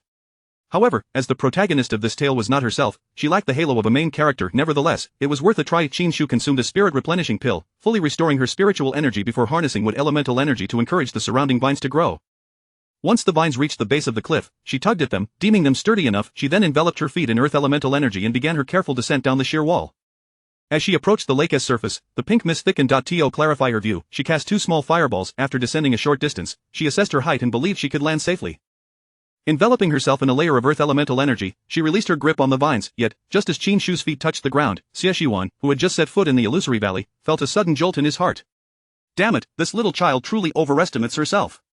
Before his words could fully escape his lips, he vanished from his spot. At that moment, the illusory night spirit, agitated, hurriedly sent him a message. Are you toying with me? Xie scoffed, his leisurely voice resonating in the illusory night spirit's consciousness. What of it if I am just a sealed waste? A mere serpent dares to be so arrogant before me. Before he could finish, he felt an additional layer of barrier descend upon him, a noxious fog even more troublesome than the formations concocted by the initial few members of the Shantian sect. The greenish poison seeped into his wounds, gradually gnawing away at the fragile spiritual energy he had painstakingly restored. He had been discreetly sending out distress signals in the form of sound waves from the beast clan, yet after a long wait, only this serpent had responded. What astonished him further was that this serpent was, in fact, a lapdog of the Shantian sect. You assist the oppressors, may you meet a wretched end. Xie tore open a rift in space, stepping through it and leaving behind the cacophony of wails. One must adopt a humble demeanor when seeking assistance, even if one had once been splendid. They were now merely a prisoner. He had failed his ascension, yet had successfully endured the lightning tribulation. Merely a dog, daring to bark before him. It was time to retaliate. Xie reappeared within the small secret realm where Qin Shu was undergoing her trial, precisely amidst the marsh. The previously calm swamp erupted, resembling a pot of boiling porridge, surging wildly within the murky waters. Initially, the faintest hint of his presence had terrified them all. Now that the true form had arrived, who dared linger? Those creatures accustomed to the water yearned to sprout wings and flee. However, Xie Shiwan had no intention of engaging with these lowly beasts. The little creature sought to deliver his inner core to its demise, and any delay could lead to irrevocable consequences. His serpentine tail sliced through the mire with remarkable swiftness. While Qin Shu had traversed nearly 12 hours, he reached the shore in the blink of an eye. The serpent's tail left a long trail through the underbrush, and as the wind blew, it vanished beneath the thick layer of fallen leaves. Qin Shu felt a pang of anxiety as she tread upon the chilling bones beneath her feet, which, unlike the silvery spirit trees above, emanated a soft pink glow. Suddenly, a thought crossed her mind. Could it be a formation? As this notion barely surfaced, the pink lake appeared to beckon her like a captivating enchantress, drawing her steps towards its edge. The closer she drew, the more bones she encountered. Unconsciously, she lifted a foot, poised to step into the water when a powerful gust swept in from behind. A dark, metallic-tailed appendage coiled around her waist, and in the next instant, she was flung back into the thicket of silver leaves. Qin Shu landed painfully atop a leg bone, drawing a sharp breath as she regained her senses. Gazing at the sudden appearance of the shadowy figure before her, the swirling pink mist seemed to serve as a backdrop, even softening the chilling aura surrounding him. Great Serpent? Qin Shu's eyes widened in disbelief as she rubbed her eyes. Am I hallucinating? What are you doing here? Xie Shiwan looked down at Qin Shu with an icy demeanor, stating, should you wish to court death again, do so alone, do not involve my inner core. Realizing she was now at the top of the pit, she frowned, contemplating what she had just witnessed below. What happened to me just now? Something in the lake had drawn her in, compelling her to investigate further. Your cultivation is too low. Your mind was ensnared. Though Xie Shiwan's expression was grim, he answered her query. Upon hearing this, Qin Shu's expression grew even more perplexed. Who ensnared my mind? Is there a living creature in that lake? Xie Shiwan replied with a mere acknowledgement before instructing, remain here. Do not wander. I shall descend to investigate. Before Qin Shu could respond, his figure had already vanished. She hurriedly crawled to the edge of the deep pit, peering down, only to find the once rising pink mist had thickened again, obscuring her view. In frustration, she hurled a volley of fireballs into the pit. As Xie Shiwan reached the bottom, he looked up at the commotion above, catching sight of the fireworks display. For others, the contents of the lake might be toxic, yet for him, they promised great nourishment. He transformed into his true form and plunged into the depths of the lake. At the center, a cluster of eerie white bones surrounded a magnificent pink lotus. Beside the lotus lay a seed pod, each green seed plump and vibrant, indicating their fine age. The lotus exuded a delicate pink mist, tinting the entire lake with its hue, reminiscent of a maiden poised to bloom, a sight most alluring. Yet, this time, he encountered Xie Shiwan, who had no intention of admiring such beauty. With a swift flick of his tail, he uprooted the entire seed pod. Just as he turned to leave, he glanced back at the lotus and decisively plucked it as well. Qin Shu, having awaited the spectacle below, grew increasingly impatient as silence reigned. No battles, no shouts, not even a sound. Restlessly, she perched at the cliff's edge, swinging her legs in the air. The sky was darkening once more, and counting the days, she realized she had already been here for 5 days. In another 5, she would be free. With so many places left unexplored on the map, was she to be trapped here? It was an unbearable thought. As she pondered, the leaves beside her stirred without a breeze. Turning her head, she was met with the sight of a colossal pink lotus. Chapter 67. Committing malfeasance with one's own body. Qin Shu was momentarily taken aback, but in the next instant, a refreshing fragrance wafted into her nostrils, and her surroundings appeared to be enveloped in a pink filter, transforming the black serpent before her into a rosy hue. She scarcely had time to contemplate the bizarre occurrence before she succumbed to unconsciousness, her body feeling as though it had lost all rigidity, plummeting into the abyss below. Xie Shiwan instinctively extended his assistance, flicking his tail to grasp her leg and pulling her back.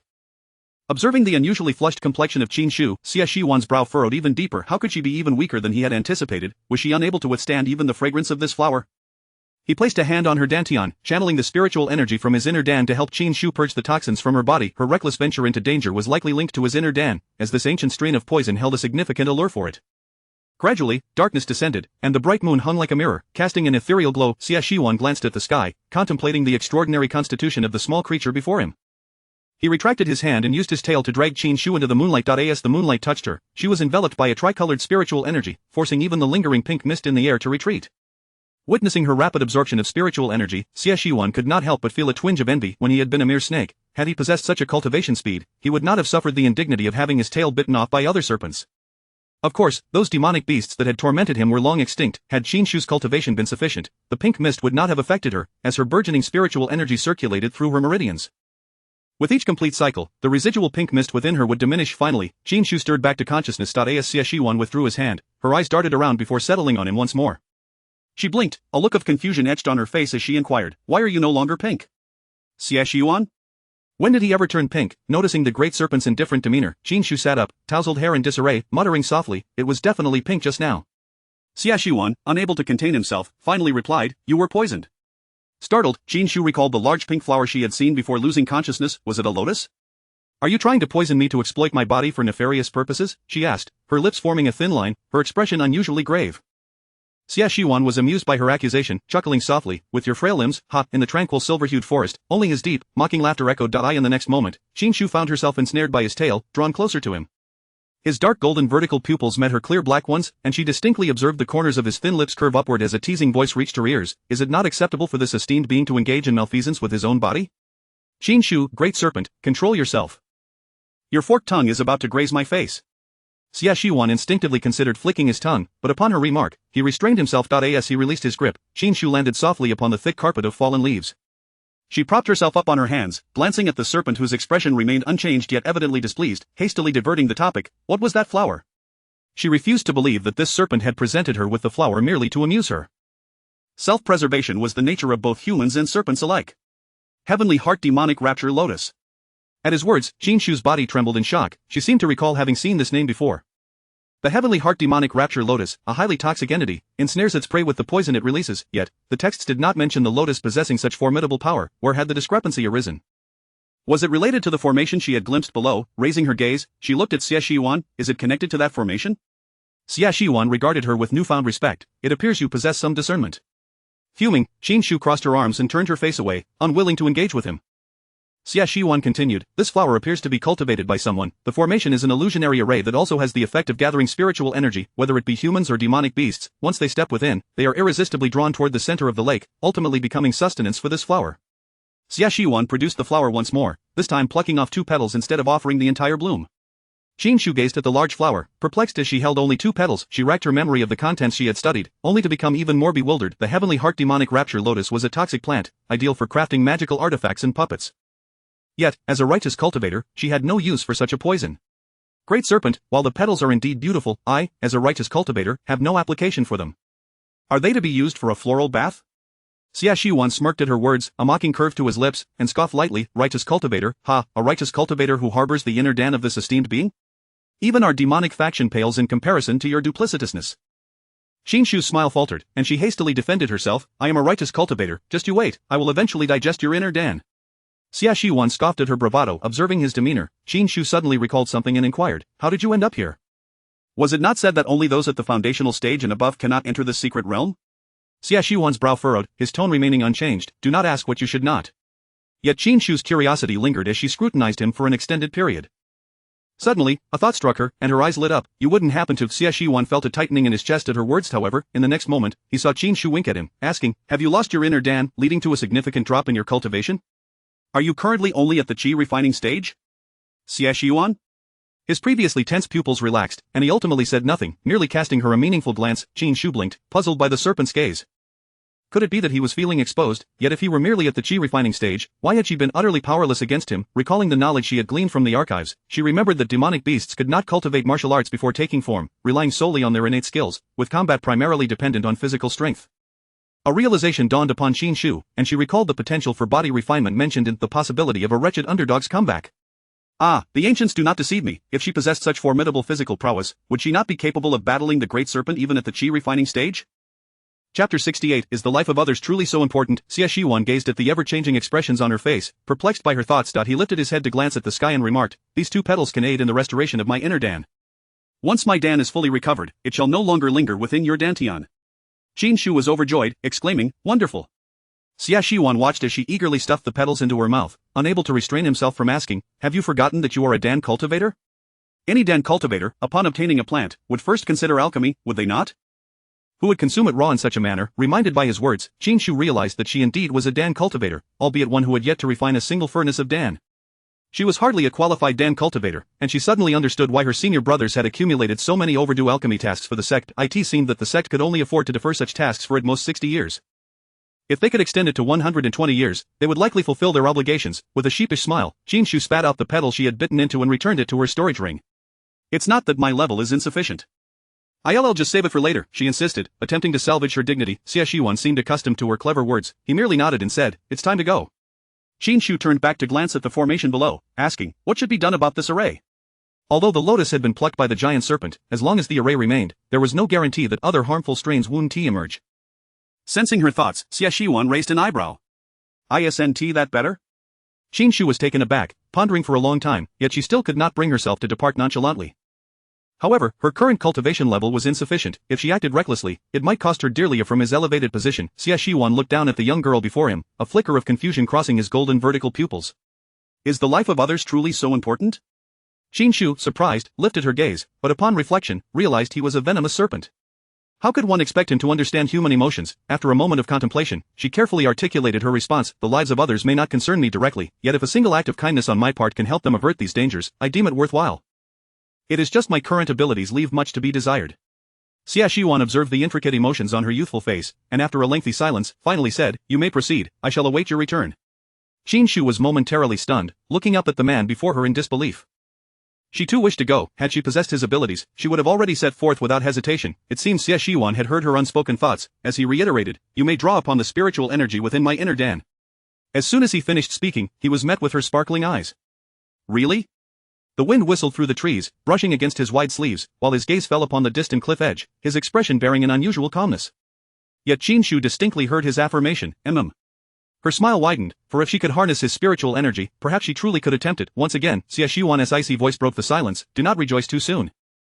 Even if you can utilize my spiritual energy, it does not guarantee that you will be able to dismantle the array. Should any unforeseen circumstances arise, I shall not extend my assistance again." Qin Shu solemnly clasped her hands together in gratitude, saying, "Thank you." She then turned and climbed down the vines leading to the pit below. Standing at the cliff's edge, Xie Shiwan watched as her petite figure descended slowly down the vines. He remained skeptical of her capabilities. Even with his spiritual energy at her disposal, dismantling such a vast array with her current knowledge would be a formidable challenge.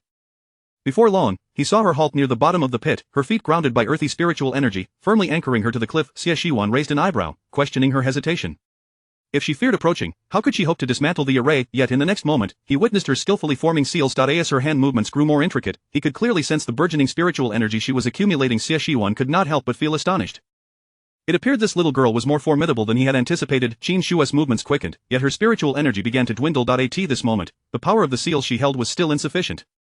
Recalling the serpent's words, she attempted to draw upon the spiritual energy within the serpent's inner Dan. Having been nurtured by her dantian for so long, she had no idea she could utilize its energy as well.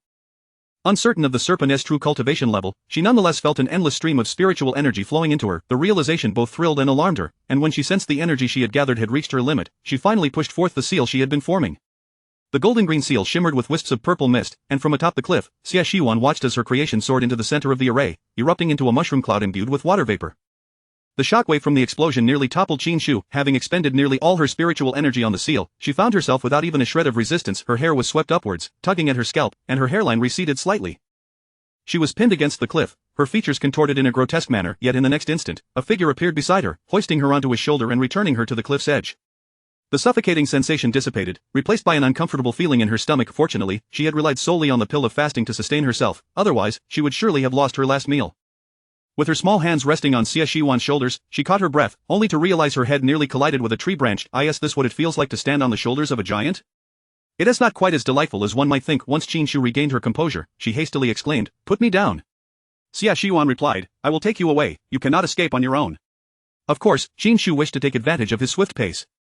Relying on her two flying artifacts would be both costly and laborious. However, "The bones on your shoulder are digging into my stomach, could you?" she began, but before she could finish, she found herself repositioned.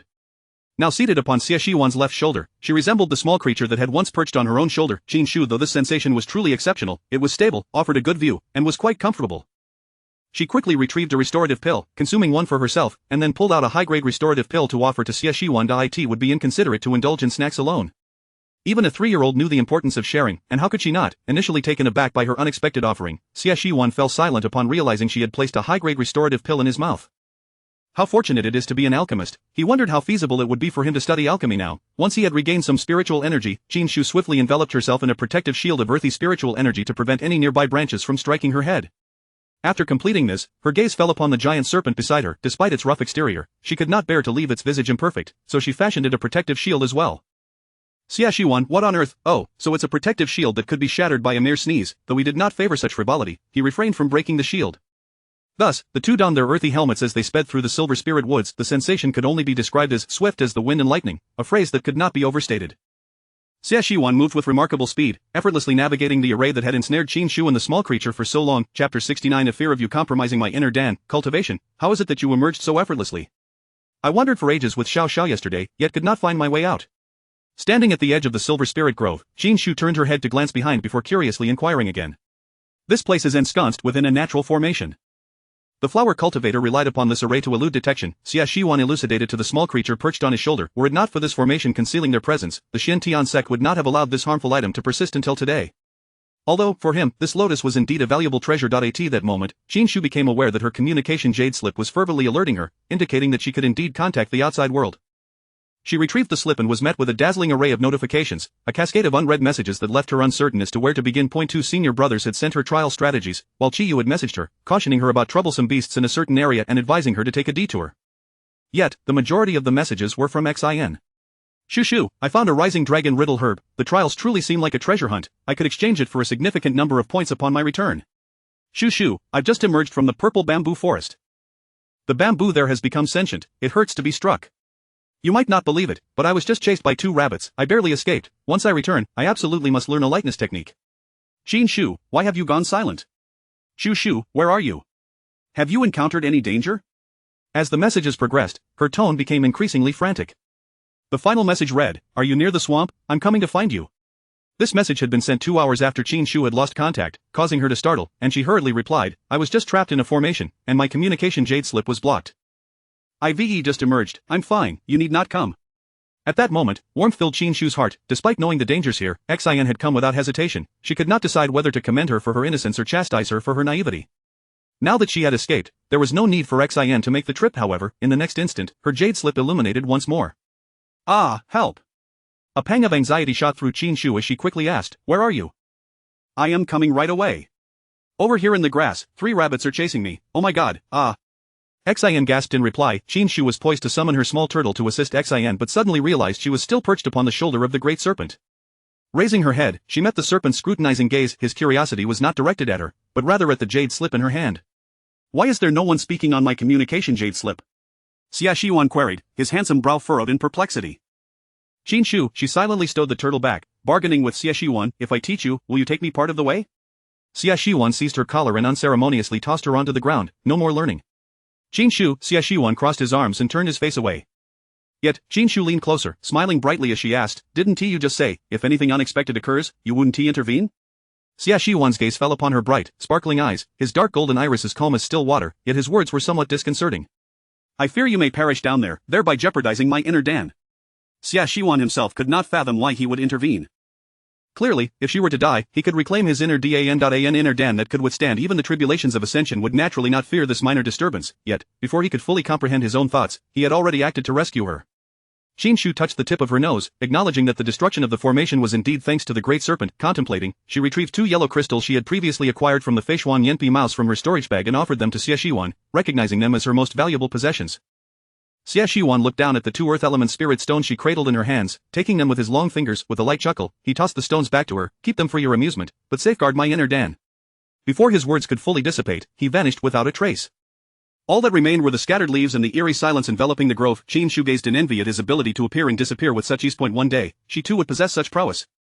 She produced her small turtle and, following the map inscribed on the jade slip, soared towards the grassy expanse where Xin awaited. The distance was considerable, and as she sped along, consuming spirit-restoring pills while simultaneously enveloping her head in a protective barrier of earth spirit energy, she lamented how, despite her youth, her hairline could scarcely withstand the strain. Upon reaching the emerald grassland where Xin was located, Qin Shu had expended an entire bottle of 50 low-grade spirit-restoring pills. Heart-aching, she resolved to slay a couple of rabbits to vent her frustration. Soon, she spotted Xin, sprinting wildly, with 3 rabbits. Qin Shu nearly bulged her eyes in disbelief. Were these truly rabbits? Towering above Xin, they resembled stout pigs with crimson eyes and elongated incisors. Should one of these beasts sink its teeth into her, would she not lose a significant chunk of flesh? Quickly, she hurled 2 fireball spells to divert most of the attention away from Xin. Upon glancing up, Xin beheld Qin Shu, who was standing atop the turtle, exclaiming, Shu. Seeing Xin nearly overtaken by the pursuing rabbits caused Qin Shu to gasp in alarm, and she swiftly cast another fireball spell to shield her. Let us deal with the rabbits before we catch up. Xin, having adequately prepared for the trials, had also learned several offensive techniques. Firelight, she shouted. Qin Shu, who had been quietly casting fireballs, was startled by her exclamation and turned to witness Xin unleashing a fire-based skill that resembled a pulse wave. Qin Shu was taken aback.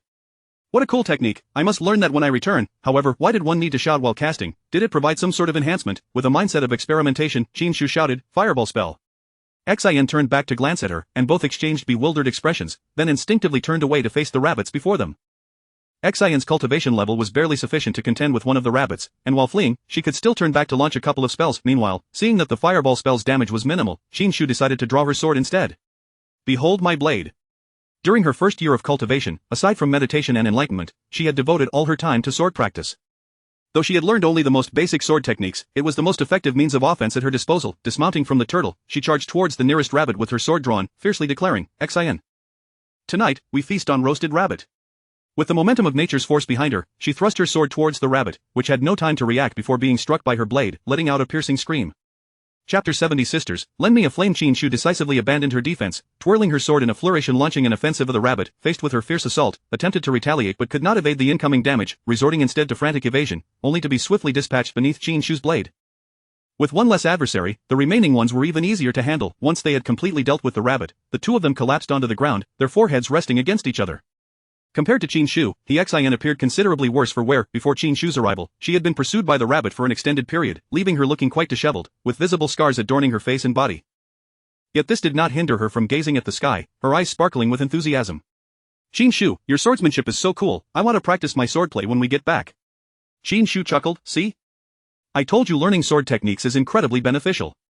As they conversed, Qin Shu's communication jade slip suddenly reacted. Upon inspection, she discovered it was a message from Qi Yudai, and the next instant, he Xian received an identical message. Qi Yu is calling us to gather mushrooms. Is the rabbit meat still suitable for roasting? He Xian rose from the grass, turning to Qin Shu with a question. After a moment's contemplation, Qin Shu shook her head. Let's collect the mushrooms first. We can roast the meat later. Besides, we can prepare a couple of mushrooms for Qi Yu. Qi Yu had discovered a vast patch of Qingguang Xianlin mushrooms in the ghostwood forest, a variety that only thrived in that peculiar place and served as a primary ingredient for crafting cooling pills. For practitioners like them with fire spiritual roots, the intense fire spiritual energy could scorch their meridians during significant breakthroughs, making the preemptive consumption of a cooling pill quite necessary. Of course, cultivators like Qin Shu, who had refined their meridians during practice, would find little need for such items. Having refined her body to a singular fire spiritual root after assimilating the Shisuihuan gene, Qi Yu was continually nurtured by the fire spiritual energy and also had little use for it.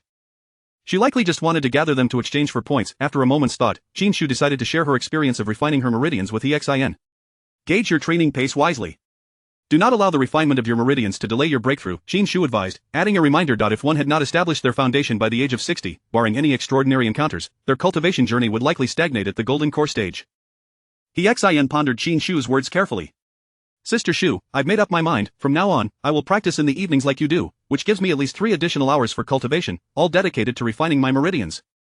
Upon entering the ghostwood forest, the eerie chill was palpable. Luckily, both of their spiritual roots possessed a fire attribute, and as the fire spiritual energy enveloped them, the bone-chilling cold dissipated. Following Qi Yu's directions, they proceeded southwest and soon encountered a grove brimming with Qingguang Xianlin mushrooms. Qi Yu, noticing their arrival, gathered the mushrooms she had picked and stored them in her spatial ring before approaching them. I can't harvest all these by myself, so I thought you might also find them useful and called you over, Qi Yu said. Qin Shu flashed her a smile. Thank you, I'll roast a couple of mushrooms for you later. Qi Yu paused for a moment, then laughed, sounds good. While other cultivators would typically shy away from consuming such cold mushrooms, Qi Yu, a fire elemental cultivator, had nothing to fear. Why couldn't I reach you yesterday? Qi Yu inquired. He Xian, having overheard, nodded vigorously beside her. I was worried sick. You said you were trapped in a formation, are you alright? Qin Shu shook her head. I'm fine, it was likely a natural formation. I just wandered around for a bit and found my way out. She downplayed the thrilling experience, omitting the more harrowing details. As they surveyed the area filled with glowing green mushrooms, Qin Shu found something peculiar. Look, mushrooms grow on one side of this tree, but not on the other. The outermost circle is all like this. Furthermore, have you noticed that entering the area filled with Qingguang Xianlin mushrooms feels even colder than the surrounding ghostwood forest? Hearing Qin Shu's observations, Qi Yu stroked her chin, her expression contemplative. In contrast, He Xian gazed at Qin Shu with curiosity, asking, what do you mean, where is it colder? I can't sense anything. Qi Yu glanced at both of them, affirming, junior sister is right. It is indeed a bit colder here. Her gaze shifted back to Qin Shu, questioning, do you suspect something is amiss? Qin Shu vigilantly scanned their surroundings, nodding slightly. There may be other hidden entities here. Qi Yu also peered into the mushroom patch, a flicker of firelight flashing in her eyes, her innate ability as a fire spirit bird failing to reveal anything. There are no illusions. If anything is present, it should manifest as a real attack. Let's all remain cautious, Qi Yu advised. However, Qin Shu interjected, the Qingguang Xianlin mushrooms are companions of the yin-yang nether vine. I suspect there might be a yin-yang nether vine in this vicinity, so we need to be particularly careful, as we do not know where it might emerge from. As Qi Yu listened to Qin Shu's articulate musings, realization dawned upon her. No wonder their master had made an exception to accept Qin Shu as a disciple after taking her in, and now it was clear that the master's decision was indeed justified. No sooner had Qin Shu finished speaking than Qi unsheathed her Qixia sword. He Xian watched them with envy, her resolve to practice swordplay further solidified. A pillmaker who could not wield a sword was unworthy to claim allegiance to the Xiantian sect's pill Dao. The three of them continued to gather mushrooms while remaining vigilant of their surroundings. Suddenly, a small mound began to rise just 3 feet away from them. Qin Shu detected a faint rustling and quickly halted her actions, drawing her white jade sword in readiness.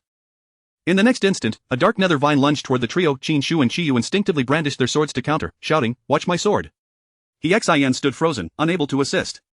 As Qin Shu and Qi battled the nether vine, another one unexpectedly emerged to their left. He Xian, upon seeing this, panicked and shouted, "Firelight!"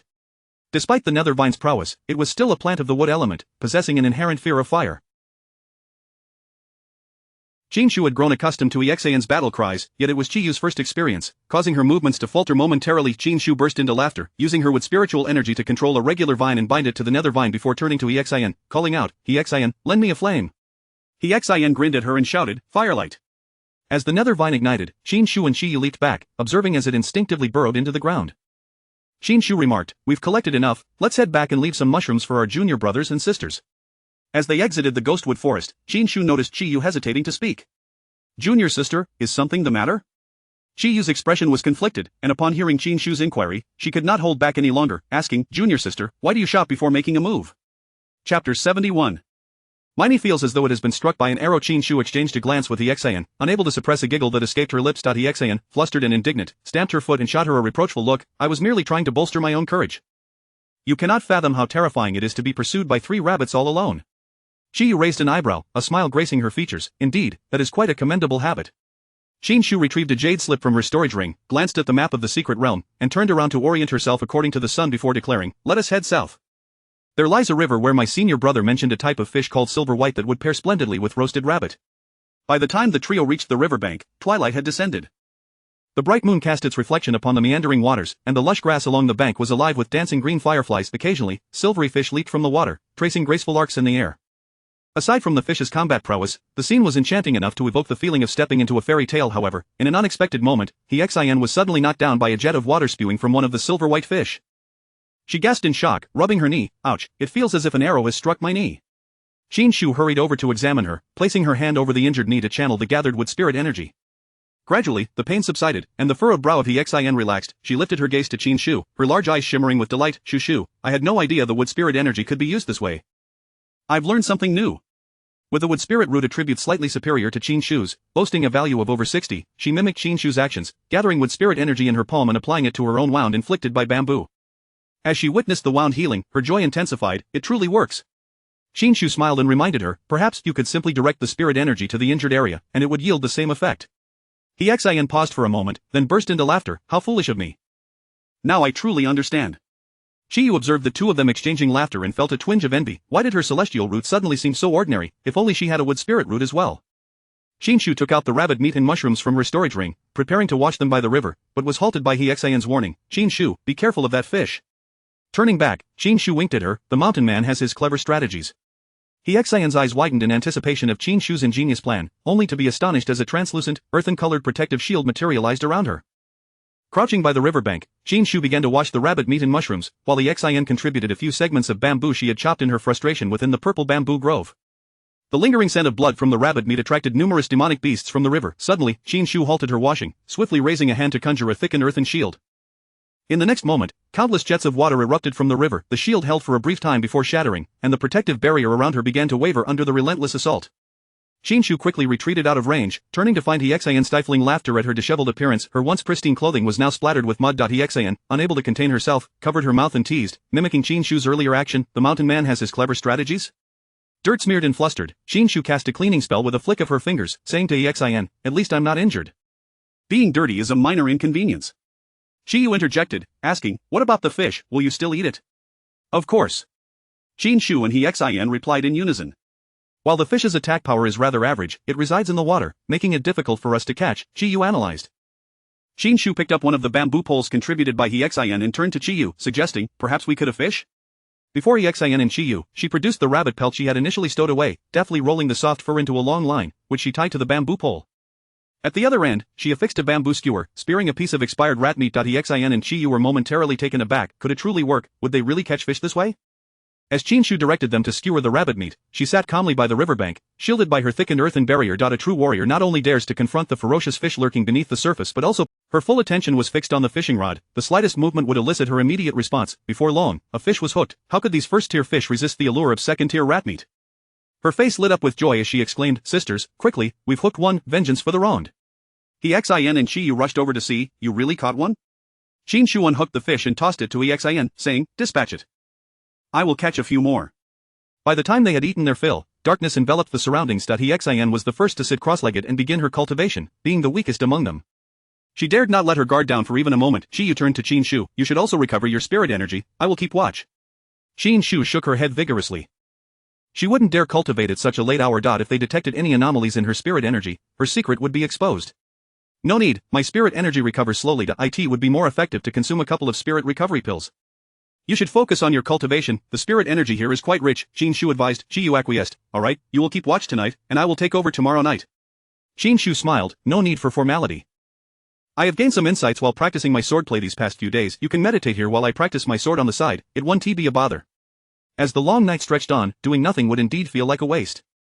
As dawn approached, Qi Yu opened her eyes to see Qin Shu practicing her sword by the riverbank. She adeptly dodged the jets of water from the silver fish, countering with a precise strike. Just as she evaded one attack, another jet of water surged forth, and she seamlessly switched the sword to her left hand to block it. Qi Yu watched in astonishment. Her little junior sister displayed remarkable talent in her training, even exhibiting a knack for adapting to her surroundings. Glancing back at Xin, who remained in deep meditation, Qi Yu decided to rise and join her by the river with her sword. Compared to Qin Shu's foundational sword techniques, Qi Yu's style was far more flamboyant. Seeing her senior sister practicing by the river in a manner reminiscent of her own, Qin Shu chuckled. "Senior sister, this method works quite well, doesn't it? If only I had a place to store them, I would have caught a few fish to practice with." Her words sparked a realization in Qi Yu, and she paused mid-motion, turning to Qin Shu with a slow smile. "I have a solution." Chapter 72. Setting oneself on fire. When Xin awakened, she found Qin Shu and Qi Yu standing by the riverbank, each holding a woven fishing net. The net was infused with Qin Shu's wooden spiritual energy, rendering it resilient against the biting of the silver-white fish. Sensing the moment was right, Qin Shu swiftly reeled in the net, successfully catching a few small fish. Qi Yu produced a small bottle to store the fish and went to fetch some water from the river. Qin Shu cast the net twice more, ceasing only when Qi Yu's bottle could hold no more. Such a bounty was certainly sufficient for sword practice, and should they feel peckish, they could easily catch a couple more for a feast. After tidying up their traces by the riverbank, the three unanimously decided to head towards the central palace marked on the map. Despite the consensus that there was nothing of value there, every new disciple felt compelled to visit it in person to dispel their disbelief.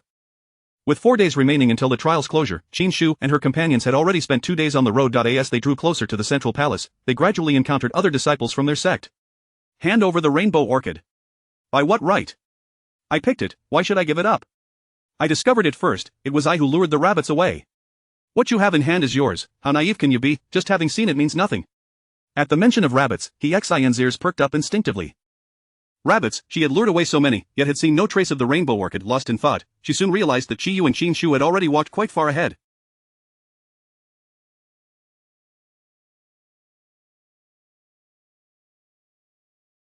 Regaining her senses, she hurried to catch up, asking, "Aren't we going to mediate?"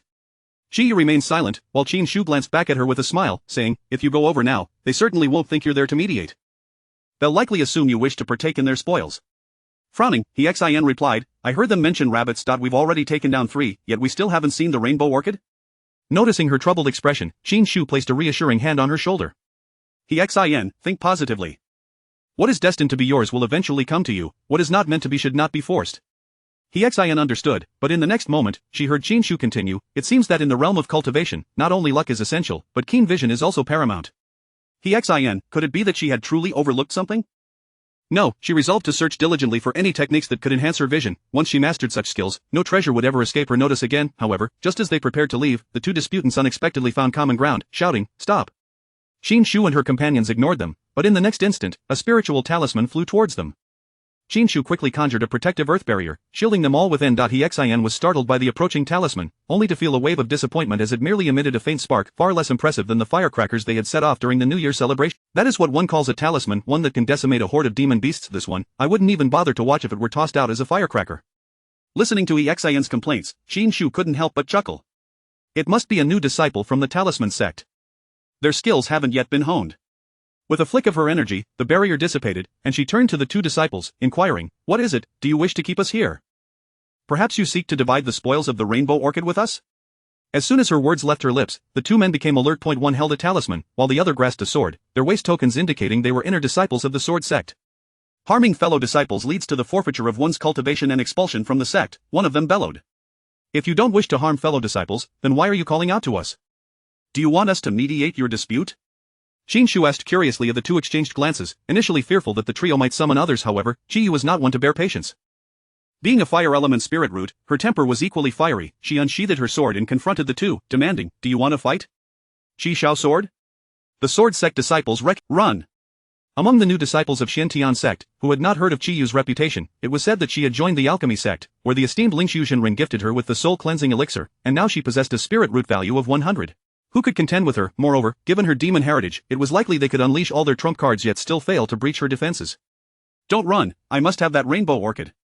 The disciples from the talisman sect, seeing Qi Yu flee, hurriedly pursued. Qi Yu felt a twinge of disappointment as they dashed away. Qin Shu chimed in, "This sword cultivator is such a coward. Any sword cultivator who shies away from a fight is not worthy of the title."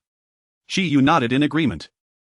How could a sword cultivator shy away from combat, without the courage to forge ahead? How could one perfect their swordsmanship? Just as she sheathed her sword, the two who had fled returned, but this time, they were followed by a colossal beast resembling a bull.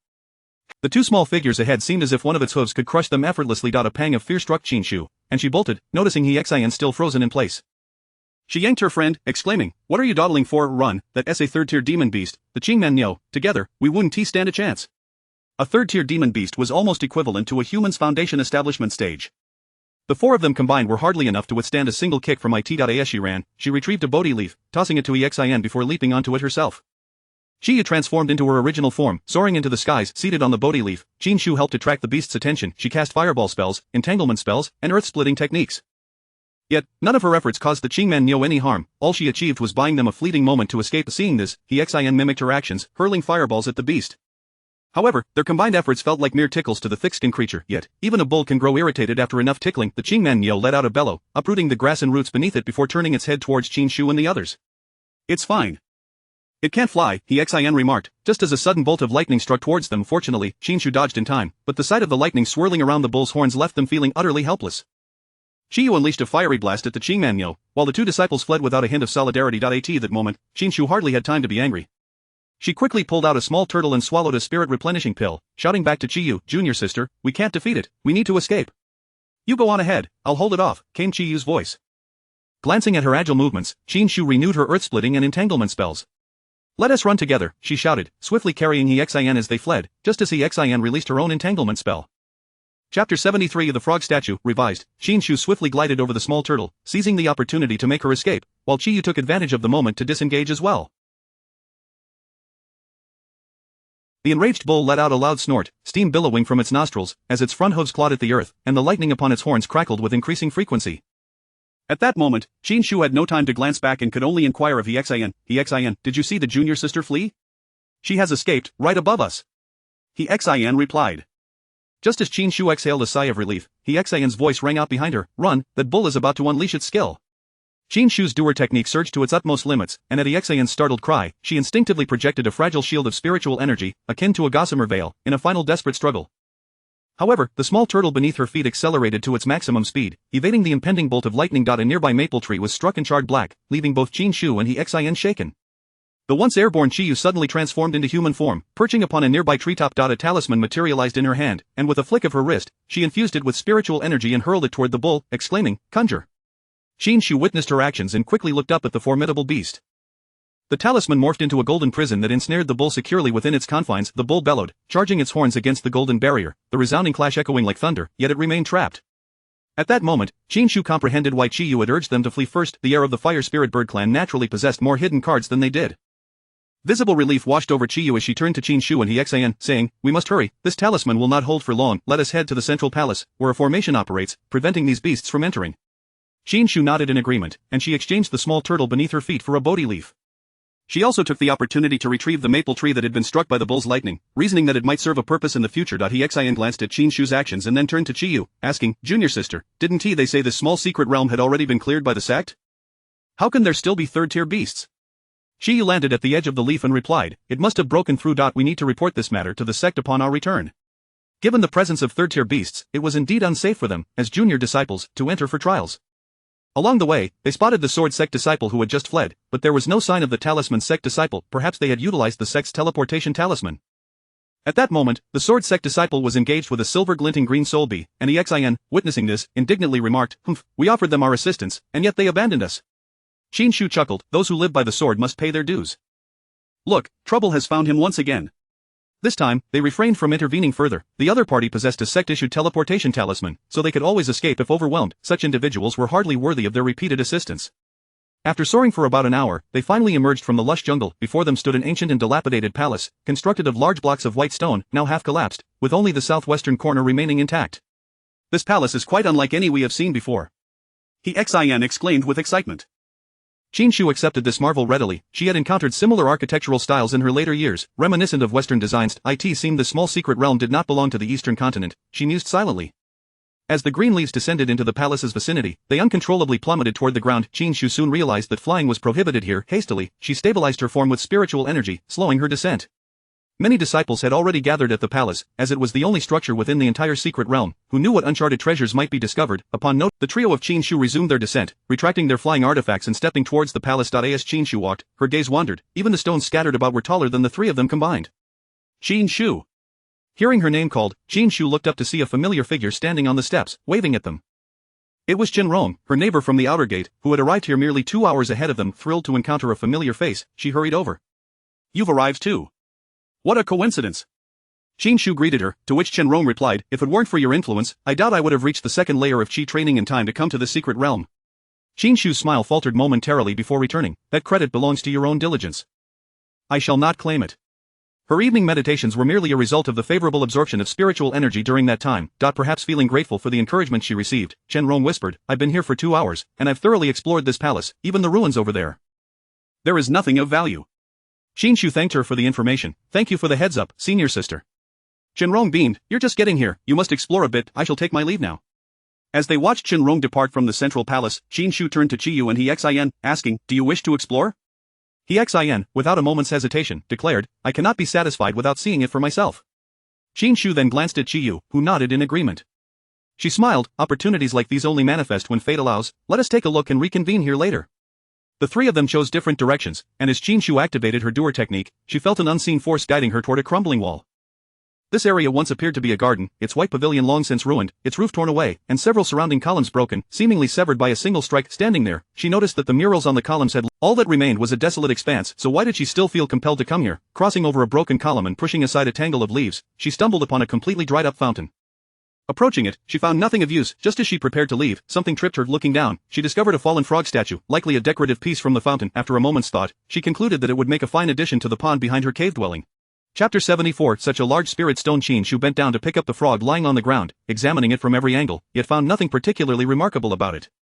It seemed just an ordinary stone. She carelessly tossed it into her storage ring, unaware that the statue was rolling around, mixing with the spirit stone she had stored. Qin Shu had thoroughly searched this garden, and nearly everything of any use had been taken away by the senior disciples before her. With a sigh, she realized that just as she was preparing to leave, the peculiarities of the Dewey technique compelled her to pause once again. What could it be? Feeling a wave of frustration, Qin Shu wished fervently for the technique to articulate its secrets, rather than merely hinting at some hidden purpose. Resolutely, she sat cross-legged in the center of the broken pavilion, calming her mind and concentrating on the elusive anomaly that lingered in her heart. Where could it be? After a quarter of an hour, Qin Shu suddenly opened her eyes, her gaze fixed upon the broken pillars before her. They appeared no different from ordinary stones. After a moment's contemplation, she raised her hand and infused it with spiritual energy. At long last, one of the pillars responded. It flickered with 2 beams of white light before stabilizing into a vivid image. A beam of light projected before her, revealing 2 figures, a man and a woman, both with golden hair and blue eyes. The background was the same pavilion, yet in the image, it stood intact. Understanding dawned on Qin Shu. This pillar was indeed a recording stone. Seated alone amidst the lush foliage, she watched a rather risky romantic film unfold. The protagonists displayed affection, embracing and whispering sweet nothings, until suddenly a group of armored warriors burst forth, surrounding the enamored couple and thwarting their intimate moment. The beautiful girl, her face a mask of terror, spread her arms to shield her bow. A middle-aged woman shouted something, leading to a fierce argument, during which the girl began to chant incantations or perhaps spells, summoning a massive fire dragon that gradually materialized behind her. Even though the recording stone's depiction was but a shadow of the original power, it was enough to leave Qin Shu astounded. The sky seemed ablaze, as the fire dragon roared, dropping torrents of flames from above. Goodness? Qin Shu could no longer remain still. Her eyes widened as she studied the girl's lips, eager to decipher how she executed such a magnificent maneuver. However, in the next moment, the fire dragon lunged towards her. Instinctively, Qin Shu rolled aside, only to realize that the dragon merely passed through her, charging towards the group behind her. The woman raised her hand, conjuring a water-based shield that enveloped everyone, and when the fire dragon dissipated, she lowered the shield, ordering the apprehension of the man. Unexpectedly, the man pulled the beautiful girl into his embrace, a dagger pressed against her throat. The anguish in her gaze was heart-wrenching, evoking sorrow in all who beheld it. The recording abruptly ceased, leaving Qin Shu clicking her tongue in disbelief. This romantic film had not concluded happily, and it was rather melodramatic. Nevertheless, the fire dragon intrigued her immensely. If she could master such a spectacular technique, her name would undoubtedly grace the list of renowned figures in the eastern continent. Contemplating further, she suddenly raised her hand to strike the pillar. Unable to discern its secrets at present, she resolved to take it back for detailed study. After all, it was merely an incantation. With enough viewings of the film, she would surely comprehend it in due time. Upon collecting the pillar, the inexplicable tugging sensation in her heart finally dissipated. A bemused smile crept onto her face. It appeared that the Dewey technique was rather fond of indulging in cinematic distractions. This excursion hadn't been in vain. She had acquired a substantial recording stone and a frog statue, both of which could be utilized for landscaping. After surveying her surroundings once more, she tentatively activated the Dewey technique twice more. Confirming that there was nothing left to discover, she turned to head toward the location previously agreed upon with Xin and the others. Upon her arrival, she found Xin and the others waiting for her. "Did you find any opportunities?" Qin Shu inquired first. Xin shook her head. "Nothing at all. What about you?" Qin Shu shrugged. "I picked up a couple of stones. I plan to use them for landscaping by the pond."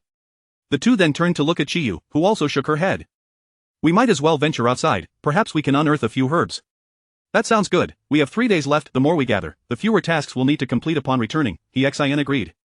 The trio quickly came to a consensus and departed from the central palace point. 3 days later, a rumbling sound reverberated through the sky, reminiscent of thunder. Qin Shu halted her sword practice and looked up. To her astonishment, the one solid sky began to dissolve, the clouds and moonlight twisting into a Van Gogh painting. Realizing they were about to exit, Qin Shu hurriedly roused her two companions from their meditative states. "Junior sister, Xin, wake up quickly. We're about to leave." Qiyu and Xin opened their eyes in succession, gazing at Qin Shu, who was also beginning to blur. Xin instinctively reached for her snuff bottle, taking a deep inhalation, and in the next moment, the three of them were propelled outward. When Xin blinked awake again, she found a snuff bottle still clutched in her hand. Regaining her composure, she inhaled deeply once more. Qin Shu, too, felt disoriented, as though she had downed half a jug of strong liquor, her feet barely touching the ground. Xin quickly shared the snuff bottle with her. It was quite potent. Chattering voices filled the air as Chang Yan, resigned to his fate, emerged from his meditative state. His gaze swept over the young disciples, noting that nearly all had returned, with fewer than 5 casualties, a perfectly acceptable outcome. He retrieved the spiritual vessel and transported the young disciples back. Upon arriving at the sect, Qin Shu made a beeline for her peak, lifting the restrictions and adopting an air of "do not disturb" messages from when she fell silent, and with a sigh, she wondered when this little one would remember to repay the 60-year pill task. Once inside her cave dwelling, she immediately cast a cleansing spell, the first order of business being to retrieve Xiao Xiao from the spatial jade pendant. At that moment, Xiao Xiao lay deep in slumber. Qin Shu channeled her spiritual energy through Xiao Xiao's meridians, ensuring she was unharmed before finally relaxing. Startled by the unexpected energy flow, Xiao Xiao awakened, blinking her large, dark eyes at Qin Shu before recognizing her. Shu. You finally let me out. I've had 2 naps, she exclaimed joyfully, wrapping her tail around Qin Shu's wrist. Qin Shu replied, "We have exited the secret realm." Upon hearing this, Xiao Xiao, brimming with excitement, made to dash outside. However, Qin Shu's warning rang out behind her. "I will be in seclusion for the next 2 days. Stay in the courtyard and do not wander off. If you get captured, I shall not come to your rescue." Xiao Xiao obediently nodded. "I won't wander off." Seeing her compliance, Qin Shu opened the stone door, allowing her to exit. Once the door closed behind her, Qin Shu began to sort through the treasures acquired from the secret realm, only to be struck dumb upon discovering something. Where were her spirit stones? Where was that large, translucent, top-quality spirit stone? Chapter 75. Seemingly lacking alchemical talent initially, Qin Shu was reluctant to believe in her misfortune. She emptied the contents of her storage ring, meticulously searching through everything, yet found nothing. Reflecting carefully, she wondered if she had inadvertently misplaced something while retrieving items. However, that seemed improbable, as the storage ring always acted according to her will, providing only what she required. Puzzled, she furrowed her brow until her gaze fell upon the frog statue she had carelessly discarded nearby, and she suddenly froze. "What is this?" she muttered, picking up the statue and scrutinizing it closely. "This frog, why does it seem a bit greener?" It hadn't looked like this when she had picked it up. Connecting the dots, she decided to probe the statue once more with her spiritual energy, but still discerned nothing. Frustration welled within her. She angrily shook the frog, turning it upside down, yet still to no avail. "What on earth are you?" "Spit out my spirit stones." The frog, however, appeared utterly lifeless, making no response. Qin Shu tossed the frog aside, crossing her arms as she simmered in silence. After a moment of contemplation, she retrieved another. "Otherwise, I shall toss you into the alchemical furnace." Perhaps her warning had some effect, for a flash of white light coursed through the frog's body. When Qin Shu looked again, she was astonished to see it spit out a seed. Yes, a green seed. Crouching down, she picked up the seed and examined it closely, but could not identify its type. After pondering for a while, she resolved that since she did not recognize it, she might as well plant it and see what it would grow into. Without hesitation, she produced 4 more low-grade spirit stones and fed them to the frog, which indeed spat out 4 additional seeds. Based on her limited knowledge and keen observation, she noted that each of these seeds appeared distinct, suggesting the frog randomly provided them.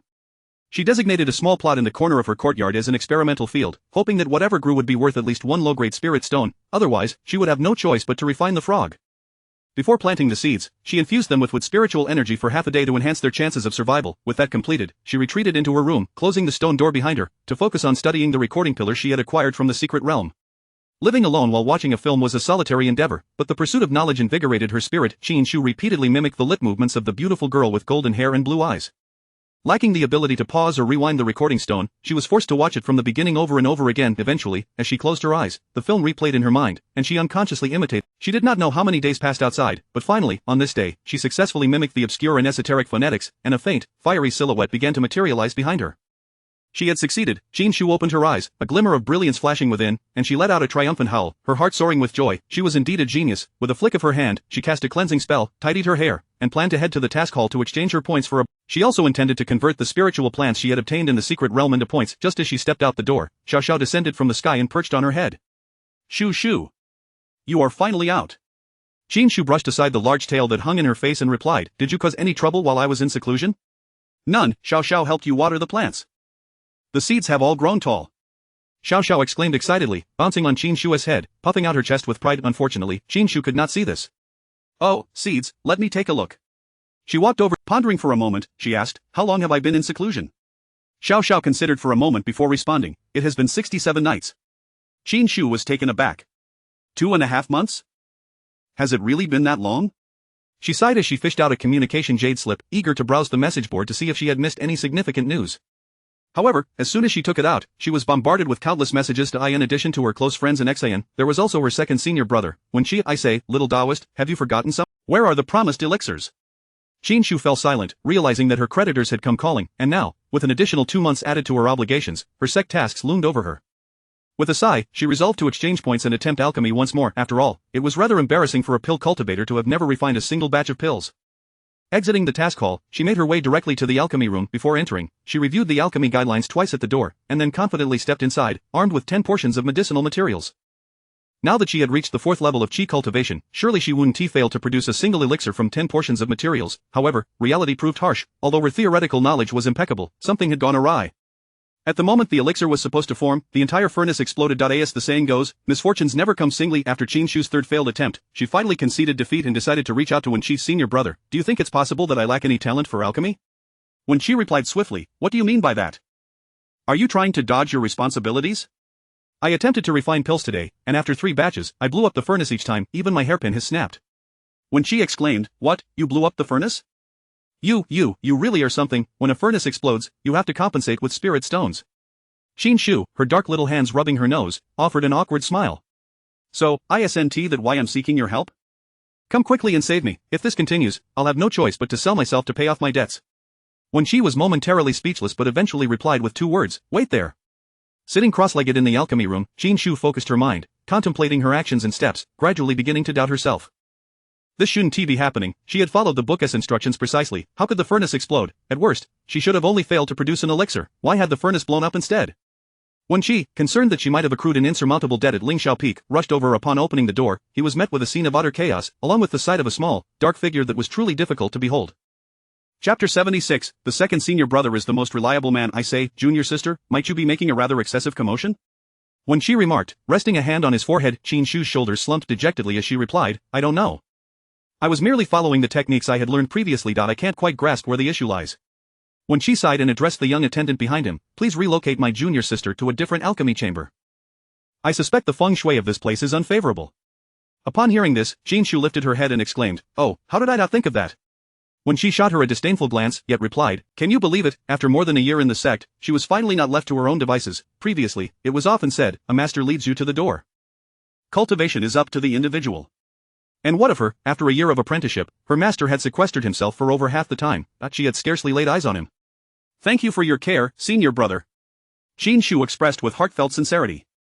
The new alchemy chamber was oriented north to south, with an alchemical furnace positioned at its center, the origin of which was unknown even to the disciples of the equipment sect.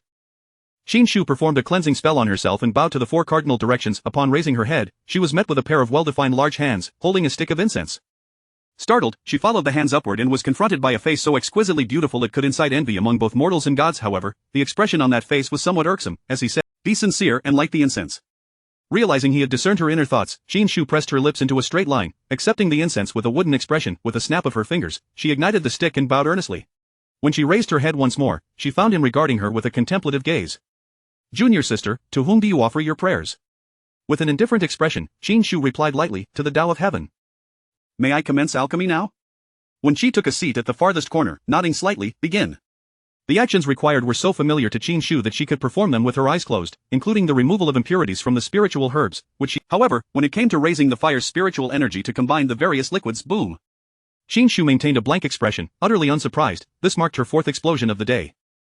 She glanced at Wen Qi, who had encased himself in a protective barrier, while the chamber, now coated in alchemical dust, remained pristine beneath his feet. Qin Shu released a long, exasperated sigh. "Senior brother," yet, Wen Qi merely coughed into his fist and slowly replied, "I couldn't see clearly, perhaps you should try again?" Qin Shu nearly choked on her breath. If she had to endure more explosions, she might as well pen a treatise titled 100 Explosions. An experience summary, continued. "Senior brother, can you truly be relied upon? If not, I might as well summon the eldest senior brother." Although she harbored some psychological reservations regarding the eldest senior brother, perhaps it was simply a matter of proximity. From her current perspective, she was unable to equate him with the individual from her previous life. Upon hearing her words, Wen Qi's expression turned stern as he declared, "Try again, this time, if the furnace explodes, it shall be on my account." At this, Qin Shu's lips curled into a smile. She was not a materialistic person, but if someone broached the subject of material possessions, she would indeed find herself quite easily swayed. Qin Shu requested a new alchemical furnace from the attendant, and Wen Qi had already tidied the chamber with a wave of his hand. Sitting cross-legged, Qin Shu found that Wen Qi was now closer to her side, crouching beside her. "Junior sister, do you still intend to pray to the Tao of Heaven?" Qin Shu shook her head, choosing her words carefully. "Perhaps the Tao of Heaven is too preoccupied with matters beyond our trivial concerns. Let us explore this ourselves." A smile danced in Wen Qi's eyes as he lightly tapped her head with his fan. "All right, enough of the banter. Commence your alchemy. Senior brother will ensure that no man in this world is more dependable than your second senior brother. Not even the eldest senior brother." While rubbing her head, Qin Shu tentatively inquired, "And what of our master?" Wen Qi's smile vanished instantly, and he shot her a glare. "Alchemy." With a pout, Qin Shu begrudgingly sat upright, reaching into her storage ring to retrieve another batch of herbs. Repeating her previous actions, she was particularly cautious. However, at the moment the various elixirs fused, the furnace once again threatened to explode. Having gained experience, Qin Shu managed to cast a protective barrier around herself. Yet, this time, when she directed a surge of spiritual energy at the furnace, causing it to wobble in midair before releasing a muted pop, akin to a damp firecracker, when it landed again, it had returned to normalcy. Qin Shu hastily invoked a spell to lift the lid, and a charred aroma wafted toward her. She fanned her nose and, after performing another incantation, turned to Wen Qi. "Senior brother, do you discern the issue?" Wen Qi regarded her with a penetrating gaze that left Qin Shu somewhat bewildered. However, she was certain that if he asked her to attempt alchemy once more, she would promptly seek out their master to lodge a complaint. Yet, this time, Wen Qi did not disappoint her. He nodded slightly. "I have identified the problem." Qin Shu's eyes lit up. "What is it, please, senior brother, elaborate." Without explanation, Wen Qi retrieved another alchemical furnace from one of his storage rings and placed it before her. "Use this one." Qin Shu, observing her reluctance, Wen Qi urged, "What are you dawdling for, alchemy?" Qin Shu stammered, "Senior brother, what if I were to accidentally destroy your furnace? I am utterly impoverished and truly cannot afford to compensate you." Wen Qi scoffed lightly, fanning himself with his jade fan, and replied leisurely, "If you can destroy this furnace, then you need not practice alchemy any longer. You should pursue talisman crafting instead, for your power would undoubtedly be astonishing." Qin Shu recognized his jest but found encouragement in his words. She closed her eyes, calming her mind, and cast a spell upon the furnace lid, allowing a vigorous aura to emanate from within. At that moment, even a fool would understand that this furnace was no ordinary object. Chapter 77 The perfect alchemy. Could a mere change of furnace truly lead to success? Qin Shu remained perplexed, yet her hands did not falter. Thanks to her previous 5 failed attempts, her skill in refining medicinal materials had become increasingly adept. As she amalgamated all the ingredients into a liquid form, a sudden realization flickered in her mind. This time, she believed she could succeed. Her spiritual energy gradually enveloped the entire interior of the alchemical furnace, carefully wrapping around the purified liquid as if it were a great hand. Tightening slowly, Qin Shu's focus intensified as she attuned herself to the state of the spiritual herbs within the furnace.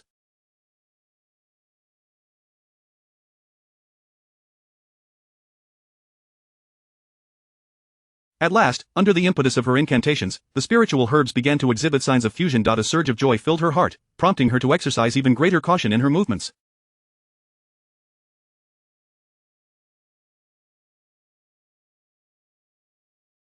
After what felt like the duration of a single incense stick, her gestures shifted dramatically, and she could barely contain her excitement. Finally, it was time to employ the seal for pill formation. At this juncture, the probability of success soared to an impressive 99%, even in the event of failure, the residual pill would still possess some efficacy. Observing her closely, when she also relaxed, a subtle smile gracing his lips. Indeed, how could his junior sister lack talent in alchemy? It was not that she was devoid of skill, rather, her talent was exceptional. With each passing moment, Qin Shu's movements quickened, and as she opened her eyes and glanced at Wen Qi, her voice brimming with excitement, "Senior brother, have I succeeded?" Wen Qi nodded slightly. "Indeed, it is time to open the furnace." However, Qin Shu remained seated cross-legged, unmoving for a prolonged moment. Wen Qi's gaze turned quizzical as he noticed a bead of sweat trickling down her forehead. "What is the matter?" Qin Shu rubbed her hands together. "Senior brother, I'm feeling a bit nervous. Would you mind taking a look for me?" Wen Qi, taken aback, flicked his fan casually, sending the lid of the furnace soaring. "Look at your lack of composure." No sooner had he spoken than the fragrance of the pills wafted forth from the furnace. Wen Qi stood in shock, hastily rising to his feet, raising a hand to summon the pills from within. 9 in total, each adorned with intricate golden patterns, they were all of superior quality. He turned to Qin Shu, who was gazing up at him with apprehension etched across her face. "Second senior brother, is it acceptable?" Wen Qi found it difficult to articulate his thoughts. He too had been a prodigy, yet his first furnace had yielded only 6 mediocre pills. Observing the way Qin Shu's expression shifted to one of increased anxiety, he thought, how could this be? She could already perceive the fragrance of the pills. In a moment of clarity, Qin Shu pushed herself off the ground and approached the alchemical furnace, raising her hand to cast a spell, plucking one of the pills from the air. "Wow," she exclaimed, astonished, turning back to Wen Qi, her eyes sparkling with excitement. "Senior brother. 9 superior pills." At this point, Wen Qi had managed to compose his complex emotions, his expression serene as he opened his folding fan and waved it lightly, quite impressive. "I am truly remarkable." Qin Shu exclaimed joyfully, retrieving a porcelain vial she had prepared in advance to store the 9 superior spirit-replenishing pills. Hearing herself praise, Wen Qi couldn't help but laugh heartily. "Indeed, if that is the case, I shall rent this alchemical furnace to you." Upon hearing this, Qin Shu's smile faltered, her grip tightening around her small vial as she turned back to him incredulously. "Rent? Senior brother, how can we be so estranged?" When she glanced down at the small vessel before him, contemplating the debt he owed, feeling momentarily less assertive. "Oh, who?" Ultimately, it was she who had uttered those words. With a drooping head, she inquired, "What is the rental fee?" When she waved his fan, his chin lifting slightly, a charming smile playing on his lips. "Not much."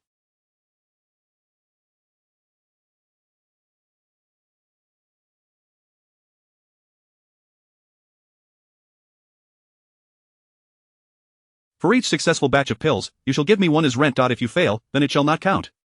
"1? Qin Shu's tone rose incredulously. "Senior brother, even loan sharks do not charge like that." When she replied, "You have caused other furnaces to explode, yet mine has withstood your trials. Would you not agree that your success in alchemy owes some credit to this furnace?" Qin Shu, upon hearing his reasoning, found it somewhat sensible. As when she observed the change in her demeanor, he smiled and added, "Junior sister, there is no rush to finalize this matter, think it over carefully." As soon as he finished speaking, he casually summoned the alchemical furnace and turned to leave. Noticing his departure, Qin Shu hastily called out, "Rent, senior brother, is it not possible to rent it?" She felt she must be the unluckiest alchemist in existence. Wen Qi, hearing her plea, appeared unfazed, chuckling as he placed the furnace back in the center of the alchemy room, stating, "Since you are earnest about renting, I shall leave this furnace with you for now." Watching Qin Shu's flustered expression, he turned and disappeared with a wave of his fan, leaving her alone in the alchemical chamber. Qin Shu, standing before the furnace, wore a contemplative expression. It was said that a perfect alchemist could produce 10 pills in a single batch, yet she had only managed 9. If she could achieve 10, the excess could serve as rent for her second senior brother. With this thought, her heart ached a little less. She touched the jade pendant hanging around her neck and retrieved her book, 100 Explosions. A summary of experiences.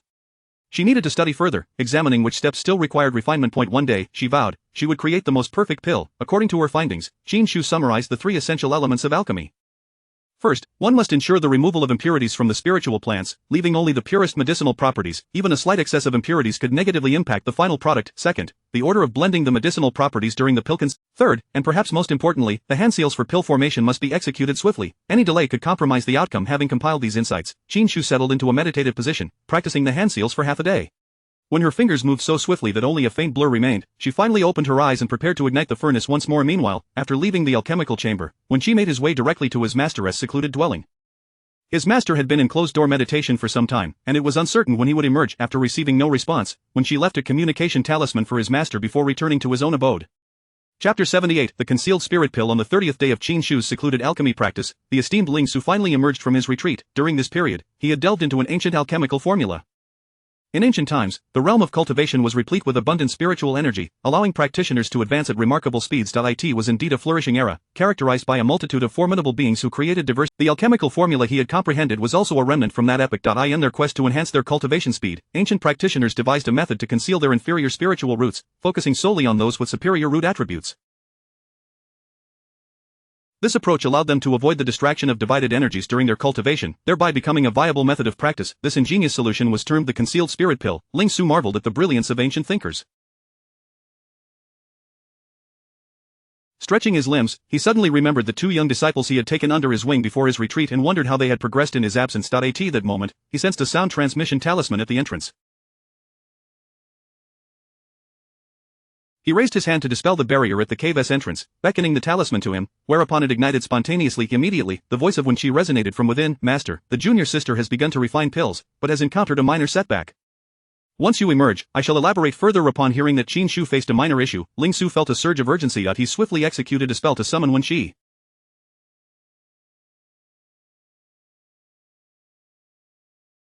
Receiving the summons from his master, Qi abandoned his training and hastily flew to the peak where Ling Su awaited. Master, before he could pay his respects, Ling Su inquired, what minor setback has Shu encountered?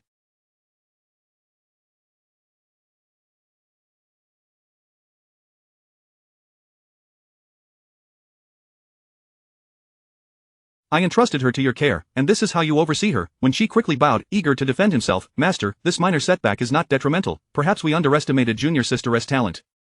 Ling Su finally calmed down, regarding him curiously. Oh, and how is that? A month ago, junior sister commenced refining pills and has had 5 failures in a row. Ling Su's expression grew grave at this revelation.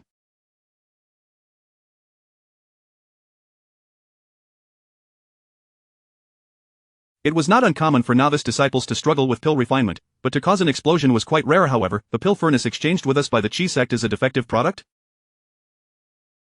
Ling Su inquired. Qi shook his head. Not exactly, rather, junior sister's fire spiritual energy possesses unique attributes. From my observations, while her fire spiritual energy is not particularly high in quality, its temperature is the high temperature of fire spiritual energy is indeed beneficial for alchemists, as certain spiritual herbs have high melting points. If their fire spiritual energy is insufficient, they must resort to external assistance. Securing such assistance is advantageous, but failure to do so can be quite limiting. Generally, the temperature of fire spiritual energy corresponds with the quality of the spiritual root. The higher the root quality, the greater the temp. However, Qi, with a fire root quality of 91, never experienced an explosion during his initial pill refining. So why did Qin Shu, with a root quality of 73, encounter such an incident? Both master and disciple pondered this perplexity, yet Ling Su harbored a faint suspicion that it might relate to Qin Shu's unique constitution. He felt a sense of relief and cheerfully remarked, is this not a fortunate occurrence? It signifies that my little disciple is a born alchemist. She nodded in agreement, adding, Master, I lent the devouring sky furnace to junior sister. Can you guess how many pills she successfully refined on her first attempt? What quality did they achieve? Ling Su stroked his beard, lost in thought. My disciple possesses commendable talent. I presume her first attempt yielded a satisfactory result. 7 pills. Qi shook his head. 9 pills. Qi replied, a hint of pride in his voice. Ling Su gasped in astonishment. What? 9 pills? Qi, satisfied with his master's shocked reaction, elaborated, of high quality. Ling Su's heart, dormant for centuries, was now thoroughly awakened. 9 pills, of high quality. Qi nodded solemnly and clasped his hands in respect. Indeed, master. I was present during her refining and witnessed it firsthand. Ling Su fell silent, mentally reviewing the treasures he had collected over the past 8 centuries, contemplating which would be suitable for his precious disciple. To have such a distinguished disciple was indeed a blessing. Qi misinterpreted Ling Su's silence as doubt, prompting him to add, Master, should we not go and see how junior sister is faring in her alchemical chamber? No sooner had he spoken than Ling Su vanished from sight.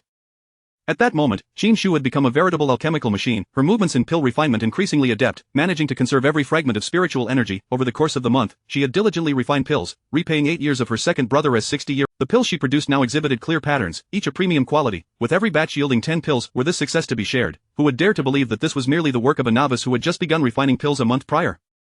Executing a spell on the pill furnace, Qin Shu retrieved a spirit-replenishing pill, consuming it to restore her energy. At that moment, the space before her twisted dramatically, and an elderly man with a youthful visage appeared.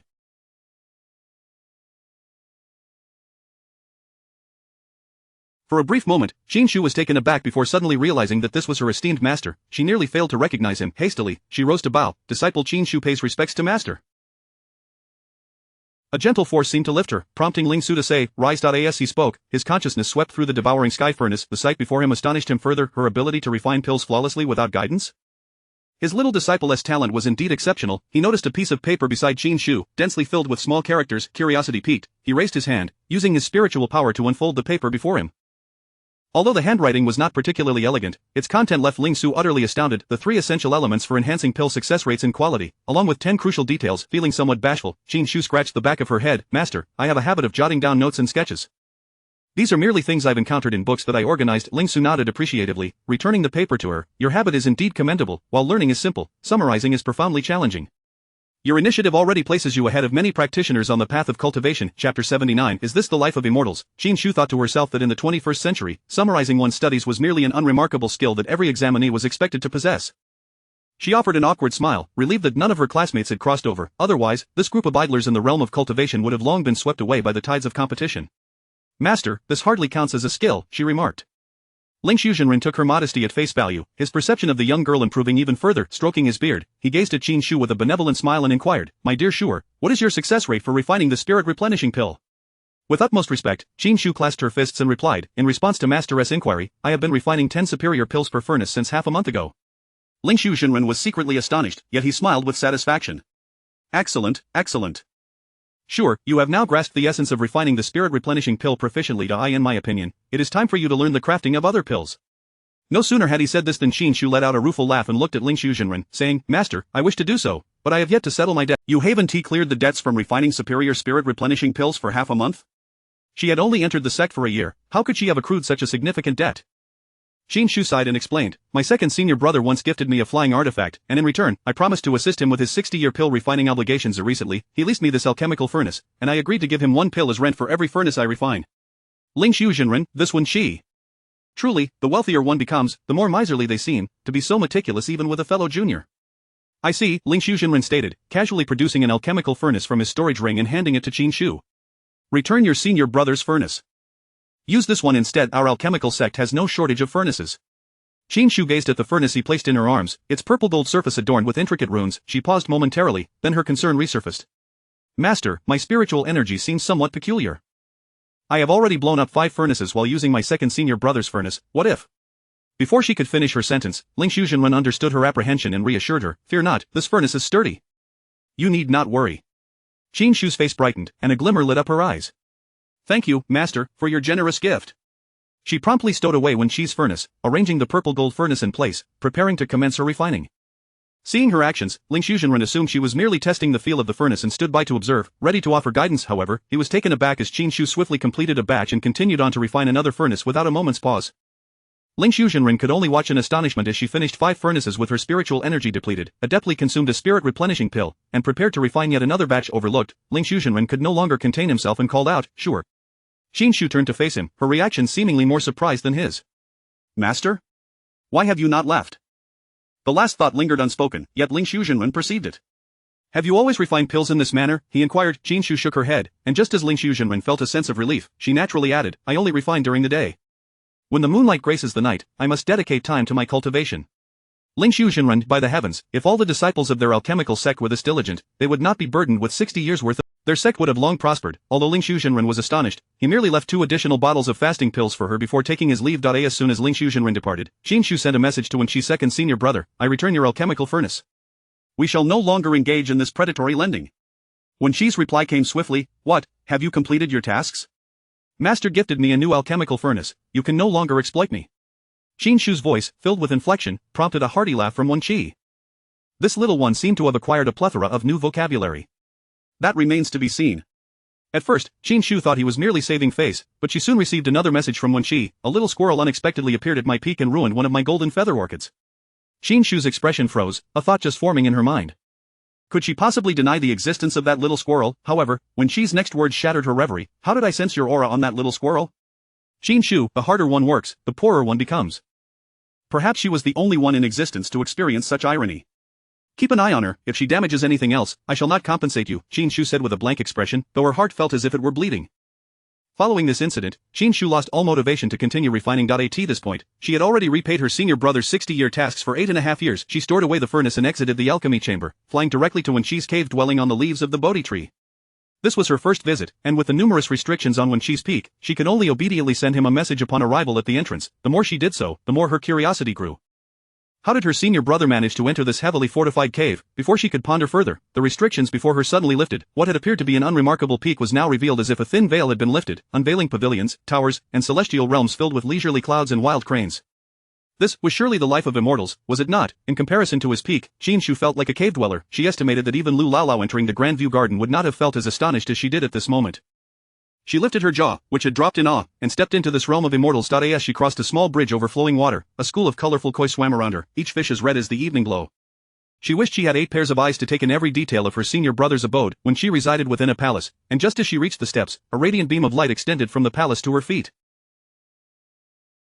Qin Shu, was this the elevator of the cultivation world? Cautiously, she stepped onto it and found herself steady as the light slowly lifted her toward the palace at the mountain's peak. Junior sister, your senior brother has been eagerly awaiting your arrival, a voice floated from within the palace as she appeared at the door.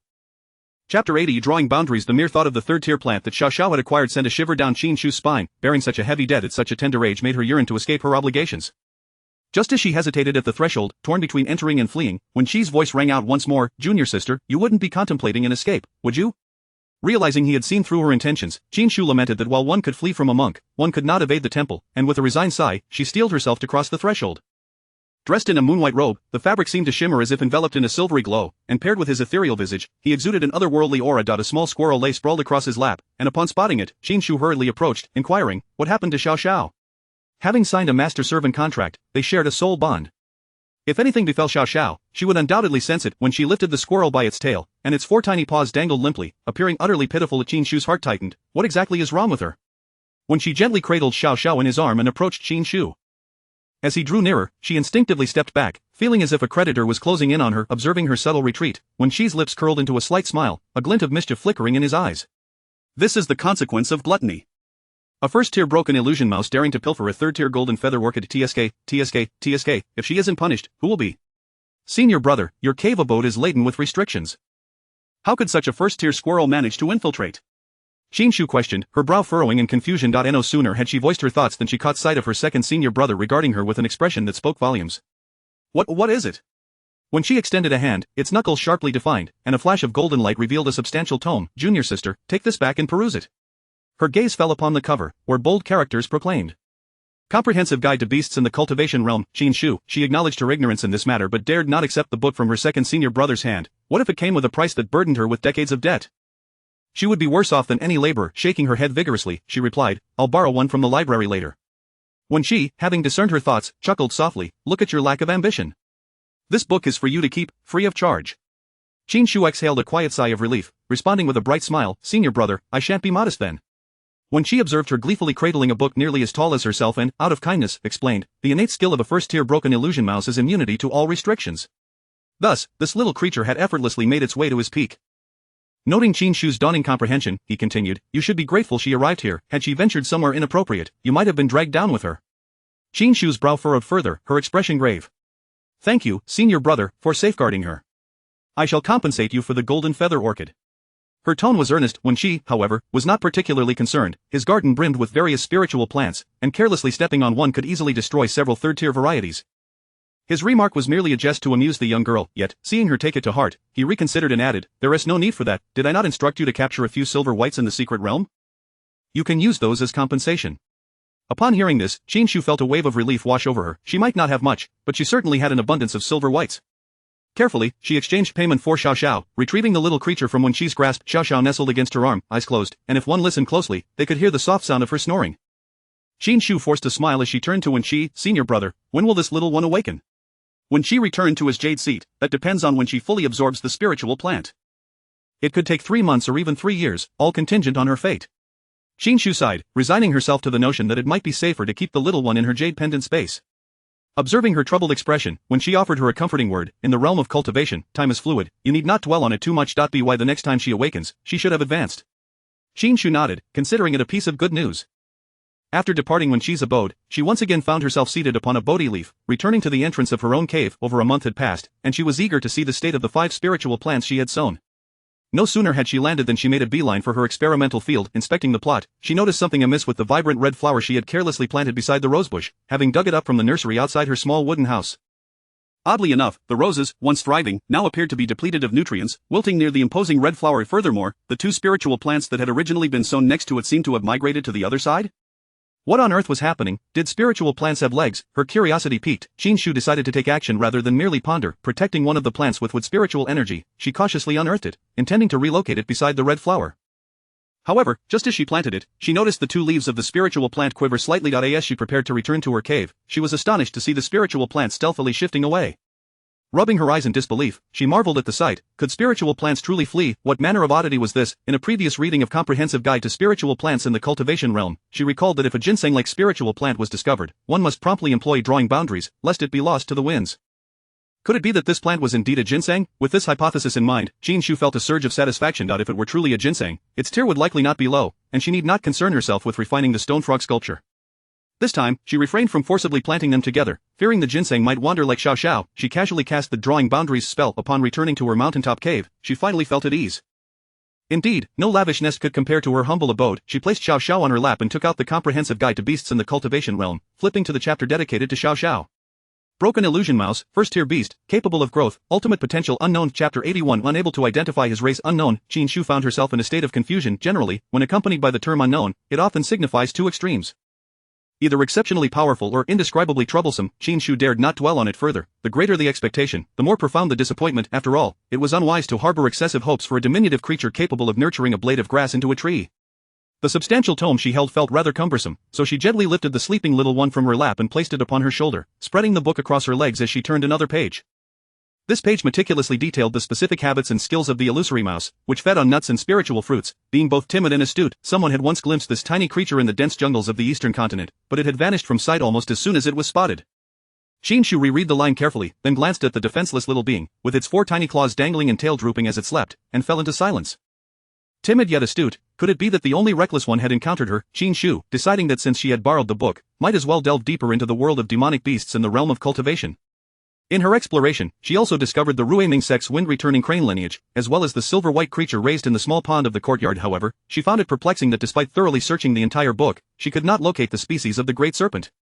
Its scales were a deep black with a metallic sheen, its eyes dark golden with vertical pupils, and its spiritual energy was a golden green, laced with potent venom. The book included numerous serpent species, yet upon meticulous comparison, she realized that these serpents were rather different from the one she had been nurturing.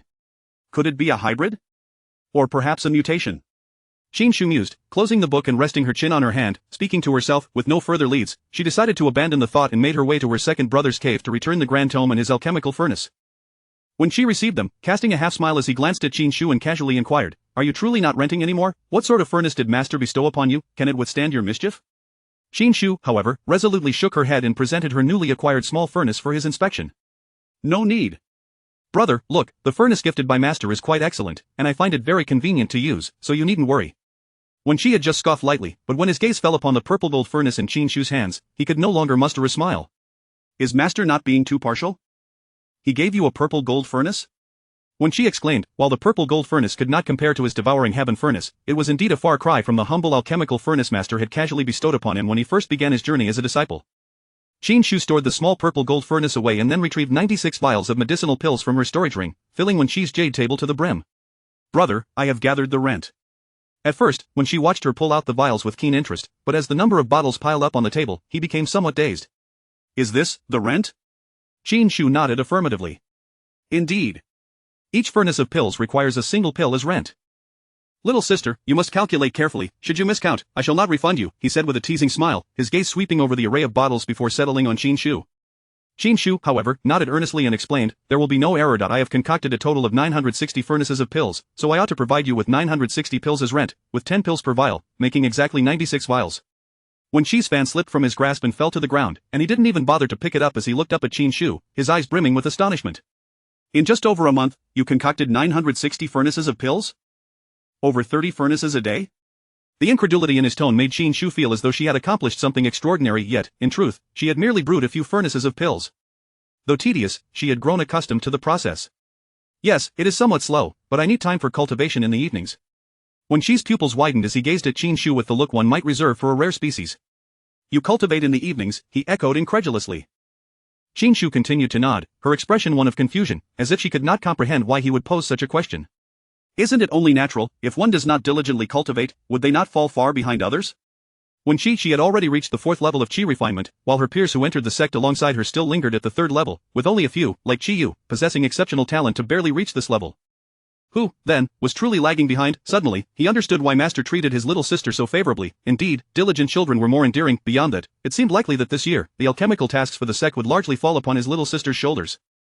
However, in this regard, he was mistaken. The news of Qin Shu, the little sister of the alchemical sect, having secluded herself in the alchemical chamber for over a month and producing a staggering 9,600 medicinal pills, quickly spread among the disciples of the alchemical chamber. Thanks to her abundance of pills, the number of replenishing pills available for the disciples of the Xiantian sect had increased this month. Upon hearing this news, when she felt utterly numbed, she had brewed 960 furnaces of pills, yielding 9,600 pills, each furnace reaching its maximum potential. He casually picked up a porcelain vial from the jade table, and as soon as he removed the cork, a rich fragrance of medicinal essence wafted forth. One Qi? He could scarcely believe his eyes, and as he opened several more vials, he discovered they were all filled with top-quality replenishing pills. It turned out that, within this month, his little sister had already achieved perfect alchemical success.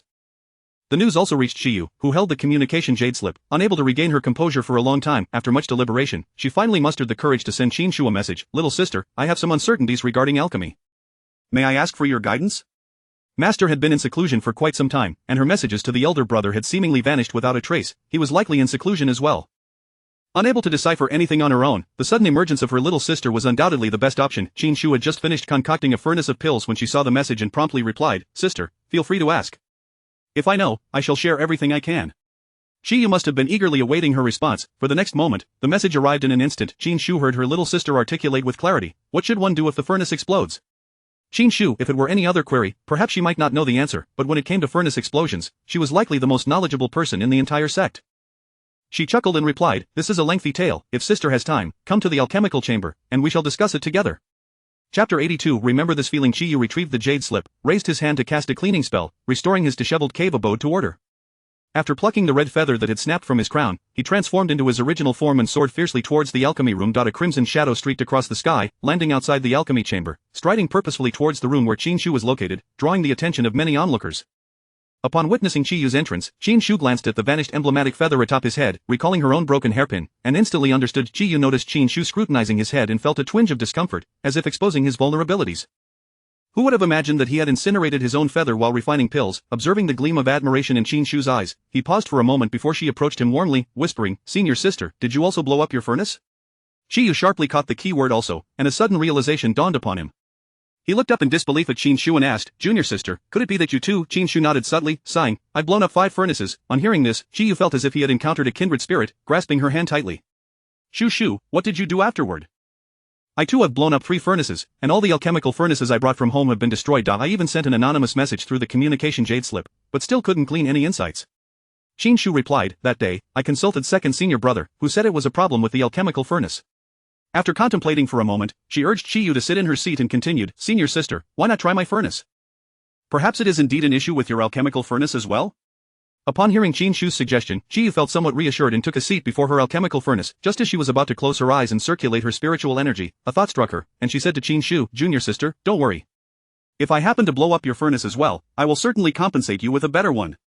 Qin Shu chuckled, Senior sister need not fret. If it does explode, we shall seek our master for solutions. Qiyu closed her eyes and began to channel her spiritual energy. The intense fire energy surged into the alchemical furnace, the temperature of the flames rivaling that of Qin Shu's. Even Qin Shu, seated beside her, broke into a light sweat. However, she remained undeterred, her focus unwavering as she observed the spiritual herbs within the furnace gradually dissipating under the searing heat. This time, the furnace did not explode, but the spiritual herbs were reduced to mere residue. Qiyu slowly opened her eyes, just as Qin Shu was contemplating how to console her, when Qiyu turned to her with an expression of elation, exclaiming, Junior sister. I didn't blow up the furnace this time. Qin Shu responded with an incredulous silence. Well, it could be considered a slight improvement, perhaps. Through her observations, she surmised that Qiyu's chances of successfully refining a pill were rather slim, not due to insufficient fire, but because she lacked a wood spiritual root, making it difficult for her to grasp the nuances. No wonder everyone claimed that to become a master alchemist, one must possess both fire and wood spiritual roots, yet, it was not entirely hopeless. Just as they had encountered talentless children during their studies, the solution was singular. Rote memorization. There exists no formula beyond comprehension, only children who lack diligence. Junior sister, do not fret. I have discerned the reason. This time, you should gradually infuse the fire spiritual power, and I shall signal you when to stop. Upon hearing this, Qiyu felt her heart settle, and Qin Shu produced more materials for a restorative elixir. She tossed a medicinal herb into the alchemical furnace, and following Qin Shu's instructions, initially flicked a small amount of spiritual energy into the mix. The alchemical furnace gradually heated up. Noticing this, Qin Shu raised her hand to infuse a touch of wood spiritual energy into the furnace while keenly observing the condition of the herbs, instructing Qiyu, add a little more. Yes, good, enough. Qiyu swiftly stabilized the fire energy, refraining from further increase. The golden alchemical furnace glowed red from her unique fire energy. Qin Shu then directed her to add a second herb, and after several iterations, all the herbs coalesced into a liquid state. Qin Shu urged, quickly, spread the spiritual energy, prepare for fusion. Qiyu acknowledged and followed her lead, enveloping the liquid with a flowing blanket of fire energy, ensuring that the impurities had long evaporated due to the high temperature. The room was sweltering, the sizzling of the liquid audible. Both Qiyu and Qin Shu flushed, one from excitement, the other from heat. At last, all the liquid amalgamated into a single mass, prompting Qin Shu to hastily urge, quickly form the seal. It is time to refine the pill. Qiyu altered her movements, gradually lowering the temperature within the furnace as Qin Shu withdrew her with spiritual energy. Qiyu opened her eyes to find Qin Shu beaming at her. Senior sister, open the furnace. Joy illuminated Qiyu's face, though a hint of nervousness lingered. Biting her lip, she nodded emphatically, yes. Qin Shu observed as Qiyu executed a spell on the alchemical furnace, her own tension mounting. Suddenly, 5 spiritual pills soared from the furnace. The pills Qiyu had refined appeared smaller than those produced by others, resembling the size of a Wuji Bifeng pill or a Luwei Diwan pill. Qiyu's brow furrowed. Is this a failure? Qin Shu scrutinized one of the restorative pills for a moment, unable to discern any flaws, and decisively consumed one. The rich spiritual energy surged through her meridians, and after a while, she opened her eyes, prompting Qiyu to inquire eagerly, how was it? Qin Shu gave her a thumbs up, remarkable. Senior sister, your pills are space-efficient and quite effective. Qiyu remained skeptical, to which Qin Shu added, you'll know for yourself after consuming one. After some contemplation, Qiyu finally swallowed a pill, and she too realized that the efficacy of her refined pills was indeed commendable, albeit, why is it so small? Qin Shu explained, Senior sister, I surmise that the potency of your fire energy has rendered the spiritual liquid exceptionally pure. However, this is advantageous, it makes consumption more convenient. You could sell a bottle of 20 to high-level cultivators, they typically consume them by the bottle, so many would be interested. Having sensed Qin Shu's wood spiritual energy in the alchemical furnace earlier, Qiyu furrowed her brow once more. Junior sister, I cannot rely on you for assistance every time I refine pills. Lacking a wood spiritual root, I cannot perceive the changes in the spiritual herbs. Qin Shu reassured her, no need for that, senior sister. Do you recall how long you took to refine a single herb? And how long for the fusion? As long as you remember this feeling, you will be able to refine pills independently. Chapter 83 Modeling Experiment. Qiyu gazed upon Qin Shu's smiling visage, suddenly engulfed by a sense of bewilderment. Could this truly be feasible?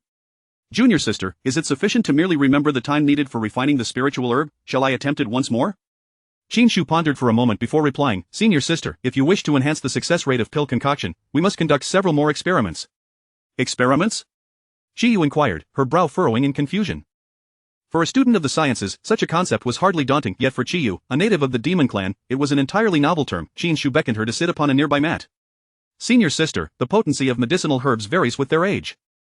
Consequently, the time required to eliminate impurities also differs. Although you lack the wood spiritual root to accurately perceive the optimal extraction time, herbs of similar ages possess comparable potencies. Through our trials, we can estimate a general time frame, thus resolving the issue of gauging medicinal strength, would it not?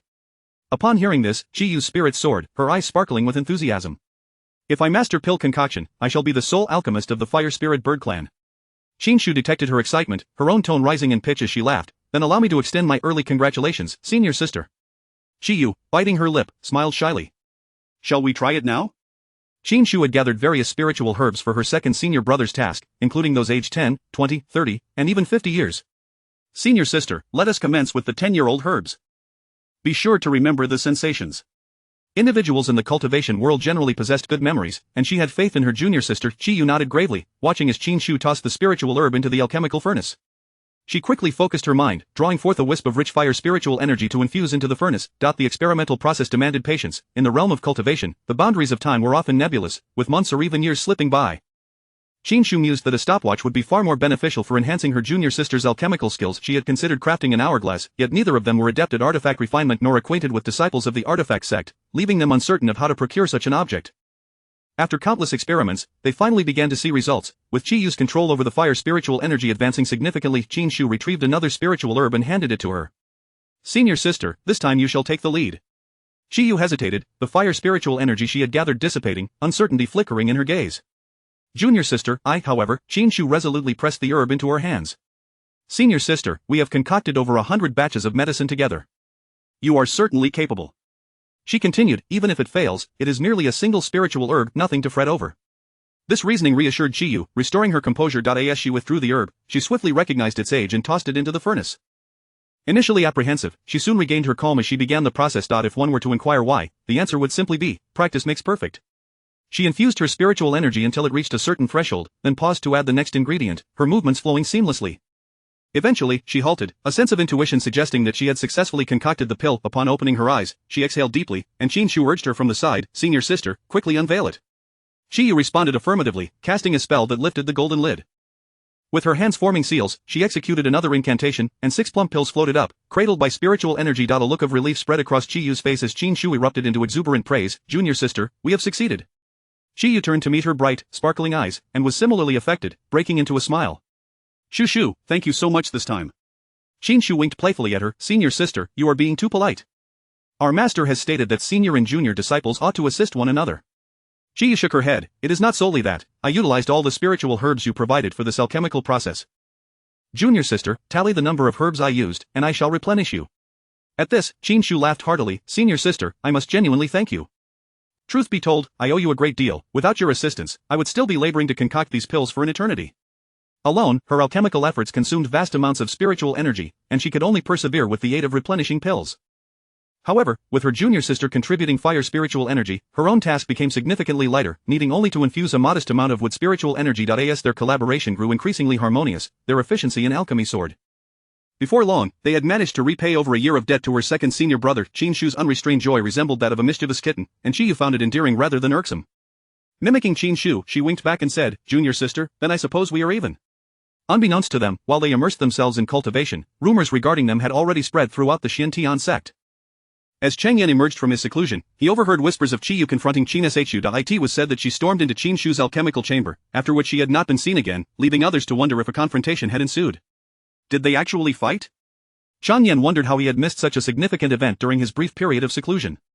"You two, wait a moment." He called to the 2 disciples engaged in conversation. The 2 disciples turned, their expressions shifting upon noticing the inner sect token at his waist. They hurriedly bowed. "Senior brother." Cheng Yan inquired sternly, "What were you just discussing? Did Qiyu and Qin Shu engage in a fight?" The 2 disciples exchanged glances, amusement flickering in their eyes before they chuckled and replied, "Senior brother, you seem to have an interest in this." The tale of Qiyu and Qin Shu has spread throughout the sect. It is said that Qin Shu has garnered the favor of second senior brother Wen Qi, who personally guided her in the alchemical arts, leaving Qiyu quite displeased, prompting her to confront Qin Shu. Chapter 84. Celestial Master, will you divine? Cheng Yan, were those 2 little ones vying for favor over Wen Qi? To be honest, he found it rather difficult to fathom. Whence did this matter emerge? Cheng Yan inquired solemnly, furrowing his brows. The 2 obedient disciples before him, heads bowed, answered earnestly, "We are uncertain, but that day, Qiyu stormed into the alchemy chamber with great fervor, and many witnessed it." Cheng Yan rubbed his throbbing temples and said, 2 children nearly 11 or 12 years of age, capable of such thoughts? Each one neglecting their duties and spreading slander among peers. Let them all go to the task hall and collect an additional year's worth of alchemical assignments. Although he harbored doubts about Qiyu and Qin Shu brawling over Wen Qi, he could not simply turn a blind eye. After reprimanding the 2 little rascals, he hastened towards the alchemy chamber. However, upon arriving at the entrance, he cautiously probed with his spiritual sense, only to discover the 2 individuals within, each seated on a cushion, engaged in conversation while holding a communication jade slip.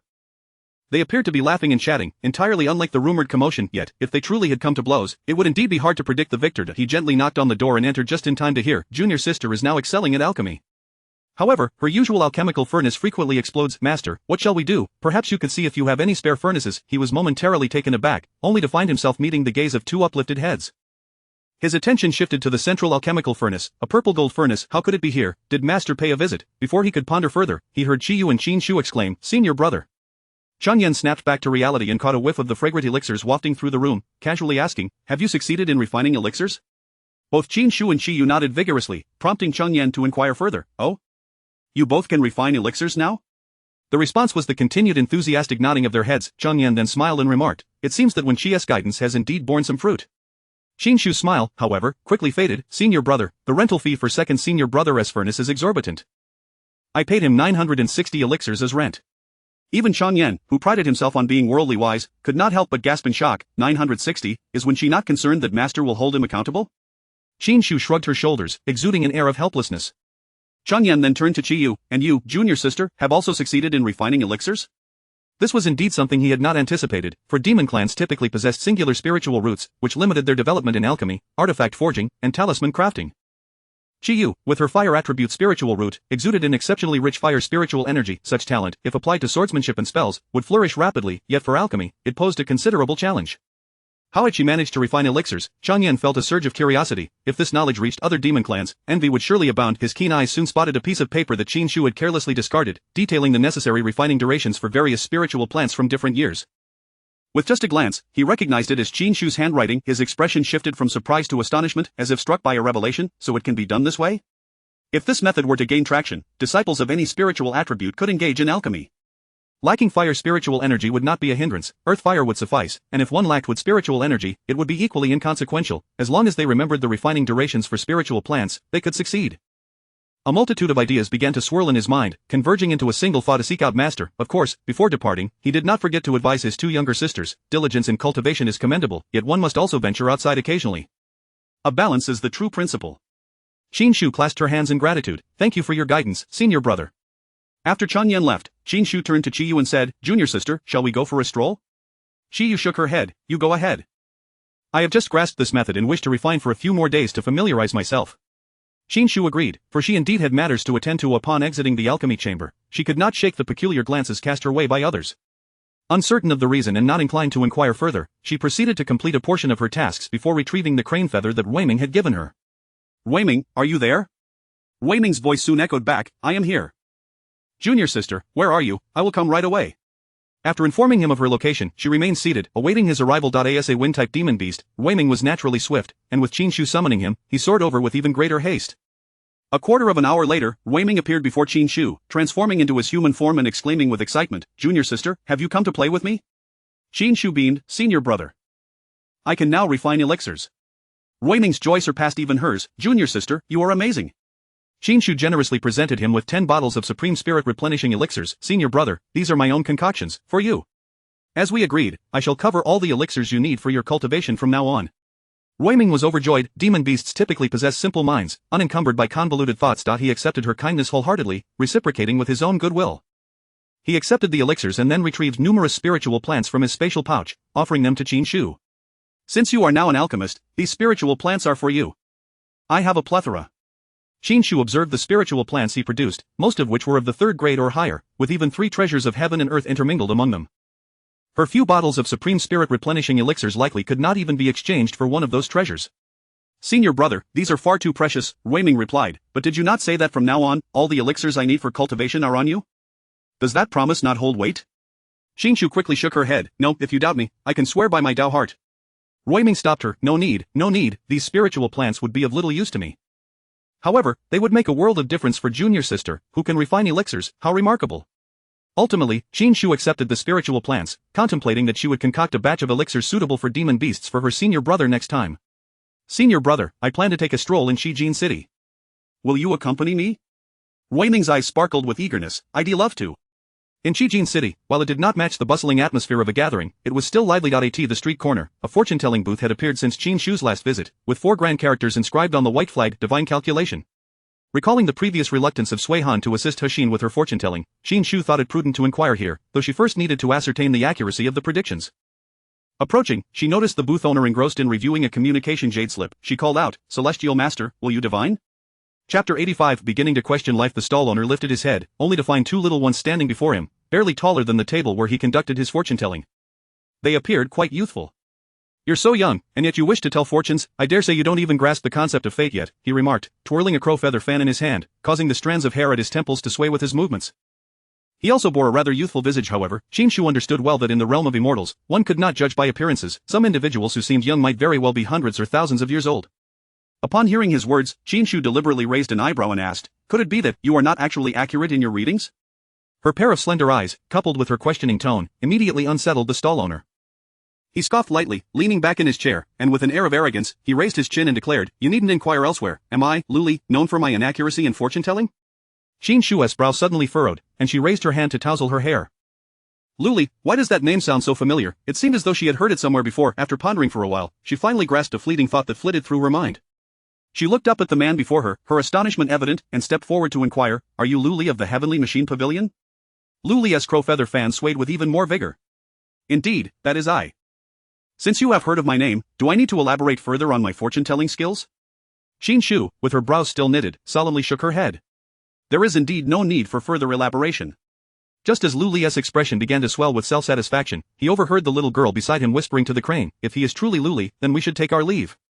Others may charge for divination, but he takes lives in exchange. Rui Ming had no intention of seeking a fortune, being merely a crane. He felt secure knowing that even if the sky fell, the old man would shield him. Life was good. Hearing Qin Shu's words, he nodded slightly. Then let us depart. Senior brother will buy you spirit fruits to eat. Lu Li, listening to the exchange between the two small figures, felt his forehead throb. Was there truly someone in this world who could not transmit thoughts? How could they speak so loudly in front of the subject? He called out to the two little ones who were turning to leave, you two, halt. Qin Shu glanced back at him, only to see Lu Li standing up, his hands trembling with anger. He pointed his fan at Qin Shu and scolded, you clarify your words. What do you mean by saying others charge for fortunes while I take lives? Rui Ming instinctively stepped forward, positioning himself protectively behind Qin Shu. This immortal master's cultivation level was likely above theirs. Combined, they were not his match, yet, being a beast, his innate defenses surpassed those of his little junior sister, making him sturdier in confrontation. However, Qin Shu remained relatively calm. Although Qijin City could not compare to a large city like Tailai City, it was still an affiliated city of the Xin Tian sect, where fighting was strictly prohibited, a measure taken by the sect to protect its disciples.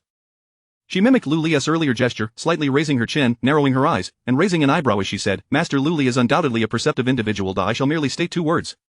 Whether they are correct or not, I believe Master Lu Li can judge for himself. Upon hearing her words, Lu Li's expression shifted, a sense of foreboding washing over him. Just then, the little girl suddenly smiled and uttered two words, spirit vein. Lu Li's heart skipped a beat. His eyes darted, and he quickly conceded, clasping his hands in a gesture of supplication. All right, I shall read your fortune for free. Is that satisfactory? Please, do not say more. Observing his reaction, Qin Shu's smile deepened. Thank you for your kind offer, master, but we shall forego the reading and take our leave. As she walked away with the little girl and the crane, Lu Li furrowed his brows and turned, slapping his fan against the table, causing a burst of white light to reveal a set of oracle bones on its surface. Refusing to read? Then I shall read anyway. He recalled that during the time he had divined the spirit veins for the Zhong family, someone had played a trick on him, obstructing the heavenly secrets and causing him to miss the underlying issues, nearly leading to a catastrophe.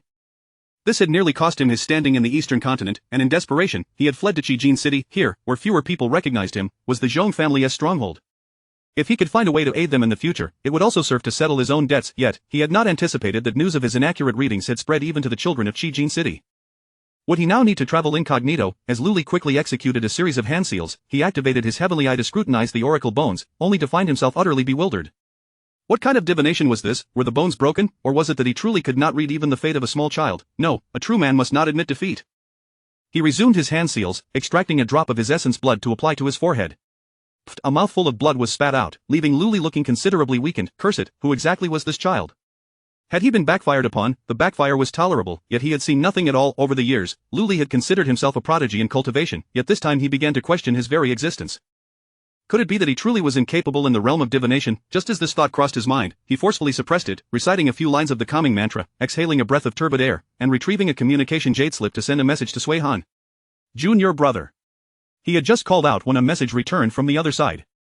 Senior brother, is your Dao heart unstable?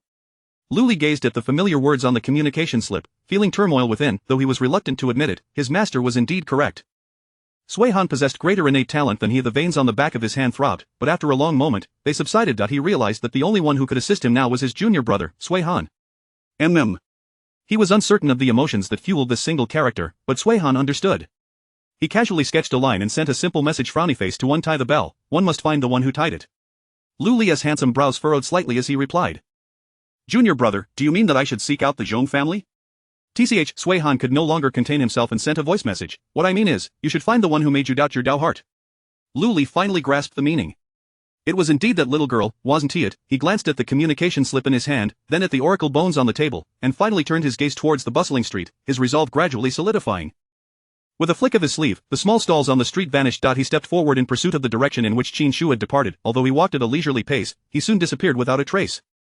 At that moment, Qin Shu was crouched before a stall, examining several jade slips when a familiar voice called out from behind her, "Are you interested in learning the body technique?" Turning her head, she saw Lu Li standing beside her, his hands clasped behind his back, leaning slightly to observe the jade slips in her hands. Chapter 86, There was originally no path in this world. If you wish to learn the art of movement, perhaps I could teach you, my dear fairy. Upon hearing this, Qin Shu's heart immediately rang alarm bells. As the saying goes, to offer kindness without reason is either deceitful or sinister. She was not a naive 11-year-old, how could she possibly be oblivious to such wisdom? No, I shan't learn. We physical cultivators never flee, Qin Shu declared with earnest absurdity. The simple and honest Ruiming was momentarily taken aback, his face a canvas of confusion as he looked up at Qin Shu and said, "Junior sister, you are not a Dan cultivator," was the thought left unvoiced. Yet, before he could finish, Qin Shu interrupted him, "Brother, I am indeed a physical cultivator." Ruiming accepted this, his admiration for Qin Shu deepening. His master had taught him that while the human race could cultivate various techniques and comprehend the Tao, heaven bestowed upon them remarkable talents coupled with the frailest of bodies. For a child so young to endure the pains of physical cultivation was truly commendable. Little did Qin Shu know the thoughts swirling in his mind. If she were to discover them, she would surely feel a pang of embarrassment. She was merely a physical cultivator who had never once undergone the trials of physical refinement, merely that, standing beside her, Luli observed Qin Shu's slender arms and legs, finding no evidence of physical training. He didn't even need to consult the divination, it was clear she was fabricating tales. "My lady, do you truly not wish to learn the art of movement? I once acquired a technique in the lesser spirit realm that can compress distances." If you desire to learn the legendary technique of compressing distances stirred a frenzied desire within Qin Shu, yet a voice in her mind cautioned her opportunities that seem too good to be true often are, and if they do exist, they are merely bait for deception. She gazed at Luli, her dark, bright eyes resolute. "I shall not learn." Luli was taken aback. He had prided himself on possessing an irresistible technique, yet this little girl had genuinely turned him down? Did she not comprehend the magnitude of the opportunity she was rejecting? Seeing him about to speak again, the nearby vendor could no longer remain silent and interrupted with a gruff voice. "Does this little fairy simply wish to peruse my jade slip? Must you be so brazen in your attempts to steal business? Compressing distances, don't tell me you're just peddling illusions. I've encountered enough of your silver-tongued merchants. When it comes to compressing distances, the outcome often resembles a tortoise's crawl." At this, Qin Shu nodded in agreement. This friend speaks wisely. "I do not trust you." Luli believed a misunderstanding had arisen and, mustering his courage, explained, "I never mentioned money." The vendor, however, looked directly at Qin Shu, saying, "Little fairy, feel free to inquire with your elders. Do you dare to accept a technique that comes free of charge?" Qin Shu shook her head vigorously. "I do not dare." Not only did she say this, but she also turned to her little senior brother, earnestly advising, "Ruiming, one must never covet the favors of strangers. The human heart is treacherous, and this world is chaotic, filled with nefarious individuals." Ruiming nodded in agreement. "Sister, you must be cautious. If you encounter danger, call for me, I can handle myself." Qin Shu felt warmth in her heart. Her little senior brother was truly endearing. Meanwhile, Luli, who was being labeled as treacherous, wore an expression that was difficult to describe. Did he harbor any ill intentions? He merely wished to uphold his own integrity. It had been long since he ventured out, unaware that the vigilance of these young ones had risen to such heights. Luli followed closely behind Qin Shu. No matter how swiftly Ruiming led her, under his overwhelming prowess, he could easily compress distances to catch up. He refrained from intervening with the two children, waiting until they paused to demonstrate his technique of compressing distances before them. He couldn't believe that anyone could genuinely refuse the allure of compressing distances. Finally, unable to endure any longer, Qin Shu turned and demanded, "Master Luli, what exactly do you intend to achieve?" Luli waved the crow feather fan in his hand, a calm smile gracing his face. "What do you mean? Little fairy, is my technique merely a facade?" Qin Shu exhaled in frustration. "No, that is not the case, alright?" Satisfied, Luli replied, "I commend your discernment." Just as Qin Shu prepared to retort, he stated, "Very well, take me to meet your master." Qin Shu raised an eyebrow. "My master is not someone you can simply meet at will." Having been under her master's tutelage for over a year, she had only seen her master 3 times. In the next moment, a paper crane fluttered before her, igniting spontaneously as her master's voice emerged from within. "Sure, do not be rude, bring Master Luli to Lingxiao Peak." It was a transmission talisman. The spectacle was quite impressive. Qin Shu suddenly felt disinclined to use the jade slip for communication and thought of purchasing a stack of transmission talismans for fun instead. Luli observed the little girl before him and remarked, "Your master has spoken. I must surely be able to meet her." Yes. Qin Shu recalled the gossip she had seen on the jade slip. This Luli was likely an elder from the Heavenly Secrets Pavilion, implying his cultivation was not low, and it indeed made sense that he had ties with her master. Yet, how could an elder be so childish? Qin Shu could not fathom this, but her demeanor grew respectful. "Master, please follow me." Luli followed Qin Shu onto the teleportation array of the Xiantian Gate.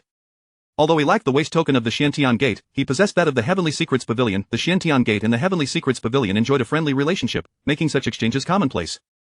Ruiming parted ways with them at the sect entrance, while Luli followed Qin Shu step by step up the peak of the real man Lingxiao. As they neared the halfway point up the mountain, Luli could no longer contain his curiosity and inquired, "Little fairy, why must we climb this mountain? Why do you not employ the art of movement?" Qin Shu fell into silence. Did she not wish to? The ability was simply not at her disposal. She had intended to use the childlike method to ascend, but now, she was reluctant to reveal it, allowing this show-off to experience some hardship.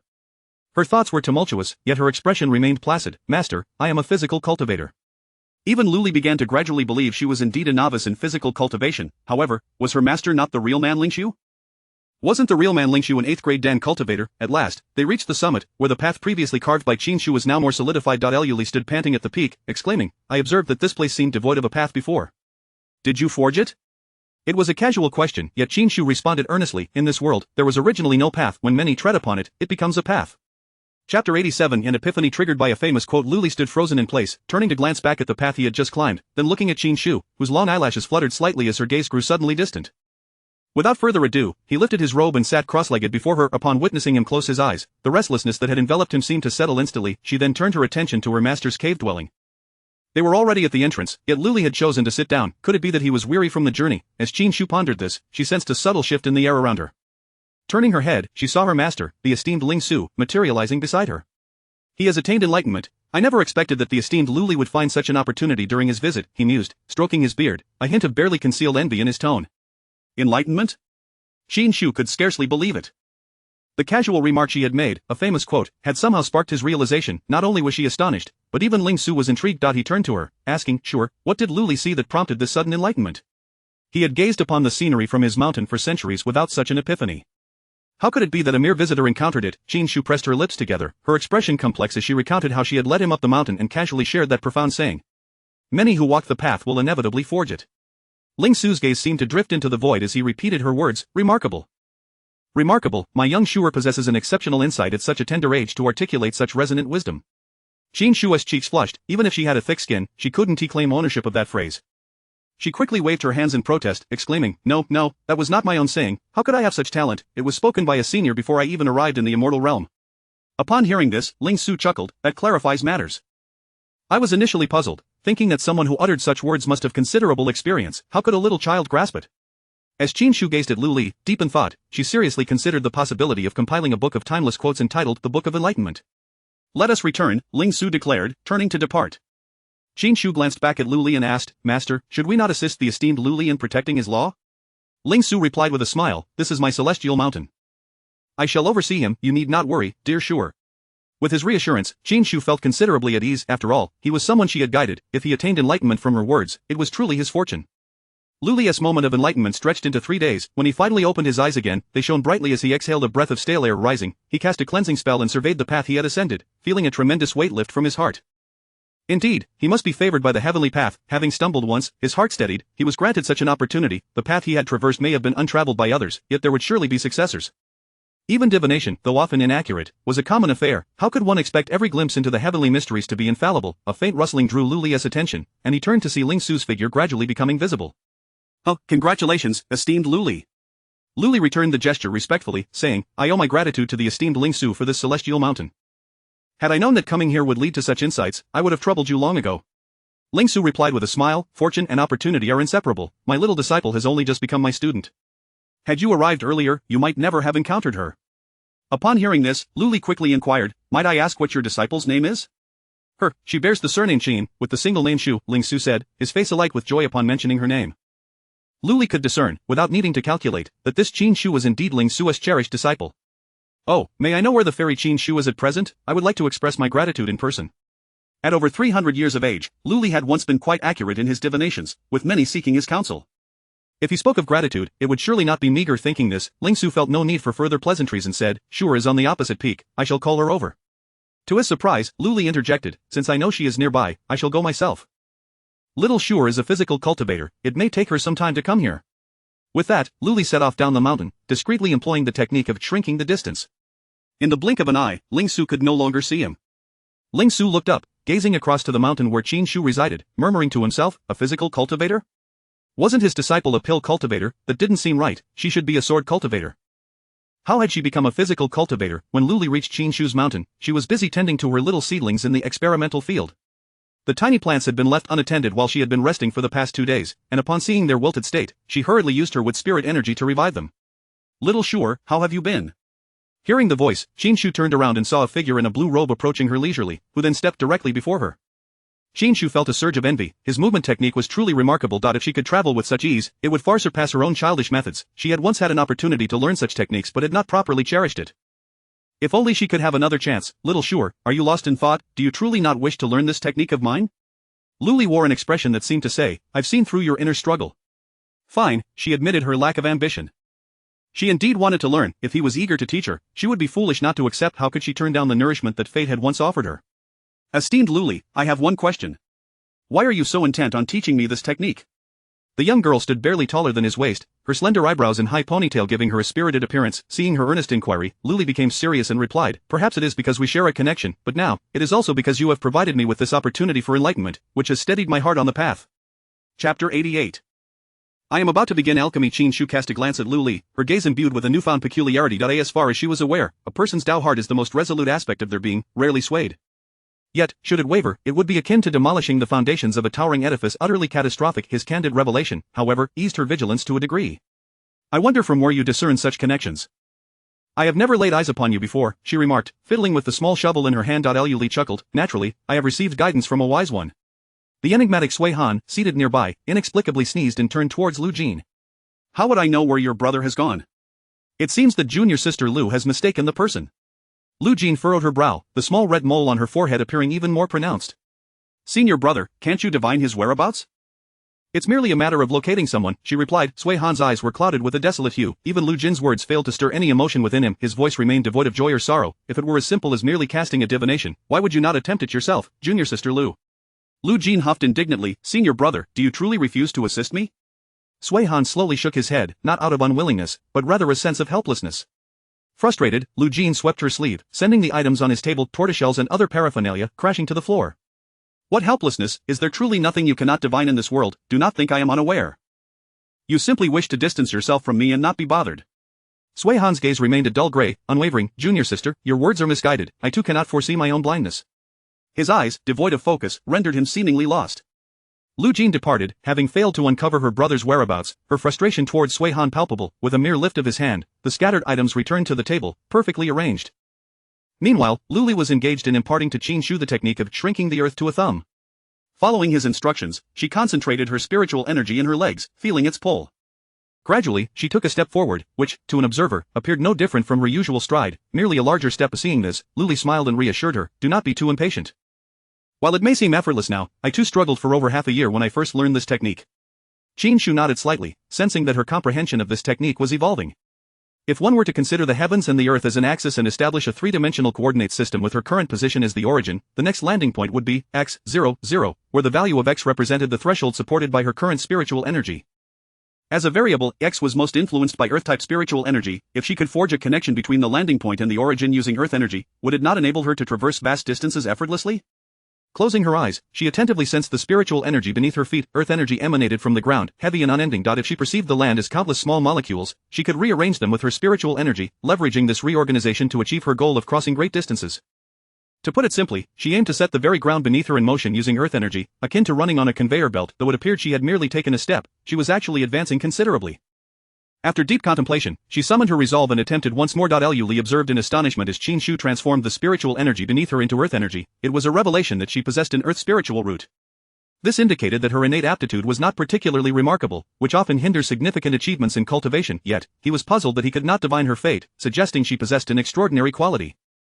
Then he witnessed Qin Shu move. She stepped forward and instantly found herself on the other side of the nursery. Luli, holding his crow feather fan, was momentarily rendered speechless, his eyes wide with disbelief as he urged, "Please, take another step." Qin Shu obliged and stepped forward again, moving back to stand before Luli. As a cultivator at the nascent soul stage, he discerned that although she had succeeded, her technique seemed to differ from his own. With sincerity, he inquired, "Little Shu, how did you accomplish this?" "In the realm of cultivation, all things possess spiritual essence. The spiritual energy we breathe and the very earth we tread each hold their own power. I merely utilized the earth energy to give the earth's force a gentle push, allowing me to advance slightly."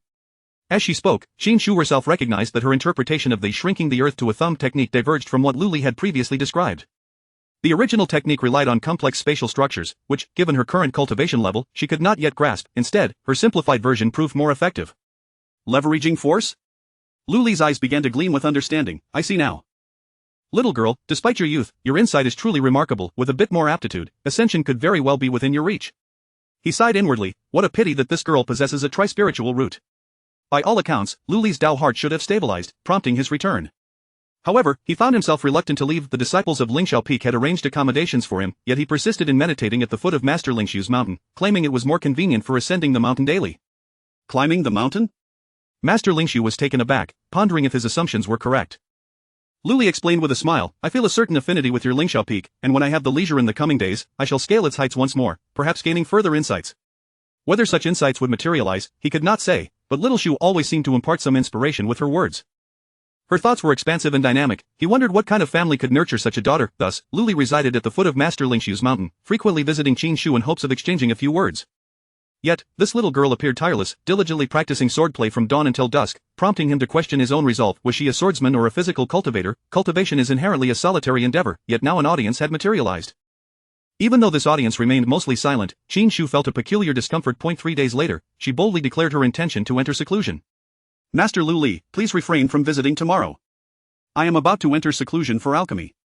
Chapter 89. Would you like to learn divination? Lu Li gazed contemplatively at the composed young girl before him. What had he just heard? Alchemy. Logically, as a disciple of the esteemed Ling Su, it was only natural for her to possess such skills. Yet, knowing her to be both a swordsman and a body cultivator, why was he so taken aback? Can you truly practice alchemy? Lu Li inquired. Qin Shu regarded his expression of bewilderment with an equal measure of puzzlement. Is it so strange that a disciple of the Dan sect can perform alchemy?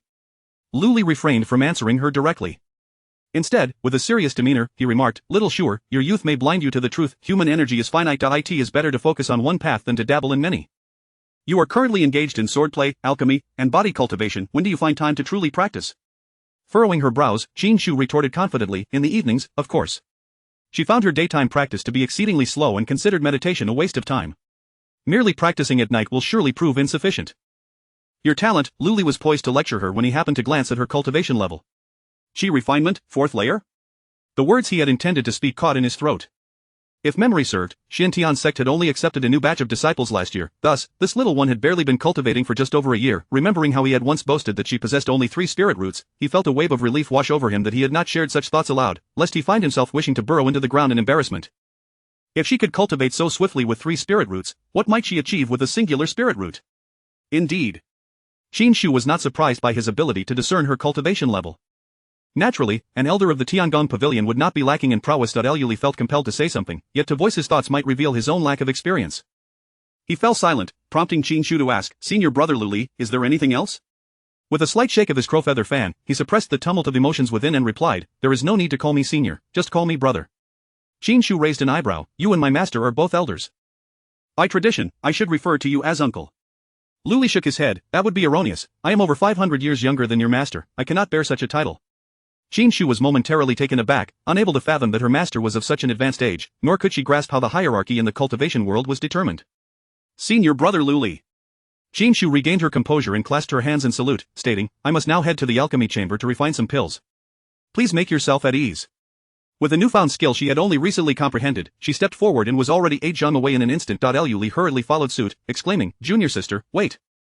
I wish to see. I have yet to witness anyone practice alchemy. Qin Shu found herself at a loss, unable to stop him. She resigned herself to his company. The practice of alchemy was exceedingly tedious, and if he ignored her, surely he would remain there indefinitely. For 2 consecutive days, Ling Su had not seen Lu Li's figure and summoned his disciples to inquire, where is Lu Li now? The reply came, he is observing junior sister Qin Shu refine pills. Ling Su furrowed his brow, a sudden sense of possessiveness for his beloved disciple washing over him. This would not do, he too must see for himself. At that moment, Qin Shu's first batch of elixirs had just been completed. Having performed the series of actions to refine the spirit-replenishing pill countless times, she no longer needed to look and merely summoned a jade bottle to contain the elixir. In that instant, Lu Li's nostrils flared slightly. Wait. The elixir had already been sealed within the jade bottle, and she paused, turning her face towards Lu Li. Senior brother, do you have any guidance? Qin Shu inquired. Lu Li's gaze fell upon the jade bottle she held, wishing he could see through it. In disbelief, he asked, is that a top-grade spirit-replenishing pill? Qin Shu nodded, yes. You are already capable of perfect alchemy?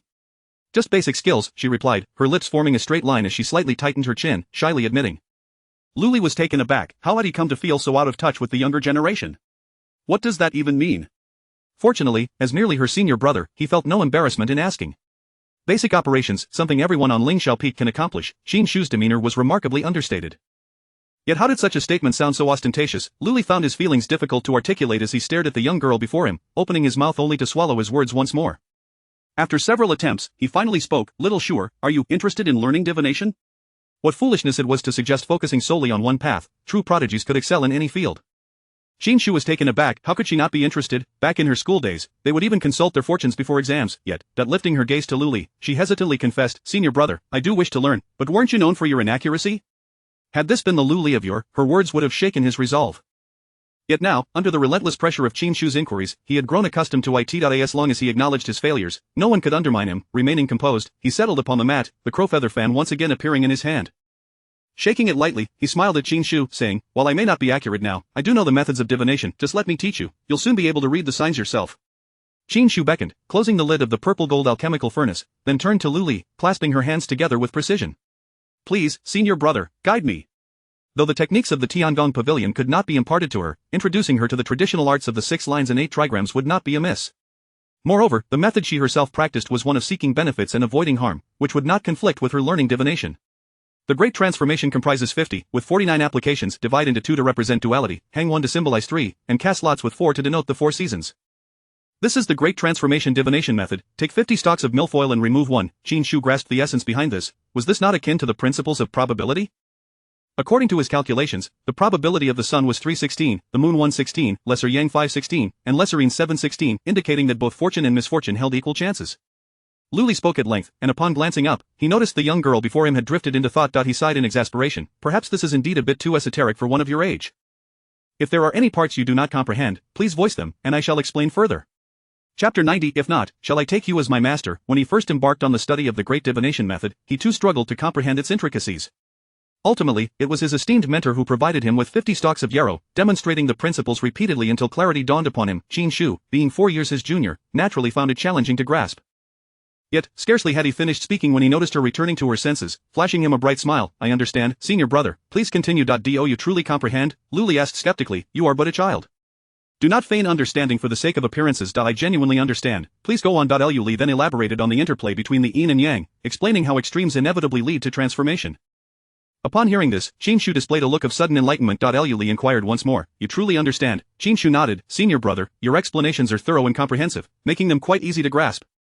Uncertain whether she was genuinely enlightened or merely putting on a brave face, Lu Li proposed, "Since you claim to understand, let me test your skills. The Shintian sect will hold a grand competition next month. Calculate whether you can secure a place in the top 10. Only then did Qin Shu recollect the impending sect competition. She had felt an inkling that she was on the verge of a breakthrough. Upon reaching the 5th level of Qi training, she should be able to place in the top 10, right? Of course, this was merely her conjecture. Now that Lu Li challenged her to divine it, she was determined to display her abilities. With a deft motion, Qin Shu retrieved a stack of ordinary paper and writing instruments from her storage ring. Lu Li had intended to present her with a set of oracle bones, but, observing her actions, he became perplexed. "What are you doing?" Qin Shu dipped her brush in ink, stating, "Do not rush me, senior brother, I shall calculate it right away." Intrigued, Lu Li craned his neck to watch as she inscribed a series of incomprehensible symbols onto the paper. A thought flickered in his mind. Could this girl possibly be a talisman practitioner? Though it seemed implausible, to him, anything associated with Qin Shu appeared entirely reasonable. After filling an entire page with densely packed Arabic numerals that only she could interpret, Qin Shu arrived at a conclusion. "Senior brother, the divination indicates the sun. According to the changing hexagram, it signifies the moon. Based on my current cultivation, I cannot enter the top 10, yet it should not be the moon either.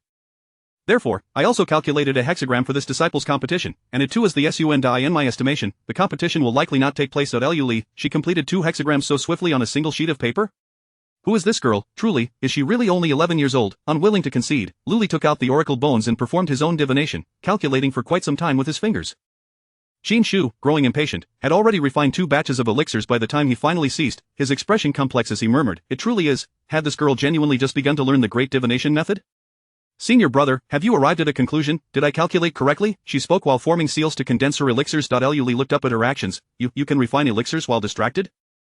Qin Shu shrugged. "Let me introduce you to the concept of one mind, 3 uses." At that moment, she was indeed multitasking without any strain. Lu Li, embracing the spirit of inquiry, pressed further. "What is one mind, 3 uses?" Qin Shu, having finished refining her elixirs, placed them in a porcelain bottle before retrieving a blank jade slip. She transcribed the basic principles of one mind, 3 uses for Lu Li and tossed it to him. "Here, this is for you. You teach me the great divination method, and I shall teach you one mind, 3 uses, then we shall be even. No one could resist the allure of one mind, 3 uses. Given the finite nature of one's energy, being able to multitask would indeed save a considerable amount of time. Lu Li accepted the jade slip, intending to study it in detail later. However, the pressing matter at hand was to uncover what precisely Qin Shu had inscribed. He was far more intrigued by her cryptic symbols. "Junior sister, what were you drawing just now? Could you elucidate it for me? I noticed you calculated much faster than I." Qin Shu shook her head and quipped, "Proprietary methods, not for public dissemination." Lu Li felt a wave of disappointment wash over him. What a pity. Qin Shu did wish to teach him, yet doing so would necessitate starting from foundational mathematics, a task that could not be accomplished in a day. Just as she contemplated informing him that she would gradually teach him once she settled her debts, Lu Li unexpectedly proposed, "What if I were to take you as my master? Teaching your own disciple wouldn't count as public dissemination, would it?" Qin Shu, was he truly resorting to such underhanded tactics to acquire knowledge? Surely not. Qin Shu smiled awkwardly, her lips twitching. Luli, having inexplicably concealed his fan, suddenly bowed to Qin Shu, declaring, as the ancient said, in a group of 3, there must be a teacher for me. If I can master this method, then even the grand ceremony of 3 kneels and 9 bows to pay respects to a master would be acceptable. Well, at least his eagerness to learn was commendable. Naturally, Qin Shu could not genuinely accept him as her disciple. She sidestepped his bow and replied, there is no need for such formalities, senior brother. This method is rather modest. If you wish to learn, I shall teach you. Luli chuckled, fear not, I shall not let you teach in vain. Only then did Qin Shu recall the earlier divination. Senior brother, did I calculate correctly? Luli's demeanor grew serious. Indeed, your sect's competition is unlikely to proceed. Initially, Qin Shu felt a surge of joy, for it was her first successful calculation. However, upon reflection, if the competition was cancelled, how would Xin progress to the inner sect? Moreover, the cancellation of such a significant event must signify something grave. She sensed an impending storm brewing. As Qin Shu pondered, she continued refining elixirs, her current routine indistinguishable from that of a factory worker. By day, she refined elixirs. By night, she cultivated. Even Luli, who had always favored a leisurely lifestyle, found himself influenced, practicing meditation for 3 consecutive days. During this meditative state, he was pleasantly surprised to discover that the bottleneck that had troubled him for so long seemed to loosen. While he rejoiced, he curiously asked Qin Shu, though cultivation is said to be against the heavens, do you not feel exhausted with such relentless effort? Qin Shu glanced at him in surprise, seemingly taken aback by his question. Mayflies exist only for a day. To us, it is but a fleeting moment. As cultivators, we might possess lifespans of hundreds or even thousands of years, yet to those demon beasts, it remains a mere blink of an eye. Cultivation is akin to rowing upstream. If one does not advance, one will inevitably retreat. Upon hearing her words, Luli felt as though he had been struck by a revelation, and he found it difficult to regain his composure, his gaze toward Qin Shu gradually transforming. Chapter 91 Lifting the Seal. Younger sister's youthful enlightenment truly puts us to shame. My 300 years of existence seem to have been in vain, Luli remarked, gazing at the youthful visage before him with a sense of wonder. Qin Shu, who had inadvertently managed to impress him, looked at Luli in astonishment. Indeed, the realm of cultivation had transcended the era of superficial appearances. Here, one might encounter a seemingly 20-something youth whose age could surpass even that of her ancestors. Perhaps I should address you as Master Uncle instead? Qin Shu said earnestly, attempting to rectify this distorted form of address. Luli raised an eyebrow in confusion. He complimented her, yet she dismissed it and sought to change the subject? This simply would not do. Does younger sister find me too aged? Luli inquired, his tone tinged with melancholy. Qin Shu, terrified to admit such a thing, quickly shook her head. Brother, your age is at the prime of life in the cultivation world. You must not belittle yourself. Only then did Luli's countenance brighten considerably as he continued, these past few days spent with younger sister have been immensely beneficial. Upon hearing your words, I find myself with newfound insights. It seems I shall retreat into seclusion for a while. At this, Qin Shu's heart leapt with joy. She could finally engage in solitary cultivation for a time. Fortunately, this esteemed Luli still remembered to return home at night. Otherwise, the secret of her unique constitution might not remain concealed for long. Then I wish you a successful breakthrough in advance, brother, Qin Shu said, clasping her hands in a gesture of respect. As she watched Luli depart, she retrieved her paper and pen to jot down some calculations. If the sect's grand competition could not proceed as scheduled, then Xin would likely need to remain in the outer sect for a while longer. The distinction between the inner and outer sects was not merely a matter of resources but also of the cultivation methods taught, which certainly posed a disadvantage for her. Employing the Yen divination method she had just learned, Qin Shu attempted to divine for Xin.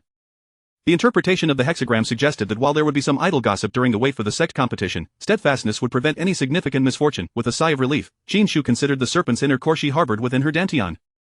Suddenly inspired, she decided to divine for the serpent as well. However, this reading proved peculiar. While it initially indicated that good fortune was near, it soon became apparent that unseen forces were interfering, causing the hexagram's meaning to become jumbled. The more she calculated, the less clarity she found. Was it due to her lack of skill? Propping her chin on her hand, with a pen dangling from her mouth, she wore an expression of existential doubt. Yet, being a novice in divination, it was hardly surprising that she struggled to achieve results. Meanwhile, standing within the Void Illusions Valley, Xia Shiwan looked skyward and muttered, the Celestial Mechanism Pavilion, is it? Those practitioners from the Celestial Mechanism Pavilion were perpetually attempting to ascertain his whereabouts. His inner core had been left within the child's dantian, serving to obfuscate the celestial mechanisms, yet now, the pavilion had somehow managed to uncover his presence again. Such a keen hound's nose was indeed infuriating. Beneath his feet lay the spiritual vein of the Zhong family. To seal this spirit beast with a premium spiritual vein is nothing short of wasteful, he mused. His serpent tail lightly tapped against the boundary, awakening the illusory night spirit beast, which opened its crimson eyes. Upon recognizing the visitor, fury surged within its gaze, accompanied by a thick, inky miasma that radiated from its form. You dare return? Xia Shiwan looked down upon it, his golden vertical pupils locking onto his prey. Why would I not? With a casual flick of his tail, he exhibited no visible fluctuation of spiritual energy, yet the illusory night spirit beast let out a pained howl. Have the audacity to release me. What significance does a human's barrier hold? The dark golden hue in Xia Shiwan's eyes deepened as he soared into the air. Standing atop the boundary, with a slight elevation of his hand, he effortlessly extracted the spiritual vein. The formation that relied on the spiritual vein began to show signs of weakness, and the entire Void Illusions Valley, spanning 1,000 miles, felt the tremors of spiritual energy, and the Xiantian sect received the news without delay. What? Are you saying someone has lifted the seal on that illusory night spirit beast? Sect leader Qi Nan demanded, confirming the information with his disciples once again. Leader, it is true. According to the disciples we dispatched to investigate, the entire Void Illusions Valley is now suffused with miasma. They attempted to maintain a protective barrier but found it unable to hold for even a moment. Furrowing his brows, Qi Nan asked, were there any casualties among the disciples? Due to the miasma's upheaval, 3 disciples at the 9th and 10th levels of Qi Refinement succumbed, but those above the Foundation establishment stage remain unharmed. If these 3 disciples have living relatives, grant each of their families a revitalization pill. Assemble all disciples at the Golden Core stage and above. Those without tasks must hasten to the Void Illusions Valley. Seal all routes. Qi Nan commanded. Yes. Having just concocted another batch of elixirs, Qin Shu noted that she was still 39 years away from repaying her second senior brother's debts. The future looked promising. Just as she stood to stretch her limbs, a bell tolled throughout the sect. Having read the entry requirements, Qin Shu knew that the tolling of the bell signified a significant event for the sect. Her expression changed. Could it be that her divination had indeed foretold of this? What could be so momentous that it necessitated the postponement of the sect's grand competition? Qin Shu stowed her alchemical furnace and exited her chamber, noticing that others were peering out from their own alchemical rooms. Upon stepping into the courtyard, she found a considerable gathering outside. A scroll unfurled in the sky, golden characters gradually emerging against the clouds. This edict from the sect leader conveyed 2 pieces of information. Firstly, disciples at the Golden Core stage and above were to head to the Dan sect to receive 10 vials of supreme replenishing elixirs and then proceed to the Void Illusions Valley. Secondly, it informed the disciples that the sect's grand competition was postponed, urging them to remain steadfast in their cultivation. Void Illusions Valley? A conjecture began to form in Qin Shu's mind. Could it be that the creature sealed away some time ago had re-emerged to wreak havoc? However, she could not fathom why. If only 4 mid-Golden Core brothers had been sent to seal the beast last time, so many more were required this time, almost exhausting the sect's resources. Having recently taken an interest in divination, Qin Shu instinctively retrieved her paper and pen once more to calculate, yet after a moment, she found herself lost in thought, staring at the results of her divination. Could it truly be a smooth-sailing hexagram? How can this be? Qin Shu was perplexed, utterly unaware that the upheaval shaking the entire Xiantian sect was the result of the little black serpent she had nurtured. The illusory night spirit beast had not anticipated that the serpent would actually liberate it. It soared into the sky, enveloped in black mist, and let out a resounding roar, exuding a sense of triumph that could be heard for miles, even by the disciples stationed outside the Void Illusions Valley. Indeed, the spirit beast has escaped. Wasn't it reported that the sect had sent someone to reseal it just days ago? Who knows? There are likely many abilities of the demon race that remain unknown to us. It can only be sealed, not slain. Author's note.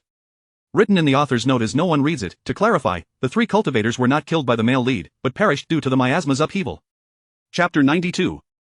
Vulnerable, a swirling mass of dark, malevolent energy gradually enveloped Xie Shiwan. Standing with his hands clasped behind his back, he exhibited a demeanor of calm indifference, seemingly unperturbed by the ominous aura surrounding him. The phantasmal night skylinty, treading upon the very essence of dark magic, ascended to the same height as Xie Shiwan, its grotesque visage revealing bared teeth, drool dripping onto the ground and releasing wisps of vapor. Fool! Even the Xiantian Taoist could only seal me here. You, a mere serpent, dare to challenge me. Xie Shiwan slowly raised his gaze, a flash of golden-green radiance illuminating his form. A vacuum formed around him, causing the surrounding dark energy to recoil as if it had developed sentience, retreating from his presence. At last, he spoke. Is that so? How do you know what the Xiantian Taoist could not achieve? I cannot, just a foolish dog. The stench of this lowly dark energy is truly nauseating. You seek death, it snarled, its form darting forward with astonishing speed, the dark energy serving as an excellent cloak. Yet, as it materialized before Xie Shiwan, it was swiftly struck down by a massive tail. The golden-green spiritual energy nearly shattered the dark energy coalescing around it, clinging to its meridians like a corrosive poison. Enraged, it let out a furious howl, a piercing sound that compelled the nearby disciples of the Xiantian sect to hastily cover their ears. Fearing its enchantment, Xie Shiwan regarded the Lingti, now soaring 10 zhang high, yet his expression remained unchanged. Having been sealed for over 10,000 years, you still cannot learn to tuck your tail between your legs like a proper dog. Thus, I shall, out of benevolence, teach you once more. The dark golden hue in his eyes deepened, and as the Lingti lunged toward him, the surrounding air transformed into an impenetrable barrier. Spatial laws, the phantasmal night sky Lingti exclaimed in shock. Xie Shiwan, lacking the patience to explain, lashed out with his serpentine tail, infused with the might of heavenly thunder. Each strike against the Lingti dispersed its dark energy significantly. It attempted to retaliate, but found itself ensnared in midair, unable to ascend or descend. In its quest to conjure a counterattack, it discovered it could not even gather its dark energy. This serpent was indeed a formidable enigma, a mere venomous creature, yet capable of manipulating spatial laws and wielding the heavenly punishment of thunder? What level of cultivation did it possess? It was utterly inscrutable. Xie Shiwan glanced toward the distance, sensing an approaching presence, and murmured, "What a pity, you shall perish so soon."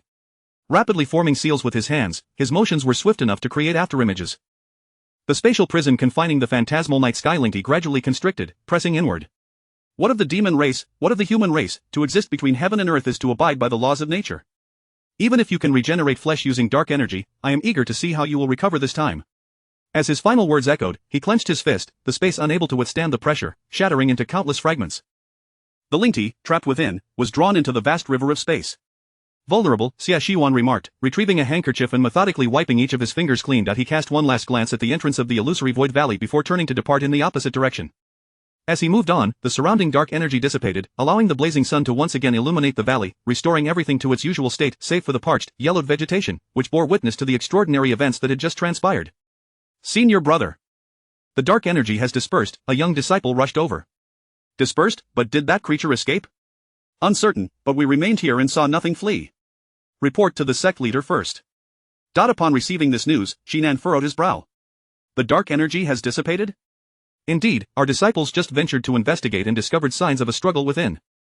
However, we do not know where the Linty has gone. It seems to have vanished into thin air, no trace of it remains. Shinan resolved to invite Imo Shang, the leader of the Heavenly Mechanism Pavilion, to investigate, for the Linty's cultivation should not be underestimated.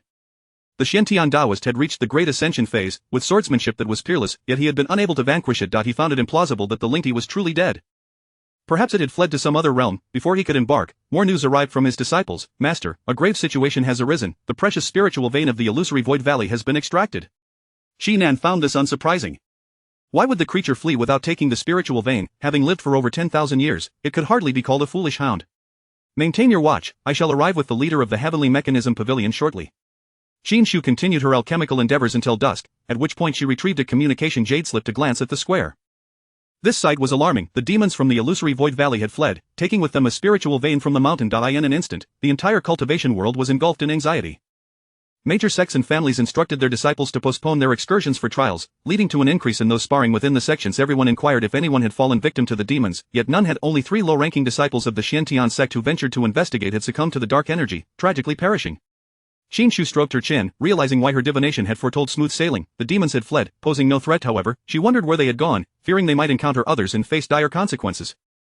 As she observed the encroaching darkness, she decided to put away her alchemical furnace and return to her cave dwelling. The earth fire summoned by the sect aided in her alchemical processes, reducing her spiritual energy consumption. Nevertheless, her cultivation required the tranquility of her cave. It was best that her innate spiritual energy remained discreet for the time being. However, as she unfastened the restrictions of her cave, she sensed something amiss. The density of spiritual energy, why had it suddenly increased so dramatically? Could it be that her master, unable to bear witnessing her relentless toil, had altered the spirit-gathering formation for her benefit? Yet, when she had previously visited her master's cave, it had not possessed such rich spiritual energy. Pushing open the stone door, she beheld her stone bed occupied by a slender figure, its long serpentine tail draped over the edge. She would recognize that presence even if it were reduced to ashes. The small creature that had previously napped on the stone bed was now unceremoniously tossed onto her meditation mat, curled up and clutching its tail in slumber, a pitiful sight indeed. You've returned? Qin Shu inquired. She was aware he was awake. Given his vigilance, she knew better than to approach him regardless of what she said. Chapter 93. The magpie occupies the crow's nest. As soon as Qin Shu's words fell, Xia Shiwan indeed turned over, propping his head up with one arm, his ink-black hair cascading down like a waterfall with his movement. The stone bed was too small to accommodate his tail, forcing him to curl up at the other end of the bed in the shape of an incense coil. He responded nonchalantly, and within his deep-set eyes, a small shadow was reflected. It seems you've grown a bit taller in these few days. Just enough to fill a gap, he thought, though he refrained from voicing this sentiment, knowing that this sharp-tongued little girl might deduct some of his medical fees if she heard him. Qin Shu was delighted by his remark. Youth was indeed a blessing, yet her current form felt excessively juvenile. With her small arms and legs, every task was cumbersome. If only she could grow a little taller, that would be splendid.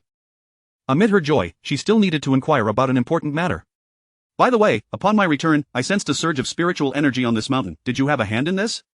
Xia Shiwan responded with a soft his demeanor suggesting it was merely a trivial task he had undertaken.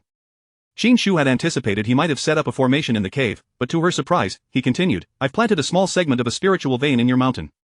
He had hoped to plant an entire vein, yet Qin Shu's mountain was merely a small part of Lingxiao Peak, insufficient to accommodate a complete premium spiritual vein. Oh, so you planted just a small segment of a spiritual vein, Qin Shu replied casually. As the words left her lips, realization struck her, and she gazed incredulously at the great serpent on the bed. Wait, what? A spiritual vein? Where did you acquire a spiritual vein? I found it by the roadside, Xia Shiwan replied, nonchalantly. Suddenly, a thought crossed Qin Shu's mind, and her eyes widened further. The one from the Wangshu Valley, she countered. Yes, he affirmed. However, upon hearing this, Qin Shu fell silent. After a moment, she pressed on, what about the monster there? The last time, she and Xin had nearly perished in that place. Dead, he replied. You killed it? Qin Shu couldn't help but take a step closer, seeking answers. Xia Shiwan lifted his gaze to meet hers, a hint of derision flickering in his cold eyes. Or else, you disciples of the Xuantian Gate don't seem to possess such capability. In that moment, all of Qin Shu's confusion from the past days suddenly unraveled. It became clear why she had calculated that their sect's venture to Wangshu Valley would proceed smoothly. The monster had already been slain by the Great Serpent. Her brows knitted tightly, for she understood the Great Serpent's cultivation was high, even surpassing that of her master. Yet she had never considered, nor dared to imagine, that his power could be so formidable. His inner core was with her, and he was injured, yet even so, that monster had still been no match for him. This suggested that if he wished to kill her, it would be akin to squashing an ant. Xia Shiwan observed the myriad expressions flitting across her face, more variable than the weather in June. Come and heal my wounds. Recalling the pitiful state in which she had found him, Qin Shu couldn't help but feel a pang of sympathy. It was hard to fathom what kind of formidable entity had inflicted such injuries upon him. She hesitated as she approached, placing her small hands atop his tail. After a moment's contemplation, she couldn't resist asking, can my meager spiritual power truly heal your injuries? Xia Shiwan replied, better than nothing. His tail bore numerous scars, arcs of electricity flickering between the torn flesh. These were remnants of the divine retribution he had endured during his ascension. He was indeed a fierce individual, daring to comprehend the very power of thunder punishment that marked his body. Qin Shu reasoned that even if her spiritual power was lacking, it would still be far more effective than his own recovery. Her small hands rested on Xia Shiwan's tail, channeling her internal wood spiritual energy to nourish his wounds gradually. The tumultuous pain within him began to dissipate with her ministrations, and his tightly furrowed brows gradually relaxed. His gaze fell upon the little girl standing by the stone bed, her lips pressed together in concentration as she focused intently on his tail. From now on, do not allow anything else onto my bed, Xia Shiwan instructed slowly. Qin Shu halted her flow of spiritual energy momentarily, turning to regard the exceedingly possessive serpent. What do you mean, your bed? This is mine, she corrected him with righteous indignation. Xia Shiwan chuckled softly at her puffed-up cheeks and waved his hand, dispelling the illusion that cloaked the stone bed. Qin Shu stared, astonished, as the seemingly ordinary surface of the stone bed suddenly rippled. A layer of golden-green light flashed, revealing a pitch-black, mysterious ice stone bed before her eyes. Xia Shiwan then asked, how is it? Is this still your bed?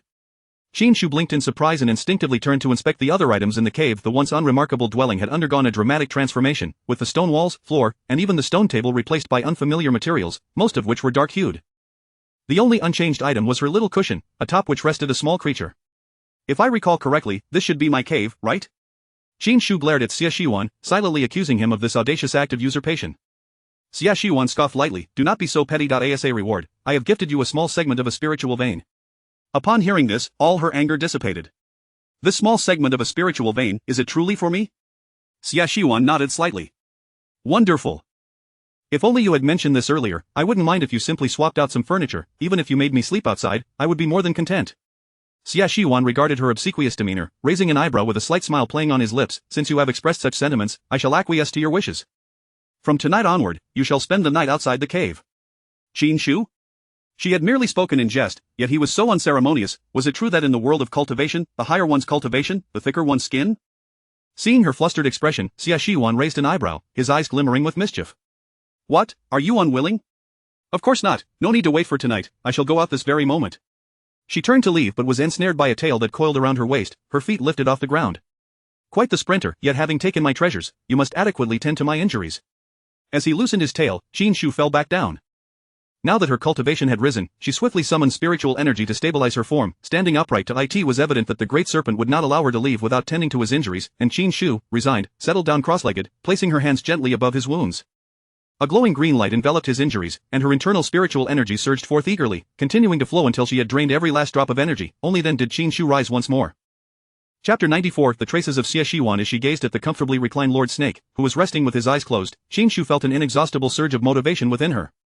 She was determined to hone her skills. Once she had elevated her cultivation, she would make this little serpent serve her tea and water. However, despite her fervent aspirations, reality dictated that she could only tread cautiously.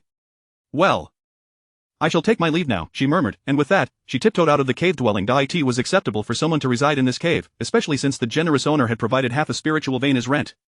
Why not relish such a fortune? Just as she intended to meditate beneath the vibrant blossoms of the little nursery, soaking in the abundant spiritual energy to diligently cultivate her skills, Xia Shiwan suddenly called out to her, wait. Qin Shu halted and turned her gaze towards him, only to see a dark bead being tossed in her direction. Instinctively, she reached out to catch it, but the bead came to a halt just a step away from her. Confused, she wondered if he had changed his mind. In the next moment, Xia Shiwan spoke again, the demonic energy within this inner elixir has been extracted by me. It serves no purpose for me, so take it and amuse yourself. Upon finishing his words, the inner elixir, which had been suspended in the air, drifted towards Qin Shu, as if stripped of its force, and fell into her open palms. The dark inner elixir was roughly the size of her hand, and its weight was substantial enough for her to fully comprehend that the creature capable of shaking her to her core with mere roars was indeed dead. The tides of fate had turned. Once wounded by that beast, she now held its inner elixir in her grasp, but the great serpent had mentioned two words, which she had also taken note of. Demonic energy. Could it be that the creature belonged to the demonic clan? As she pondered this, a gust of wind swept her outside, and just as she steadied herself, a small creature flew out from within, smacking directly against her face. Qin Shu, what a petty man, he couldn't even tolerate a little squirrel. Watching as the stone door gradually closed before her, she felt little displeasure. After all, he had bestowed upon her such an abundance of gifts. Taking a deep breath, she inhaled the unpolluted air filled with spiritual energy, and every cell in her body began to stir with excitement. How exhilarating it was. Qin Shu retrieved 2 meditation cushions from her storage ring.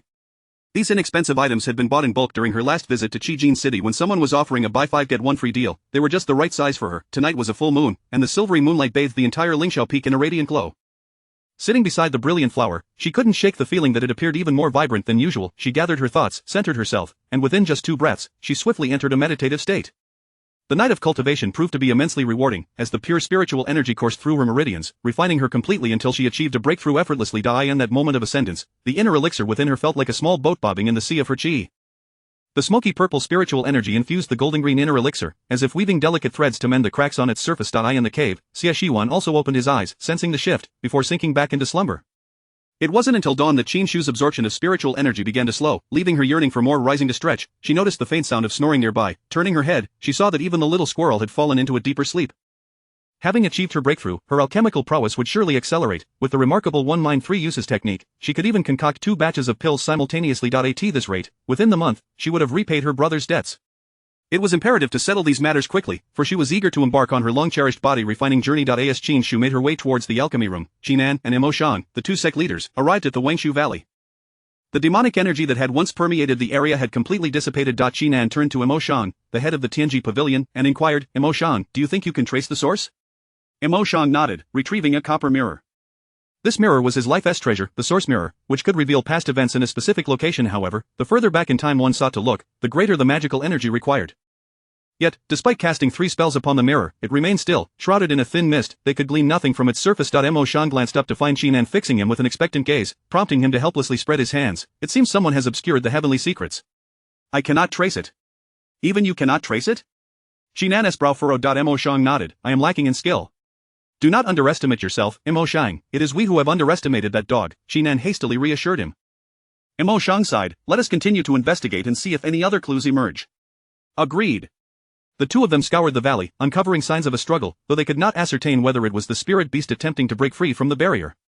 Soon, disciples from Xintian sect returned, reporting that they had found no leads. Inquiries in the surrounding villages revealed that no one had suffered any harm. Just as Qinan prepared to summon Imo Shang to leave, he was suddenly called back. Rui's. Qinan turned to see Imo Shang wearing a perplexed expression. Have you discovered something?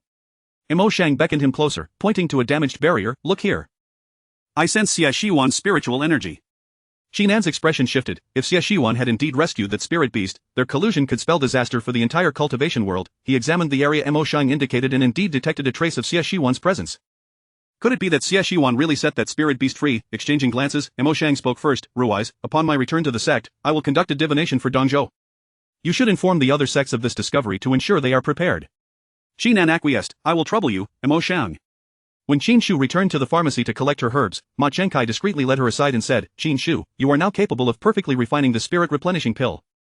Uncle Sure is aware that you are completing a task for Wen Qi. While refining the spirit replenishing pill may be simple for you, it inevitably wastes some effort. You are at a crucial time for cultivation.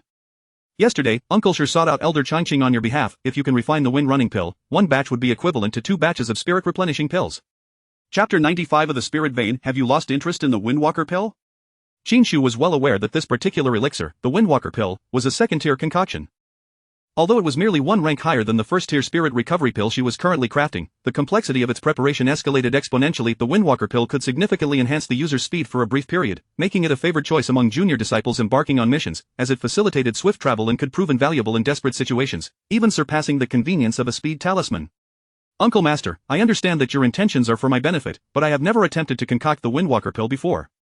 My current cultivation level is still quite limited, and the success rate of my alchemy. Qin Shu furrowed her brow, revealing her apprehension. Ma Chengtai, with his hands clasped behind his back, chuckled at her words. No worries. One must start somewhere. Who can master alchemy without practice? Just go ahead and try. Elder Changqing has stated that the first 10 batches of pills are merely for you to hone your skills. After that, you may submit 70% of the pills you create. While the conditions were certainly not stringent and could even be deemed quite lenient, Qin Shu instinctively inquired further, but what if I can only produce 3 pills from a single batch? Ma Chengtai immediately discerned the underlying concern in her words and replied with a grin, it's common to have a low success rate at the beginning. It won't remain low, and definitely have faith, our sect is prosperous and will not quibble over such matters.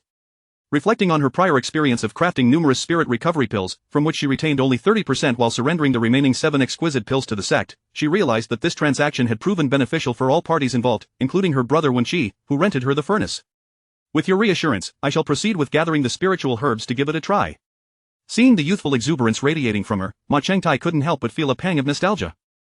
In the extensive timeline of the cultivation world, individuals often operated at a leisurely pace, yet it was only these young souls, fresh from the mortal realm, who brimmed with such vibrant energy.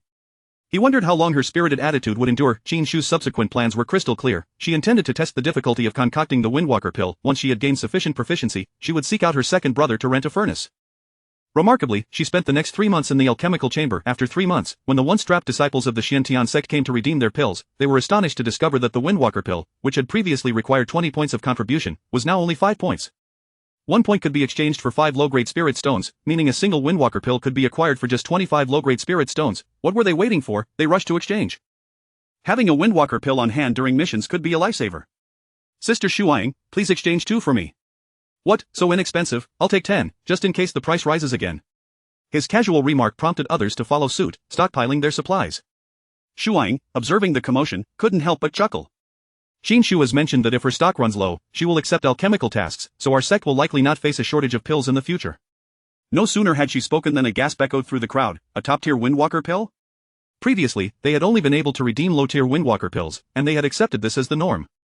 Now, the prospect of exchanging just 5 points for a top-tier variant was simply irresistible. While low-tier Windwalker pills could enhance speed for merely 15 minutes, the top-tier version could extend that effect to half an hour, offering a significantly greater boost. His exclamation galvanized the hesitant crowd, and they rushed forward, shouting, I'll take 10. 8. 20. Qin Shu was oblivious to the fact that she had single-handedly saved her fellow disciples a considerable amount of contribution points. Her diligent 3-month stint in the alchemical chamber had earned her the title of a model disciple in the realm of alchemy. After 3 months, she had fulfilled all the alchemical tasks owed to her second brother, as well as her own obligations. Stepping out of the alchemical chamber, Qin Shu felt as though she was floating. Was this the sensation of being unburdened by debt? Xie Shiwan had not anticipated that merely allowing her to spend the night would result in her extended absence. She had sat in the courtyard each evening to meditate and cultivate, departing at dawn. For the entire 3 months, they had not crossed paths even once. A man had come looking for her twice, garbed in the attire of the Tianji pavilion. When had this little girl become entangled with the Tianji pavilion? Finally, Qin Shu returned, and she did so in the daylight. Upon entering the courtyard, she made a beeline for the makeshift nest she had set up. It was of little concern to her, but the small creature still slumbered, necessitating a sheltered haven from the elements. However, as soon as she stepped inside, a familiar voice echoed in her mind, do you not fancy this segment of the spirit vein? Qin Shu halted in her tracks, hastily making her way towards the cave dwelling, exclaiming, I do. How could I not? After all, it was a spirit vein. Who could resist the allure of a spirit vein? As she pushed open the stone door, she found the interior of the cave dwelling had transformed dramatically since her last stay. The obsidian stone bed was adorned with an unknown fur, its soft and delicate sheen inviting one to roll around in its comfort. A serpent seemed to relish life more than she did. In comparison, she felt like a mere ascetic. At that moment, the great serpent was coiled within the cave, its tail propping up its upper body, while little Qin Shu barely reached its waist. Xia Shiwan turned to see Qin Shu standing at the entrance backlit. Her expression was obscured, yet he could sense her excitement. What shall we do? He mused, his brow slightly furrowed, as if troubled, his deep-set eyes scrutinizing her. Qin Shu blinked in confusion. What do you mean, what shall we do? Xia Shiwan leisurely poured himself a cup of exquisite nectar, taking his time to respond. This segment of the spirit vein was originally intended as a reward for your assistance in healing my injuries, yet it seems you do not regard my condition with any concern. Qin Shu's heart sank. In her fervor to repay her debts, she had completely forgotten about the injured serpent. With her head bowed, her small hands fidgeted together as her gaze timidly rose, ultimately landing on his tail. Upon realizing this, her embarrassment dissipated, and her expression shifted to one of urgency. You, hurry and get on the stone bed. Seeing her emotional shift, Xia Shiwan had intended to deliver a few more words of warning, but he found himself momentarily at a loss.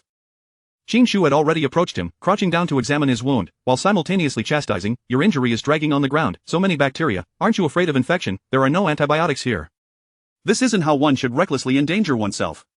Chapter 96 Can Thunder Punishment Temper the Body? What Bacteria? Antibiotics? Xie Shiwan was filled with questions, pondering how he could recognize each word she uttered, yet fail to grasp their meaning when strung together. The little girl, brimming with audacity, pressed against his lower back, propelling him toward the stone bed. Her feeble strength was hardly worth mentioning, but Xie Shiwan was curious to see what trick she was up to, so he acquiesced and reclined on the bed as she urged. Qin Shu tugged at the tip of his tail, pulling the serpentine appendage that had been languishing on the ground onto the bed. Xie Shiwan felt discomfort as her palm radiated warmth that far surpassed his own.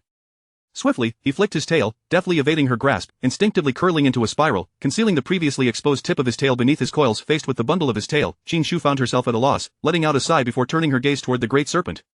"If you want me to help with your injury, you must at least expose the wound," she said, her tone tinged with exasperation. Meeting her clear gaze, Xie Shiwan seemed to seek assurance that this little girl harbored no ill intentions. After a prolonged moment, as Qin Shu's eyes began to tire from their intense scrutiny, he finally averted his gaze, allowing his tail to gently unfurl and reveal the injury. Qin Shu frowned at the dirt that clung to his tail and the blood seeping from the wound. Hadn't it healed significantly before? She recalled that when she last departed, the injury had already begun to close, albeit without scales regrowing. It had at least ceased to bleed. Could it be that the wound had reopened during his battle with the demon from the Wangshu Valley? "I scraped it while walking," Xie Shiwan remarked nonchalantly, as Qin Shu was deep in thought. Qin Shu looked at him incredulously. "Am I really that easy to deceive?" The flesh of a demon beast was comparable to steel. A mere scrape would hardly suffice to cause such an injury, let alone the evident severity of his wounds. The scent of blood, mingled with a charred odor, wafted into her nostrils, decidedly unpleasant. Without uttering a word, Qin Shu concentrated her with spirit energy in her palms, flipping her hand to envelop the great serpent's wound in a cocoon of energy. To her surprise, she felt faint arcs of electricity at her fingertips, causing a tingling sensation. She continued to channel her energy into him until her fingers could bear no more, at which point she withdrew her hands. "Why does your body contain electric arcs?" Qin Shu inquired, puzzled. Xie Shiwan raised an eyebrow. "Is that truly your concern?" "Why shouldn't it be? A healer must observe, inquire, and diagnose. At the very least, I ought to understand the matter to apply the appropriate remedy." As she spoke, she retrieved a gold wound ointment from her spatial jade pendant and poured it over Xie Shiwan's tail. Observing her actions, he knew it would serve little purpose but did not stop her. That is a scar left by thunder punishment. Possessing a trace of its power is to be expected. Thunder punishment? Were you so severely injured because you underwent a thunder tribulation? Qin Shu looked up at him. He lay languidly against the headboard, his eyes half closed, lost in thought. Yes, he finally conceded. Perhaps she could deduce his identity from this thunder tribulation? What would she do with that knowledge? Would she inform the esteemed Lingshu? Yet, in the next moment, she excitedly asked, "Can thunder punishment temper the body?" Xie Shiwan was taken aback. He had always considered himself quite astute, yet in the company of this human child, she often conjured bewildering thoughts that left him struggling to keep pace with her reasoning. Thunder tribulation is something all cultivators strive to avoid. How could anyone use thunder punishment to temper their body? His brows knitted in perplexity. Unbeknownst to Qin Shu, she did not recognize the true nature of the demon lord Xie Shiwan, nor did she connect the benevolent serpent who occasionally bestowed her small favors with the notorious demon lord known for his ruthlessness. She took out the pink silk she had used to wrap the little black serpent, carefully binding Xie Shiwan's wound and finishing with a charming bow. After completing this, she pointed at his tail, saying, "Look here, where electric arcs exist, the flesh is considerably more taut than on this side." As she spoke, she reached out to poke the uninjured section of his tail. Xie Shiwan felt his scales bristle in indignation, pulling his tail, adorned with a pink bow, closer to himself. Qin Shu's hand met empty air, and she sheepishly withdrew it, asking him, "Using thunder punishment to temper the body must be effective. Has no one ever tried it? Those with thunder spiritual roots might consider it. You should not entertain such thoughts." He dismissed her musings outright. Though Xie Shiwan had spoken thus, Qin Shu felt he, as a demon beast, might not possess extensive knowledge. She resolved to visit the library later for further research. "Tomorrow, I shall visit the library to see if there is a way to rid you of the electric arcs within your body," Qin Shu declared.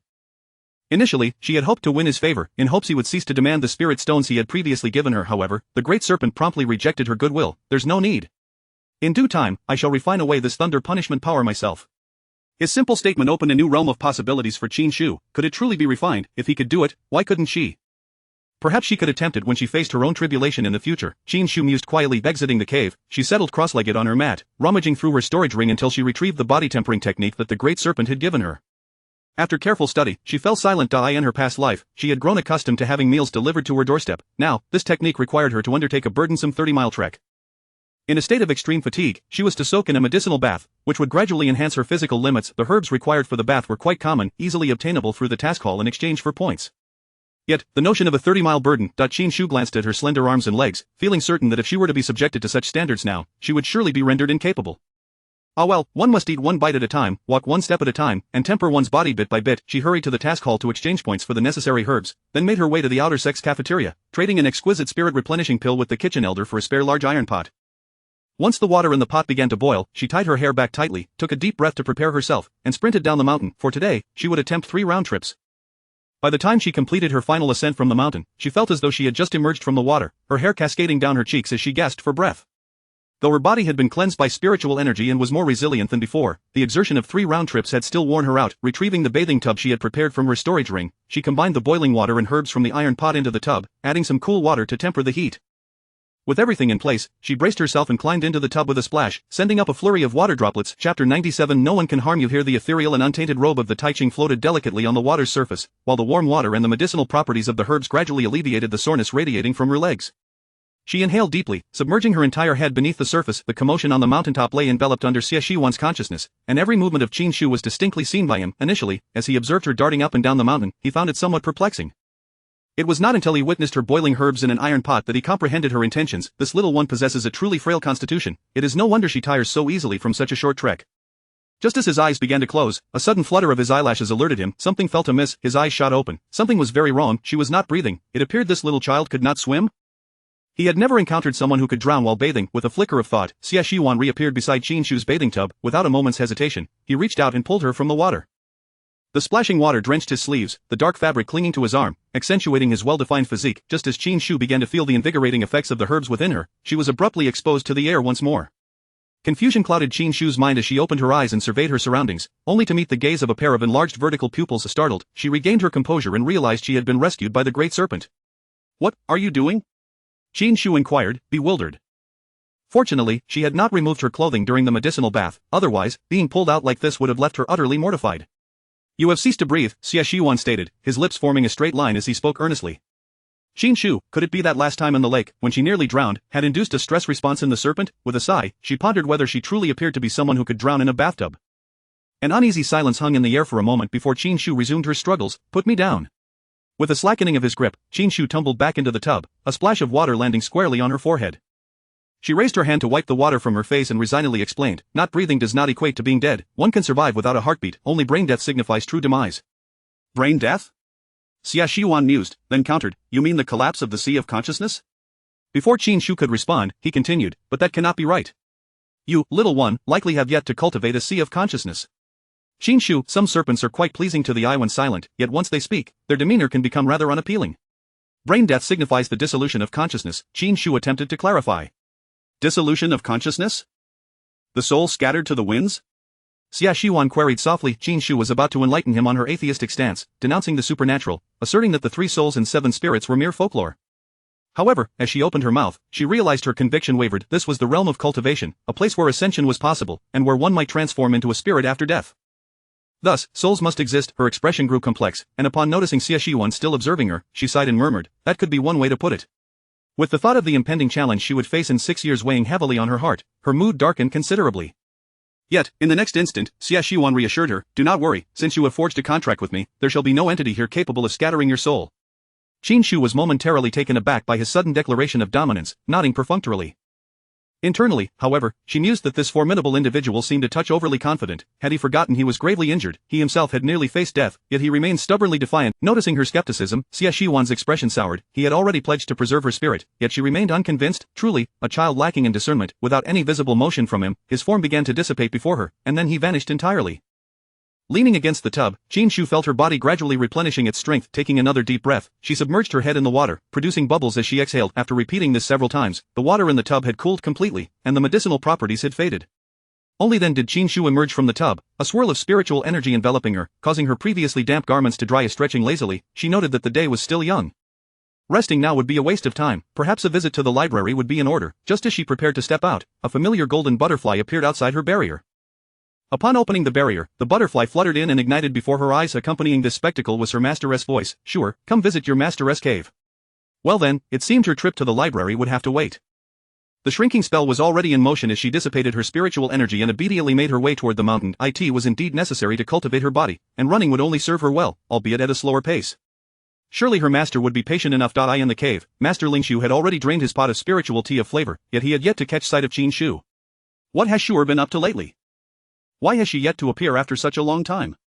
Master Ling Shu inquired. Chang Yan pondered briefly before responding. Junior sister has been busy refining numerous pills. Currently, we have ample surplus of both the spirit recovery pill and the wind running pill in our sect. She has been refining pills for several months? Master Ling Shu expressed astonishment, having never before encountered such a diligent disciple. Indeed, she has been refining so much that she has even devised a method to refine 2 furnaces simultaneously. Shang Yan spoke with a hint of admiration. Master Ling Shu, who had refined pills for hundreds of years, could manage 2 furnaces at once when concocting lower-tier pills, but that was due to his extensive experience. Qin Shu, having only refined for less than 6 months, was truly a prodigy. What of Qi Yu? Surely she is not also engaged in pill refining? Master Ling Shu inquired. Chang Yan clasped his hands in respect. Master, you are indeed correct. Qi Yu has also been residing in the pill refining room for the past 2 months. It is said that she and Qin Shu devised some kind of strategy for tasks, assisting the disciples in pill refining, albeit with a commission. Master Ling Shu? This method was likely conceived by Shu, was it not? Master Ling Shu questioned, knowing Qi Yu's forthright nature and innate pride would make such a scheme unlikely for her to devise. Chapter 98, A sharing of experience. Chang Yan slightly nodded. Indeed, junior sister has always been quite clever. The expression on Ling Su's face was a mixture of joy and concern. After a moment's contemplation, he sighed and remarked, this child is perhaps too clever for her own good. The intention of our sect is to allow the disciples to hone their skills, yet she has taken it upon herself to do the work for others. What then remains for the rest to practice? Chang Yan, however, shook his head and replied, Master, you need not worry.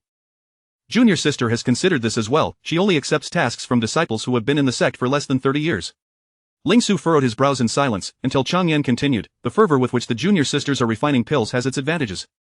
Under her guidance, our younger disciples in the dance sect have become notably industrious. The alchemy rooms are now perpetually bustling, and one must arrive early to secure a place for pill refinement. In recent months, our stock of spirit recovery pills and wind-soaring pills has significantly increased. I have come to inquire if we might sell some of the lower-grade pills that our disciples do not require to the neighboring Tianji pavilion. Ling Su was genuinely taken aback. In less than half a year, their sect had transitioned from a shortage of pills to an overabundance? That may not be a bad idea. As the disciples of the Dan sect continue to immerse themselves in their craft, the likelihood of perfect pill refinement is steadily rising, to the extent that they are now reluctant to consume anything below the grade of exceptional spirit pills.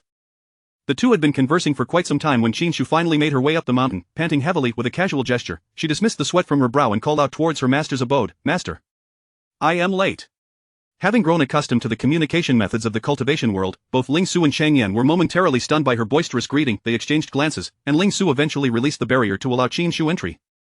Observing her flushed countenance, he inquired with curiosity, did you climb up the mountain again? Qin Shu chuckled and looked up at her master. Indeed, a strong physique is the foundation of cultivation. By the way, Master, I have another matter to consult you about. Ling Su casually retrieved a cup and poured tea for Qin Shu, handing it to her. First, have a sip of water, catch your breath, and then speak at your leisure. Chang Yan, who had been standing and talking without a drop to drink, thought to himself, Master, could your favoritism be any more blatant? Qin Shu, not one to be modest, accepted the cup and drank it in one go, feeling instantly refreshed. Her eyes sparkled as she complimented, Master, this tea is truly delightful. Ling Su, stroking his beard with a cheerful demeanor, replied, since you enjoy it, I shall prepare some for you to take home. Qin Shu discreetly retrieved a porcelain vial from her storage ring, feeling a touch embarrassed as she said, is this perhaps inappropriate?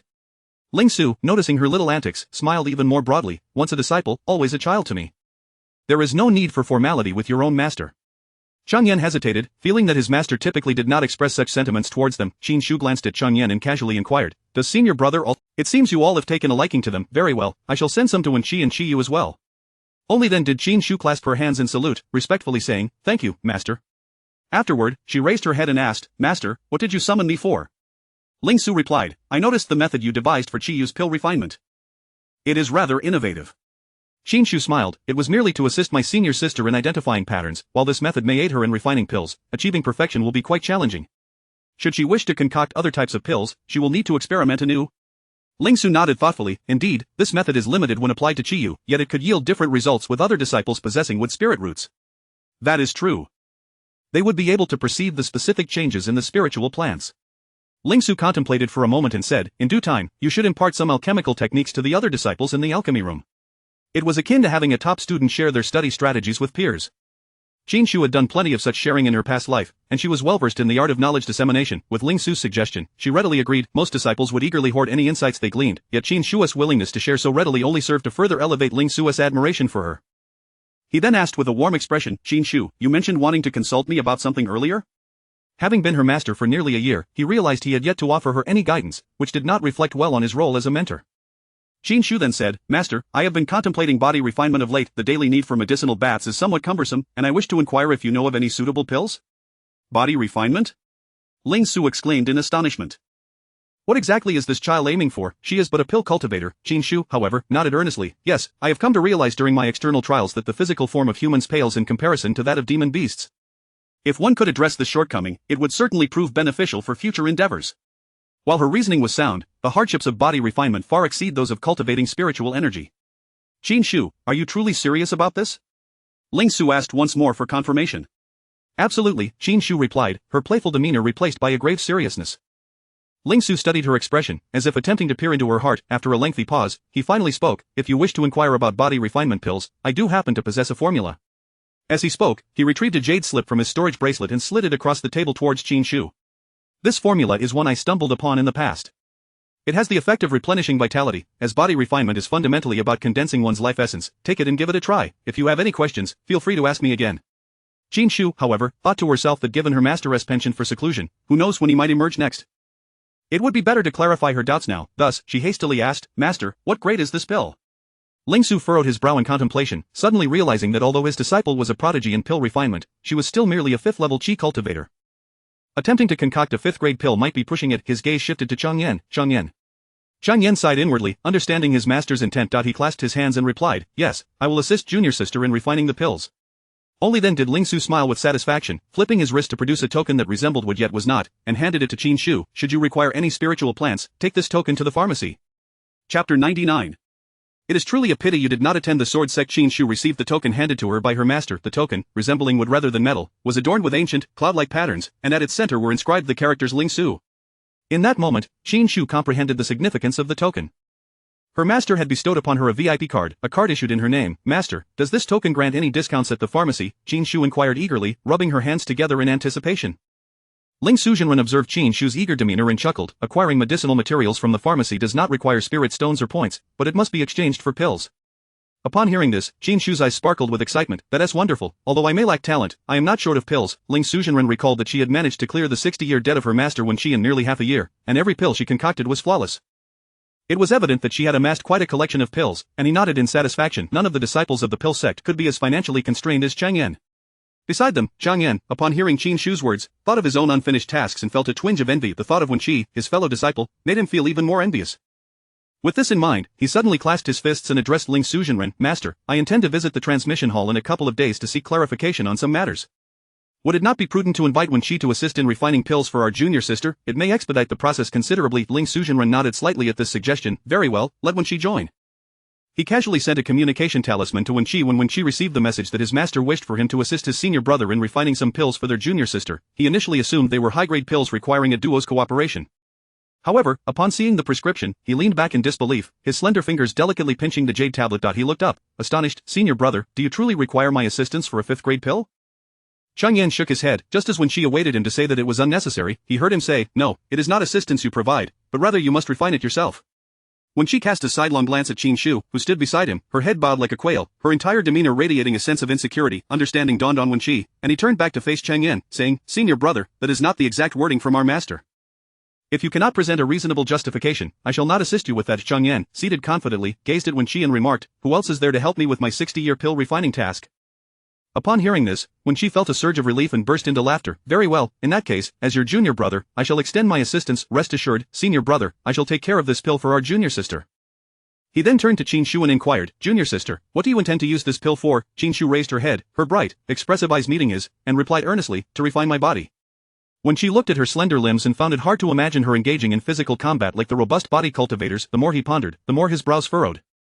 Finally, unable to contain himself, he earnestly advised, Junior sister, do you not possess any suitable treasures? I happen to have a celestial Jilanin silk, why not take it for use? It is a lovely lotus color, which I believe you, as a little fairy, would appreciate. As he spoke, he rummaged through the 5 storage rings he wore, uncovering a variety of odds and ends. And this, the Qilian Tianchang bracelet, and the Yu Huachuan Xian lamp. Feel free to choose any one of these. Qin Shu gazed at the array of treasures laid before her heart racing at the thought of her second senior brother's wealth. Each item he presented stirred her desire. However, as her excitement reached a peak, she felt a sense of numbness, controlling her racing heart. She bowed to Wen Qi, saying, Thank you. Before she could finish, Wen Qi interrupted, Do not even think about pursuing the path of body cultivation. Most cultivators from the northern continent are body cultivators, and their fists are larger than your head, their thighs thicker than your waist. Chang Yan, noticing Qin Shu's gaze turn towards him, nodded in agreement. Indeed, what your second senior brother says is true. Qin Shu recognized their intentions were well-meaning. However, the path of cultivation is inherently one of relentless progression. If she hesitated now, she feared that the next time her inner demons emerged, they might bring forth a few burly opponents to test her resolve. Senior brother, why must we compare ourselves to others?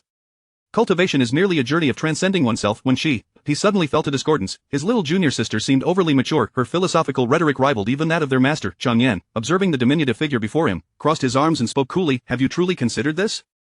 Qin Shu nodded, her gaze sweeping across the various treasures before her. Feeling a pang of regret, ultimately, she steeled herself, withdrew her gaze, and declared resolutely, I have made up my mind. Whether it be silks or lamps, or even swords, these are merely external objects. If one solely relies on external means, how can they ever break through their own limitations, external objects? Chang Yan contemplated her words, gradually losing focus. After a long moment, his eyes regained their clarity. Junior sister speaks wisely. If you are determined, then your senior brother shall support you. When she scoffed lightly, so now you wish to be the good guy? Very well, since this is your decision, I will refine the pill for you. Qin Shu felt a surge of gratitude, and suddenly inspired, she invited, senior brothers, may we refine our bodies together? Chang Yan raised an eyebrow, while Wen Qi's eyes widened in astonishment. Refine our bodies? Qin Shu nodded earnestly. Indeed, it is said that alchemists are the most delicate. What if we were to become strong? It would surely take our adversaries by surprise during battles. Chang Yan, being a swordsman, accepted this notion favorably. However, when she regarded her with a mix of exasperation and admiration, this little alchemist possessed a heart that sought trouble. Junior sister, it is truly a pity you did not attend the sword sect. His words were but a casual remark, yet they ignited a spark in Qin Shu's mind. Her eyes brightened as she inquired, is it still possible to attend now? Qi Yu is a disciple of the sword sect. If I join the pill sect, could I not learn swordsmanship from them? Upon hearing this, Chang Yan's eyes widened in realization, nodding fervently. Seeing that neither of them could provide her with a definitive answer, Qin Shu boldly produced a communication jade slip and sent a message to Qi Yu, junior sister, isn't it true that non-disciples of the sword sect can still learn swordsmanship there? Qi Yu replied promptly, are you planning to go? Before Qin Shu could respond, Qi Yu sent another message, while others may find it challenging to gain entry, you may do so. Qin Shu, she felt perplexed, why was she granted such an opportunity? Did she possess some special merit? Chapter 100 May I also learn swordsmanship? Her junior sister did not leave her in suspense for long. Soon, the communication jade slip flickered to life again. Qin Shu swiftly infused a bit of spiritual energy into it, and the voice of Qi Yu resounded, no sword cultivator can refuse the friendship of an alchemist, especially one like you, who refines over 100 furnaces of elixirs in a single day. Qin Shu touched her nose, feeling a flicker of pride. What was that about? Qi Yu continued, if you wish to go, shall I inquire with Master Wang Jian on your behalf? Qin Shu's eyes lit up, and she quickly responded, thank you so much, junior sister. Just as she set down the communication jade slip, she raised her head to find Chang Yan looking at her, seemingly hesitant to speak. Qin Shu casually inquired, senior brother, do you have anything to convey? Chang Yan shook his head, a rare flush of color gracing his usually pale cheeks. He cleared his throat in feigned calmness as he asked, would it be too much to ask you to inquire for me as well? I wonder if I might also study at the sword sect. When Qi's lips twitched, if master were to discover that you two are contemplating such treachery, I cannot imagine how he would punish you. Qin Shu promptly stood at attention, puffed out her chest, and assured, though I possess a heart for swordsmanship, I shall forever remain a member of the alchemy sect. Chang Yan nodded, I second that. When she lifted a translucent jade teacup, the pale green tea within swaying gently with his movements, releasing a fragrant aroma that wafted through the room. Qin Shu's gaze fell upon his fair, well-defined hands, and she couldn't help but muse, such delicate skin, would it not be a pity if he did not engage in body refinement? She tentatively asked, second brother, have you truly no intention of considering body refinement? When she took a delicate sip of tea and resolutely declined, no need. I possess ample defensive treasures, ordinary individuals cannot breach my defenses. If I were to encounter a situation where my treasures could not protect me, then even training my body into an impenetrable fortress would be in vain. Qin Shu fell silent. Was this the confidence of a wealthy cultivator? They may be unable to breach your defenses, yet with a single word, you have shattered mine. Understood, body refinement suits someone of my circumstances. Brother, in that case, I hope you will prioritize my body refinement elixir. It is generally inappropriate to rush someone when seeking assistance, but considering her senior brother's overdue sect duties of 60 years, she couldn't shake a sense of unease. Rest assured, I shall commence refining within 3 days. With this assurance, Qin Shu felt a sense of relief and clasped her fists in gratitude towards Wen Qi, saying, I shall head to the pharmacy shortly to gather the required herbs. I appreciate your help, senior brother. Qin Shu followed Chang Yan out of Wen Qi's cave dwelling. They walked in tandem, but as soon as they stepped outside the barrier, Chang Yan abruptly halted. Qin Shu nearly stumbled over his foot, exclaiming, senior brother, what is it? Chang Yan turned back, looking at his petite junior sister, and solemnly reiterated, remember to ask for me about going to the sword sect. His swordsmanship was indeed commendable, yet he had not made progress in years. If he could receive guidance from the elders of the sword sect, perhaps he might finally break free from the shackles that had plagued him for so long. Qin Shu smiled, assuring him, do not worry. If I am able to go, I will certainly inquire on your behalf. Chang Yan nodded slightly, then unsheathed his sword and mounted it, not forgetting to look back at Qin Shu. Junior sister, would you like a lift? Recalling her not-so-pleasant memories of hitching a ride with him before, she quickly shook her head. No need, senior brother. I shall run back, time for body refinement. Zhang Yan, very well, I shall take my leave first. Qin Shu was not solely reliant on running, the pharmacy was quite a distance from her second brother's cave dwelling. If she depended solely on running, she might not return before nightfall. She activated her spatial contraction technique, her surroundings blurring into a mirage. After collecting the herbs and delivering them to her second brother's cave, she returned to her own mountain peak. Her adeptness at this technique did not go unnoticed by Xie Shiwan. As she dove into the barrier of her cave, Xie Shiwan appeared before her in an instant. Qin Shu was startled by the sudden shadow before her. Once she recognized him, she sighed in relief and raised a small hand to pat her chest. Why do you always appear so unexpectedly?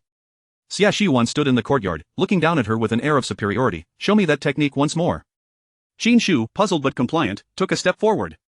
Xie Shiwan observed closely and soon lost interest. So it is not spatial power, but rather an application of earth energy. Qin Shu wrinkled her nose, suddenly struck by curiosity. She asked Xie Shiwan, what is your attribute? His inner core resided within her, yet she had never discerned his attribute. His spiritual energy was toxic, though that seemed merely a talent of his. Xie Shiwan did not answer her question. Instead, he took a step forward, and in the blink of an eye, he was by the pond behind the cave, with a green frog perched on the tip of his tail. Did you see that? Xie Shiwan inquired. Qin Shu blinked, realizing she had not fully grasped his movement, but she could certainly feel that his spatial contraction was far superior to her own. His movements left no trace, nor did they create afterimages. In battle, no one could predict from whence he would emerge next. Spatial attribute? Qin Shu guessed haphazardly. Xie Shiwan's lips curled into a slow smile. Correct, not foolish at all. Is it truly a spatial attribute? Qin Shu's eyes sparkled with excitement. Given their interactions over the past year, she knew that such a smile from her indicated ulterior motives. As expected, she eagerly removed a necklace from around her neck, holding the spatial jade pendant towards Xie Shiwan. Since you are a cultivator of the spatial attribute, could you perhaps help me expand the space within this pendant a little? Let's assist one another. Next time you need any elixirs, just let me know, and I will certainly find a way to procure them for you. This pendant's space was scarcely larger than a restroom. It could accommodate her bathing tub, but not much else. Of course, she merely asked casually, if it couldn't be expanded, it was no great matter. She could always refine more elixirs and trade for additional spatial rings later. Xie Shiwan's gaze fell upon the pendant she held aloft, and with a sweep of his consciousness, he assessed it. This pendant is a damaged treasure. As your cultivation increases, it will unlock more space on its own, no need for expansion. Qin Shu pondered as she caressed the pendant. How could her mother possess a treasure? Was it merely coincidence that she was so certain her daughter had spiritual roots, sending her thousands of miles to Xiantian sect? Xie Shiwan, possessing innate storage space, had no need for such items, yet seeing the little girl seemingly troubled by spatial limitations, he opened his palm to reveal a dazzling array of multicolored storage rings, at least a dozen in total.